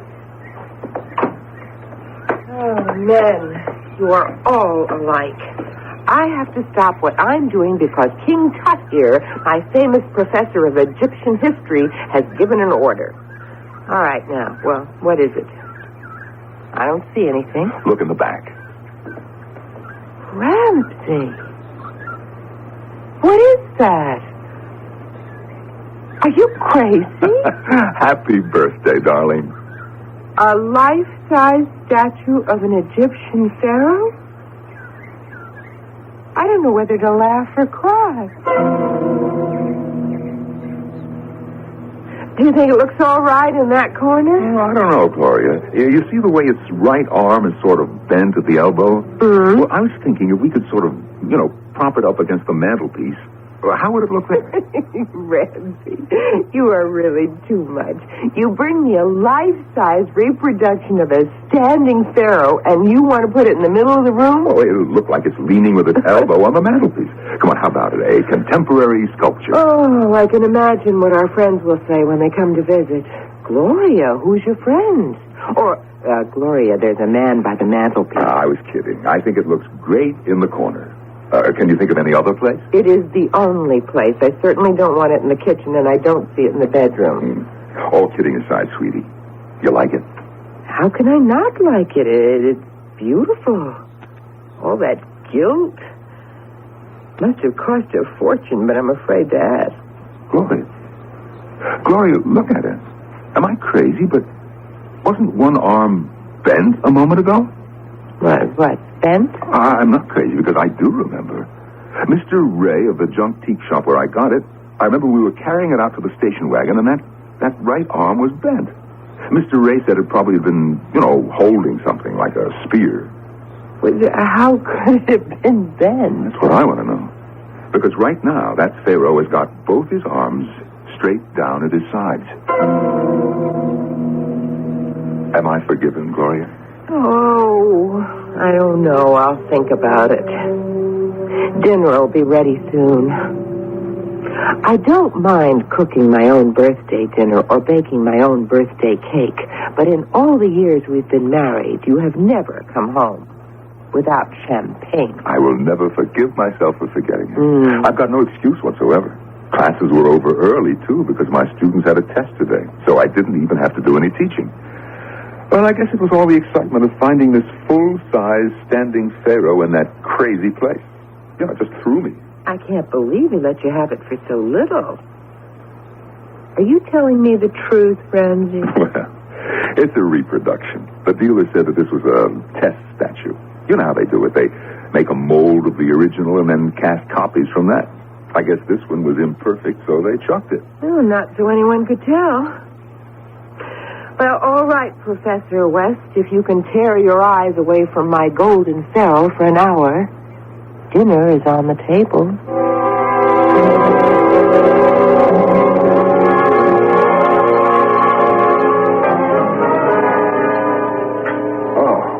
That was some feast, Gloria.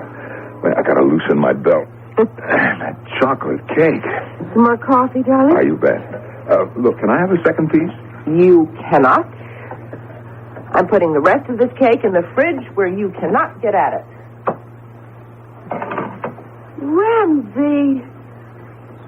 Ramsey West, you old faker, you bought it after all and snuck it into the ice box. What did I do?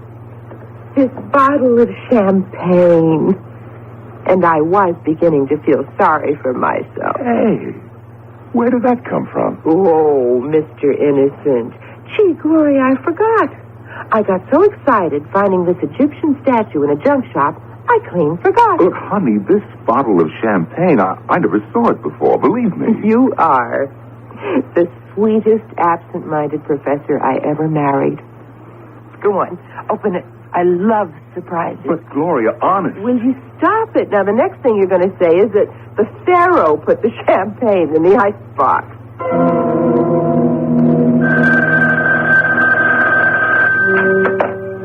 Hello? Ma. Oh, gosh, it's good to hear your voice. How's Dad? Mm-hmm. How's life in Florida? What? Oh, she is. When did that happen? Oh, my gosh. Well, now, look, if Sis is ill and there's no one to take care of the kids, sure, I'll go. Which hospital? Uh-huh. I'll take the next plane to Chicago. Don't you worry. No, Ramsey can't come. It's exam time at college. Now, listen, don't you worry about Sis. And call you when I get there. Okay. And love to Dad.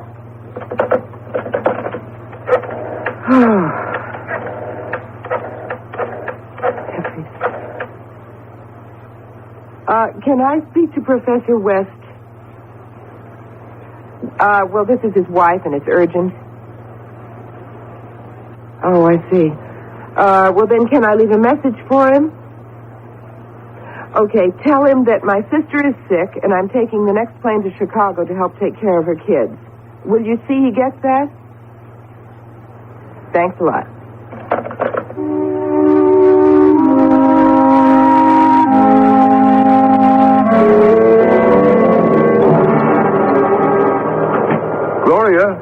Gloria, I thought you'd gone to your sister's. Oh, great Scott. The Pharaoh's vacuuming the living room. I am making this house ready for the long journey. I must be going crazy. Seeing things, hearing things. This just doesn't happen. A statue that moves, that talks. I better get Frank on the phone fast. He'll know what to do. Hello. Hello, Frank. Hiya, Ramsey. What's on your mind? Frank, are you busy? No, I was just going across the street to a diner for a little supper. They got Greek rice pudding. Look, Frank, would you mind coming over here? When? Now. What's the problem? You sound kind of funny, Ramsey. What's the matter? Well, I don't know. I think I'm suffering from some kind of delusions. What's that noise I hear? Well, someone is vacuuming. Well, I thought Gloria was out of town. Look, Frank, don't ask so many questions. Just get yourself over here as fast as you can. And even when I pulled the vacuum cleaner plug out of the wall, the machine kept right on going, and the Pharaoh kept moving it across the rug. Oh, come on, Ramsey. What is this? That statue over there in the corner was doing your house cleaning? Oh, what can I tell you? Gloria will love you if you're your little Egyptian homemaker when she gets back. No minimum wage or Social Security to cough up. Frank, I tell you, that figure standing there against the wall was vacuuming. All right. Let's be scientific about it. First, let's examine it. Now, see. Oh, it's really a beauty. I haven't seen anything like this outside a museum. Is it on loan from someone? Well, it's Gloria's birthday present. I picked it up at Mr. Ray's junk teak for next to nothing. You were always lucky. Look at the workmanship. This must have been made by one of the master carvers. And the age of it. 19th dynasty, am I right? Well, the original probably was. This 5'5" statue is a copy? Yeah, from the Edwards collection. Oh, even copies aren't cheap. I don't know what to tell you, Ramsey. It's a physical impossibility for this statue to move. You must have imagined it. I didn't. I tell you, it's physically impossible. Now tap all the way around to the back. See? Solid, through and through. It's not on casters. Now, how could the legs have been walking? Search me, but they were. I'd say, on the basis of what you tell me, you need a rest from teaching Egyptology.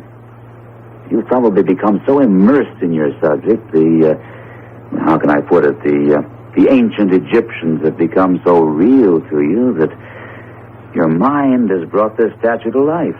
Frank, will you take a look at the handle of this vacuum cleaner? Do you see those specks? I'll be a son of a gun. Mm-hmm. Would you say that on this handle there are traces of gilt and gold paint? Oh, boy.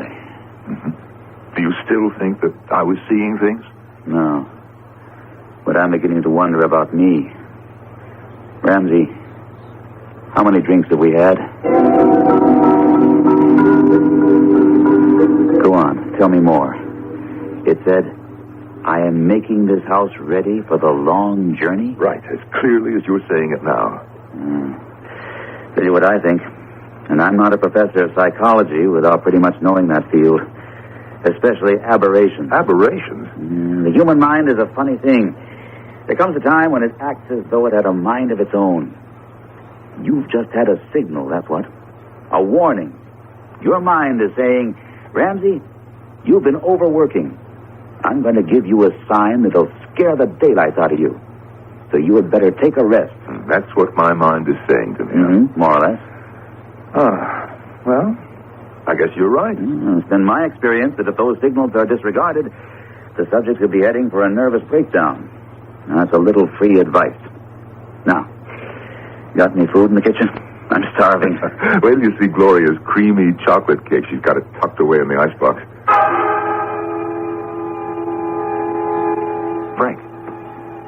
Frank, look at all that food on the kitchen table. Hey, you're a heck of a cook. And lit candles, and my favorite little fat steaks. And chocolate cake on the side, and coffee on the burner. Hey, I ought to come over here more often. Frank, I didn't prepare that meal. What are you talking about? I tell you, I had nothing to do with cooking this dinner, or setting the table, or lighting the candles. Well, whatever magic you practiced, it turned out great. It sure beats the diner. I'm sitting down and digging in. Wonderful. Cooked to a T. I hope the nourishment was prepared as you wish. What did you say? Frank, turn around. Look who's standing in the door. Jumping Jehoshaphat. The Pharaoh.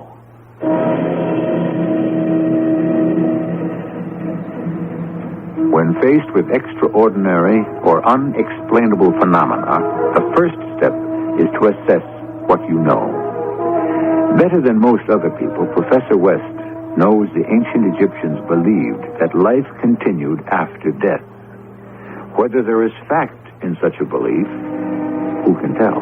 But certainly, the power of movement, recognition, and speech had been given to this plaster effigy of a man who lived 2,500 years ago.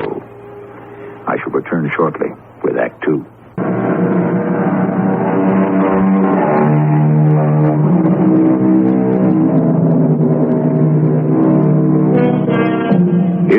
link between the past and the present?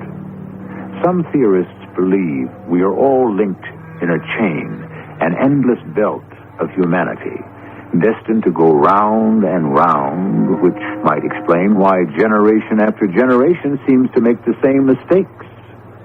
Or is there linear time, as others have said, that we are but travelers on a river of time, passing the shores of events?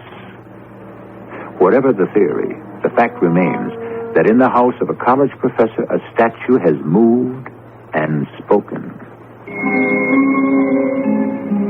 It was the darndest thing.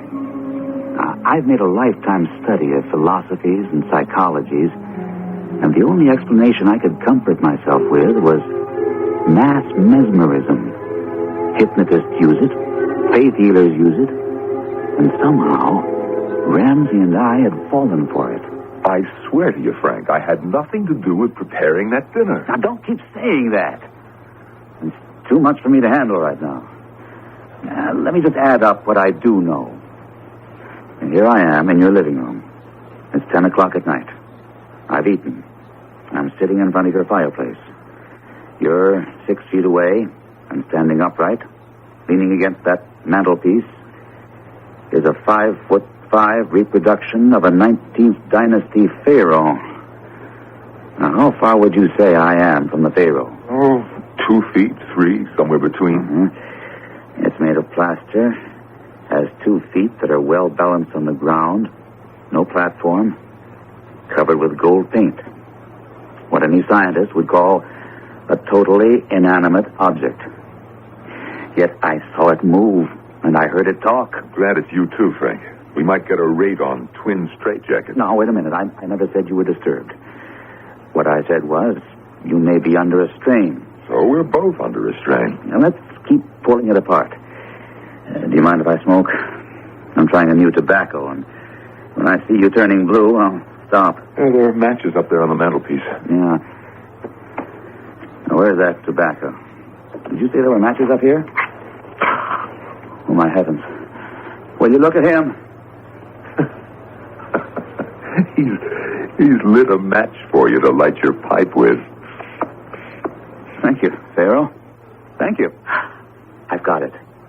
There was a slip-up when these copies were being manufactured, and you got yourself a robot. A robot? Well, how's that possible? Anything is possible. No, that's not what I mean, Frank. A robot has to be programmed, like a computer. My Pharaoh acts independently. He sees a problem. He solves a problem. He deduces we're hungry. He makes a meal. The room needs cleaning. He does it. I'm not denying that you haven't got yourself a very special kind of robot. Oh, I've got an idea. Thanks a lot for coming over, Frank. I'll see you to the door. But I don't... Come on. Do you think the Pharaoh can listen and understand us? Who knows? But I'm not taking any chances. Let's go outside. I'll walk you up the street. Look, I'll fix the latch so I can get back inside. Okay, shoot. I've got to find out who made that Pharaoh. You got something. Who indeed? Well, after my 10 o'clock class tomorrow, I've got the rest of the day off. I'll go to the junk teak and find out where he got it and keep tracking back. How about you? You want to come? Can't.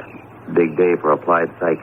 I'm free in the evening, though. A horrible thought that crosses my mind is maybe some manufacturer is turning out a whole army of robots, and all of them may not like to do housework.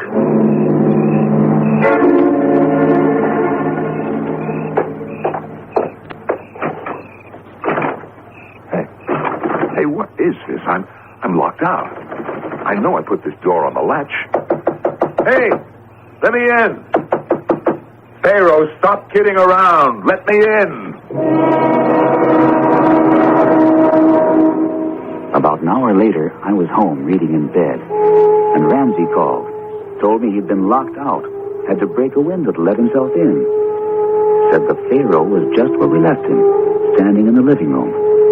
The only thing different was all the ashtrays had been emptied and the glasses washed and put away. I told him he'd got a good thing there. He didn't think that was very funny. Hello. Is this Museum Masterpieces Incorporated? Right. Oh, this is Ramsey West. I recently acquired a reproduction of a standing pharaoh, Seti the First, I think. It appears that way. Yeah, that's right. But you do make all those plaster cast copies from the Edwards collection, don't you? Well, yes, I do. Well, of course you can. I was going to come over and see you.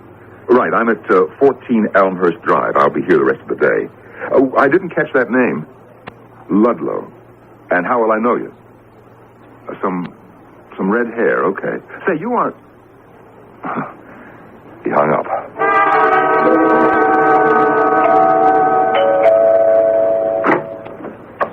Mr. Ludlow? Mr. West? I thought you were. I know you. Your face looks familiar, too. You're Red Ludlow, class of 61. And you're... Ramsey West. I teach Egyptology at Imhotep College. Well, good for you. Oh, you're with Museum Masterpieces, huh? Professor, I am Museum Masterpieces. There's my truck in your driveway. Oh, yes, so it is. It's a nice job. Oh, come on in, Red. Well, actually, nobody calls me Red anymore. I've got so little of it left. Where's the pharaoh? In the living room. Through here. There he be. The reason I wanted to come over and talk to you, I wanted to know how many of these have you made? Oh, just 100. If more orders come in, we'll cast another batch. Do you think you could move him forward away from the wall? I want to look at something at the back. You see what... Oh, my goodness. Was I imagining that? I thought he stepped forward. Well, I'm spending too much time in the shop. Those fumes must be getting to me. What are you looking for in back? Serial numbers. You don't think the Egyptians put serial numbers on the statues of their pharaohs? No, but we do on the copies. I was afraid of this. What's the problem? Professor, can you keep what I'm going to say completely confidential? Well, sure, but what's wrong? Well, of course, it goes without saying. Museum Masterpieces will reimburse you for what you paid for the statue. Well, I don't know that I wish to part with it. Oh, I'm afraid you'll have to. No question about that. I'd say there's quite a big question about that. I gave this one to my wife as a birthday present. Oh, in that case, does it matter to you if we give you a duplicate reproduction instead of this one? It certainly would. You see, I've become rather attached to this particular copy. I'm afraid that's just the point, Professor. This is not the copy of the standing pharaoh Seti the First. This is the original. And I'm afraid I shall have to remove it from this house. I'm blinded. I went off right in my face. All this smoke. A fuse must have blown somewhere. Mr. Ludlow, where are... Mr. Ludlow? Red? Where are you? My son, he who stays the hand of Osiris must perish. Pharaoh, did you make Red Ludlow disappear? That wasn't very nice of you. He is at peace with his ancestors. He is? Ramsey? Darling? I'm back. Oh, I'm so glad to be home. Honey, what's the matter with you? You look terrible. Oh, yes. Well, it's just the shock of seeing you. How's your sister? Shock? Well, that's a nice thing to say, I don't think. Oh, I tell you, it's good to be home. And there's that beautiful pharaoh. How are you, Pharaoh? Did you take good care of Ramsey while I was away? Don't talk to him. Don't say anything. Well, why shouldn't I? He's my pet Pharaoh, my birthday present. You never know. What would you do if he answered you? Well, depends. I guess if he spoke 19th dynasty Egyptian, that would knock me out of the box right away. Well, so, let me look around. Well, I congratulate you. The place is spotless. Ramsey, you are a marvelous housekeeper. Well, I had help. And the first thing I knew, Frank, there was this flash, and that was the end of Red Ludlow. I don't know what to say. And 2 minutes later, Gloria shows up. Her sister suddenly got well and came home from the hospital, so Gloria took the first flight back. Did you tell her what's been going on? Are you kidding? I don't even know how to explain his truck in our driveway. And what happens when Museum Masterpieces comes looking for the boss? They'll ring my bell, and the next thing you know, the police will stop by. What am I going to tell them? You sure can't tell them Red was atomized by a Pharaoh reproduction. They'll haul you off to the loony bin. That's another problem. It's the original. Lord knows what it's worth. It's probably priceless. First thing, get rid of that truck in your driveway. Well, how can I? When Red disappeared, the truck keys disappeared along with him. Then you're in the clear. No corpus delicti, no crime.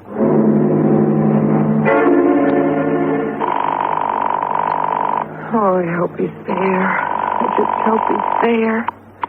Hello. Oh, thank heaven, Frank, it's you. Yes, who's this? Gloria? Frank, please, could you come over right now? I know it's late, but I am so worried, and you're his best friend. I don't have anybody else to turn to. Frank, it's just terrible. He hasn't been to his classes all week. It's like I'm married to a zombie. He just sits there and... Frank, just hurry up and come over, will you please?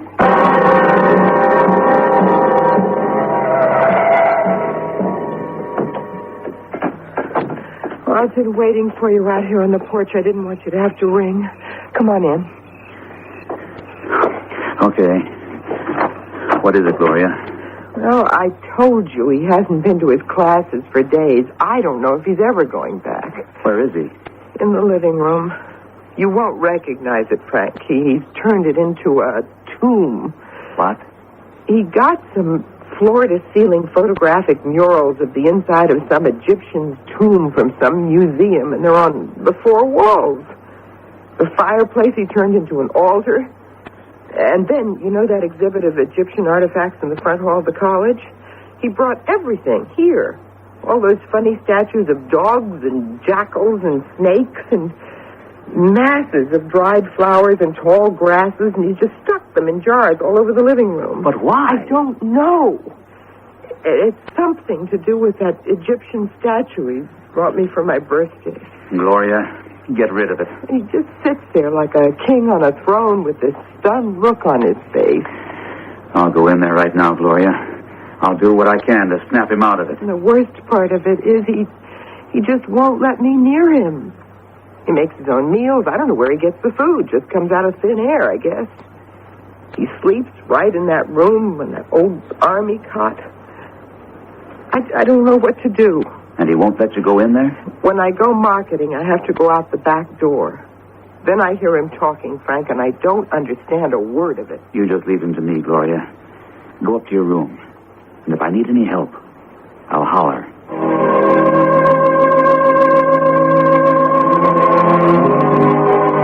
Is there a link between a statue thousands of years old and a teacher of today?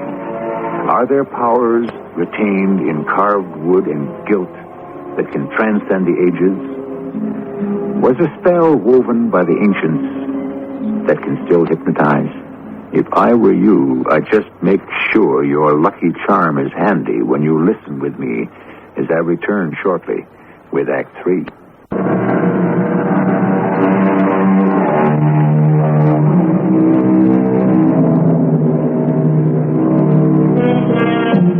In a perfectly ordinary average house on 14 Elmhurst Drive, in a room transformed to a replica of an Egyptian tomb, there is a statue, the Pharaoh Seti I. It speaks, it performs tasks, it seems to perform miracles, like making people disappear. Is there a scientist alive today who could create a robot of such powers? Or are these powers manifest beyond anything we can imagine? I'm not going to pretend I know the answers. All I knew was Ramsey West, professor of Egyptology at Imhotep College, had gotten himself much deeper into ancient death rites than he should have. And as his best friend, I would do anything to help him and protect him.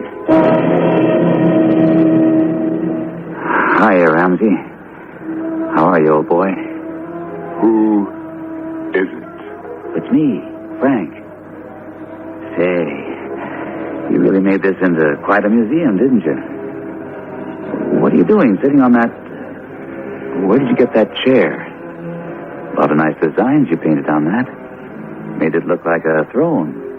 You may advance. Oh, hey, Ramsey. It's me, Frank. Kneel, slave. What, are you kidding? You have been ordered to kneel. Oh, hiya, Pharaoh. I didn't see you standing there. Kneel, slave. Sure. Okay, I was going to kneel anyway. What is your message, slave? I just stopped by to see how you were, Ramsey. I see you got the Pharaoh still. So I guess nobody came around for him. Yeah, say, can I get up off my knees? Rise. Oh, Ramsey, snap out of it, pal. What's with you? What's the matter? Ramsey, come on. Get up off that chair, will you? What? Frank? The least you could do is offer me a drink. Frank, is that you? Ramsey, you got to snap out of this. Now, give me your hand. I'm not going to hurt you. Attaboy. Now, slowly, I'm going to pull you off that throne. Here we go. Come on. Come on. Stop. Father, stop him. Darn it. I must have tripped. How dumb can you be? I can't get up. What's the matter with me? Bring me my crook and my flail. Ramsey, somebody stop playing games with me. Let me up off the floor. Ramsey? Are you all right? Ramsey? Frank, are you hurt? I don't think so. I just can't get up. Gloria, go, run, get out of here if you value your life. The next 5 hours in Ramsey West's living room were about the most terrifying I'd ever known. It made me realize that, indeed, all those forgotten dynasties of ancient Egypt, all their beliefs that the dead and their families and friends would continue life after death, were no mere superstitions. But why Ramsey West should be caught in this web, I did not know then. At about 2 a.m, I had talked myself hoarse. Ramsey fell asleep in his chair, and even the Pharaoh's eyes seemed to close. I crept out. Frank, is that you? I didn't expect to find you still up. Been sitting here in the kitchen all this time. Oh, Frank, what am I going to do? Let's begin with a cup of coffee. I've got the water on. You want strong, regular, or weak? How many spoonfuls? Strong, please. I just couldn't connect with Ramsey. I talked, but most of the time he just didn't hear me. He's in some spell of some kind. I don't even want to know what it is. But how can we get him out of it? What's that? It's just the tea kettle. Cooped up in that mausoleum sure made me jumpy. I don't know if I should tell you this. I guess I have to. Somehow, that Pharaoh, somehow it talks. It really does. Oh, Frank. Not you, too. I am perfectly sane, Gloria. It doesn't always say things that make sense to me. Right after you got yourself out of there, I was lying on the floor, remember? Ramsey said, "Father, let him live." But let who live? Me. Now, there are 2 ways we can go. I can pick up the phone and call the hospital and tell them to send over the men in the little white coats. No, I couldn't do that, Frank. So let's try the other way first. Once during the evening, I heard Ramsey call the statue Father. Maybe that's the key. Get rid of that statue, and we're okay. Now, have you got a hammer or a hatchet or something heavy like that? I think so. Don't know if we have a hatchet. Ramsey keeps all our tools in this drawer. A screwdriver and an egg beater. Oh, how's this? That's a pretty good-sized hammer. Thanks. This ought to do the trick. Plaster is plaster, and if you hit it right, it ought to shatter like glass. Gloria, I may make an awful mess of your living room, but it's the only way. What are you going to do? You know, he's sitting in the dark now. May even be asleep. Well, I'm going to walk into that living room, turn off all the lights, go over to that plaster Pharaoh, and I'm going to break it up into little pieces. Frank, it's not a copy. It's the real thing, an original. Gloria, no matter how valuable it is, believe me, it's not worth having above ground. Well, couldn't we call a museum and have them take it away? It must be destroyed. Look at the damage it's already done to this house. To Ramsey, to you, to me. You want to put this... There's only one word I have for that statue, this evil thing, into a museum where it might affect thousands of people who come to look at it? I never thought of it that way. I'm going in now. You stay here. No, I can't. I have to be with Ramsey. He may need me. Okay. Yes, this hammer's a good weight. Let's go before we lose our nerve.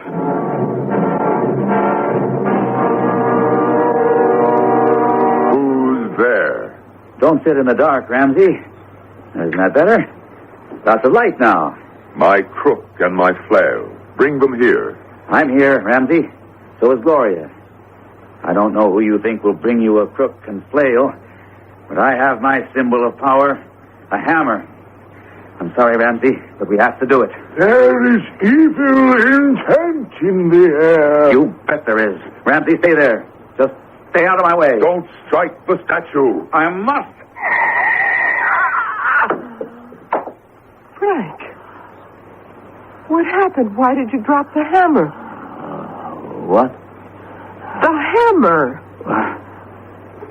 What was I doing with the hammer? The Pharaoh. Yes. So? You were going to smash it. I don't see anything that needs fixing. I can't remember now why I brought it in here. You don't remember? Gloria, forgive me. I've had a long day. A conference that lasted till 2 a.m, and some of those abnormal psych papers my students handed in were a little too abnormal. Well, folks, it's been a nice evening. Thanks for the coffee, Gloria. Frank, where are you going and why? Ramses has commanded me to leave this presence. I'm excused, so I obey. Frank, what's with you? You don't talk like that. So long. See you. Frank, for heaven's sake, come back. Don't leave me here. Please don't. Frank, stop. Stop. Frank, what happened? Oh, hi, Gloria. What are you doing out here? Frank, don't you remember? I don't know. Was there something I forgot? About Ramsey and that Pharaoh. Oh, yes. Nice-looking statue. Of course, only someone who's into Egyptology would give it house room. Frank, you don't remember about 9:30 my phoning you, asking you to come over? Well, I guess I do. We had coffee in the kitchen, right? Do you remember why we did? What we talked about? Do you remember anything strange about our living room, the way it looks? Like an underground Egyptian tomb? And Ramsey sitting on a big wooden chair staring at that statue? You remember any of that? You were in there for 2 or 3 hours, you said. Vaguely. You don't remember we decided to smash that Pharaoh with a hammer? Gloria, you're going to think I'm an awful dunce. And I don't know why it's all like some dream that starts to disappear the moment you wake up and you can't hold on to it. Now, why would I want to take a hammer to break up that Pharaoh? It means an awful lot to Ramsey. Are you sure you didn't misunderstand me? Frank, do you remember saying, Ramses has commanded me to leave his presence, and so I must go? Come on, Gloria. It's late. We're standing in the middle of the street, and you're telling me jokes. I'm getting an awful headache. So if you don't mind, I'll be on my way home. Tell Ramsey I'll call. I can't even remember what day it is. I'll see you, Gloria. I hope so. Gloria, is that you? Yes, it's me.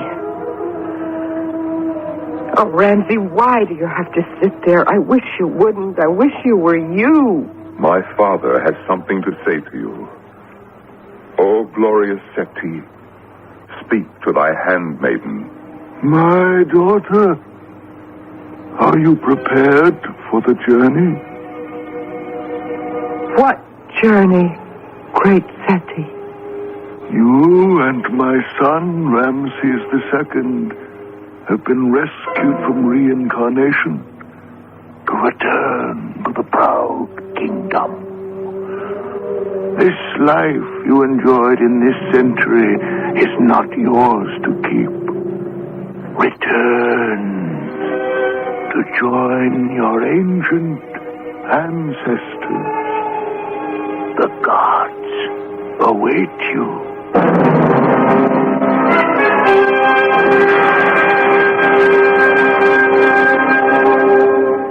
Didn't I tell you, darling, this was a perfectly lovely house? Yes, the real estate agent said we could spend as much time as we liked here and then bring her back the key. It's completely furnished. Oh, really? Who does it belong to? Well, that's the funny part about it. The people who used to live here, a professor and his wife, one day they just left town, disappeared. Will you look at what's standing in that corner? A pharaoh. Yeah, they just left it here. That might be worth something. The most curious coincidence is that he was the professor of Egyptology at the college, the job you're going to be taking. Well, come upstairs with me, darling. I want to show you how big the closets are. My son, my daughter, I shall be sending you your servants very soon.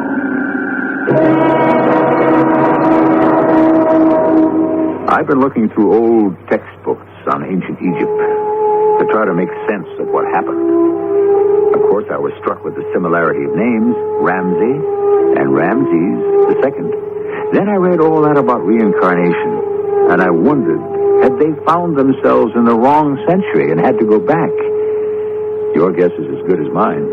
Which reminds me to tell you what is inscribed over the tomb of Ramses' father at Abydos on the Nile. Death does not end all things.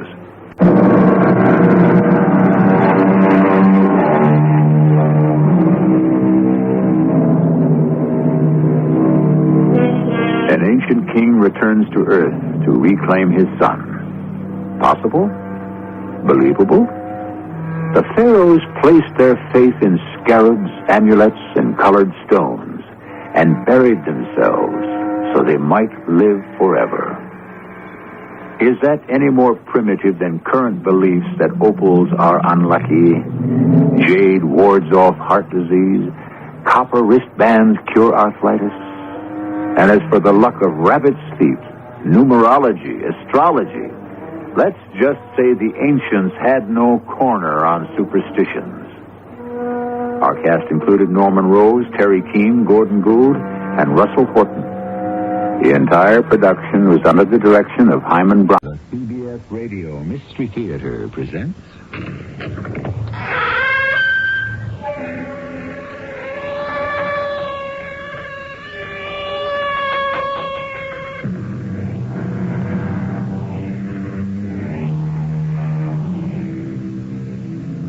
Come in. Welcome. I'm E.G. Marshall. Has it occurred to you that if anyone lives long enough with someone else, eventually both personalities begin to merge? A man begins to look like his dog. A cat takes on the traits of his mistress. A man and wife find out unexpectedly how much the thinking of each has affected the other. Of course, in the beginning, the effect is unconscious or subconscious. The partner affected may not realize what is happening, if indeed anything is happening at all. Contradictory? Yes, but then this is what this story is all about. Hello, Earth. I know you can't reply, but I hope you read me. Hello, Earth. Clegor, what are you do, Gondrick. I am trying to warn them. Who?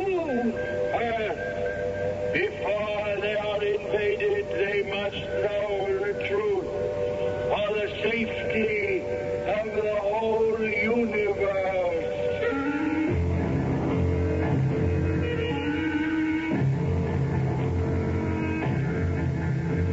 Our mystery drama, Look Who's Coming, was written especially for the Mystery Theater by Ian Martin and stars Terry Keane and Joe Silver. It is sponsored in part by Contact, the 12-hour cold capsule. I'll be back shortly with Act One.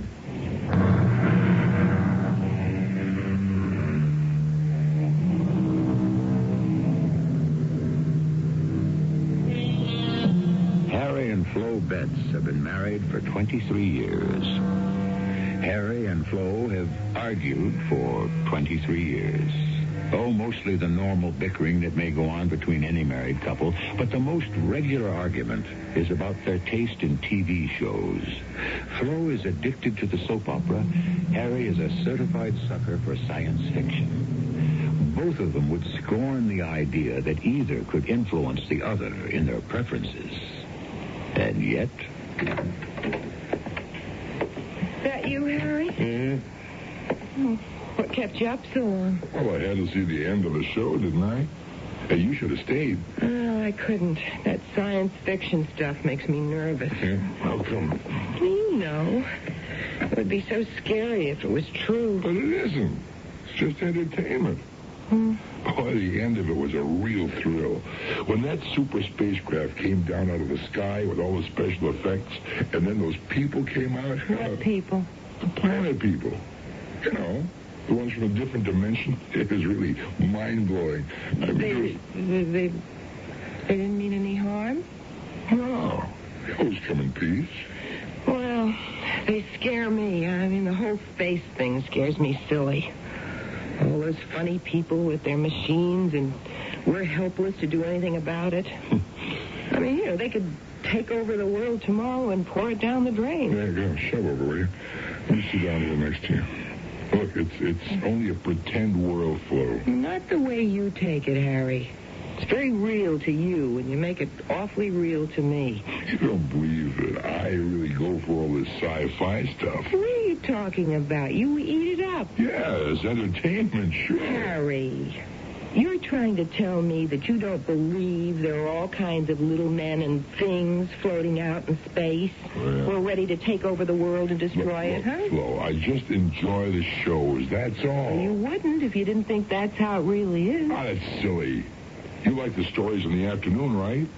Yes. Well, you're not about to tell me that's the way life really is. I mean, the way it's lived on the average daytime serial. I think they are very true to life. Oh, come on. By and large. By and large? How about this dame on your favorite? Married 3 times, widowed once, divorced twice, 3 children, 1 illegitimate. That isn't true. She thought she was married to Drake, but her former husband was supposed to have died in Brazil, only he didn't. And that was how Margaret came to marry Drake, thinking her husband was dead when all the time he wasn't. Well, the point I'm trying to make is you watch the serials, I watch science fiction. Well... It doesn't mean either one of us has to swallow it all whole. Come on, Flo. They're shows, not life. There's a lot of difference. Okay, I just want to think so. Well, Harry, you've got to see it. Yeah, maybe I do. Maybe I do.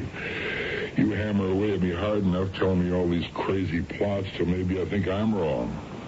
Maybe that's the way life really is. It is. I mean, the soaps are true to life. Okay, Flo.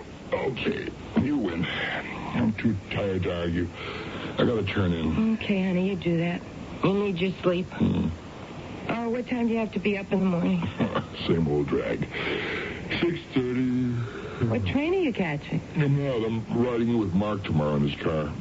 Oh, Dr. Tolley? Yeah. Well, you're getting to be quite good friends since he moved up here. He's a good guy for a shrink. Yeah, these days you can never tell when a psychiatrist might come in handy. What is that supposed to mean? Oh, nothing. It's just a bum joke. Good night, Phil. Can we catch some shut-eye? All right, Harry. Shall I turn out the light? Oh, please. Night. Harry? How did the show turn out? Did those, robot things come back and plant that green, slimy vine that smothered everybody? Oh, Flo. What's the difference? It's only a story. What do you care? Will you let me sleep? All right, I'm sorry, darling. I know you need it. Will you stop fussing over me like I was a mental case or something? We both need it. Yeah, of course we do. Well, for Pete's sake, we say goodnight. All right, I won't say another word. You just rest. And relax. And stop worrying. Just like she knows exactly what to say, so I can't relax. That sticky, patronizing, understanding tone of voice that makes me grind my teeth and think of murder. You think I'm kidding? But it's a situation that recalls all sorts of parts of the mixed-up plots Florence is forever telling me from her daily shows. I mean, I'm 45 years old and entering what everyone wants to tell me is the dangerous age, you know. You know, in all the soaps, the men start chasing young women, the marriages break up. Or if there's some way they can't, well, then the guy starts thinking of how else he can get rid of his wife. And that's when they get on to the murder trials in the story. But you don't do that. I mean, I guess there isn't a husband in the world who at one time or another hasn't been ready to murder his wife. In his mind. What the heck? You don't do it for real, do you? So, maybe I do talk to him too much about my shows. Well, they're all I have. And I'm stuck out here in the suburbs. We could never have any children.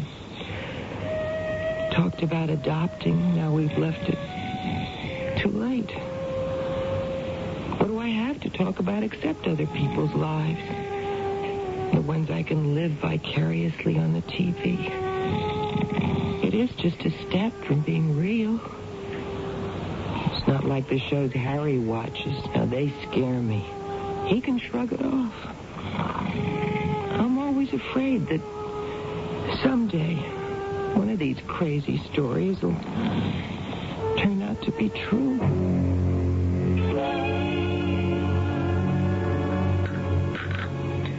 More coffee, Harry? No.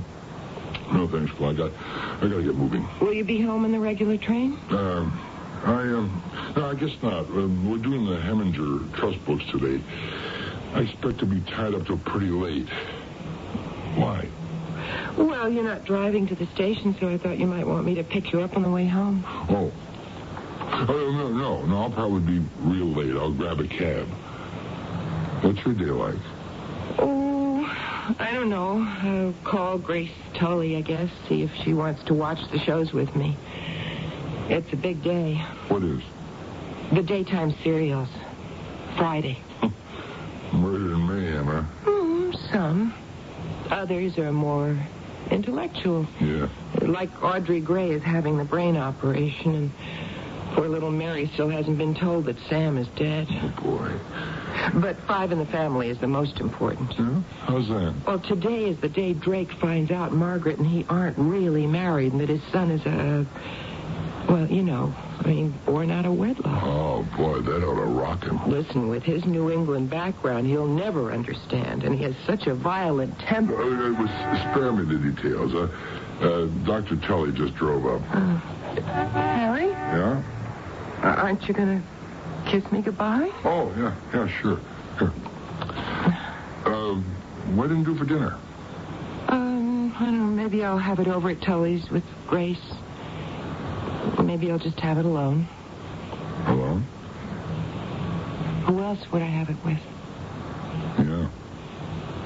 Who else? Oh, look, let's make it definite. I won't be home till around midnight, so you're on your own.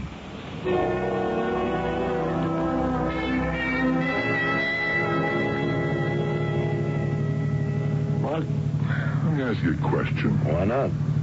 I can't promise an answer. A psychiatrist? We only listen to problems, Harry. We don't solve them. We leave that up to the patient. Well, I'm not a patient. In that case, you're lucky. You've just saved yourself $50. Go on, ask away. Mark, is there any such thing as male menopause? Well, what are your symptoms? Well, look, don't get me wrong. Flo and me, well, no, I mean, all in all, it's a good marriage, and the sex thing is, well, you know, I mean, I always thought it's okay, but recently I don't like myself for it, but I get to noticing girls and kind of, you know, dreaming how it'd be if, you know. Why don't you join the club, the ancient order of the wahoo bird? What? Yeah, the bird that flies backwards because it doesn't care where it's going. It just wants to see where it's been. And it regrets all the lost opportunities. Oh, no, it's not that worries me. Well, even if the ladies were willing, the ones who catch your eye, that is, you're afraid you'd turn up wanting. Forget it, Landybug. Just stick to the dreams. It's normal. Well, it's not so much my dreams that worry me. It's Flo. I'm gone all day. Lots of nights. Now, how do I know she isn't mixed up with somebody? Well, how do you know she is? Well, I don't. There's your answer. Don't borrow trouble. I can't help it. Our marriage is coming apart at the seams. Mark, I need help.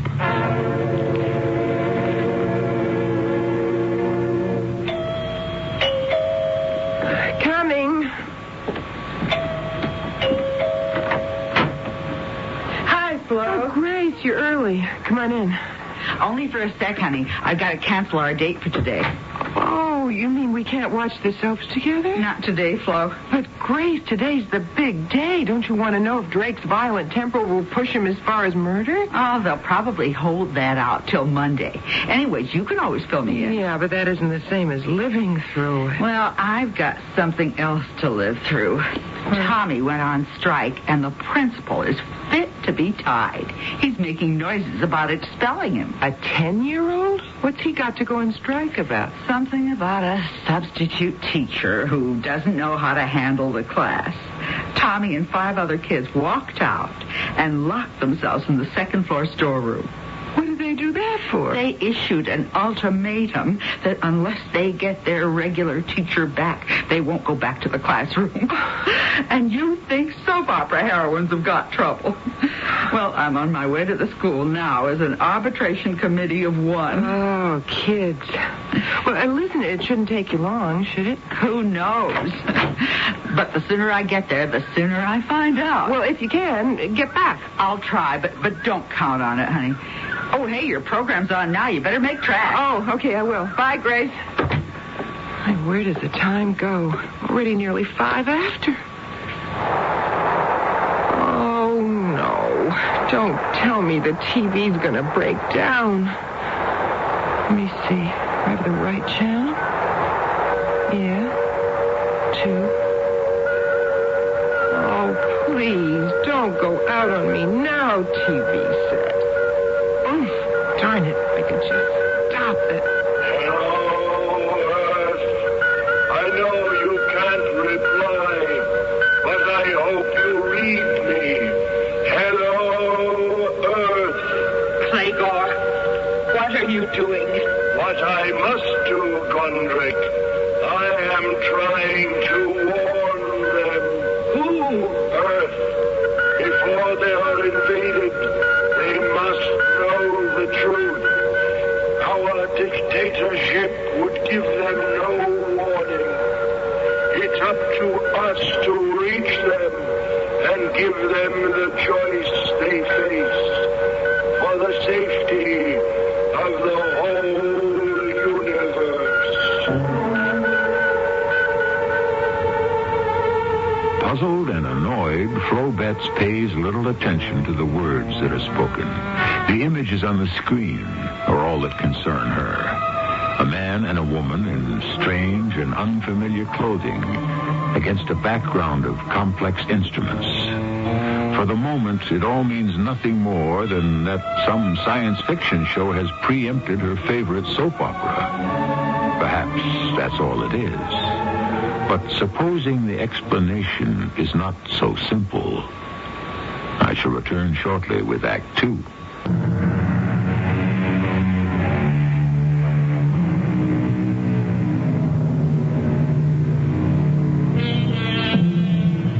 Left Flo Betts tuned in to her favorite soap opera, staring at two unfamiliar figures.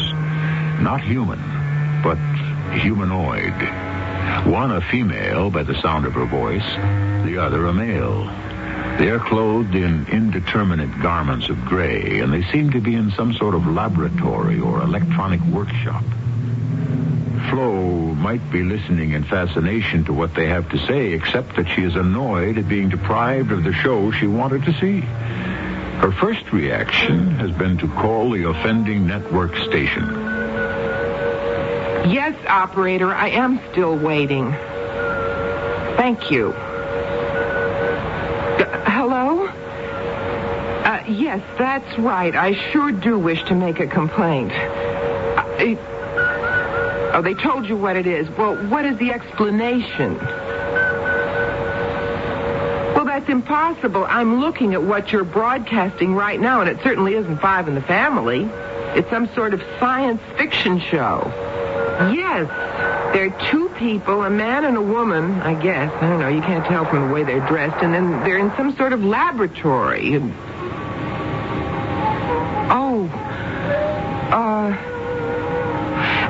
Excuse me. I guess I have to apologize. The regular program is on now. I'm sorry. It must have been some sort of accident. Of course, it had to be. It must have been cross channels or something. Do me a favor. Except, I wish I really felt that was the answer.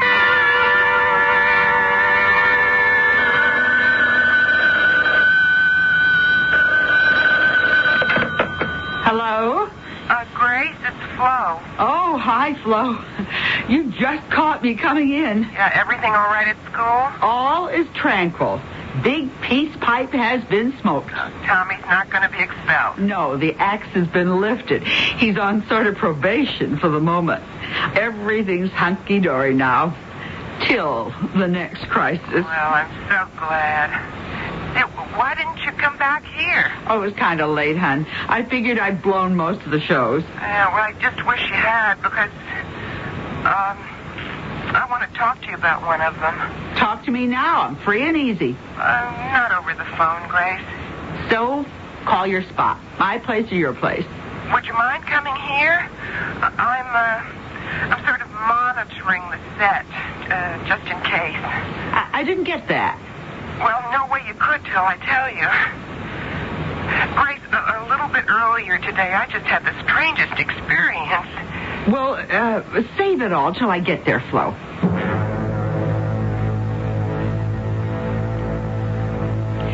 You're sure you saw these gray people or whatever they were? Of course.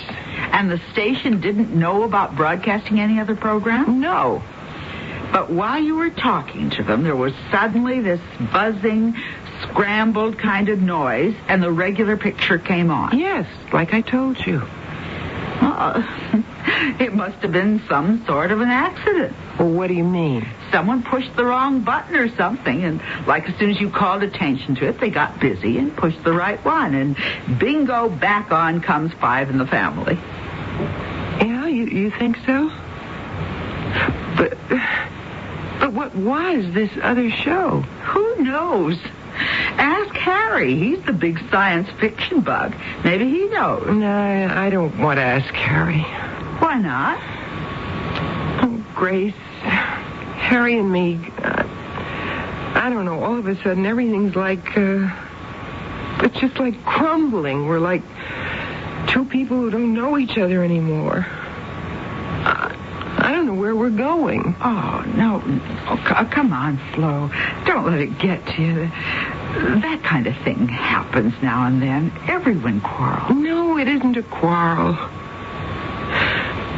Oh, Grace, I don't know. I guess I just haven't anything to hang on to like you and Mark. I mean, no children. The only reason for Harry and me is us. And we're not right anymore. Everything about us is just going wrong. And now this warning or whatever it is from outer space. Oh, Grace, why would I see or imagine those two strange people? Well, Flo, you know how Harry is about sci-fi. He's a nut on the subject. Maybe he's just got you so uptight about it that I was dopey enough to imagine I saw something that never happened. Well, I didn't mean that exactly. But if I did that, I really would be heading for the bend, wouldn't I? Nothing like that's going to happen to you, Flo. Listen, Grace, promise me you'll watch the show with me for a few days. Maybe the other show will cross it again, and then I won't feel too bad. But if it doesn't... If it doesn't, that'll prove you were just overtired or all revved up and had some kind of daydream. No, it will prove one of two things. Either I am taking a trip down Funny Street, or else... Or else what? Or else... there actually is someone out there who's trying to get in touch. And for some reason or other, they've selected me.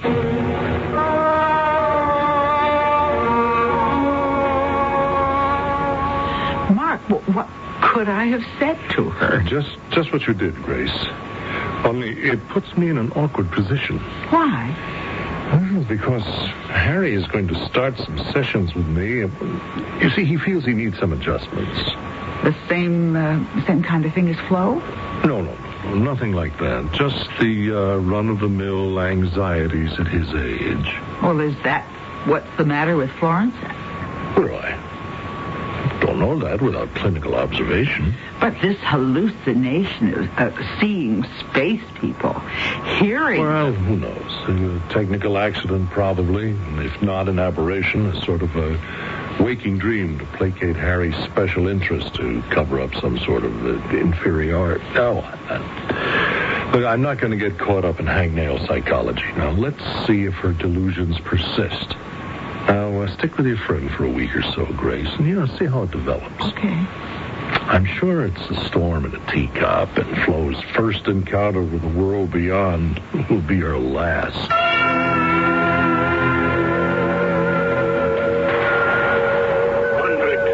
What are you doing here? You're still trying to reach them, Clayco? Of course. You know what you're risking. Suspended animation at best. More probably, total disintegration. Why, Clayco? Why? You know as well as I do, Gundrick. The threat of attack from Betelgeuse cluster. We must engage a minor little planet like Earth to protect our flank. Why do you risk your life for a tiny planet like Earth? Because they are innocent in this, and they should be warned. How can they stand against our arms? One mother ship could wipe out all resistance. If they try to resist, but if they welcome us as friends and allies, we still could coexist together in peace. We must warn them not to resist. But how can you reach them, Clayco? They don't speak like us, even think like us. The same way we reach all other units, through the linguistic transcomputer. Where did you get the infinite box? This one I built for myself over a long period of time. If I can only adjust the circuits and the frequencies without the master equation log, I should be able to reach them before it is too late. Who is it? Just come in. It's Grace. I can't. The door's locked. Oh, just a minute.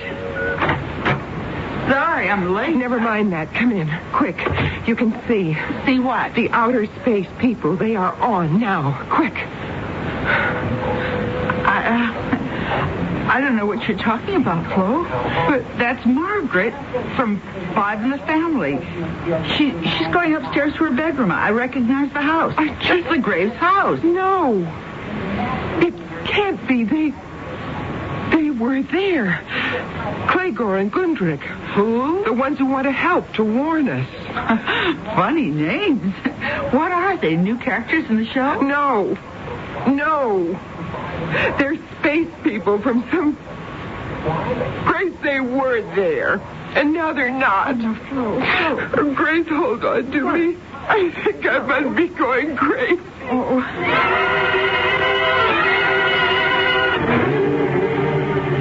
Come in, Harry. Come in. Come on. I've been waiting for you. Why, am I late, Mark? No, you're right on the dot. Listen, I called you down at the office, but you'd already left. Sit down, would you? Well, don't I get the full treatment? No couch? Well, I'm afraid it isn't you who's going to be my patient, Harry. What do you mean? I don't want to alarm you, but has your wife ever spoken to you about hallucinating?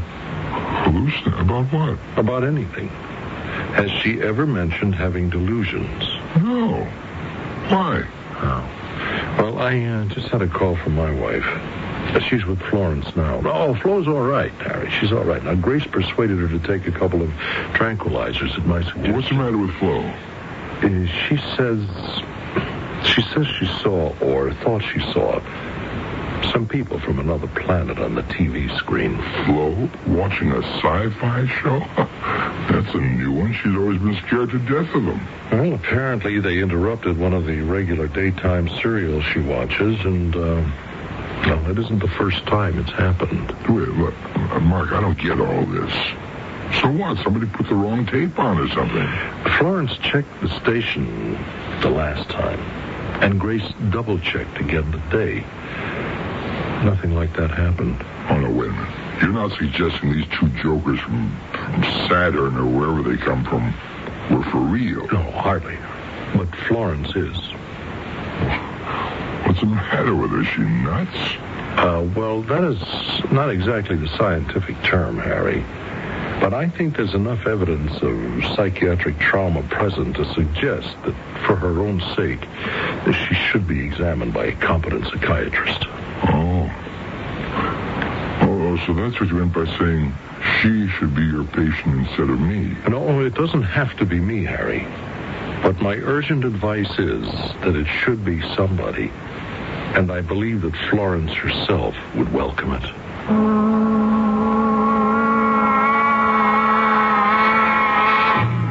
There you have it. To paraphrase that classic psychiatric case, Hamlet, Prince of Denmark, to see or not to see, that is the question. Obviously, Florence Betts sincerely thinks she sees two people who can only be imaginary. Or could they actually be real? I'll return shortly with Act 3.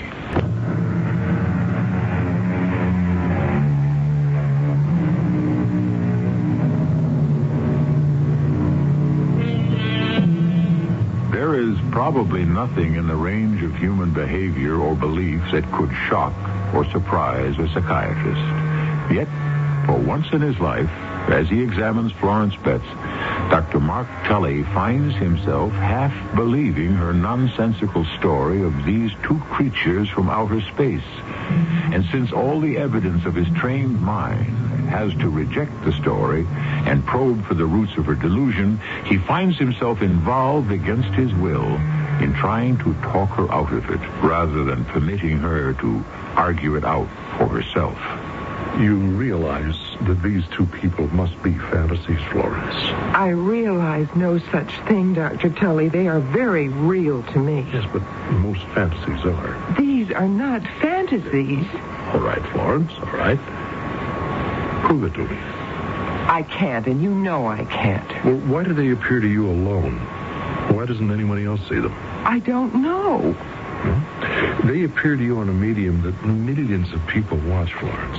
Now, does it make any sense that you are the only one that they reveal themselves to? Oh, of course it doesn't. Helen, can we face the fact together that they are some sort of Some sort of delusion? No. Well, why not?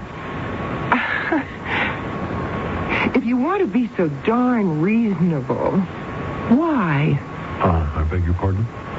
Why would I conjure up something like this? I mean, watching my favorite show, concentrating on characters that I know are not really real, but that seems that way to me. Why would I dream up two people so foreign and so alien to anything in my own experience? Well, perhaps they're not so alien after all. And what does that mean? Well, perhaps they're an unconscious, a subconscious reaching for someone who is the antithesis of them.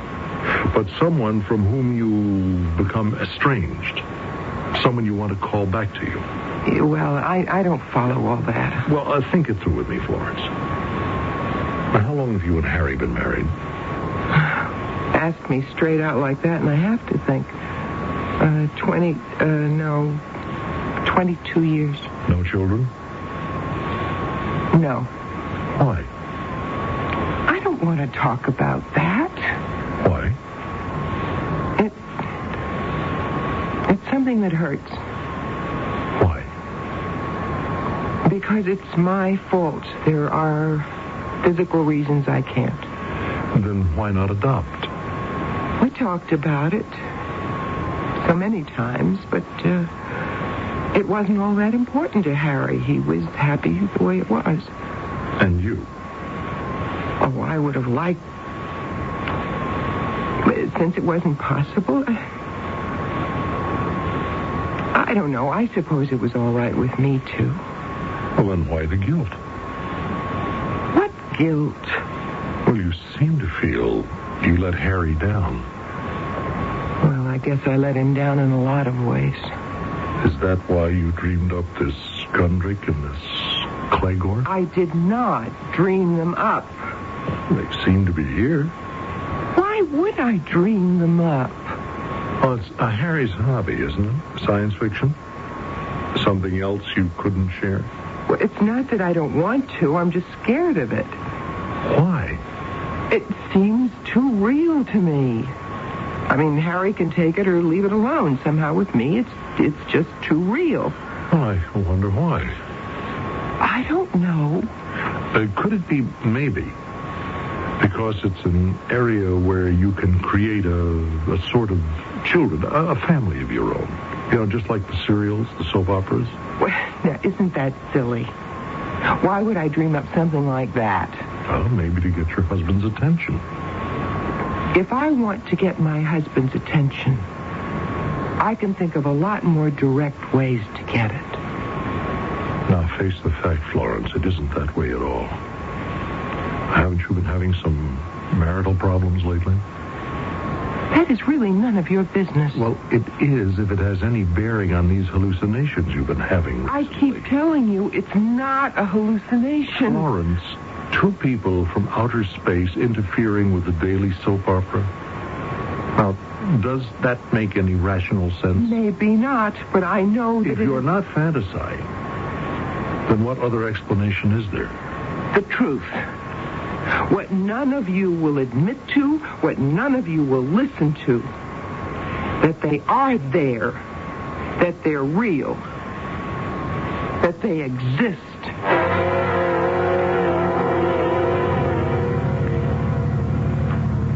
So I thought it would be a good idea for us to drive in together again today and talk the whole thing out. There's not much to talk about, is there? You think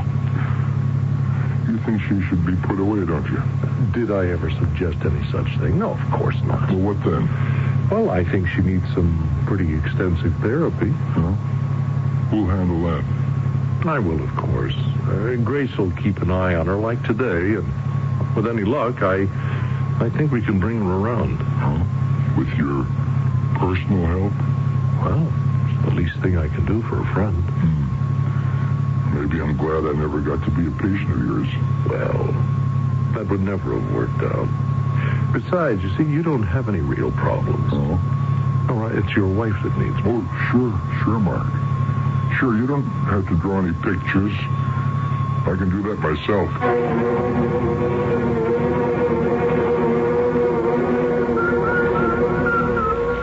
Clegor, I beg you. It's too dangerous for you. Give it up. I can't. Not now. Now that I found her. Found who?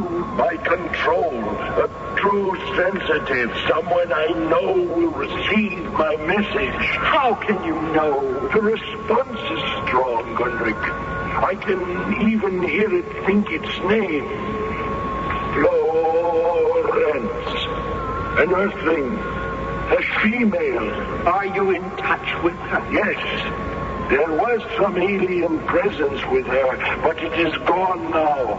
I must reach her quickly before it is too late for her planet. Or for you. If you should be discovered. It's worth the risk to avoid galactic war.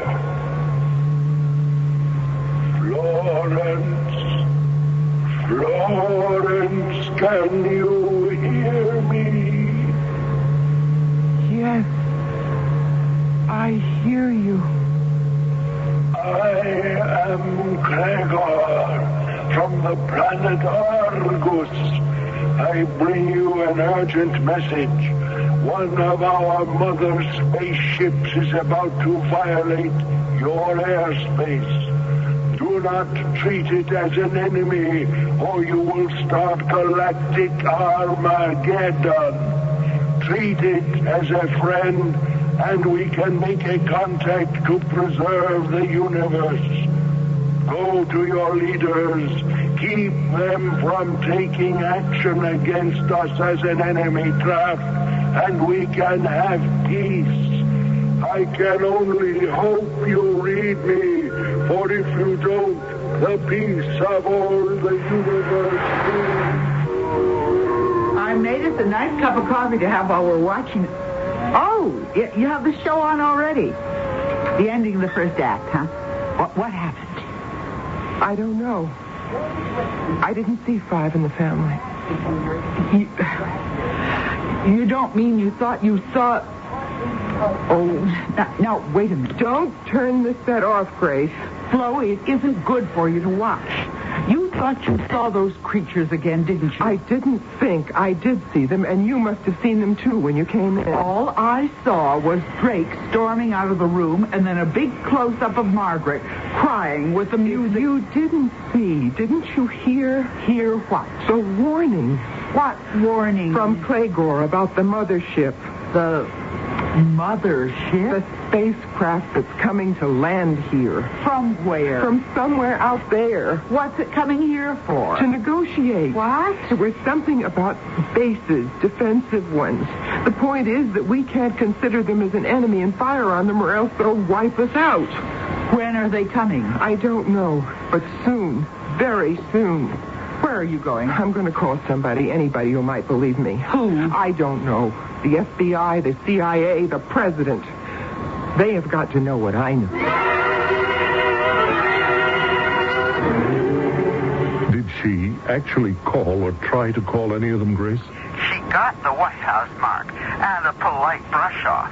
The CIA she had no way of reaching. She's calling the FBI now on the other phone. Well, is she rational? She seems to be, except on this one subject. I'm afraid she'd better be hospitalized. Stick with her, darling, until I make what arrangements I can with Harry. Well, gee, Mark, you couldn't have caught me at a worse time. What's the matter? Well, I was just leaving for Washington on an audit for the biggest client we have. I can't let him down. How long will you be gone, Harry? Well, tomorrow and maybe the following day. 3 days at the most. Well, all right. Look, don't worry. I'll handle things. Will you hospitalize her? Well, that might be a little difficult unless it's a real emergency. But Grace will be with her. We'll look out for her. I'm going to thank you, Mark. Let's hope by the time I get back from Washington, I'll have my head screwed on again, and the Flo will, too.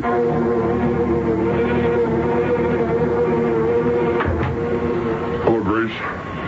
I came straight from the plane. Oh, it's good to see you, Harry. Where's Flo? Upstairs? No, she's in the living room. How is she? Well, she's all right. Everything's fine, really, except her complete absorption in this strange delusion. She's still having that? Not for 2 days. I managed to keep her away from the TV. Has it helped? I wish I could say yes. I honestly don't think so. Nor does Mark. She's fretting about it. Okay, I'll handle it from here on in. It may be more than you can. Just call Mark, if it is. He asked me to tell you that, Harry. I will. Grace, how can I thank you? No thanks necessary. What are friends for? Good luck, Harry, and... Yes? Take it easy with her. Whatever it is that's bothering her, it isn't small. She's been through a ringer. I'll remember. I'll do my best. Thanks again, Grace.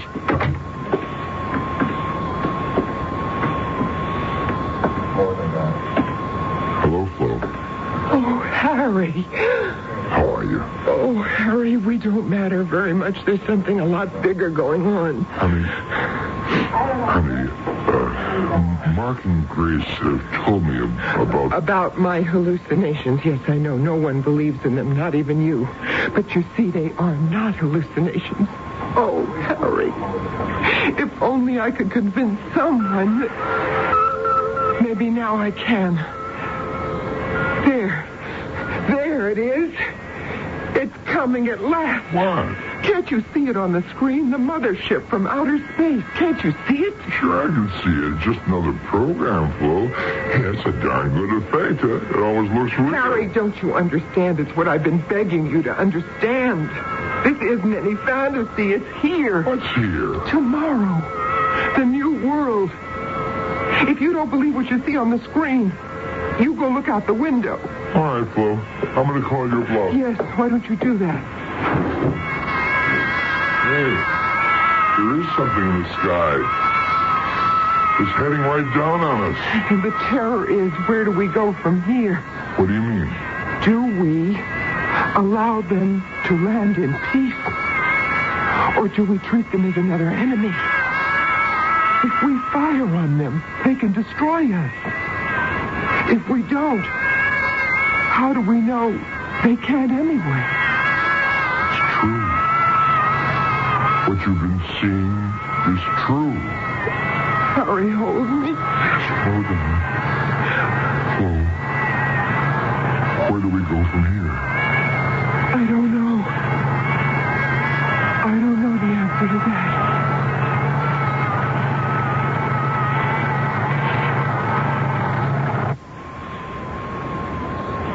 Mystery Theater is a theater of the imagination.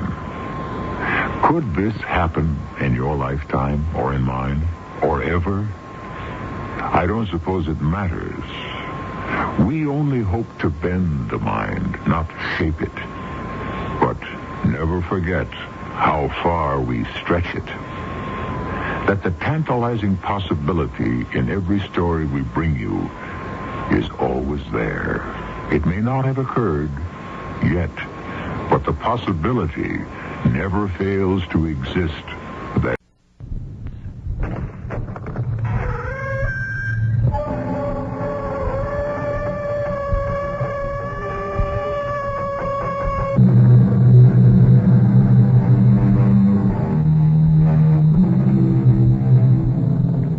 Come in. Welcome. I'm E.G. Marshall, major domo of this halfway house.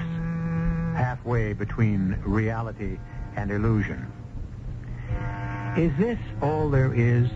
This insignificant speck of dust that winds its weary way round and round a tiny reddish-yellow sun in a remote backwater of some obscure galaxy in an endless universe? Are we the only sign of sentient life? Is everything else out there, to the infinite frontiers of space and time, lifeless, bloodless, mindless?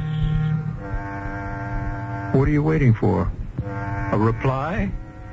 It's all we can do to pose such a question, let alone answer it. The money is no problem. I can place my hands on $1 million, $2 million, name it. What is the problem? Where can we go? Where? Yes. Once we take that money, we'll have to hide somewhere. Oh, that is no problem. We'll have to hide somewhere for the rest of our lives. Of course. I'm afraid there's no place in this world where we can do that. I was thinking of a place that is not in this world.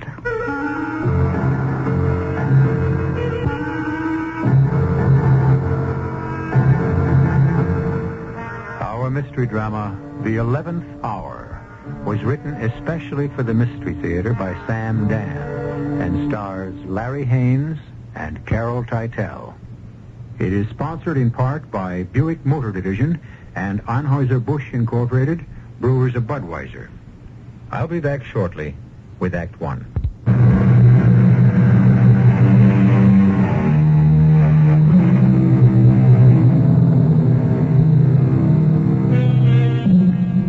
If someone were to say to you, listen, my friend, on the planet Venus, there are endless fields of platinum and gold, enormous bottomless seas of oil. The very stones on the ground are glittering diamonds and lustrous pearls. And best of all, I know a way to get there, a secret way of my own. I'll need some cash for expenses, of course, but believe me, you will never make a sounder, a more substantial, a more solid investment in your life, even if you have to mortgage your house to raise the money. If someone were to say all this to you, what would you answer? Well, before you say anything at all, remember, in effect, that's what Columbus said to Queen Isabella. Or at any rate, that's what she thought he said. Let us follow Mr. J. Raymond Trask, who is en route to his office. He hails a cab. Where to, Mac? The Trask building. Hey, you must be old J. Raymond Trask himself, huh? Yeah, I recognize you from the papers. Tell me, what's good in the market today? I never give tips. Why not? Because you might lose your money. Oh, how could I lose if you give me the tip? I've been wrong. No, I'm willing to take the chance. I'm not. Suppose you became wealthy, fabulously wealthy. You'd hate me even more. Why? You'd worry about money. You'd let money dominate your life. You'd lose your good humor, your good nature. No, you better not chance it. You know something? I hate you now. May I see your newspaper, please? Oh, you want to get the day started with a laugh? Huh? Read the personals column. I can't afford to waste my time with... Yeah, I guess you can't. You only read something where you can make a buck, huh? Don't you ever do anything just for a laugh? May I glance at your paper? Yeah, just read the top item in the column and then give me your opinion of it. You know, as a man of the world. My heart, my mind, my soul, my spirit... all reach out to someone. Reach out to make contact with someone. Someone I need, and that someone needs me. If you are that someone, write to me. Please write to me. At box number 898. But now what do you think of that, huh? Oh, such nonsense appears in the papers these days. You going to answer it? My good man, I shall add $1 to your tip if you'll permit me to glance at the financial pages in silence. Well, don't you need someone? Why don't you answer it? Oh, I don't need nobody. I already got somebody. But don't you need somebody? I'll make that $5. You got a deal, and I'll throw in the newspaper.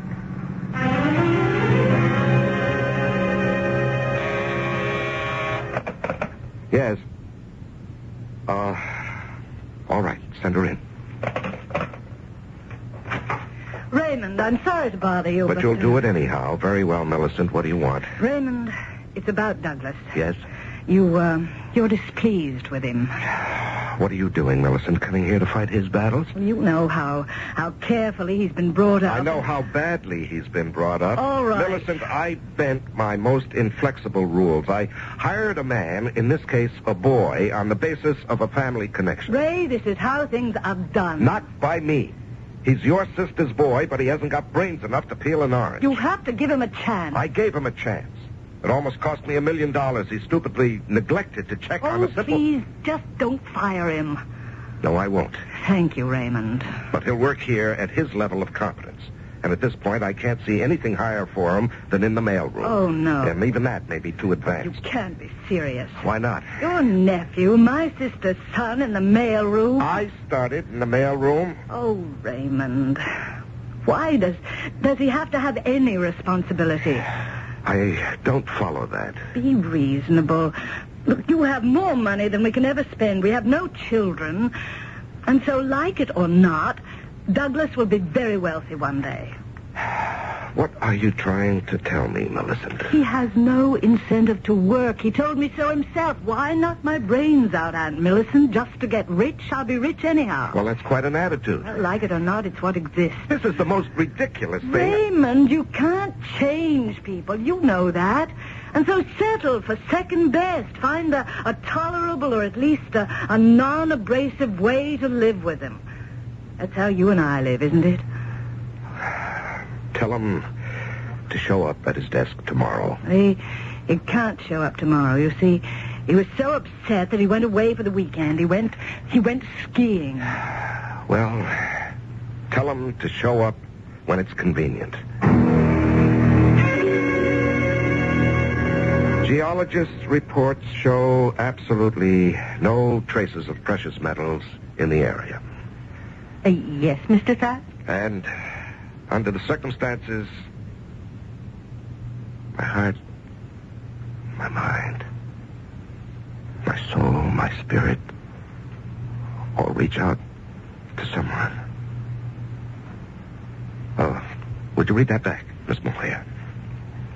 Geologists' reports show absolutely no traces of precious metals in the area, and under the circumstances, my heart, my mind, my soul, my spirit all reach out to someone. Miss Mulcair, what are you saying? You asked me to read it back. What is this gibberish about my mind, my heart, my soul, my spirit all reach out to someone? But that's exactly what you dictated. When? Just now. Now, why would I make a ridiculous statement like that in the middle of a letter to the chairman of the board? Oh, I'm sorry, sir. Now, let us continue, Miss Mulcair, please. I cannot see how we can possibly justify committing a substantial investment to, reach out, to make contact with someone. Mr. Trask, sir. Yes, what is it? You're doing it again. What? Well, you just said, I cannot see how we can possibly justify committing a substantial investment. I reach out to make contact with someone. Miss Mulcair, please go to your desk, recover from whatever it is that seems to be affecting you, and then we shall try again. But Mr. Trask, Fortunately, your long record of service testifies to your sobriety and common sense. If necessary, take the rest of the day off. But Mr. Trask... That'll be all, Miss Mulcair.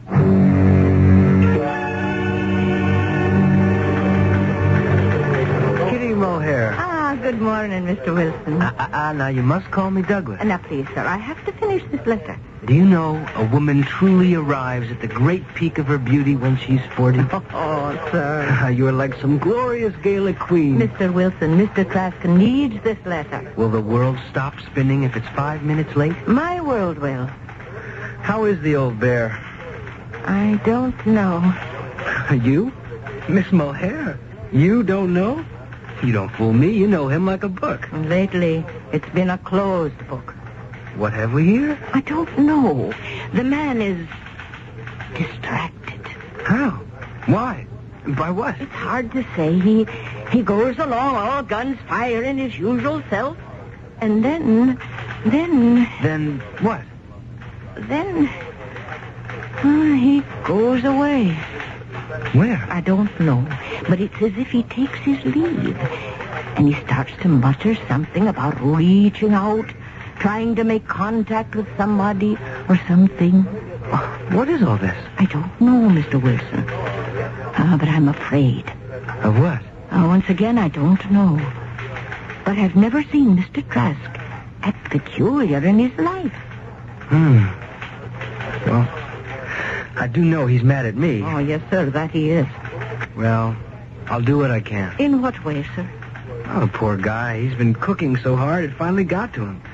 I won't irritate him anymore. How can you not irritate him? I guess I'll just have to turn over a new leaf. Let me go in and talk to the old boy. Good morning, sir. Oh, it's you.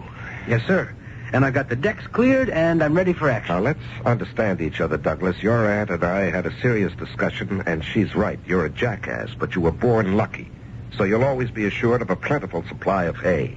I must say, Uncle Raymond, you're not much of a flatterer. That's because I'm pretty much of a realist. So, you've got your office, your secretary, your salary, and just keep out of the way. Uncle Ray, I've done some thinking. That's all, Douglas. I've decided to make a fresh start. My heart, my mind, my soul. See, I've learned something from you. My spirit. The secret of success, and I'm going to make it work for me. Reach out to someone. Reach out. Uncle Ray. Huh? What's the matter with you, Douglas? Why are you staring at me?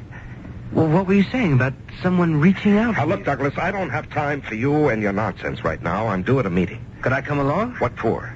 I want to learn the business. Douglas, we needn't play these charades. Now go to your office and quit bothering me.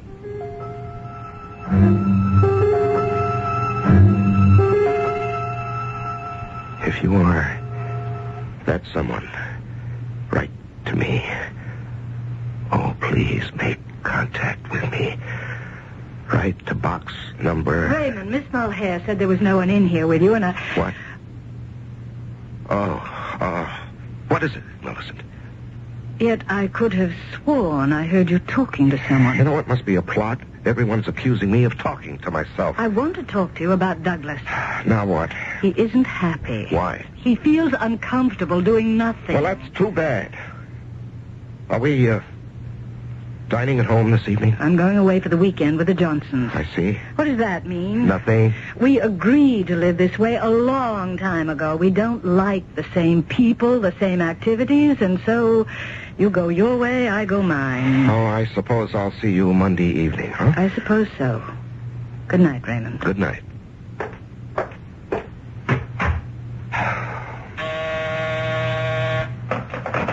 Yes. Will you need me for anything else, Mr. Trask? Yes, I want you to drop a note to, box number 898.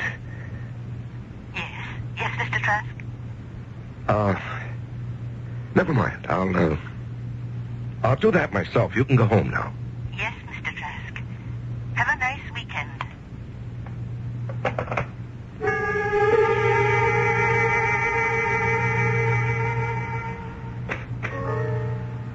To box 898, Herald Chronicle.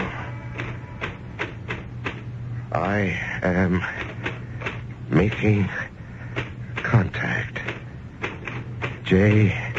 Raymond Trask is my name.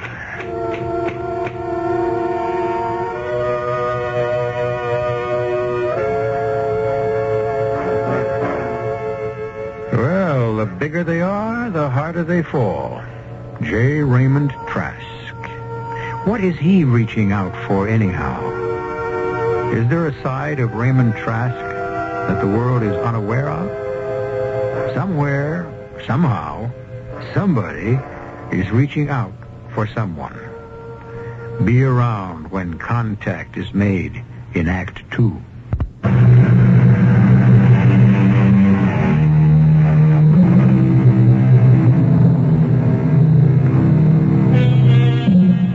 Sometime when you get the opportunity, you might read a fascinating story by Mark Twain called Punch, Brothers, Punch.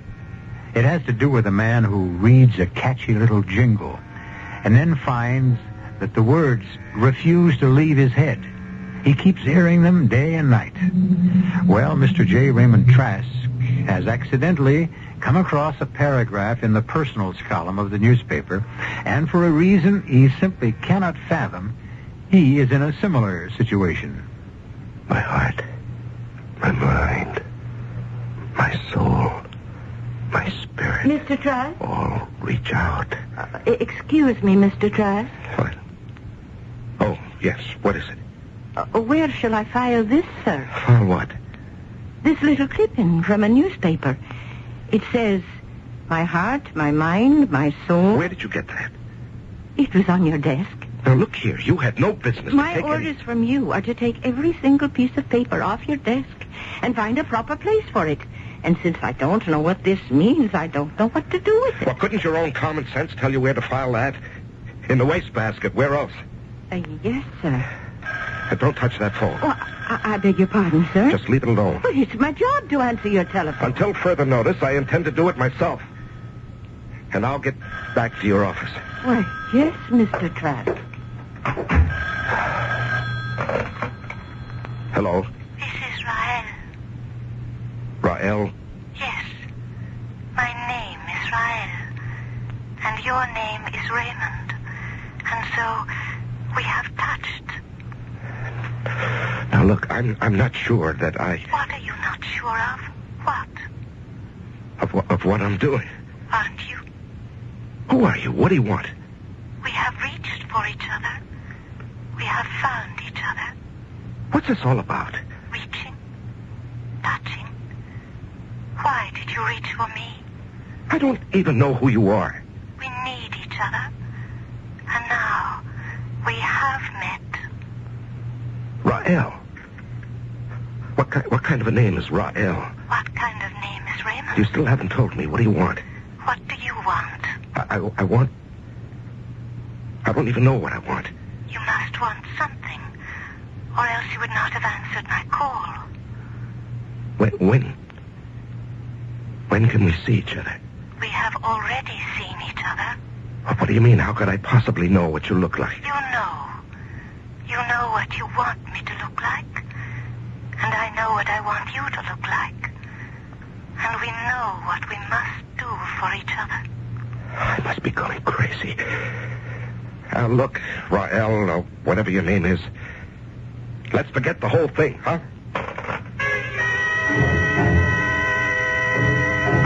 Uncle Ray. What are you doing here? I work here. All right, Douglas, don't irritate me. I have your recommendation on the Iroquois development. What are you doing with that? I wouldn't approve it. What are you talking about? Well, this goes counter to every principle of prudent investment. Douglas, why don't you take the day off and play golf?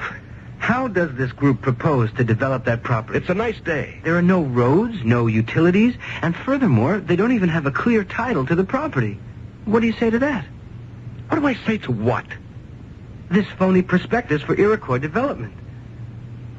My mind, my heart, my soul. Uncle Ray, are you all right? Uncle Ray. Who do you think you are? Coming in here and shouting at me? Now go back to your office. Please, check through this prospectus for Iroquois again. You'll see I'm right. Mr. Wilson? I heard every word. I tell you, Kitty, there's something wrong with that man. I think you're right. He'd better see a doctor. I think you'd better see this. What is it? It's a clipping from a newspaper. My heart, my mind, my soul. Say, this is what he keeps talking about all the time. Yes. And he seems to be in a trance. What does it mean? I don't know. But it does sound as if he's a man possessed. Oh, Kitty Mohair. You wouldn't be talking about the little people now, would you? There's something here, Mr. Wilson. Don't ask me what, but something. Taxi! And when the taxi comes, may I share it with you, Raymond? Who are you? How do you know my name? You know who I am. Rael. Rael, what are you doing here?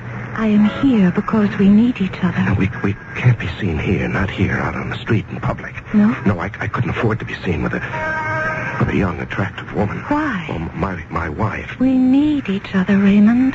What is this thing? I read a paragraph in the paper, and I can't get it out of my head. You need me, Raymond. Come to see me. No, I can't. I shouldn't. Where? 22 Addison Road. Why? I don't think I can. Search your mind, your heart, Raymond. Do you have any choice?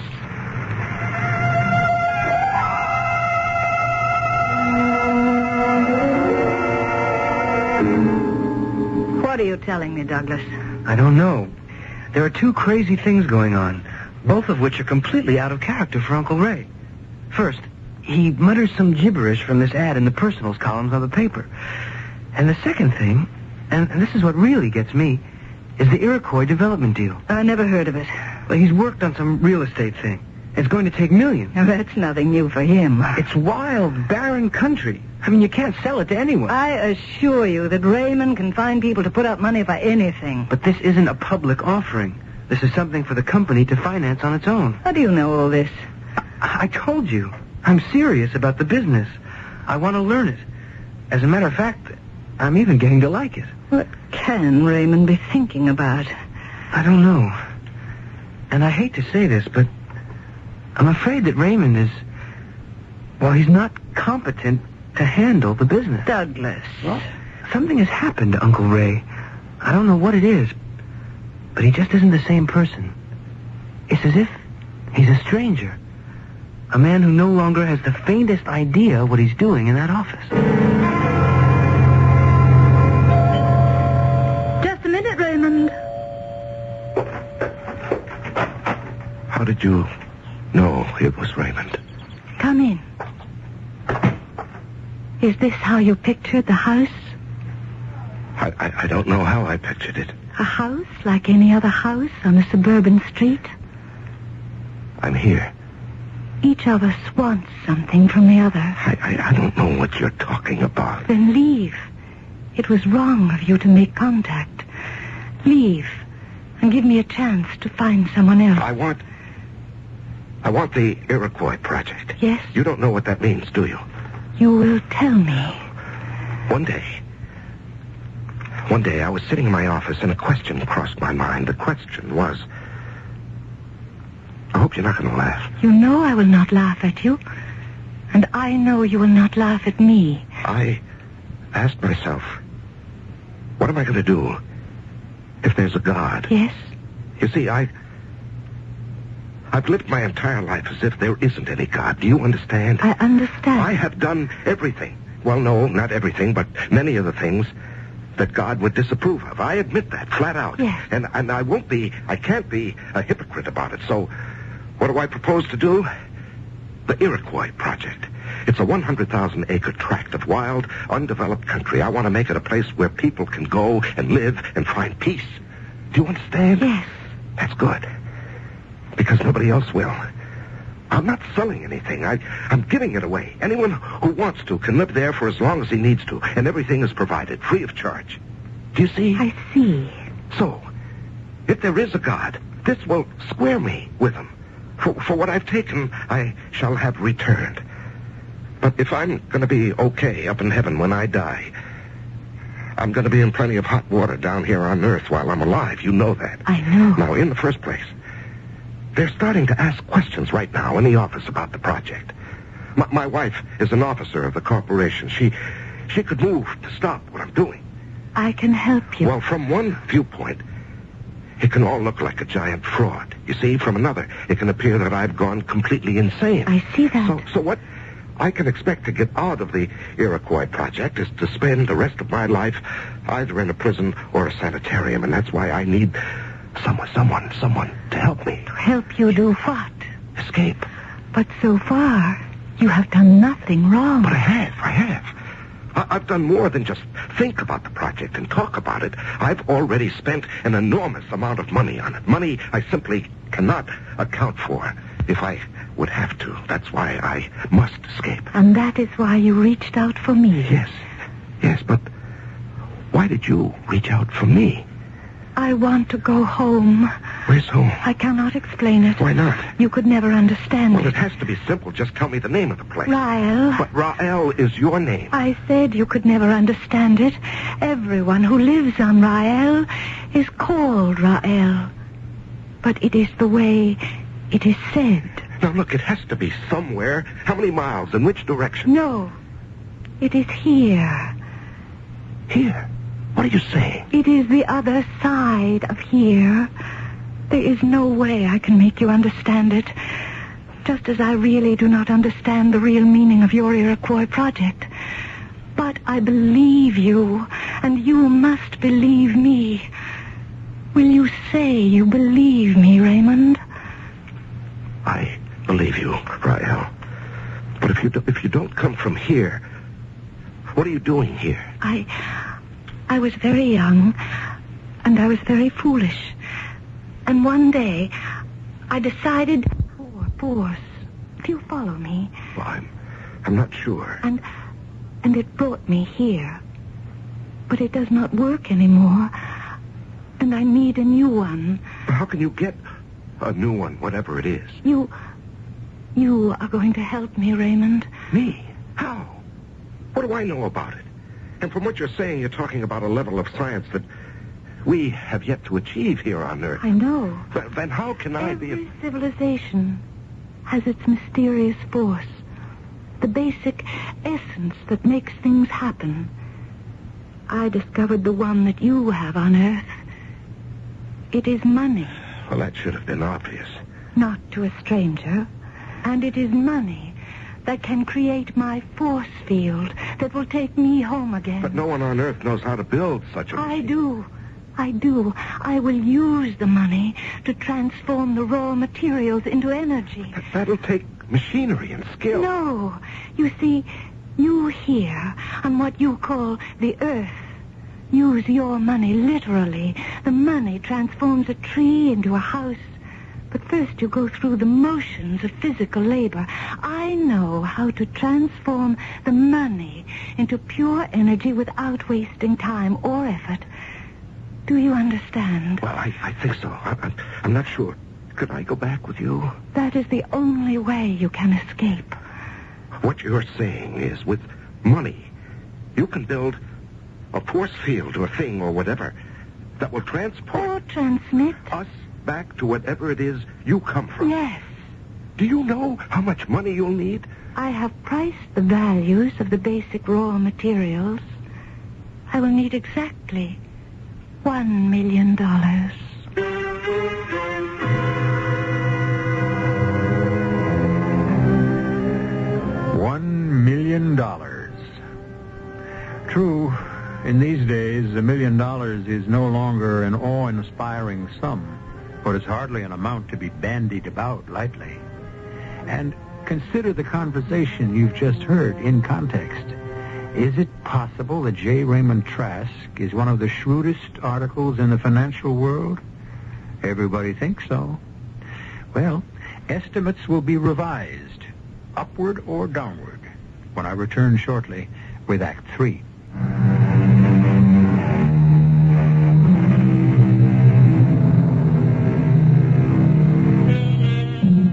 A man travels his merry and selfish way through life, taking what pleases him with hardly a thought for either the consequences or the next fellow. And then, suddenly, without warning, one day it occurs to him that there may be a judgment and a judge. And he realizes that he owes a tremendous debt. But will he be able to pay it? $1 million? I can convert $1 million into the energy required for us to escape. Well, it won't be easy for me to raise $1 million. I know. No, I'm afraid you don't. You'd have no way of understanding the complications. That is not what is difficult.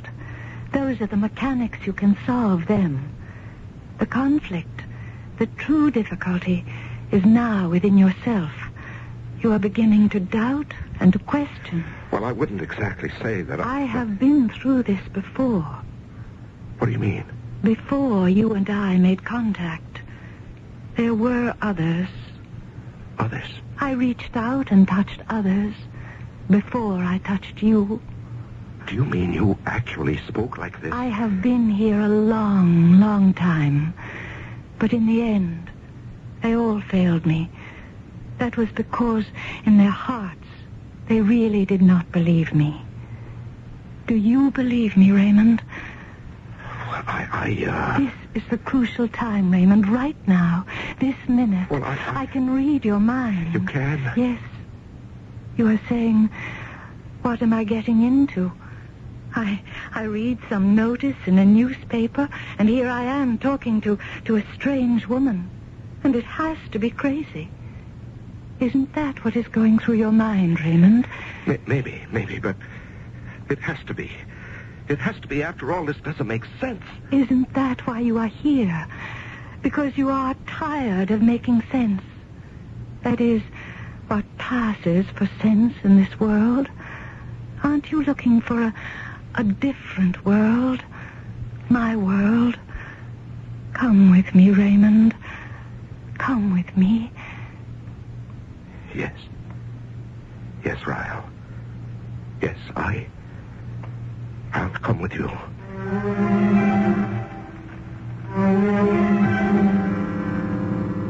Raymond, I demand an answer. What's the question, Millicent? Tell me about the Iroquois project. Why?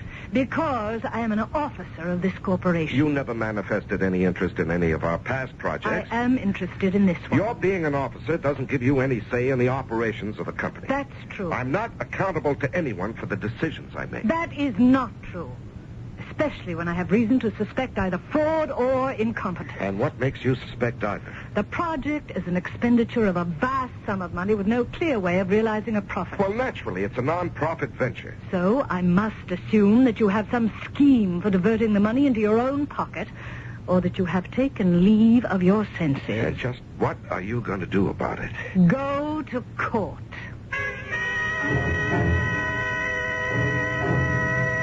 Yes, Mr. Trask? Miss Mulhare, I want you to authorize payment for the publication of the prospectuses for the Iroquois project.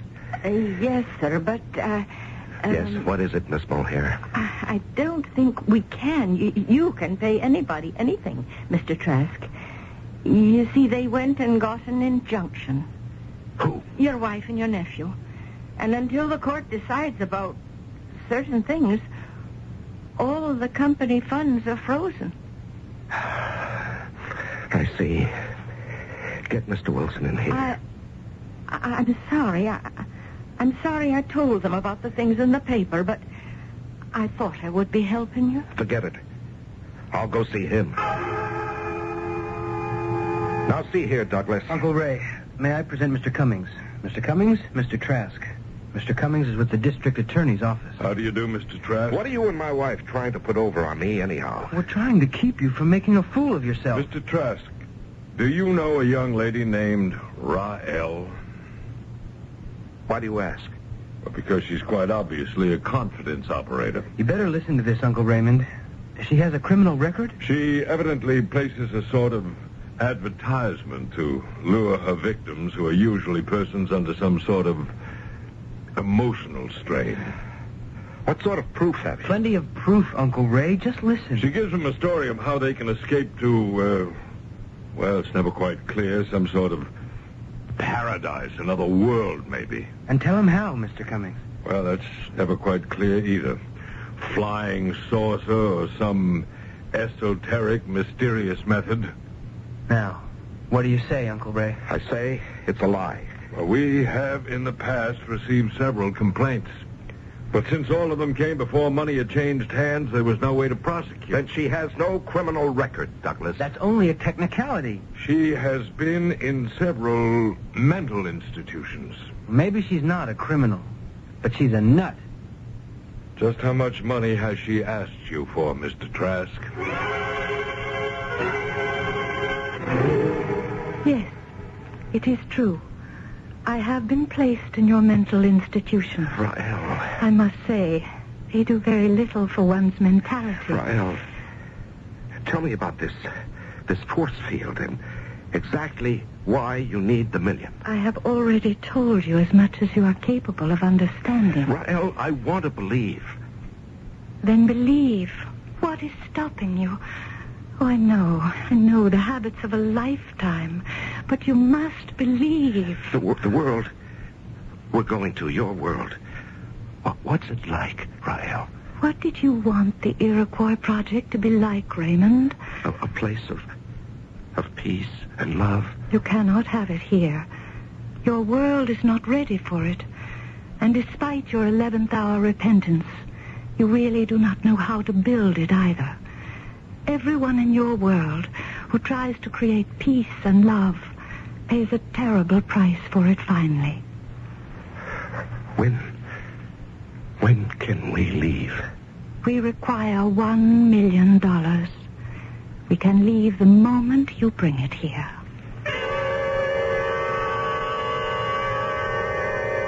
Mr. Trask. Your Honor, I protest this entire procedure. No one has the right to drag a man into a court of law and put his sanity on trial. Mr. Trask, none of your rights have been violated. Indeed, it is the duty of this court to ensure that they are protected. Then what am I doing here? For your own protection, as well as for your families and the stockholders of your company, it has been proposed that you undergo a series of tests to determine your mental capability. In other words, to have me certified insane so my wife and my nephew can strip me clean. Mr. Trask, this court has no such aim in view. It is therefore our decision that you be convicted. Mr. Trask, what are you doing here at this hour of the night? Aren't you supposed to be in Well, let's say I escaped. Oh. Don't be alarmed, Miss Mulhare. I'm not dangerous. What did you come here for, Mr. Trask? I need money. Money? Well, I can imagine you would. I have some money. It's not much, just a few hundred, but it could get you a plane ticket somewhere. No, thank you. I need $1 million. $1 million?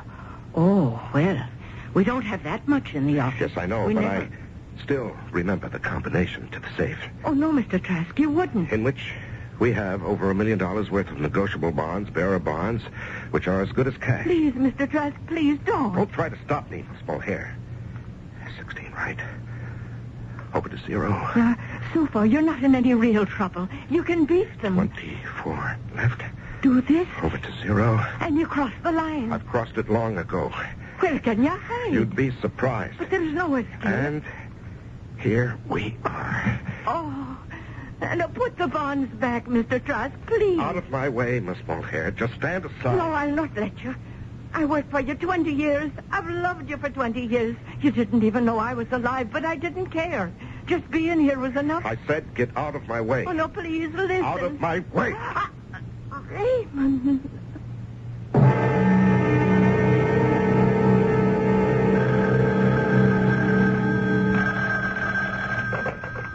Cummings here. Mr. Cummings, my uncle broke out of the institute. We know. He went to the office and took $1 million in negotiable bonds from the safe.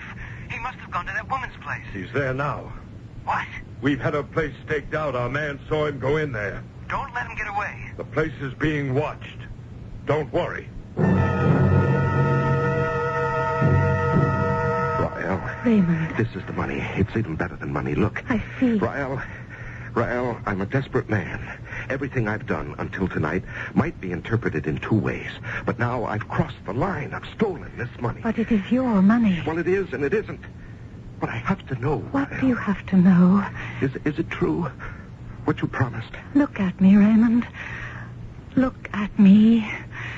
We are making contact. Yes. Our minds, our hearts, our souls, our spirits are touching. Yes. And now, with the money, I shall create the force that will remove us from this place. Close your eyes. Close your eyes now. Now, hold my hand. And now, do you feel the force? Rael, Yes. I feel as if the whole room is spinning. Yes, Raymond, it is. And that smell, that sharp smell. The forces, the life forces in flux. Rael, I'm dizzy. I'm going to faint. Don't fight it. I'm going to pass out. No, Raymond, not pass out, but pass through, pass over, and pass into the other side of the world.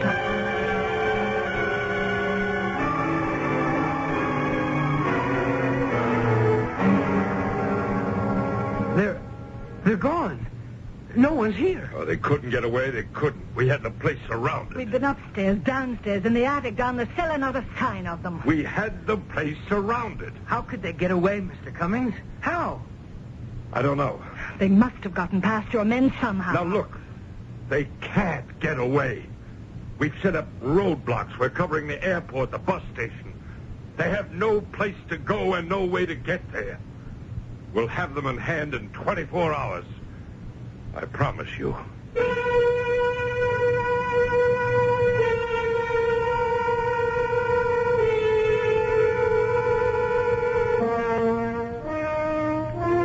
The assistant DA, Mr. Maxwell Cummings, made that promise some 5 years ago. So far, he has been unable to keep it. Since that evening, no one has ever seen Rael or J. Raymond Trask. I'll be back in just a few moments with a comment on the story you just heard, plus some other assorted goodies.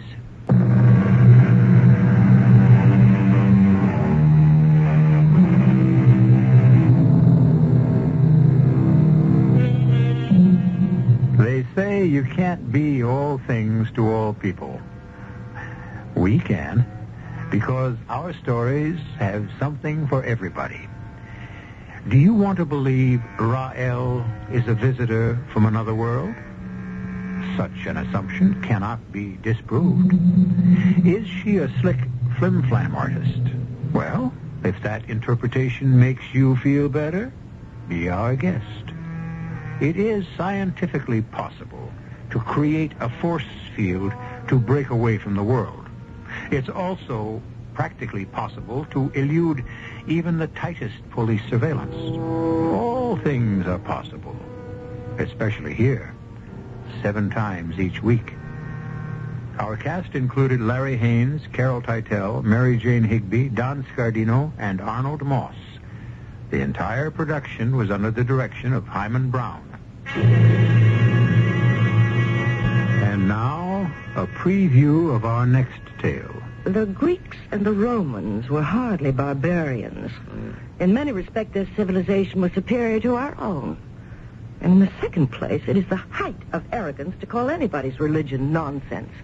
Are you trying to tell me that this silly-looking oaf that is employed in our stables is actually an ancient Greek god called Vulcan? His Roman name was Vulcan. His Greek name was Hephaestus. All right. Just answer one question. If it's true, what is he doing here working for us, this god of yours? With very few exceptions. A visit from the gods usually meant a great deal of trouble for the people he called on. What kind of trouble? I just hope we never find out. The hard way. Radio Mystery Theater was sponsored in part by Listerine lozenges.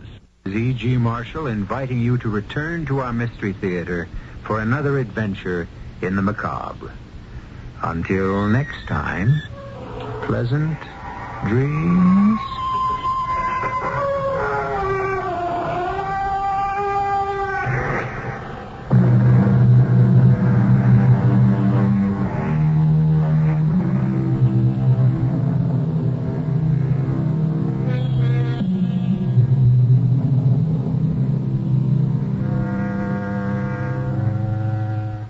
The CBS Radio Mystery Theater presents...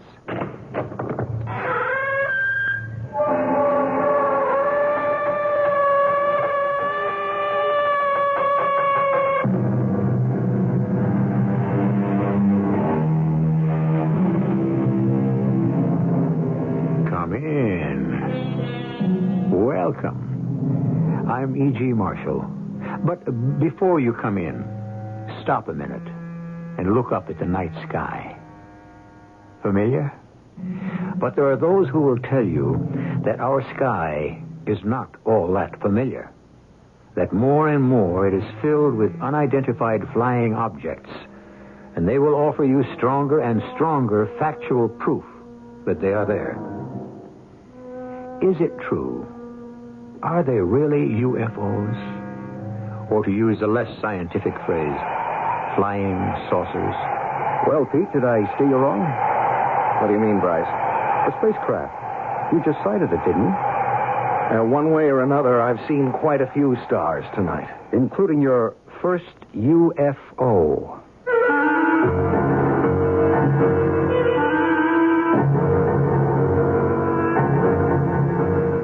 Our mystery drama, A Message from Space, was written especially for the Mystery Theater by Ian Martin and stars Tony Roberts. It is sponsored in part by Buick Motor Division. I'll be back shortly with Act One.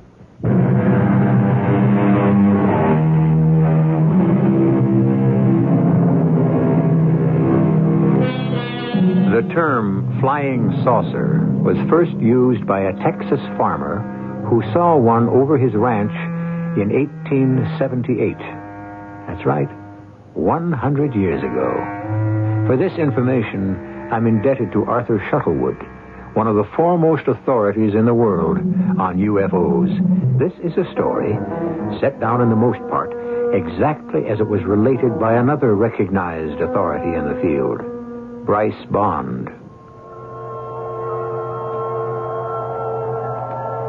Of course, you must decide for yourself.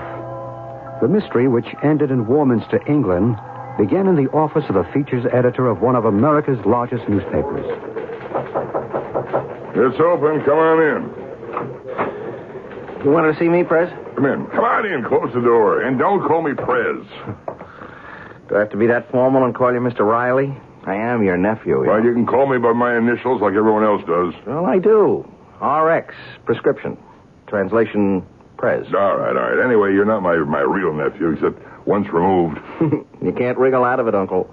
They still grumble around the paper about nepotism because you had me promoted to your department. I grabbed you off hard news because you're a better feature writer. Now, I've got an assignment for you.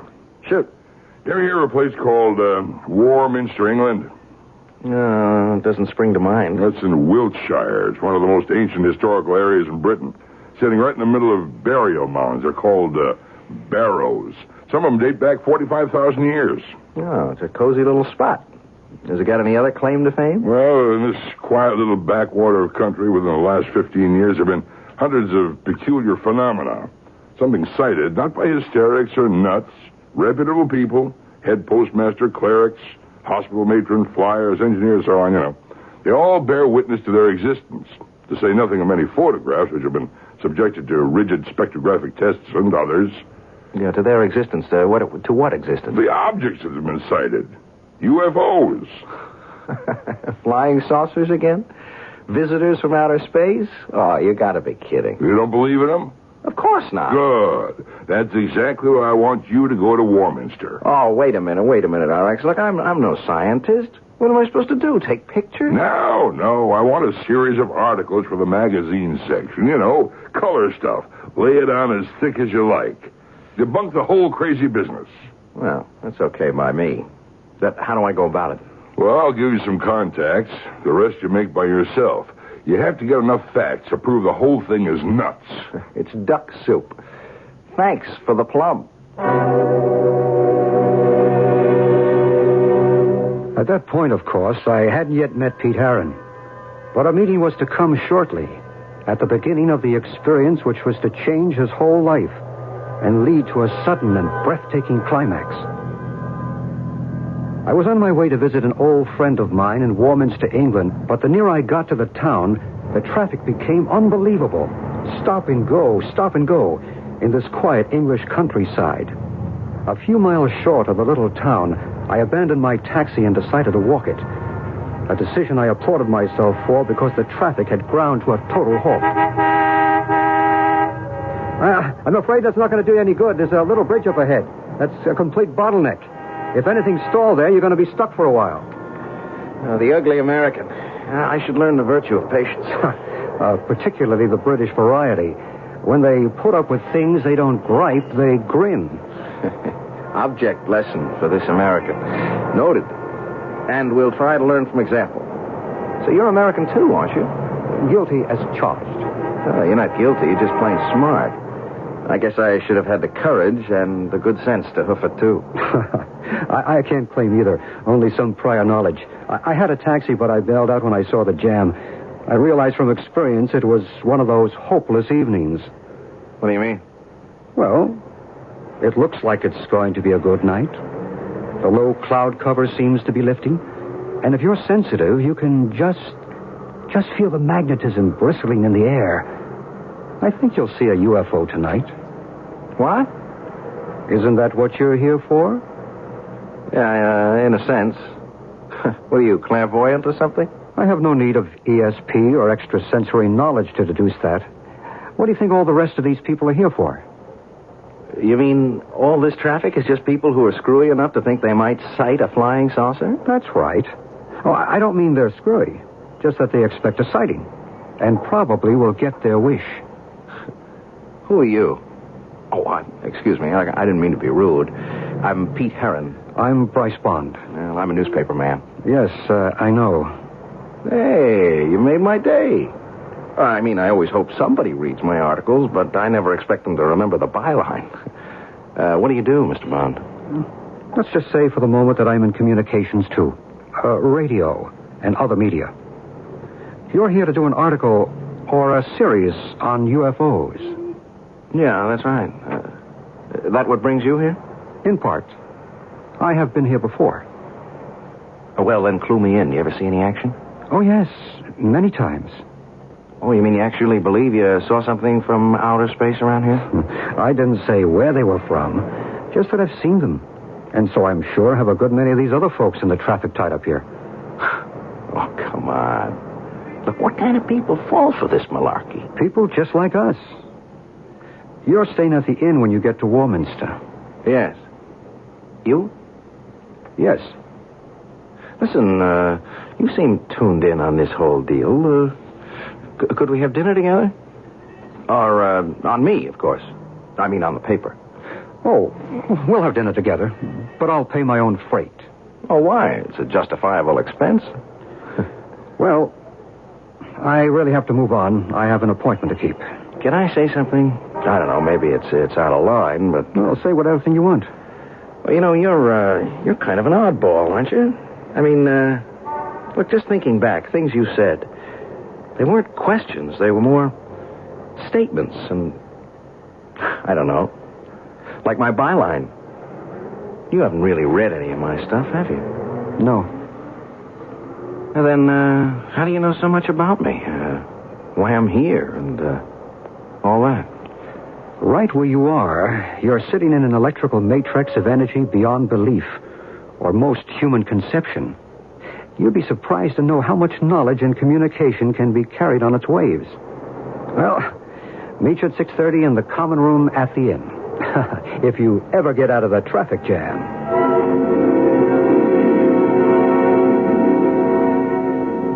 How about a brandy, Bryce? No, thank you, but don't let me stop you. Oh, I'll pass that, too. Look, please go on. Look, you were telling me about the magic triangle. Well, it's formed if you draw a line, say, from Glastonbury to Avebury to Salisbury and back to Glastonbury. Warminster lies right in the middle of it, at a point where all the ley lines intersect. The what? The ley lines. Invisible lines of electromagnetic energy. How do you spell ley? L-E-Y. It's an obsolete Old English word for a flame or a blaze or a fire. You can see the obvious derivation. Ancient people knew about these ley lines? It seems incontrovertible. This was a cradle of early English civilization. The burial mounds everywhere attest to that. King Arthur is supposed to be buried in Glastonbury. The Druids built their temple at Stonehenge. More than a temple as we know today, scientifically. Really a giant computer from which the date, star shifts, eclipses, equinoxes, and solstices can be reckoned. Heaven knows how many other universal discoveries that we consider modern discoveries were common knowledge to these people 2,000 years before the birth of Christ. There's an even bigger one at the north of the triangle, at Avebury. And right in the center is this matrix of energy. But what is this energy? Electromagnetic, psychic, spiritual. Each man may have his own explanation. Well, why here? Why in this little dump? I suppose the best answer to that is why not? You're skeptical. Yeah, you're too darn right. Then it's time to go up to Cradle Hill and see for yourself. By the time you come down tonight, or tomorrow morning, you may have changed your mind. You want to bet? Perhaps I can't guarantee you a UFO, but I think I can guarantee you that you will see something that will change your mind. I went out into the soft but damp and chill English night with my new friend, Bryce Bond. Friend. There is something about him that's compelling. Some inner strength that kind of gets to you. We drove a few miles in my rented car and stopped beside a field. There was only one other car parked there. You can cut the motor, Pete. We'll go by foot from here on. Check. There's a flashlight in the glove compartment. Okay. I have one, too, but I don't think we'll need them. The moon's pretty bright. Shall I leave the parking lights on? Better not. We might be all night, if you're up to it. Oh, I'm up to it. Good. Let's go. Is there a gate or a road or something? We duck through the fence and across the fields. Well, the moonlight is pretty bright. Get through all right? Yeah. Where'd they all go, by the by? The crowd is over on Cradle Hill. This is Star Hill. Yeah, well, why'd you bring me here? It's a good question for which I don't have a definitive answer. In terms we both understand, can I call it a gut hunch? You got some antenna that sends you the message I might get to see something here? Give your own antenna a chance, and maybe you will. I think I'll let you climb the rest of the hill yourself. Then if anything does turn up, you'll know I had nothing to do with it. What's on the other side? Just some wheat fields and quiet, rolling Wilshire country. Plus whatever else you might see. You're on your own. The moonlight was bright, of course, but with that soft brightness that leaves everything just a little uncertain in outline. It was as if Bryce had walked away into water. One minute I saw him, and the next he was gone as the night swallowed him up. I walked on up toward the top of the hill with the corona of moonlight outlining it, and as I came over the top, I witnessed something which in all my dreams I could never have imagined. Now, what do you suppose Pete Heron, success-oriented, skeptical, but otherwise completely normal and totally adjusted to life as we live it, saw on the other side of that hill? Well, you're an intelligent listener, and you have probably gone way ahead of me since we have been building to this moment. But don't be too sure. There is something unexpected beyond the supernatural, at least for Pete Heron. I shall return shortly with Act 2.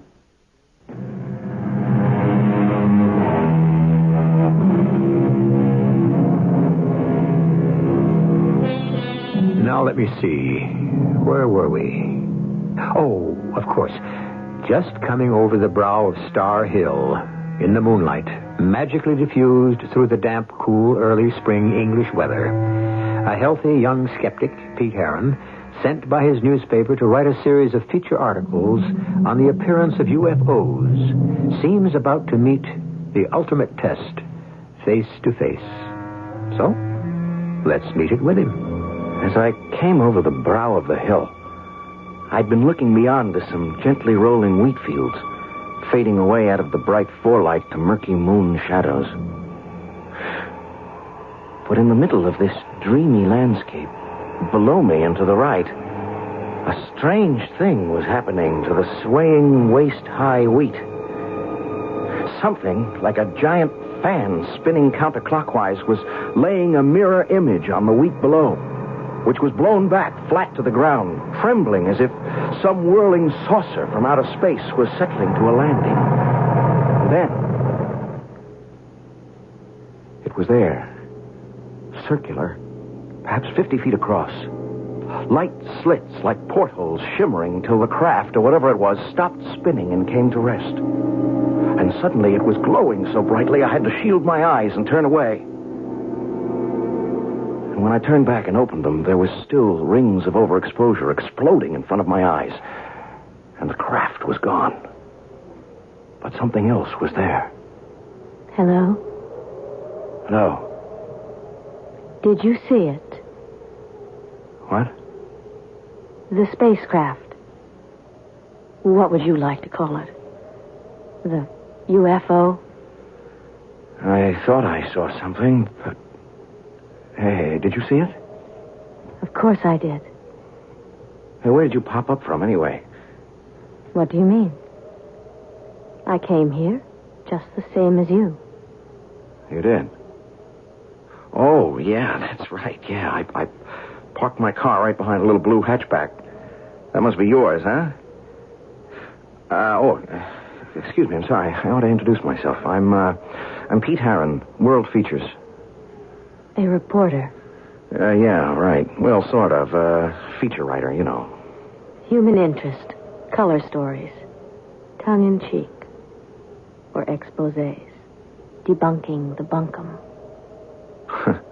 Yeah, something like that. You must be in the business, too, huh? Yes. You could call me a reporter. My name is Maru. Uh-huh. Who are you with? I don't think you'd ever heard of my outfit. Aren't you missing the real story? What? Oh, the thing. It was so bright, I couldn't look at it anymore. But Hey, it's gone. You mean you can't see it anymore? Yeah, if I ever did see it. I mean, self-hypnosis, induced delusion. You sure you saw it? Oh, yes. What did it look like to you? Just like all the others. All the others, huh? Oh, you mean you've seen spacecraft before? Huh? Oh, yes. How many? I haven't bothered to keep a record. Too many to count, I should think. Here? Around here. And other places.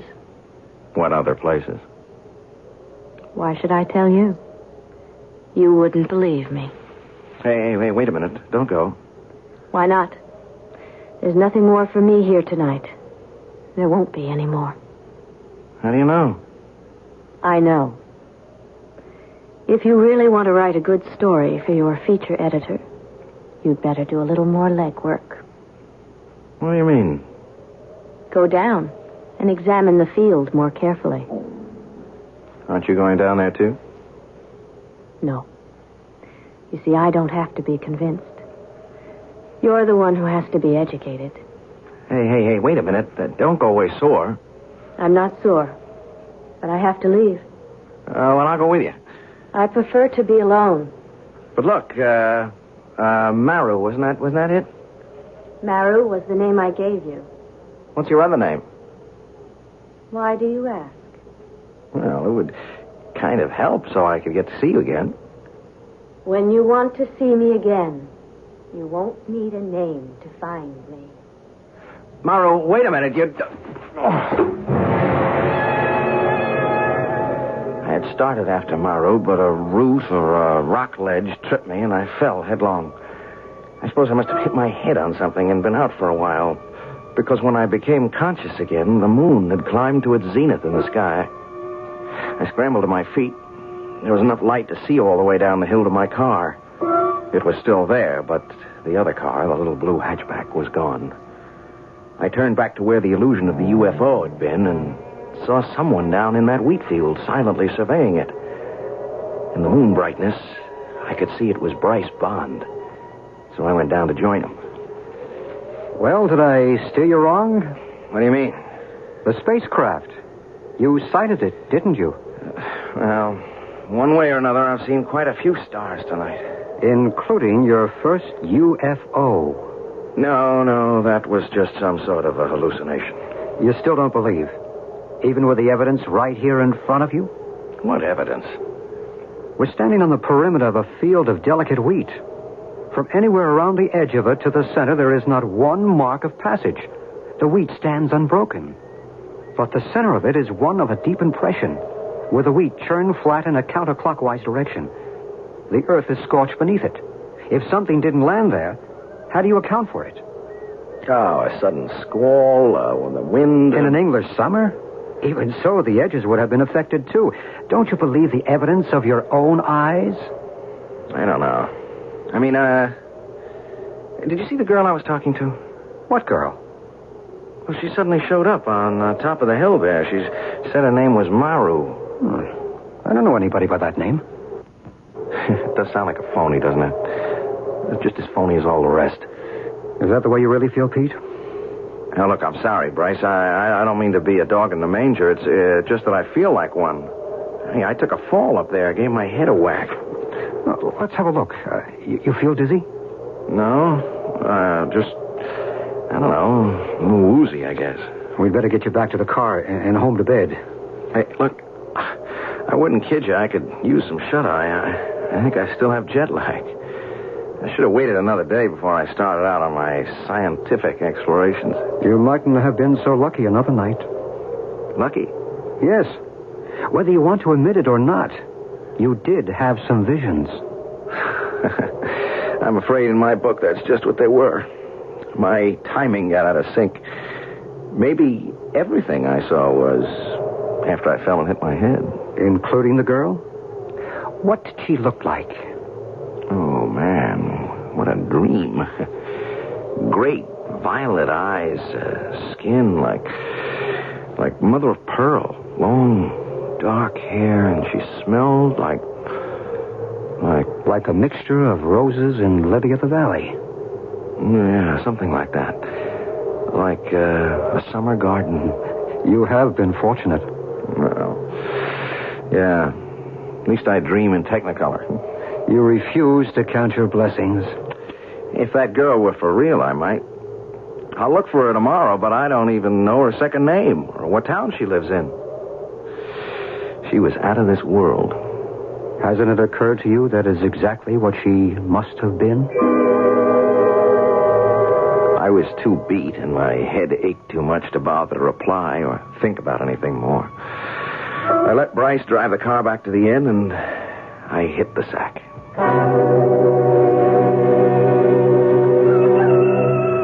Some gung-ho rooster woke me up at sunrise.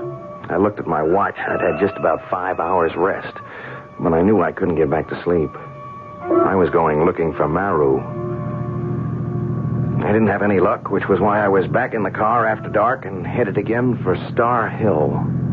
I'd avoided Bryce Bond all day, sneaked out of the hotel after dinner, afraid to admit that at least one thing he'd said had shaken me. Maru. Maybe he was right, and she was out of this world.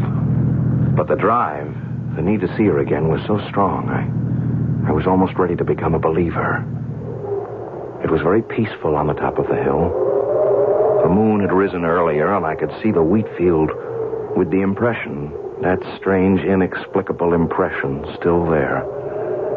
I had brought a sweater, and I was warm, and the last thing I remembered before I dozed off was Maru, and how much I wanted to believe I hadn't lost her forever.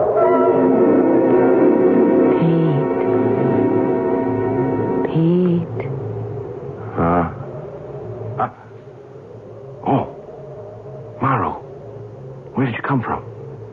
I told you. When you wanted to find me, you wouldn't need a name. I've been hunting for you all day. Everywhere. You must have been looking in the wrong places. Well, at last I found the right one. Where two worlds meet. What does that mean? Just what it says. A point in time where the lines cross. What lines? Force, energy, communication. Maru, are you for real? I'm just as real as you. But you're not a reporter. Oh, yes. I've already written my account. That's where I've been today. What about you? I haven't had time. You were more important. Why? I don't know. Yes, I do. It's crazy. It doesn't make any sense, but I guess I'm in love with you. It makes all kinds of sense, Pete. What? You mean... You can't mean that you love me. And of course I do. That's what it's all about. Oh, I think you're putting me on again. Oh, no. I have to go now. No, wait. Where? There. The UFO. It's in the depression in the wheat field. But where did it come from? It's been there all the time. If you only looked hard enough. You see, the portal is open. They're waiting for me. Oh, no, but you can't go away. I must. They're calling me. What are you? What are you, some kind of a prisoner? Oh, of course not. Yeah, but who are they? What are they? What's inside that thing? Knowledge. Peace. Love. I don't believe it. Come see for yourself. Take my hand. I can't. I'm afraid. When you're filled with love, there's no room for fear. I can't, Maru. I'm still afraid. You are not yet ready. I must go now. Will I see you again? That will be up to you, Pete. Up to you.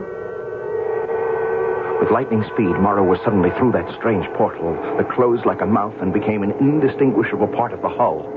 Immediately, the thing glowed with a light so intense I had to shield my eyes. I heard a great whoosh, and the hum like a dynamo drummed in my ears, spinning away like some giant top into the vastness of space.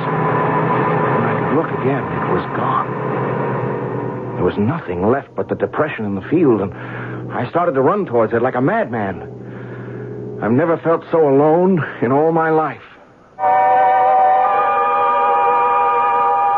These words of Pete's, reported to me by Bryce Bond, still ring in my ears. The presence and reality of that strange UFO sends tingles up and down my spine. A reaction to the unknown. But nothing in this eerie otherworld tale could have prepared me for the astounding climax. I'll return with that shortly, and the rest of Act 3.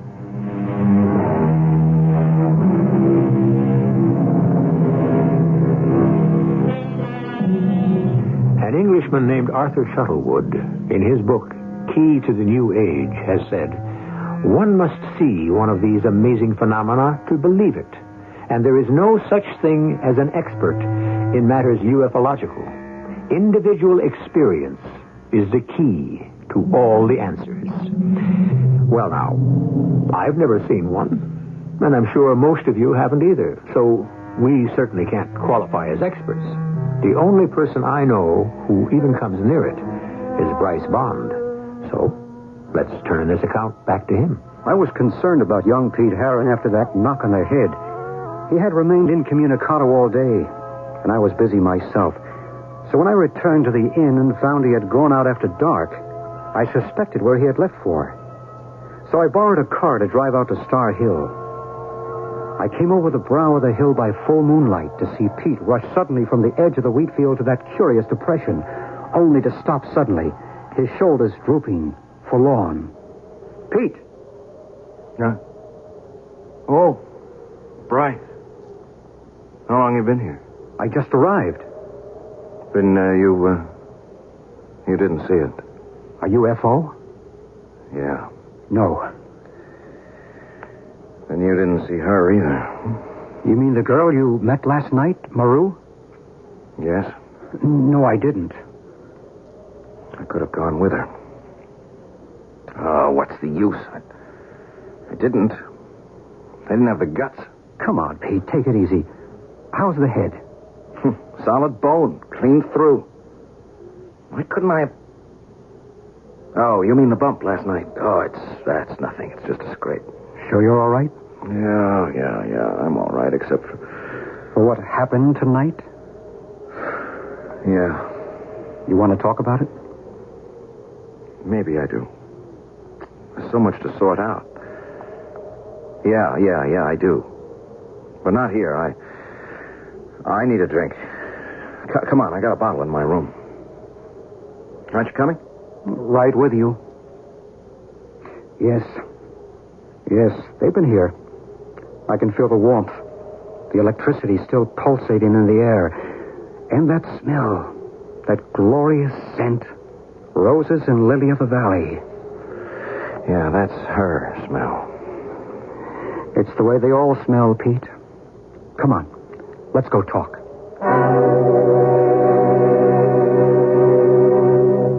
What am I going to do, Bryce? I never should have come up here. No, you could have stopped it. Oh, sure I could. Sure, RX is a tough man to cross, but he's not wholly unreasonable. I didn't mean because of your uncle. Oh, now have a heart. I mean, you're not going to tell me it was my karma or my fate or something, are you? Look, pick your own word. It all adds up to the same thing.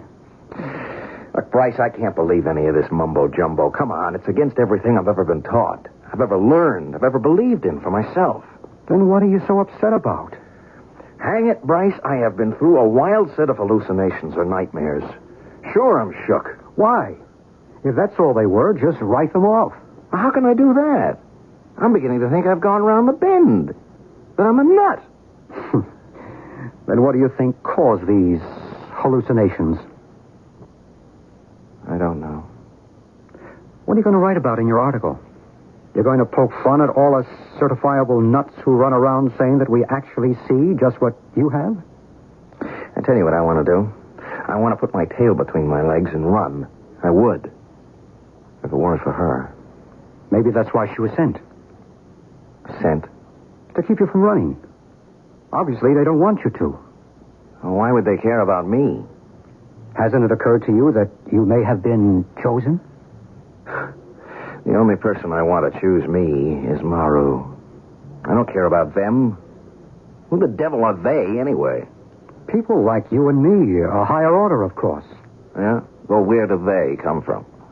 From another planet. From another point in time. Perhaps they are right here with us. Living in a world alongside ours. In a time continuum with us. But what do they want with us? To help us. To guide us. Why? I believe because they are extensions of us. Another evolvement in the pattern of life. Another step upwards on the road to peace and perfect resolution. Oh, not all this and reincarnation, too. Why not? Listen, I don't want to open that can of beans, huh? I have enough trouble swallowing the UFO business. Help me, Bryce. If I can. Well, all right, tell me, why now? Okay, why at this point in time do they suddenly start showing up? Well, there are a lot of theories on that. I won't go into them because I don't believe it is only, as you say, at this point in time. What about Elijah's fiery chariot, or Moses' burning bush, or Ezekiel's wheel within a wheel, or even the Star of Bethlehem? We know that no star could come into our system without overturning the axial tilt of the Earth, even a comet. So why not a UFO? You have eventually to take it on faith. It's a matter of what you believe. Well, I don't know what I believe anymore. Then stay. Write your articles. Once you start to put your thoughts down in black and white, I think it'll all come clear. So I stayed. Nights, I waited on the hill, but nothing happened. Days, I wrote my articles. And 3 days after I sent off the first one, another visitor from another world contacted me. Pete? Are you Pete? Okay, RX. You don't have to try to shout all the way across the Atlantic. I can What's hear all this gibberish you mailed over here for the first article? I'm only reporting the facts, RX. What facts? Were you drunk or something? All this gobbledygook about seeing UFOs? Well, that's what you sent me over here to report on, RX. Well, you sound as if you believe this hogwash. I just reported what I saw. Well, you couldn't have seen what you said you did. There ain't any such thing as UFOs. There just ain't any such animal. And that girl business. Look, I didn't ask you for a comic strip. Violet eyes. Hooey. I want the truth on this story. If you don't believe that's what I'm reporting, maybe you better come over here and see for yourself. Well, I might just take you up on that. You just stay put at that end. I suppose I should have waited for the old boy, but I didn't know what plane he was coming in on, or even perhaps if he mightn't have changed his mind. Besides, when darkness came that night, wild horses couldn't have dragged me away from Star Hill, and the off chance that this might be the night for Maru's return. I left word at the inn where I'd gone, and Bryce was nice enough to say he'd keep an eye out for my uncle. I almost turned back at one point, but some inner voice drove me on. It was chilly and dark on Star Hill, and this night watch seemed interminable. Then, shortly after midnight, the air was suddenly warm and balmy, and the field below the hill was bathed in golden light, and the sound of it came. The strange portal in the spacecraft gaped open like a mouth, and from it, Maru came straight to me. We meet again, Pete. I thought you might never come. I hated to waste the time. What time? Till you believed. You believe now, don't you? Yes. Yes. Of course I believe. But I don't understand. You will. It will all be made clear to you. Shall we go? Where? To the craft. To meet the others. What do you feel? I don't know. The air is warm. You could bask in it. Sunbathe in it. I feel alive. Liberated. And yet at peace. Don't you understand? They're reaching out to you. Communicating. Telling you you are not alone in the universe. It's a message of love. Well, I don't need them. Only you, Maru. You're the one I love. We'll have each other, my darling. But don't you see that is not enough? It's got to reach out, that love, and wash over everyone else. Till we are all one, as we are in our world. Perfect love.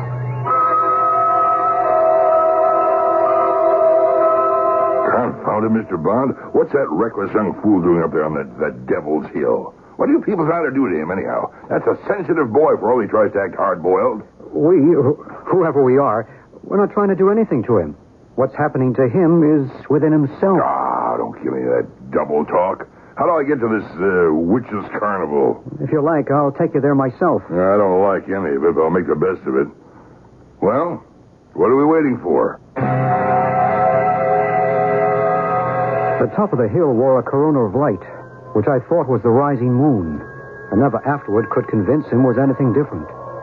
For as we breasted the rise, we saw totally different things. Now, there he is. Pete! Pete! Stop! What's that young fool doing?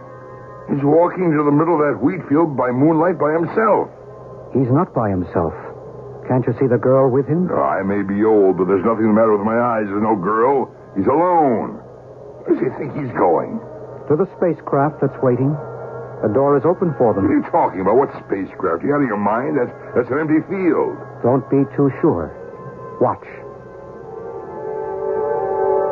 What I saw was Pete and Maru, hand in hand as they walked to that shining ship, outlined in the aura of golden light as they stepped through the portal.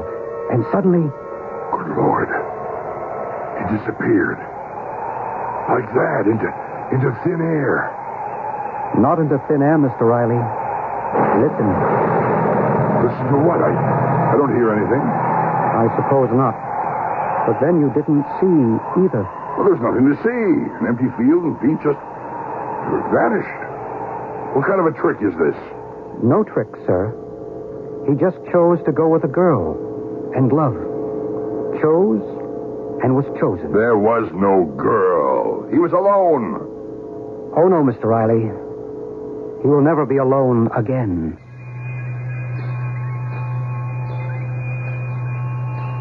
Impossible? Fantasy? If you wish.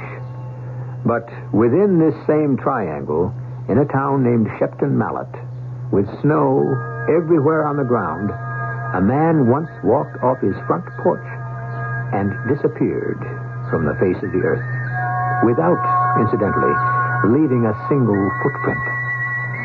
You see, nothing is really impossible. I'll be back shortly.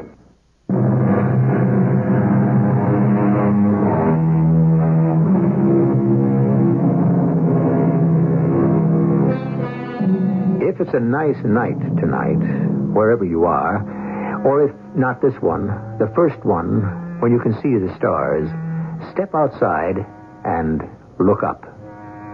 Is it the same familiar sky, or can you spot any unidentified flying objects wheeling with the stars? Perhaps you can't. But remember, you have many fellow human beings who think they can, and who are sure we are not alone. Our cast included Tony Roberts, Bryce Bond, Jana Rowland, and Joe Silver. The entire production was under the direction of Hyman Brown. And now, a preview of our next tale. Something about his appearance may have buried itself in your subconscious, and now it's been released into your dreams. Doc, he scares me. Why should a man like this scare you? Because he's going to kill me. Now, how can you say that? I know exactly where he's going to do it, when he's going to do it, and how he's going to do it. How can you be so sure? Because I already seen him do it. Every night for a week, I've been having the exact same dream, just me and him. He points his gun at me, and he kills me. But why? I don't know, and I don't care. All I know is he kills me. Now, you tell me. Am I or am I not crazy? This is E.G. Marshall inviting you to return to our Mystery Theater for another adventure in the macabre. Until next time, pleasant dreams.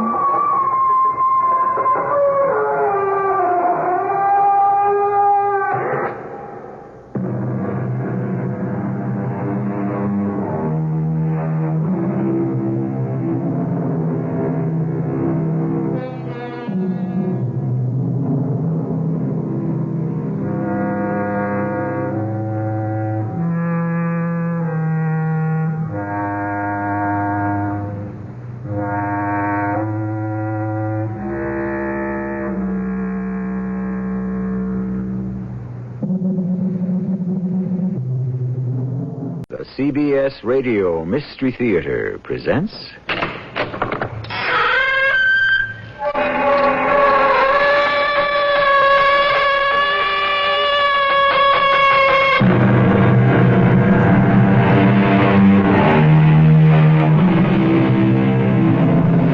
Come in. Welcome. I'm E.G. Marshall. Man is the only living creature who has the power to leave the earth poorer than he found it. Indeed, there are those cynical souls who insist that the sun and the moon and the stars might have disappeared long ago had they been within the reach of predatory human hands. Now, wait a minute. We did reach the moon. Well, we can only wait and see. And hope. Are you sure I won't be intruding? No, never. These are fine people. I have every respect for a man of science, such as yourself. Come inside. Meet everyone. Friends, we have here Dr. Carstairs. How do you do? Now, Leopold, now. Hey. What was that for? That was for nothing. Now we shall get down to business. Again, Leopold.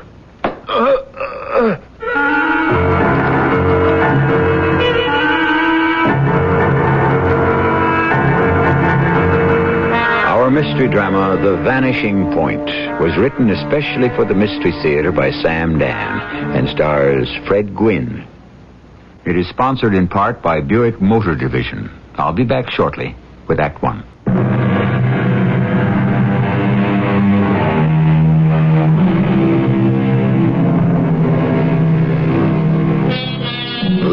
Sleeping dogs lie, said Mr. Dickens, and it may, on balance, be good advice. However, it would be much better if we could let lying dogs sleep. Much more conducive to our peace of mind, if not to the peace of the world. We are in the ancient German city of Munich. They like their festivals here, especially in October. And we're in the midst of one right now, in this mammoth beer garden just to our right. Now, there's a man, about 45-ish, and somehow you can tell he's an American, coming down the street. He pauses at the entrance, but no, he keeps going. He's evidently looking for an address. Has he found it? He stops at a very old and narrow house, and he looks for, finds, and pulls at a bell.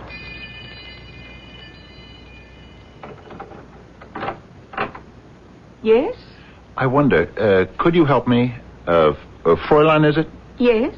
I'm not even sure I know how to explain this. No? You do speak English? Oh, yes. That is rather fortunate. My German leaves a great deal to be desired. This is 71 Kohn Street. Kohnstrasse? Yes. There was someone who lived here a long time ago. This goes back many years, even before the war. I'm sure he wouldn't be alive today. Why do I say that? He could be. He would be in his 80s, perhaps his 90s. I wonder if by chance you might know something about him. His name is, or was, Franz Wilhelm Klust. Does that mean anything to you? Franz Wilhelm Klust. Maybe I'm not pronouncing it right. Perhaps it's Klust. Franz Wilhelm Klust? Yes. No, I do not know the name. Oh, well, I'm sorry. I just thought I might find someone who could shed some light. I had this address, and that's all. Now I don't even know where to look. You might ask at the town hall. I did, and this was his last known address. I see. I'm so sorry I disturbed you.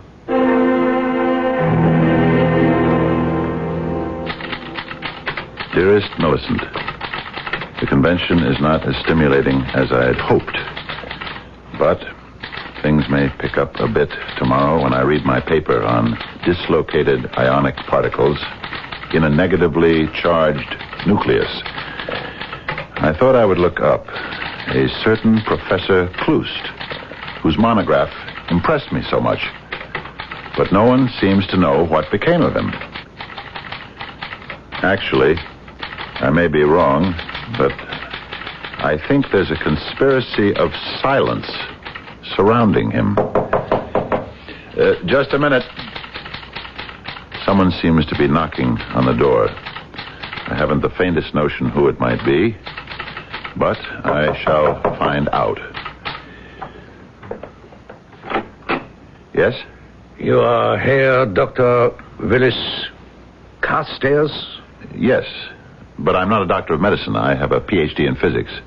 I explain this because so many people You think have that been inquiring for a Professor Franz Wilhelm Klust? Oh, yes. Won't you come in, Mr. Kellner. Herr. Kellner. Thank you. Won't you sit down? Danke. Thank you. Well, now, what can you tell me about Professor Klust? First, you must tell me why you are so interested. Oh, certainly. I was doing research on, I suppose you could call it, displacement. Oh, that was quite a while ago, and I'm no longer actively concerned with it. Displacement? It's a highly technical and theoretical thing. Are you involved with science in any way, Herr Kellner? No. Well, it has to do with the disappearance of matter. At any rate, I came across a monograph by Professor Franz Wilhelm Klust of the University of Munich, written in the 30s. And? And what? It seems to me I'm being interrogated.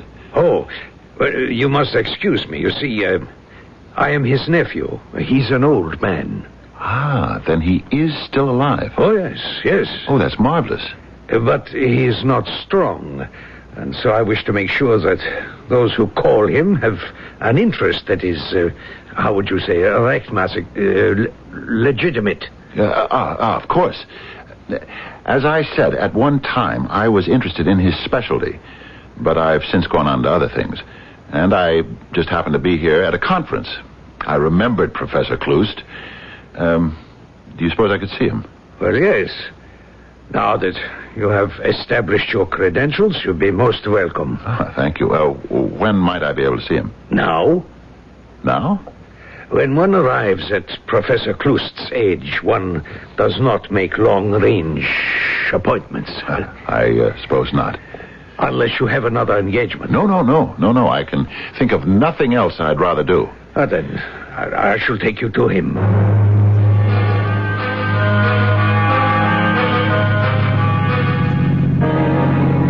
Is it much further? No. It's very kind of you to undertake such a long trip. It will give my uncle pleasure. I only read that one paper of his, but it showed such brilliance. And I never heard of him before or since. Why isn't Professor Kloost better known? Who can say? Science is perhaps like other fields. You must know how to succeed. That's true. And this is his house. We seem to be in the country. My uncle needs the air. He always loved Einsamkeit. Aloneness.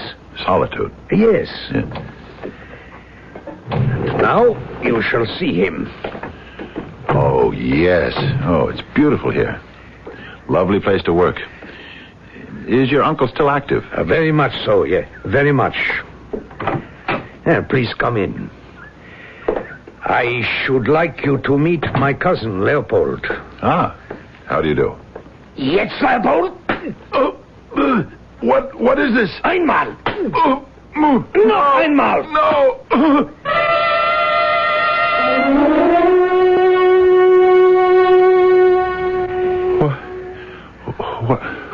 What happened? Where am I? Try this cold compress. You feel better. Wait. You and that... Leopold? Yes, that gorilla. Please. While Leopold is unable to speak, his hearing is perfect. He doesn't like to be insulted. What have you done? You brought me here and broken my jaw. No. Leopold is very scientific. There's no lasting damage. Pain, yes, but for a purpose. Oh, what purpose? You bring me, you lure me here under false pretenses. No, you are the one who travels under Willis Carstairs. Me? This is why it was necessary for Leopold to teach you the rules. What rules? That we are serious people. That you must answer at once and truthfully. Answer what? The question. Why do you wish to see Professor Franz Wilhelm Kloost? Well, sometimes you read something and you are impressed by the brilliance of the mind that wrote it. Isn't that so? It would be better if you answered my question instead of asking one of your own. But that's it. I was very much impressed at the time. It must have been 10... No, it was 12 years ago. And I just never forgot it. That's really all. We are still, I see, at the very beginning of things. Leopold? No.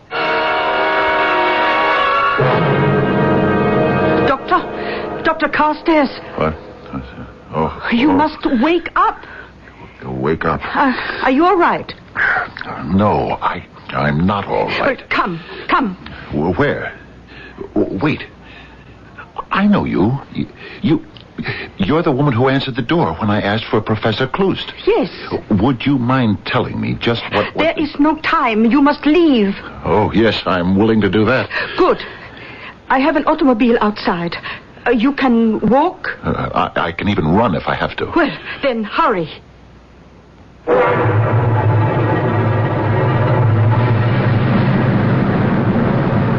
Who are you? I cannot say. And those men? I cannot tell you. And what is this thing about Professor Kloost? I do not know. Madame, I am grateful to you for getting me out of there. Although for all I know, you're the one who may have got me in there. However, you and I both know you're not telling me the truth.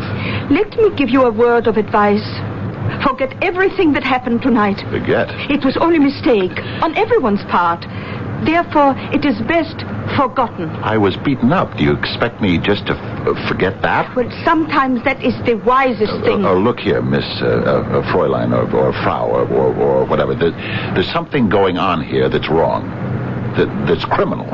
I do not intend to make believe it never happened. You are warned. If you intend to make a fool of yourself, no power on the earth can stop you.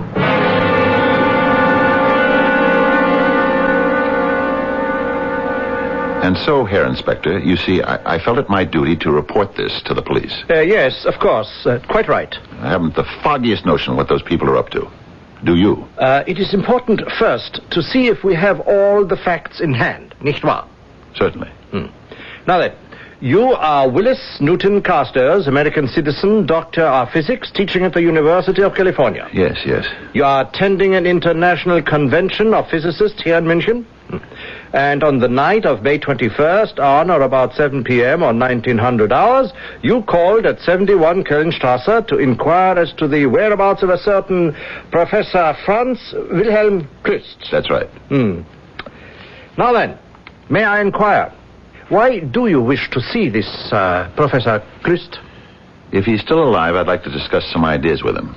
He has a great mind. Oh, yes? And if he's dead, I just thought I'd like to chat with some of his associates or people who knew him.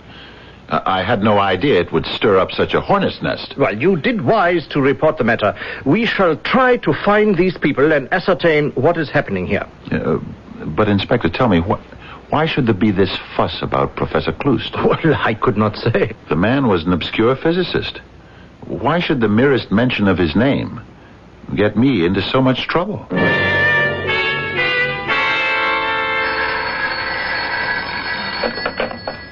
Hello? Professor Carstairs? Yes, this is he. This is Inspector Mueller of the police. Oh, yes, Inspector. Yes. We have your 3 people in custody. Already? So soon? Yes. Could you find it convenient to come down to police headquarters? Of course, Inspector. At once. Thank you. Herr Dr. Carstairs, it's so good of you to come. Please be seated. Thank you, sir. Now, these 3 people, I trust you know them. Oh, yes. We have Fräulein Erika Bauer, we have Werner Kellner, and last but not least, Karl-Heinz Leopold. Yes. I have here your deposition, your story, this paper. And also, I have on my desk this paper. It is a deposition sworn to by this lady and these 2 gentlemen. Yes? Yes. There seems to be an Unstimmigkeit here, a discrepancy. A what? Well, it would seem, Herr Doctor, that they tell me a different story. A different story? How can that be possible? Well, they respectfully beg to differ with a distinguished visitor to our country. But they insist that you are not telling the complete truth. Yes, perhaps we should have known. Things were moving much too smoothly, much too swiftly. Something had to be out of joint somewhere. What is this complete truth that our hero is supposedly not telling? Indeed, what is a complete truth to begin with? Truth is not divisible. A half-truth must eventually become a whole falsehood. But this is philosophy, and right now we're in a police station, and in a foreign country at that. You'd better not miss Act 2.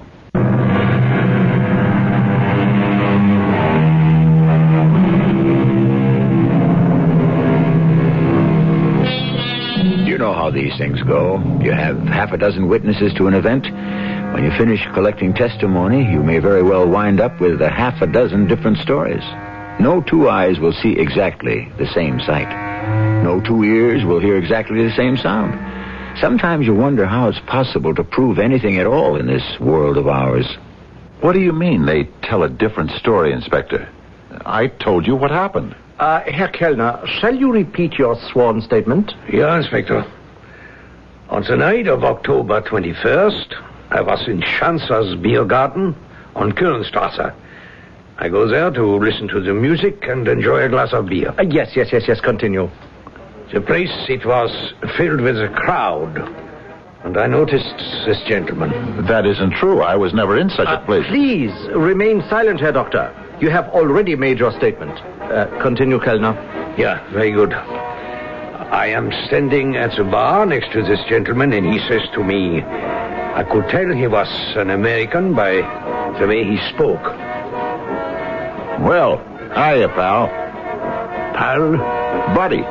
Chum. Comrade. Comrade. Yeah. Have a beer. Thank you. I have one. Bottoms up, old comrade. Hey, say that, bartender. Another round over here. Hey, listen. Do you know where there's any action around here? Action?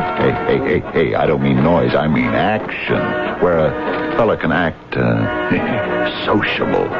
Meet people. After all, I'm a guest in this country, huh? I'd like to meet the people if you know what I mean. I'm a completely respectable guy. Look. See?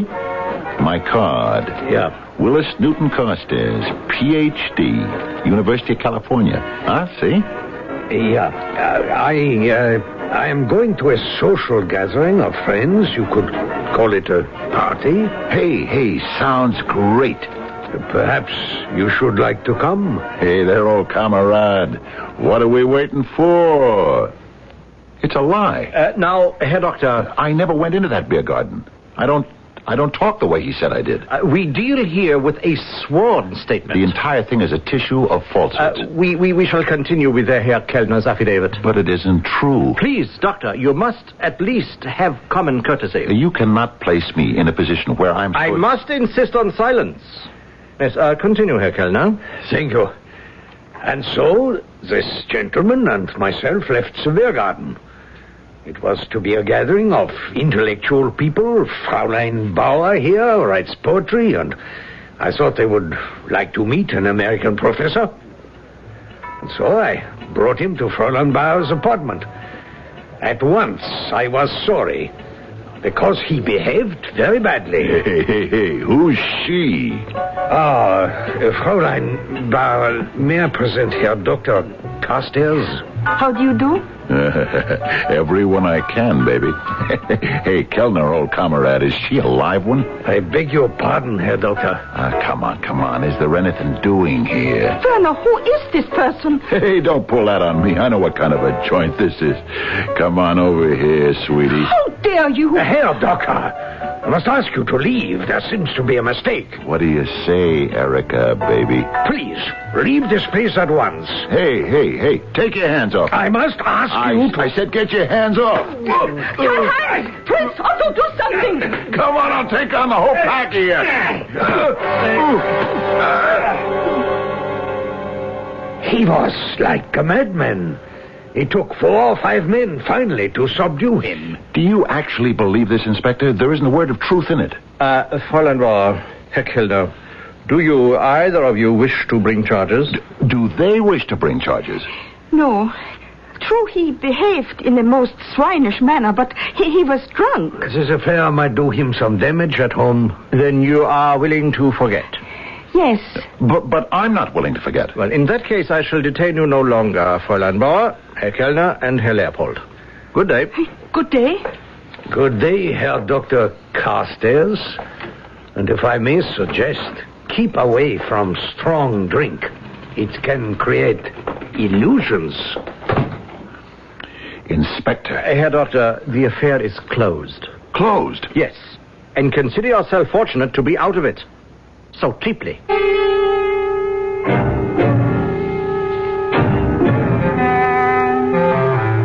Yes, we were informed of the incident, as a matter of course, here at the consulate. Were you? It concerned an American citizen. Why haven't you done anything about it? My dear fellow, what do you suggest? In the first place, I suggest you don't call me your dear fellow. Now, Dr. Carstairs... Anytime anyone says to you, my dear fellow, it's a sure sign that you're about to be brushed off. Oh, I wouldn't say that. Yeah, but you're going to do it. In the end, you'll tell me to go home and forget it, won't you? Now, look here, my dear... Dr. Carstairs... whose side are you on? Side? Well, it's obvious what happened. You got drunk. You became obstreperous. I don't drink enough to get drunk, and I'm never obstreperous. Well, perhaps not at home, but when a man finds himself in a foreign country, his inhibitions... I'm telling you the truth. Dr. Carstairs, if you persist, you'll attract notice in the papers. The word will get home. Things could become very awkward for you. But I am telling you the truth. It doesn't matter. The truth doesn't matter. Doctor, just give people a chance to believe the worst and they'll do it. It's human nature. Now, you think about this very carefully, and you will see that I'm really concerned with your best interests. My dear fellow, I really am. The head of the department is on sabbatical leave, Dr. Carstairs. I am Professor Lisa Lotte-Schmidt. May I help you?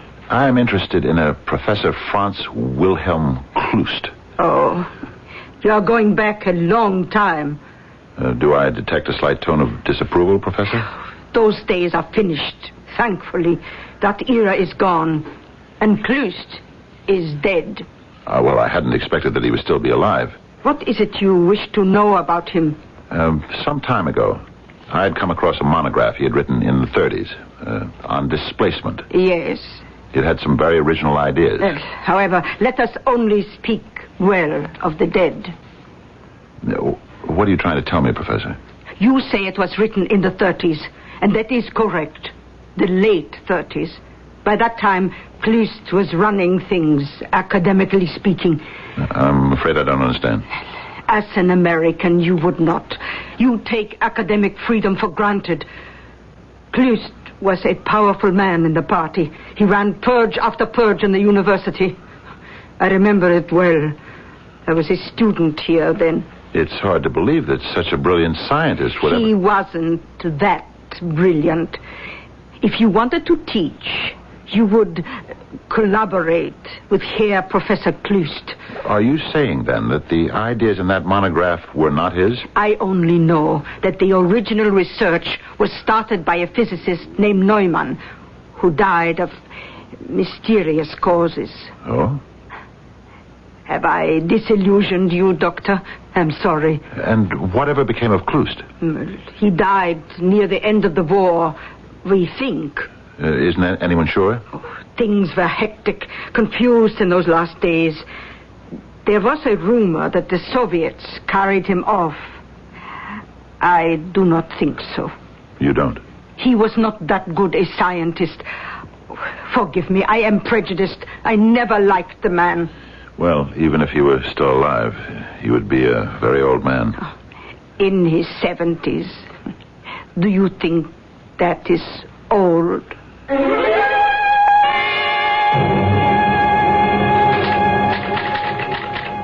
Dearest Millicent, I'm beginning to see daylight.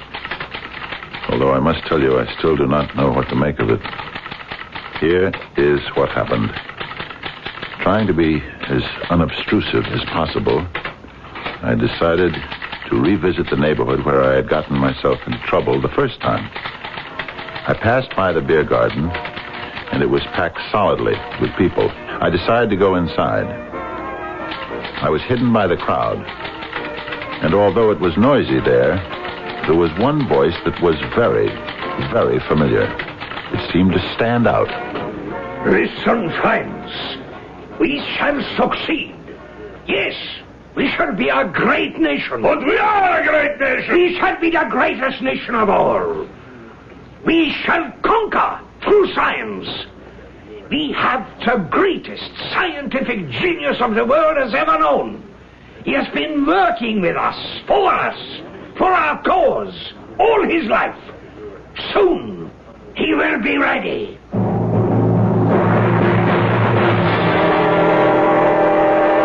Yes, Herr Doctor. What may I do for you? You might curb your impatience. I beg your pardon? You consider me a fool, a troublemaker. Oh, Herr Doctor. You consent to see me because it might be awkward not to. Would you suppose you state your business? That's better. Abrupt. Impersonal. First, are you aware of the existence of a political party called the National Restoration? Yes. Is it a neo-Nazi party? Not just neo-Nazi, but neo-everything. Were you aware of the fact that Werner Kellner, Karl-Heinz Leopold, and Erika Bauer are members? The National Restoration is a completely legal party. So were the Nazis. Please, may I ask where this is going? Why do you suppose they beat me up? We have already been through all of that. Come, Inspector. You know perfectly well I was telling the truth. In the absence of disinterested witnesses, it was the word of 3 against the word of 1. Have you listened to the propaganda of the National Restoration Party? Oh, Herr Doctor. The streets are filled with all sorts of... there is such a marvelous American word for it. Kooks, yes, on the left, on the right, wherever you turn. Now, where's the patience to listen? Who can even hope to understand what they're saying? I do. I understand what they're saying. Yes, is that a fact? They're saying they have a weapon that can conquer the world.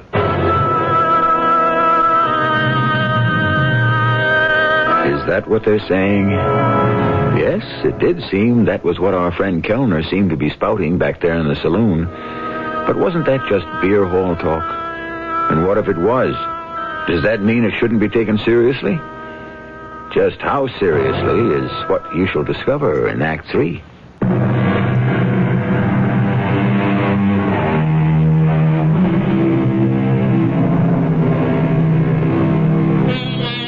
We constantly teeter between sense and nonsense, and the problem is, it's difficult many times to distinguish one from the other, especially the way perceptions, conditions, and styles and attitudes keep changing. But haven't we the right to expect that a learned, dignified, conservative professor of physics would be aware of the difference? It all depends. You're saying they have a weapon that can conquer the world? I heard Kellner make that statement. May I ask where? In a beer garden. Oh. Look, Inspector, just before the war, in this very city... that was before my time. There was a professor of physics named Franz Wilhelm Klust. Yes, I read about him. He died at the end of the war. That has never been established as a fact. Please, if there is a point to all of this, make it.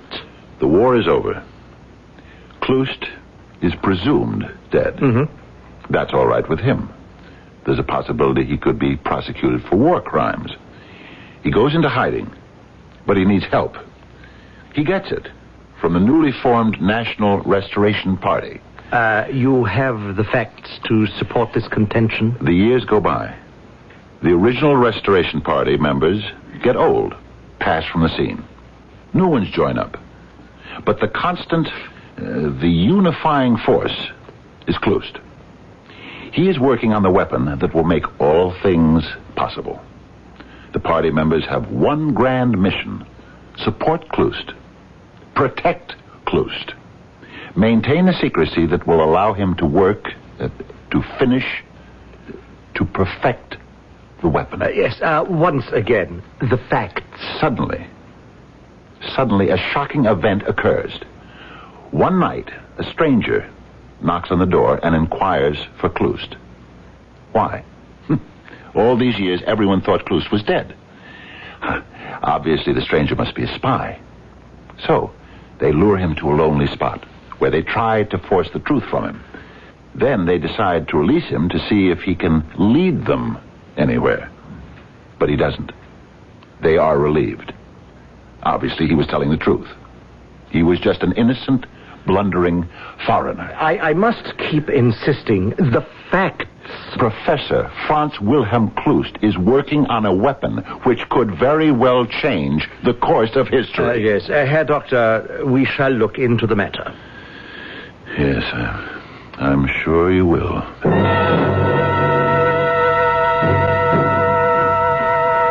But I cannot understand, Dr. Carstairs. Just see that this is published, Professor Schmidt. You are saying here that you believe you can complete the final formulation of Professor Franz Wilhelm Klust's theory? Is this true? I'm not sure. Then why should we print this in our journal? Professor Schmidt, I have been to the police and to the politicians. The first consider me a drunk. The second insist that I'm a fool. You must help me. Dr. Carstairs, there is no real evidence of any... There are times when a scientist wants to be accepted on faith.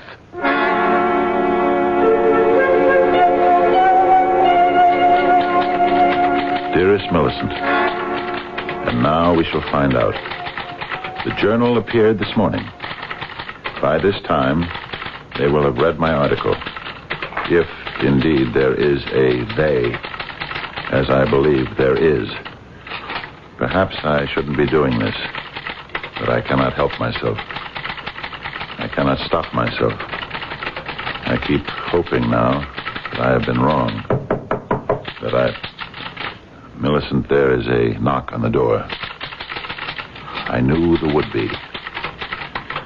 I don't know what it means. I only know someone is knocking on the door. And now, of course, I must answer it. I've been waiting for it. Dear Millicent, to be continued. I hope. Just a moment. Herr Kellner and Herr Leopold. Won't you come in, gentlemen? I've been expecting you. Herr Doctor, both Karl-Heinz here and myself, we are armed. I understand. And so, shall you come quietly? The quiet way is always the best way.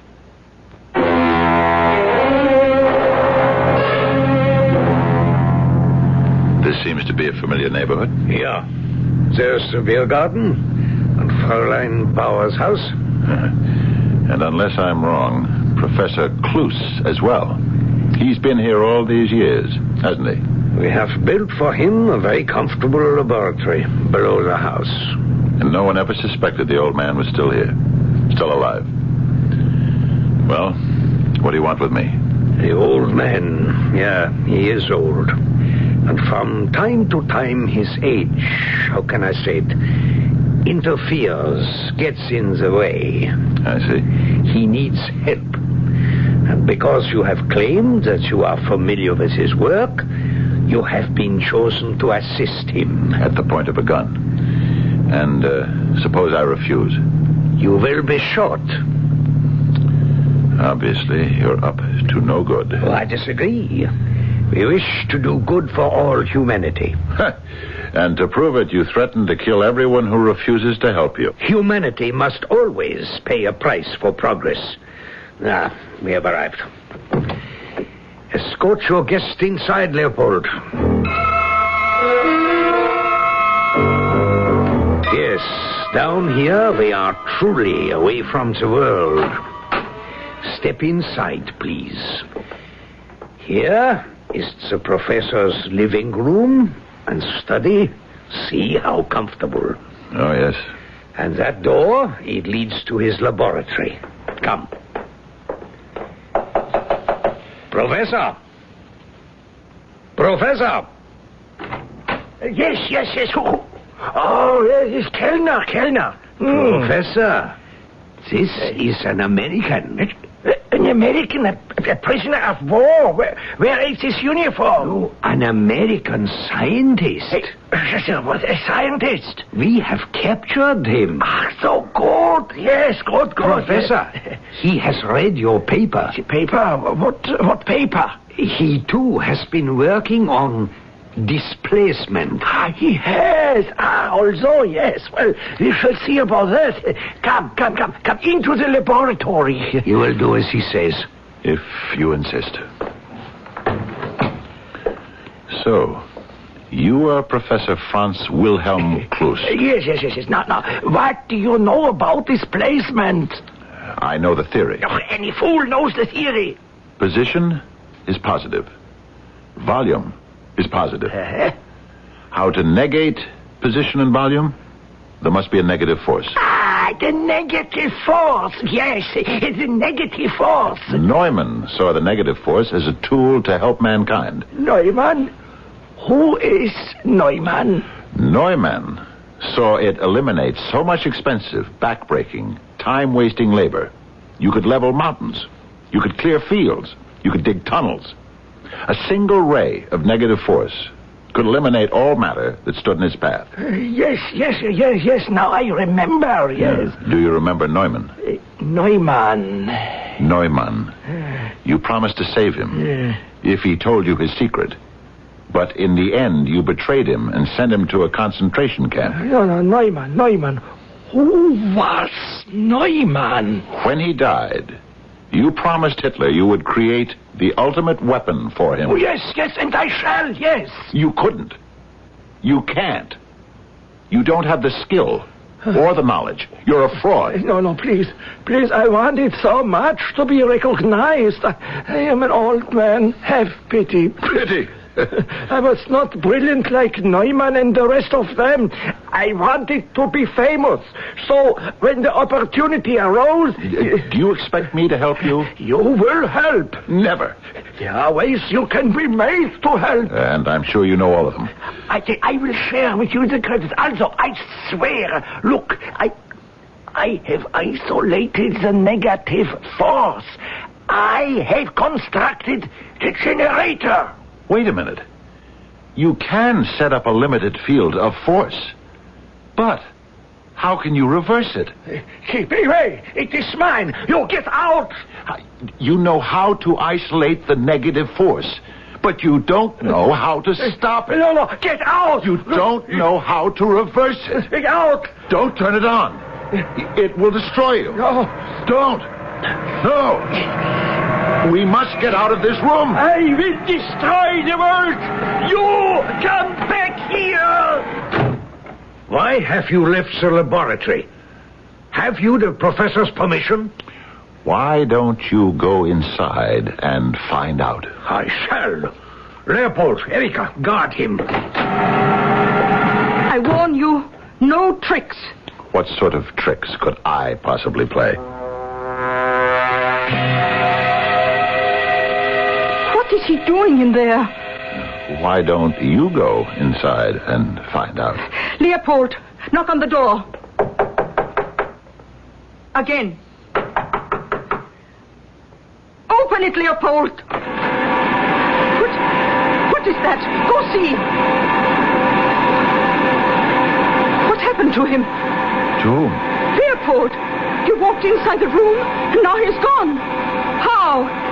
And the professor, and Kellner. Oh, something is not right here. Shall I tell you? I shall see for myself, and do not try to escape. You cannot get away from us.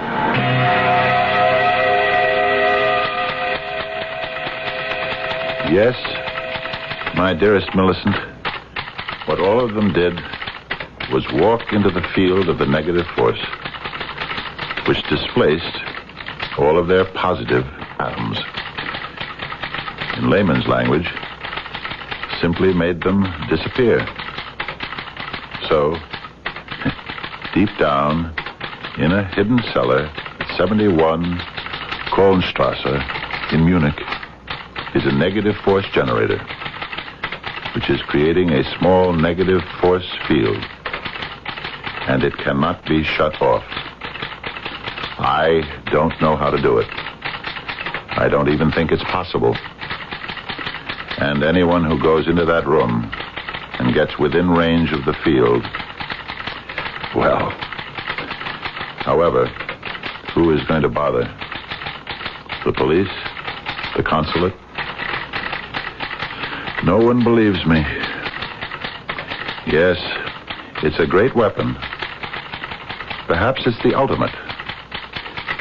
Because it destroys both killer and victim at the same time. Now, if only all weapons were like that. If only. And so the secret stays where it belongs, in a cellar, where no one is ever likely to disturb it. And if anyone does, well, it's too bad. There is a practical moral and a theoretical moral to our story. The practical moral is be careful when you're poking around in strange cellars. And if you want the theoretical moral, just wait for my return shortly.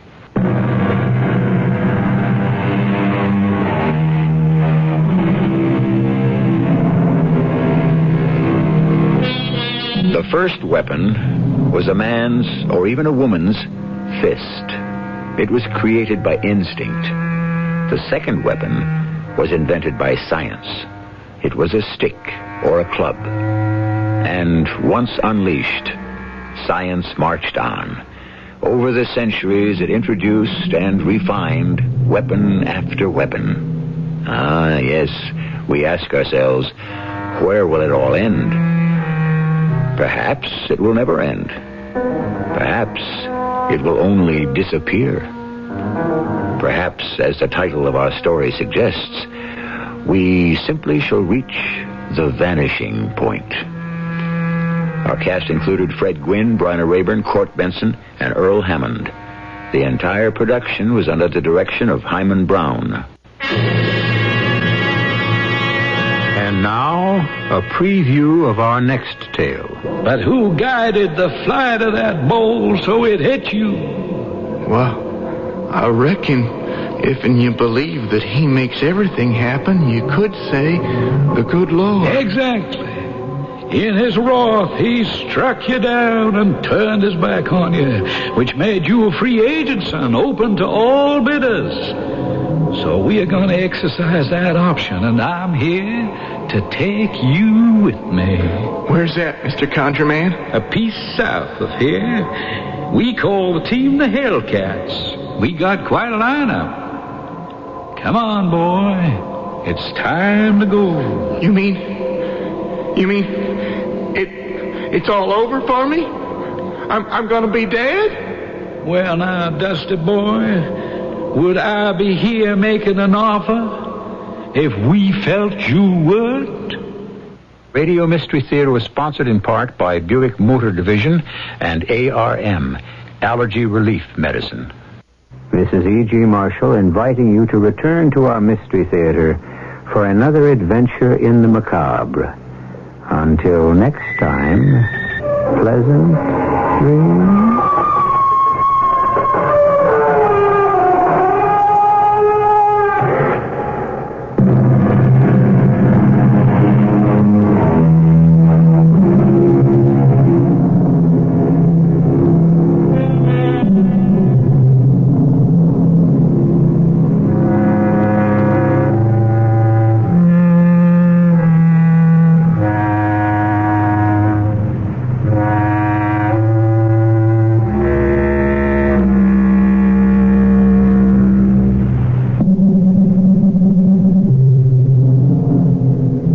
CBS Radio Mystery Theater presents...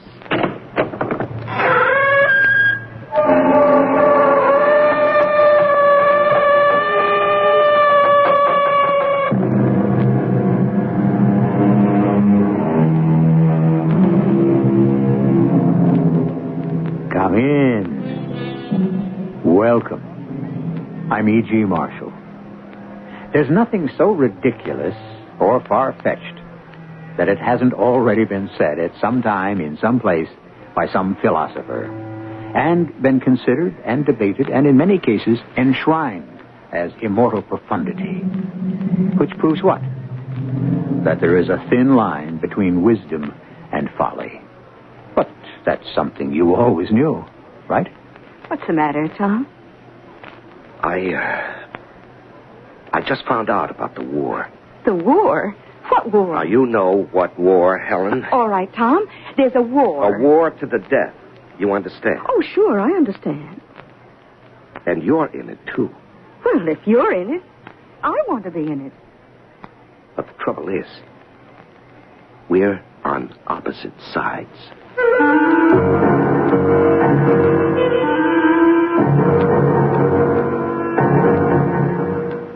Our mystery drama, Little Lucy's Lethal Libation, was written especially for the Mystery Theater by Sam Dan and stars Larry Haynes. It is sponsored in part by X-Lax and True Value Hardware Stores. I'll be back shortly with Act One.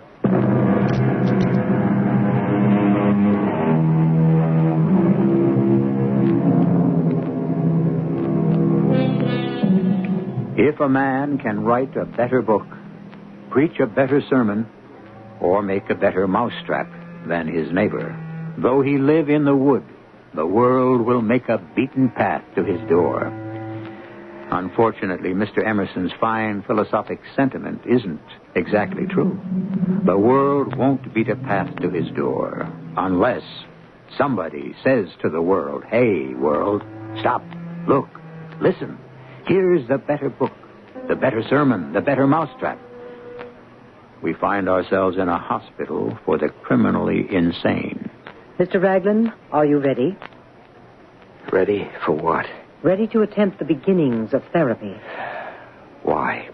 So that you may be restored to society. There's nothing wrong with me. Mr. Raglan, I can do nothing Dr. Pascal, there's nothing you can do in any event. And why do you say that? Because you're a woman. I'm a doctor of medicine. Now, why can't I have a man doctor? Because none is available at this time. And why is that? I don't know. You would have to ask the managing director. The managing director is Dr. Ruth Harmon? Yes. Isn't that strange? She happens to be a woman? She was appointed by the governor. Governor Geraldine Mary McHugh. Yes. And you still say I'm crazy, huh? I never said you were crazy. Yes, I understand. You only said I'm disturbed, right? That's a euphemism, Doctor. Euphemisms. That's the opiate of America. Kids aren't stupid. They're underachievers. We no longer have criminals. We have people with social problems. People don't die. They go to their reward. Mr. Raglan, is it necessary to raise your voice? You mean shout? Sure. I know all about euphemisms, Doctor. That's how I make my living. Correction. Made my living. Before they got me. They? Oh, come on. Get off it. You know who they are. You're one of them. Mr. Raglan, I wish you'd let me help you. Help me do what? What are your plans for us? Plans? Now, why do I ask? I know. You won't kill us off. You need us just as we needed you, for pleasure, for work. But you'll reverse the roles. Which roles? We shall tend the home and raise the children. Mr. Raglan, what is troubling you? Oh, my. Now, you haven't listened to a word I said. Could you make sense of what you've been saying? Now, why don't we try a calm, ordered, rational approach?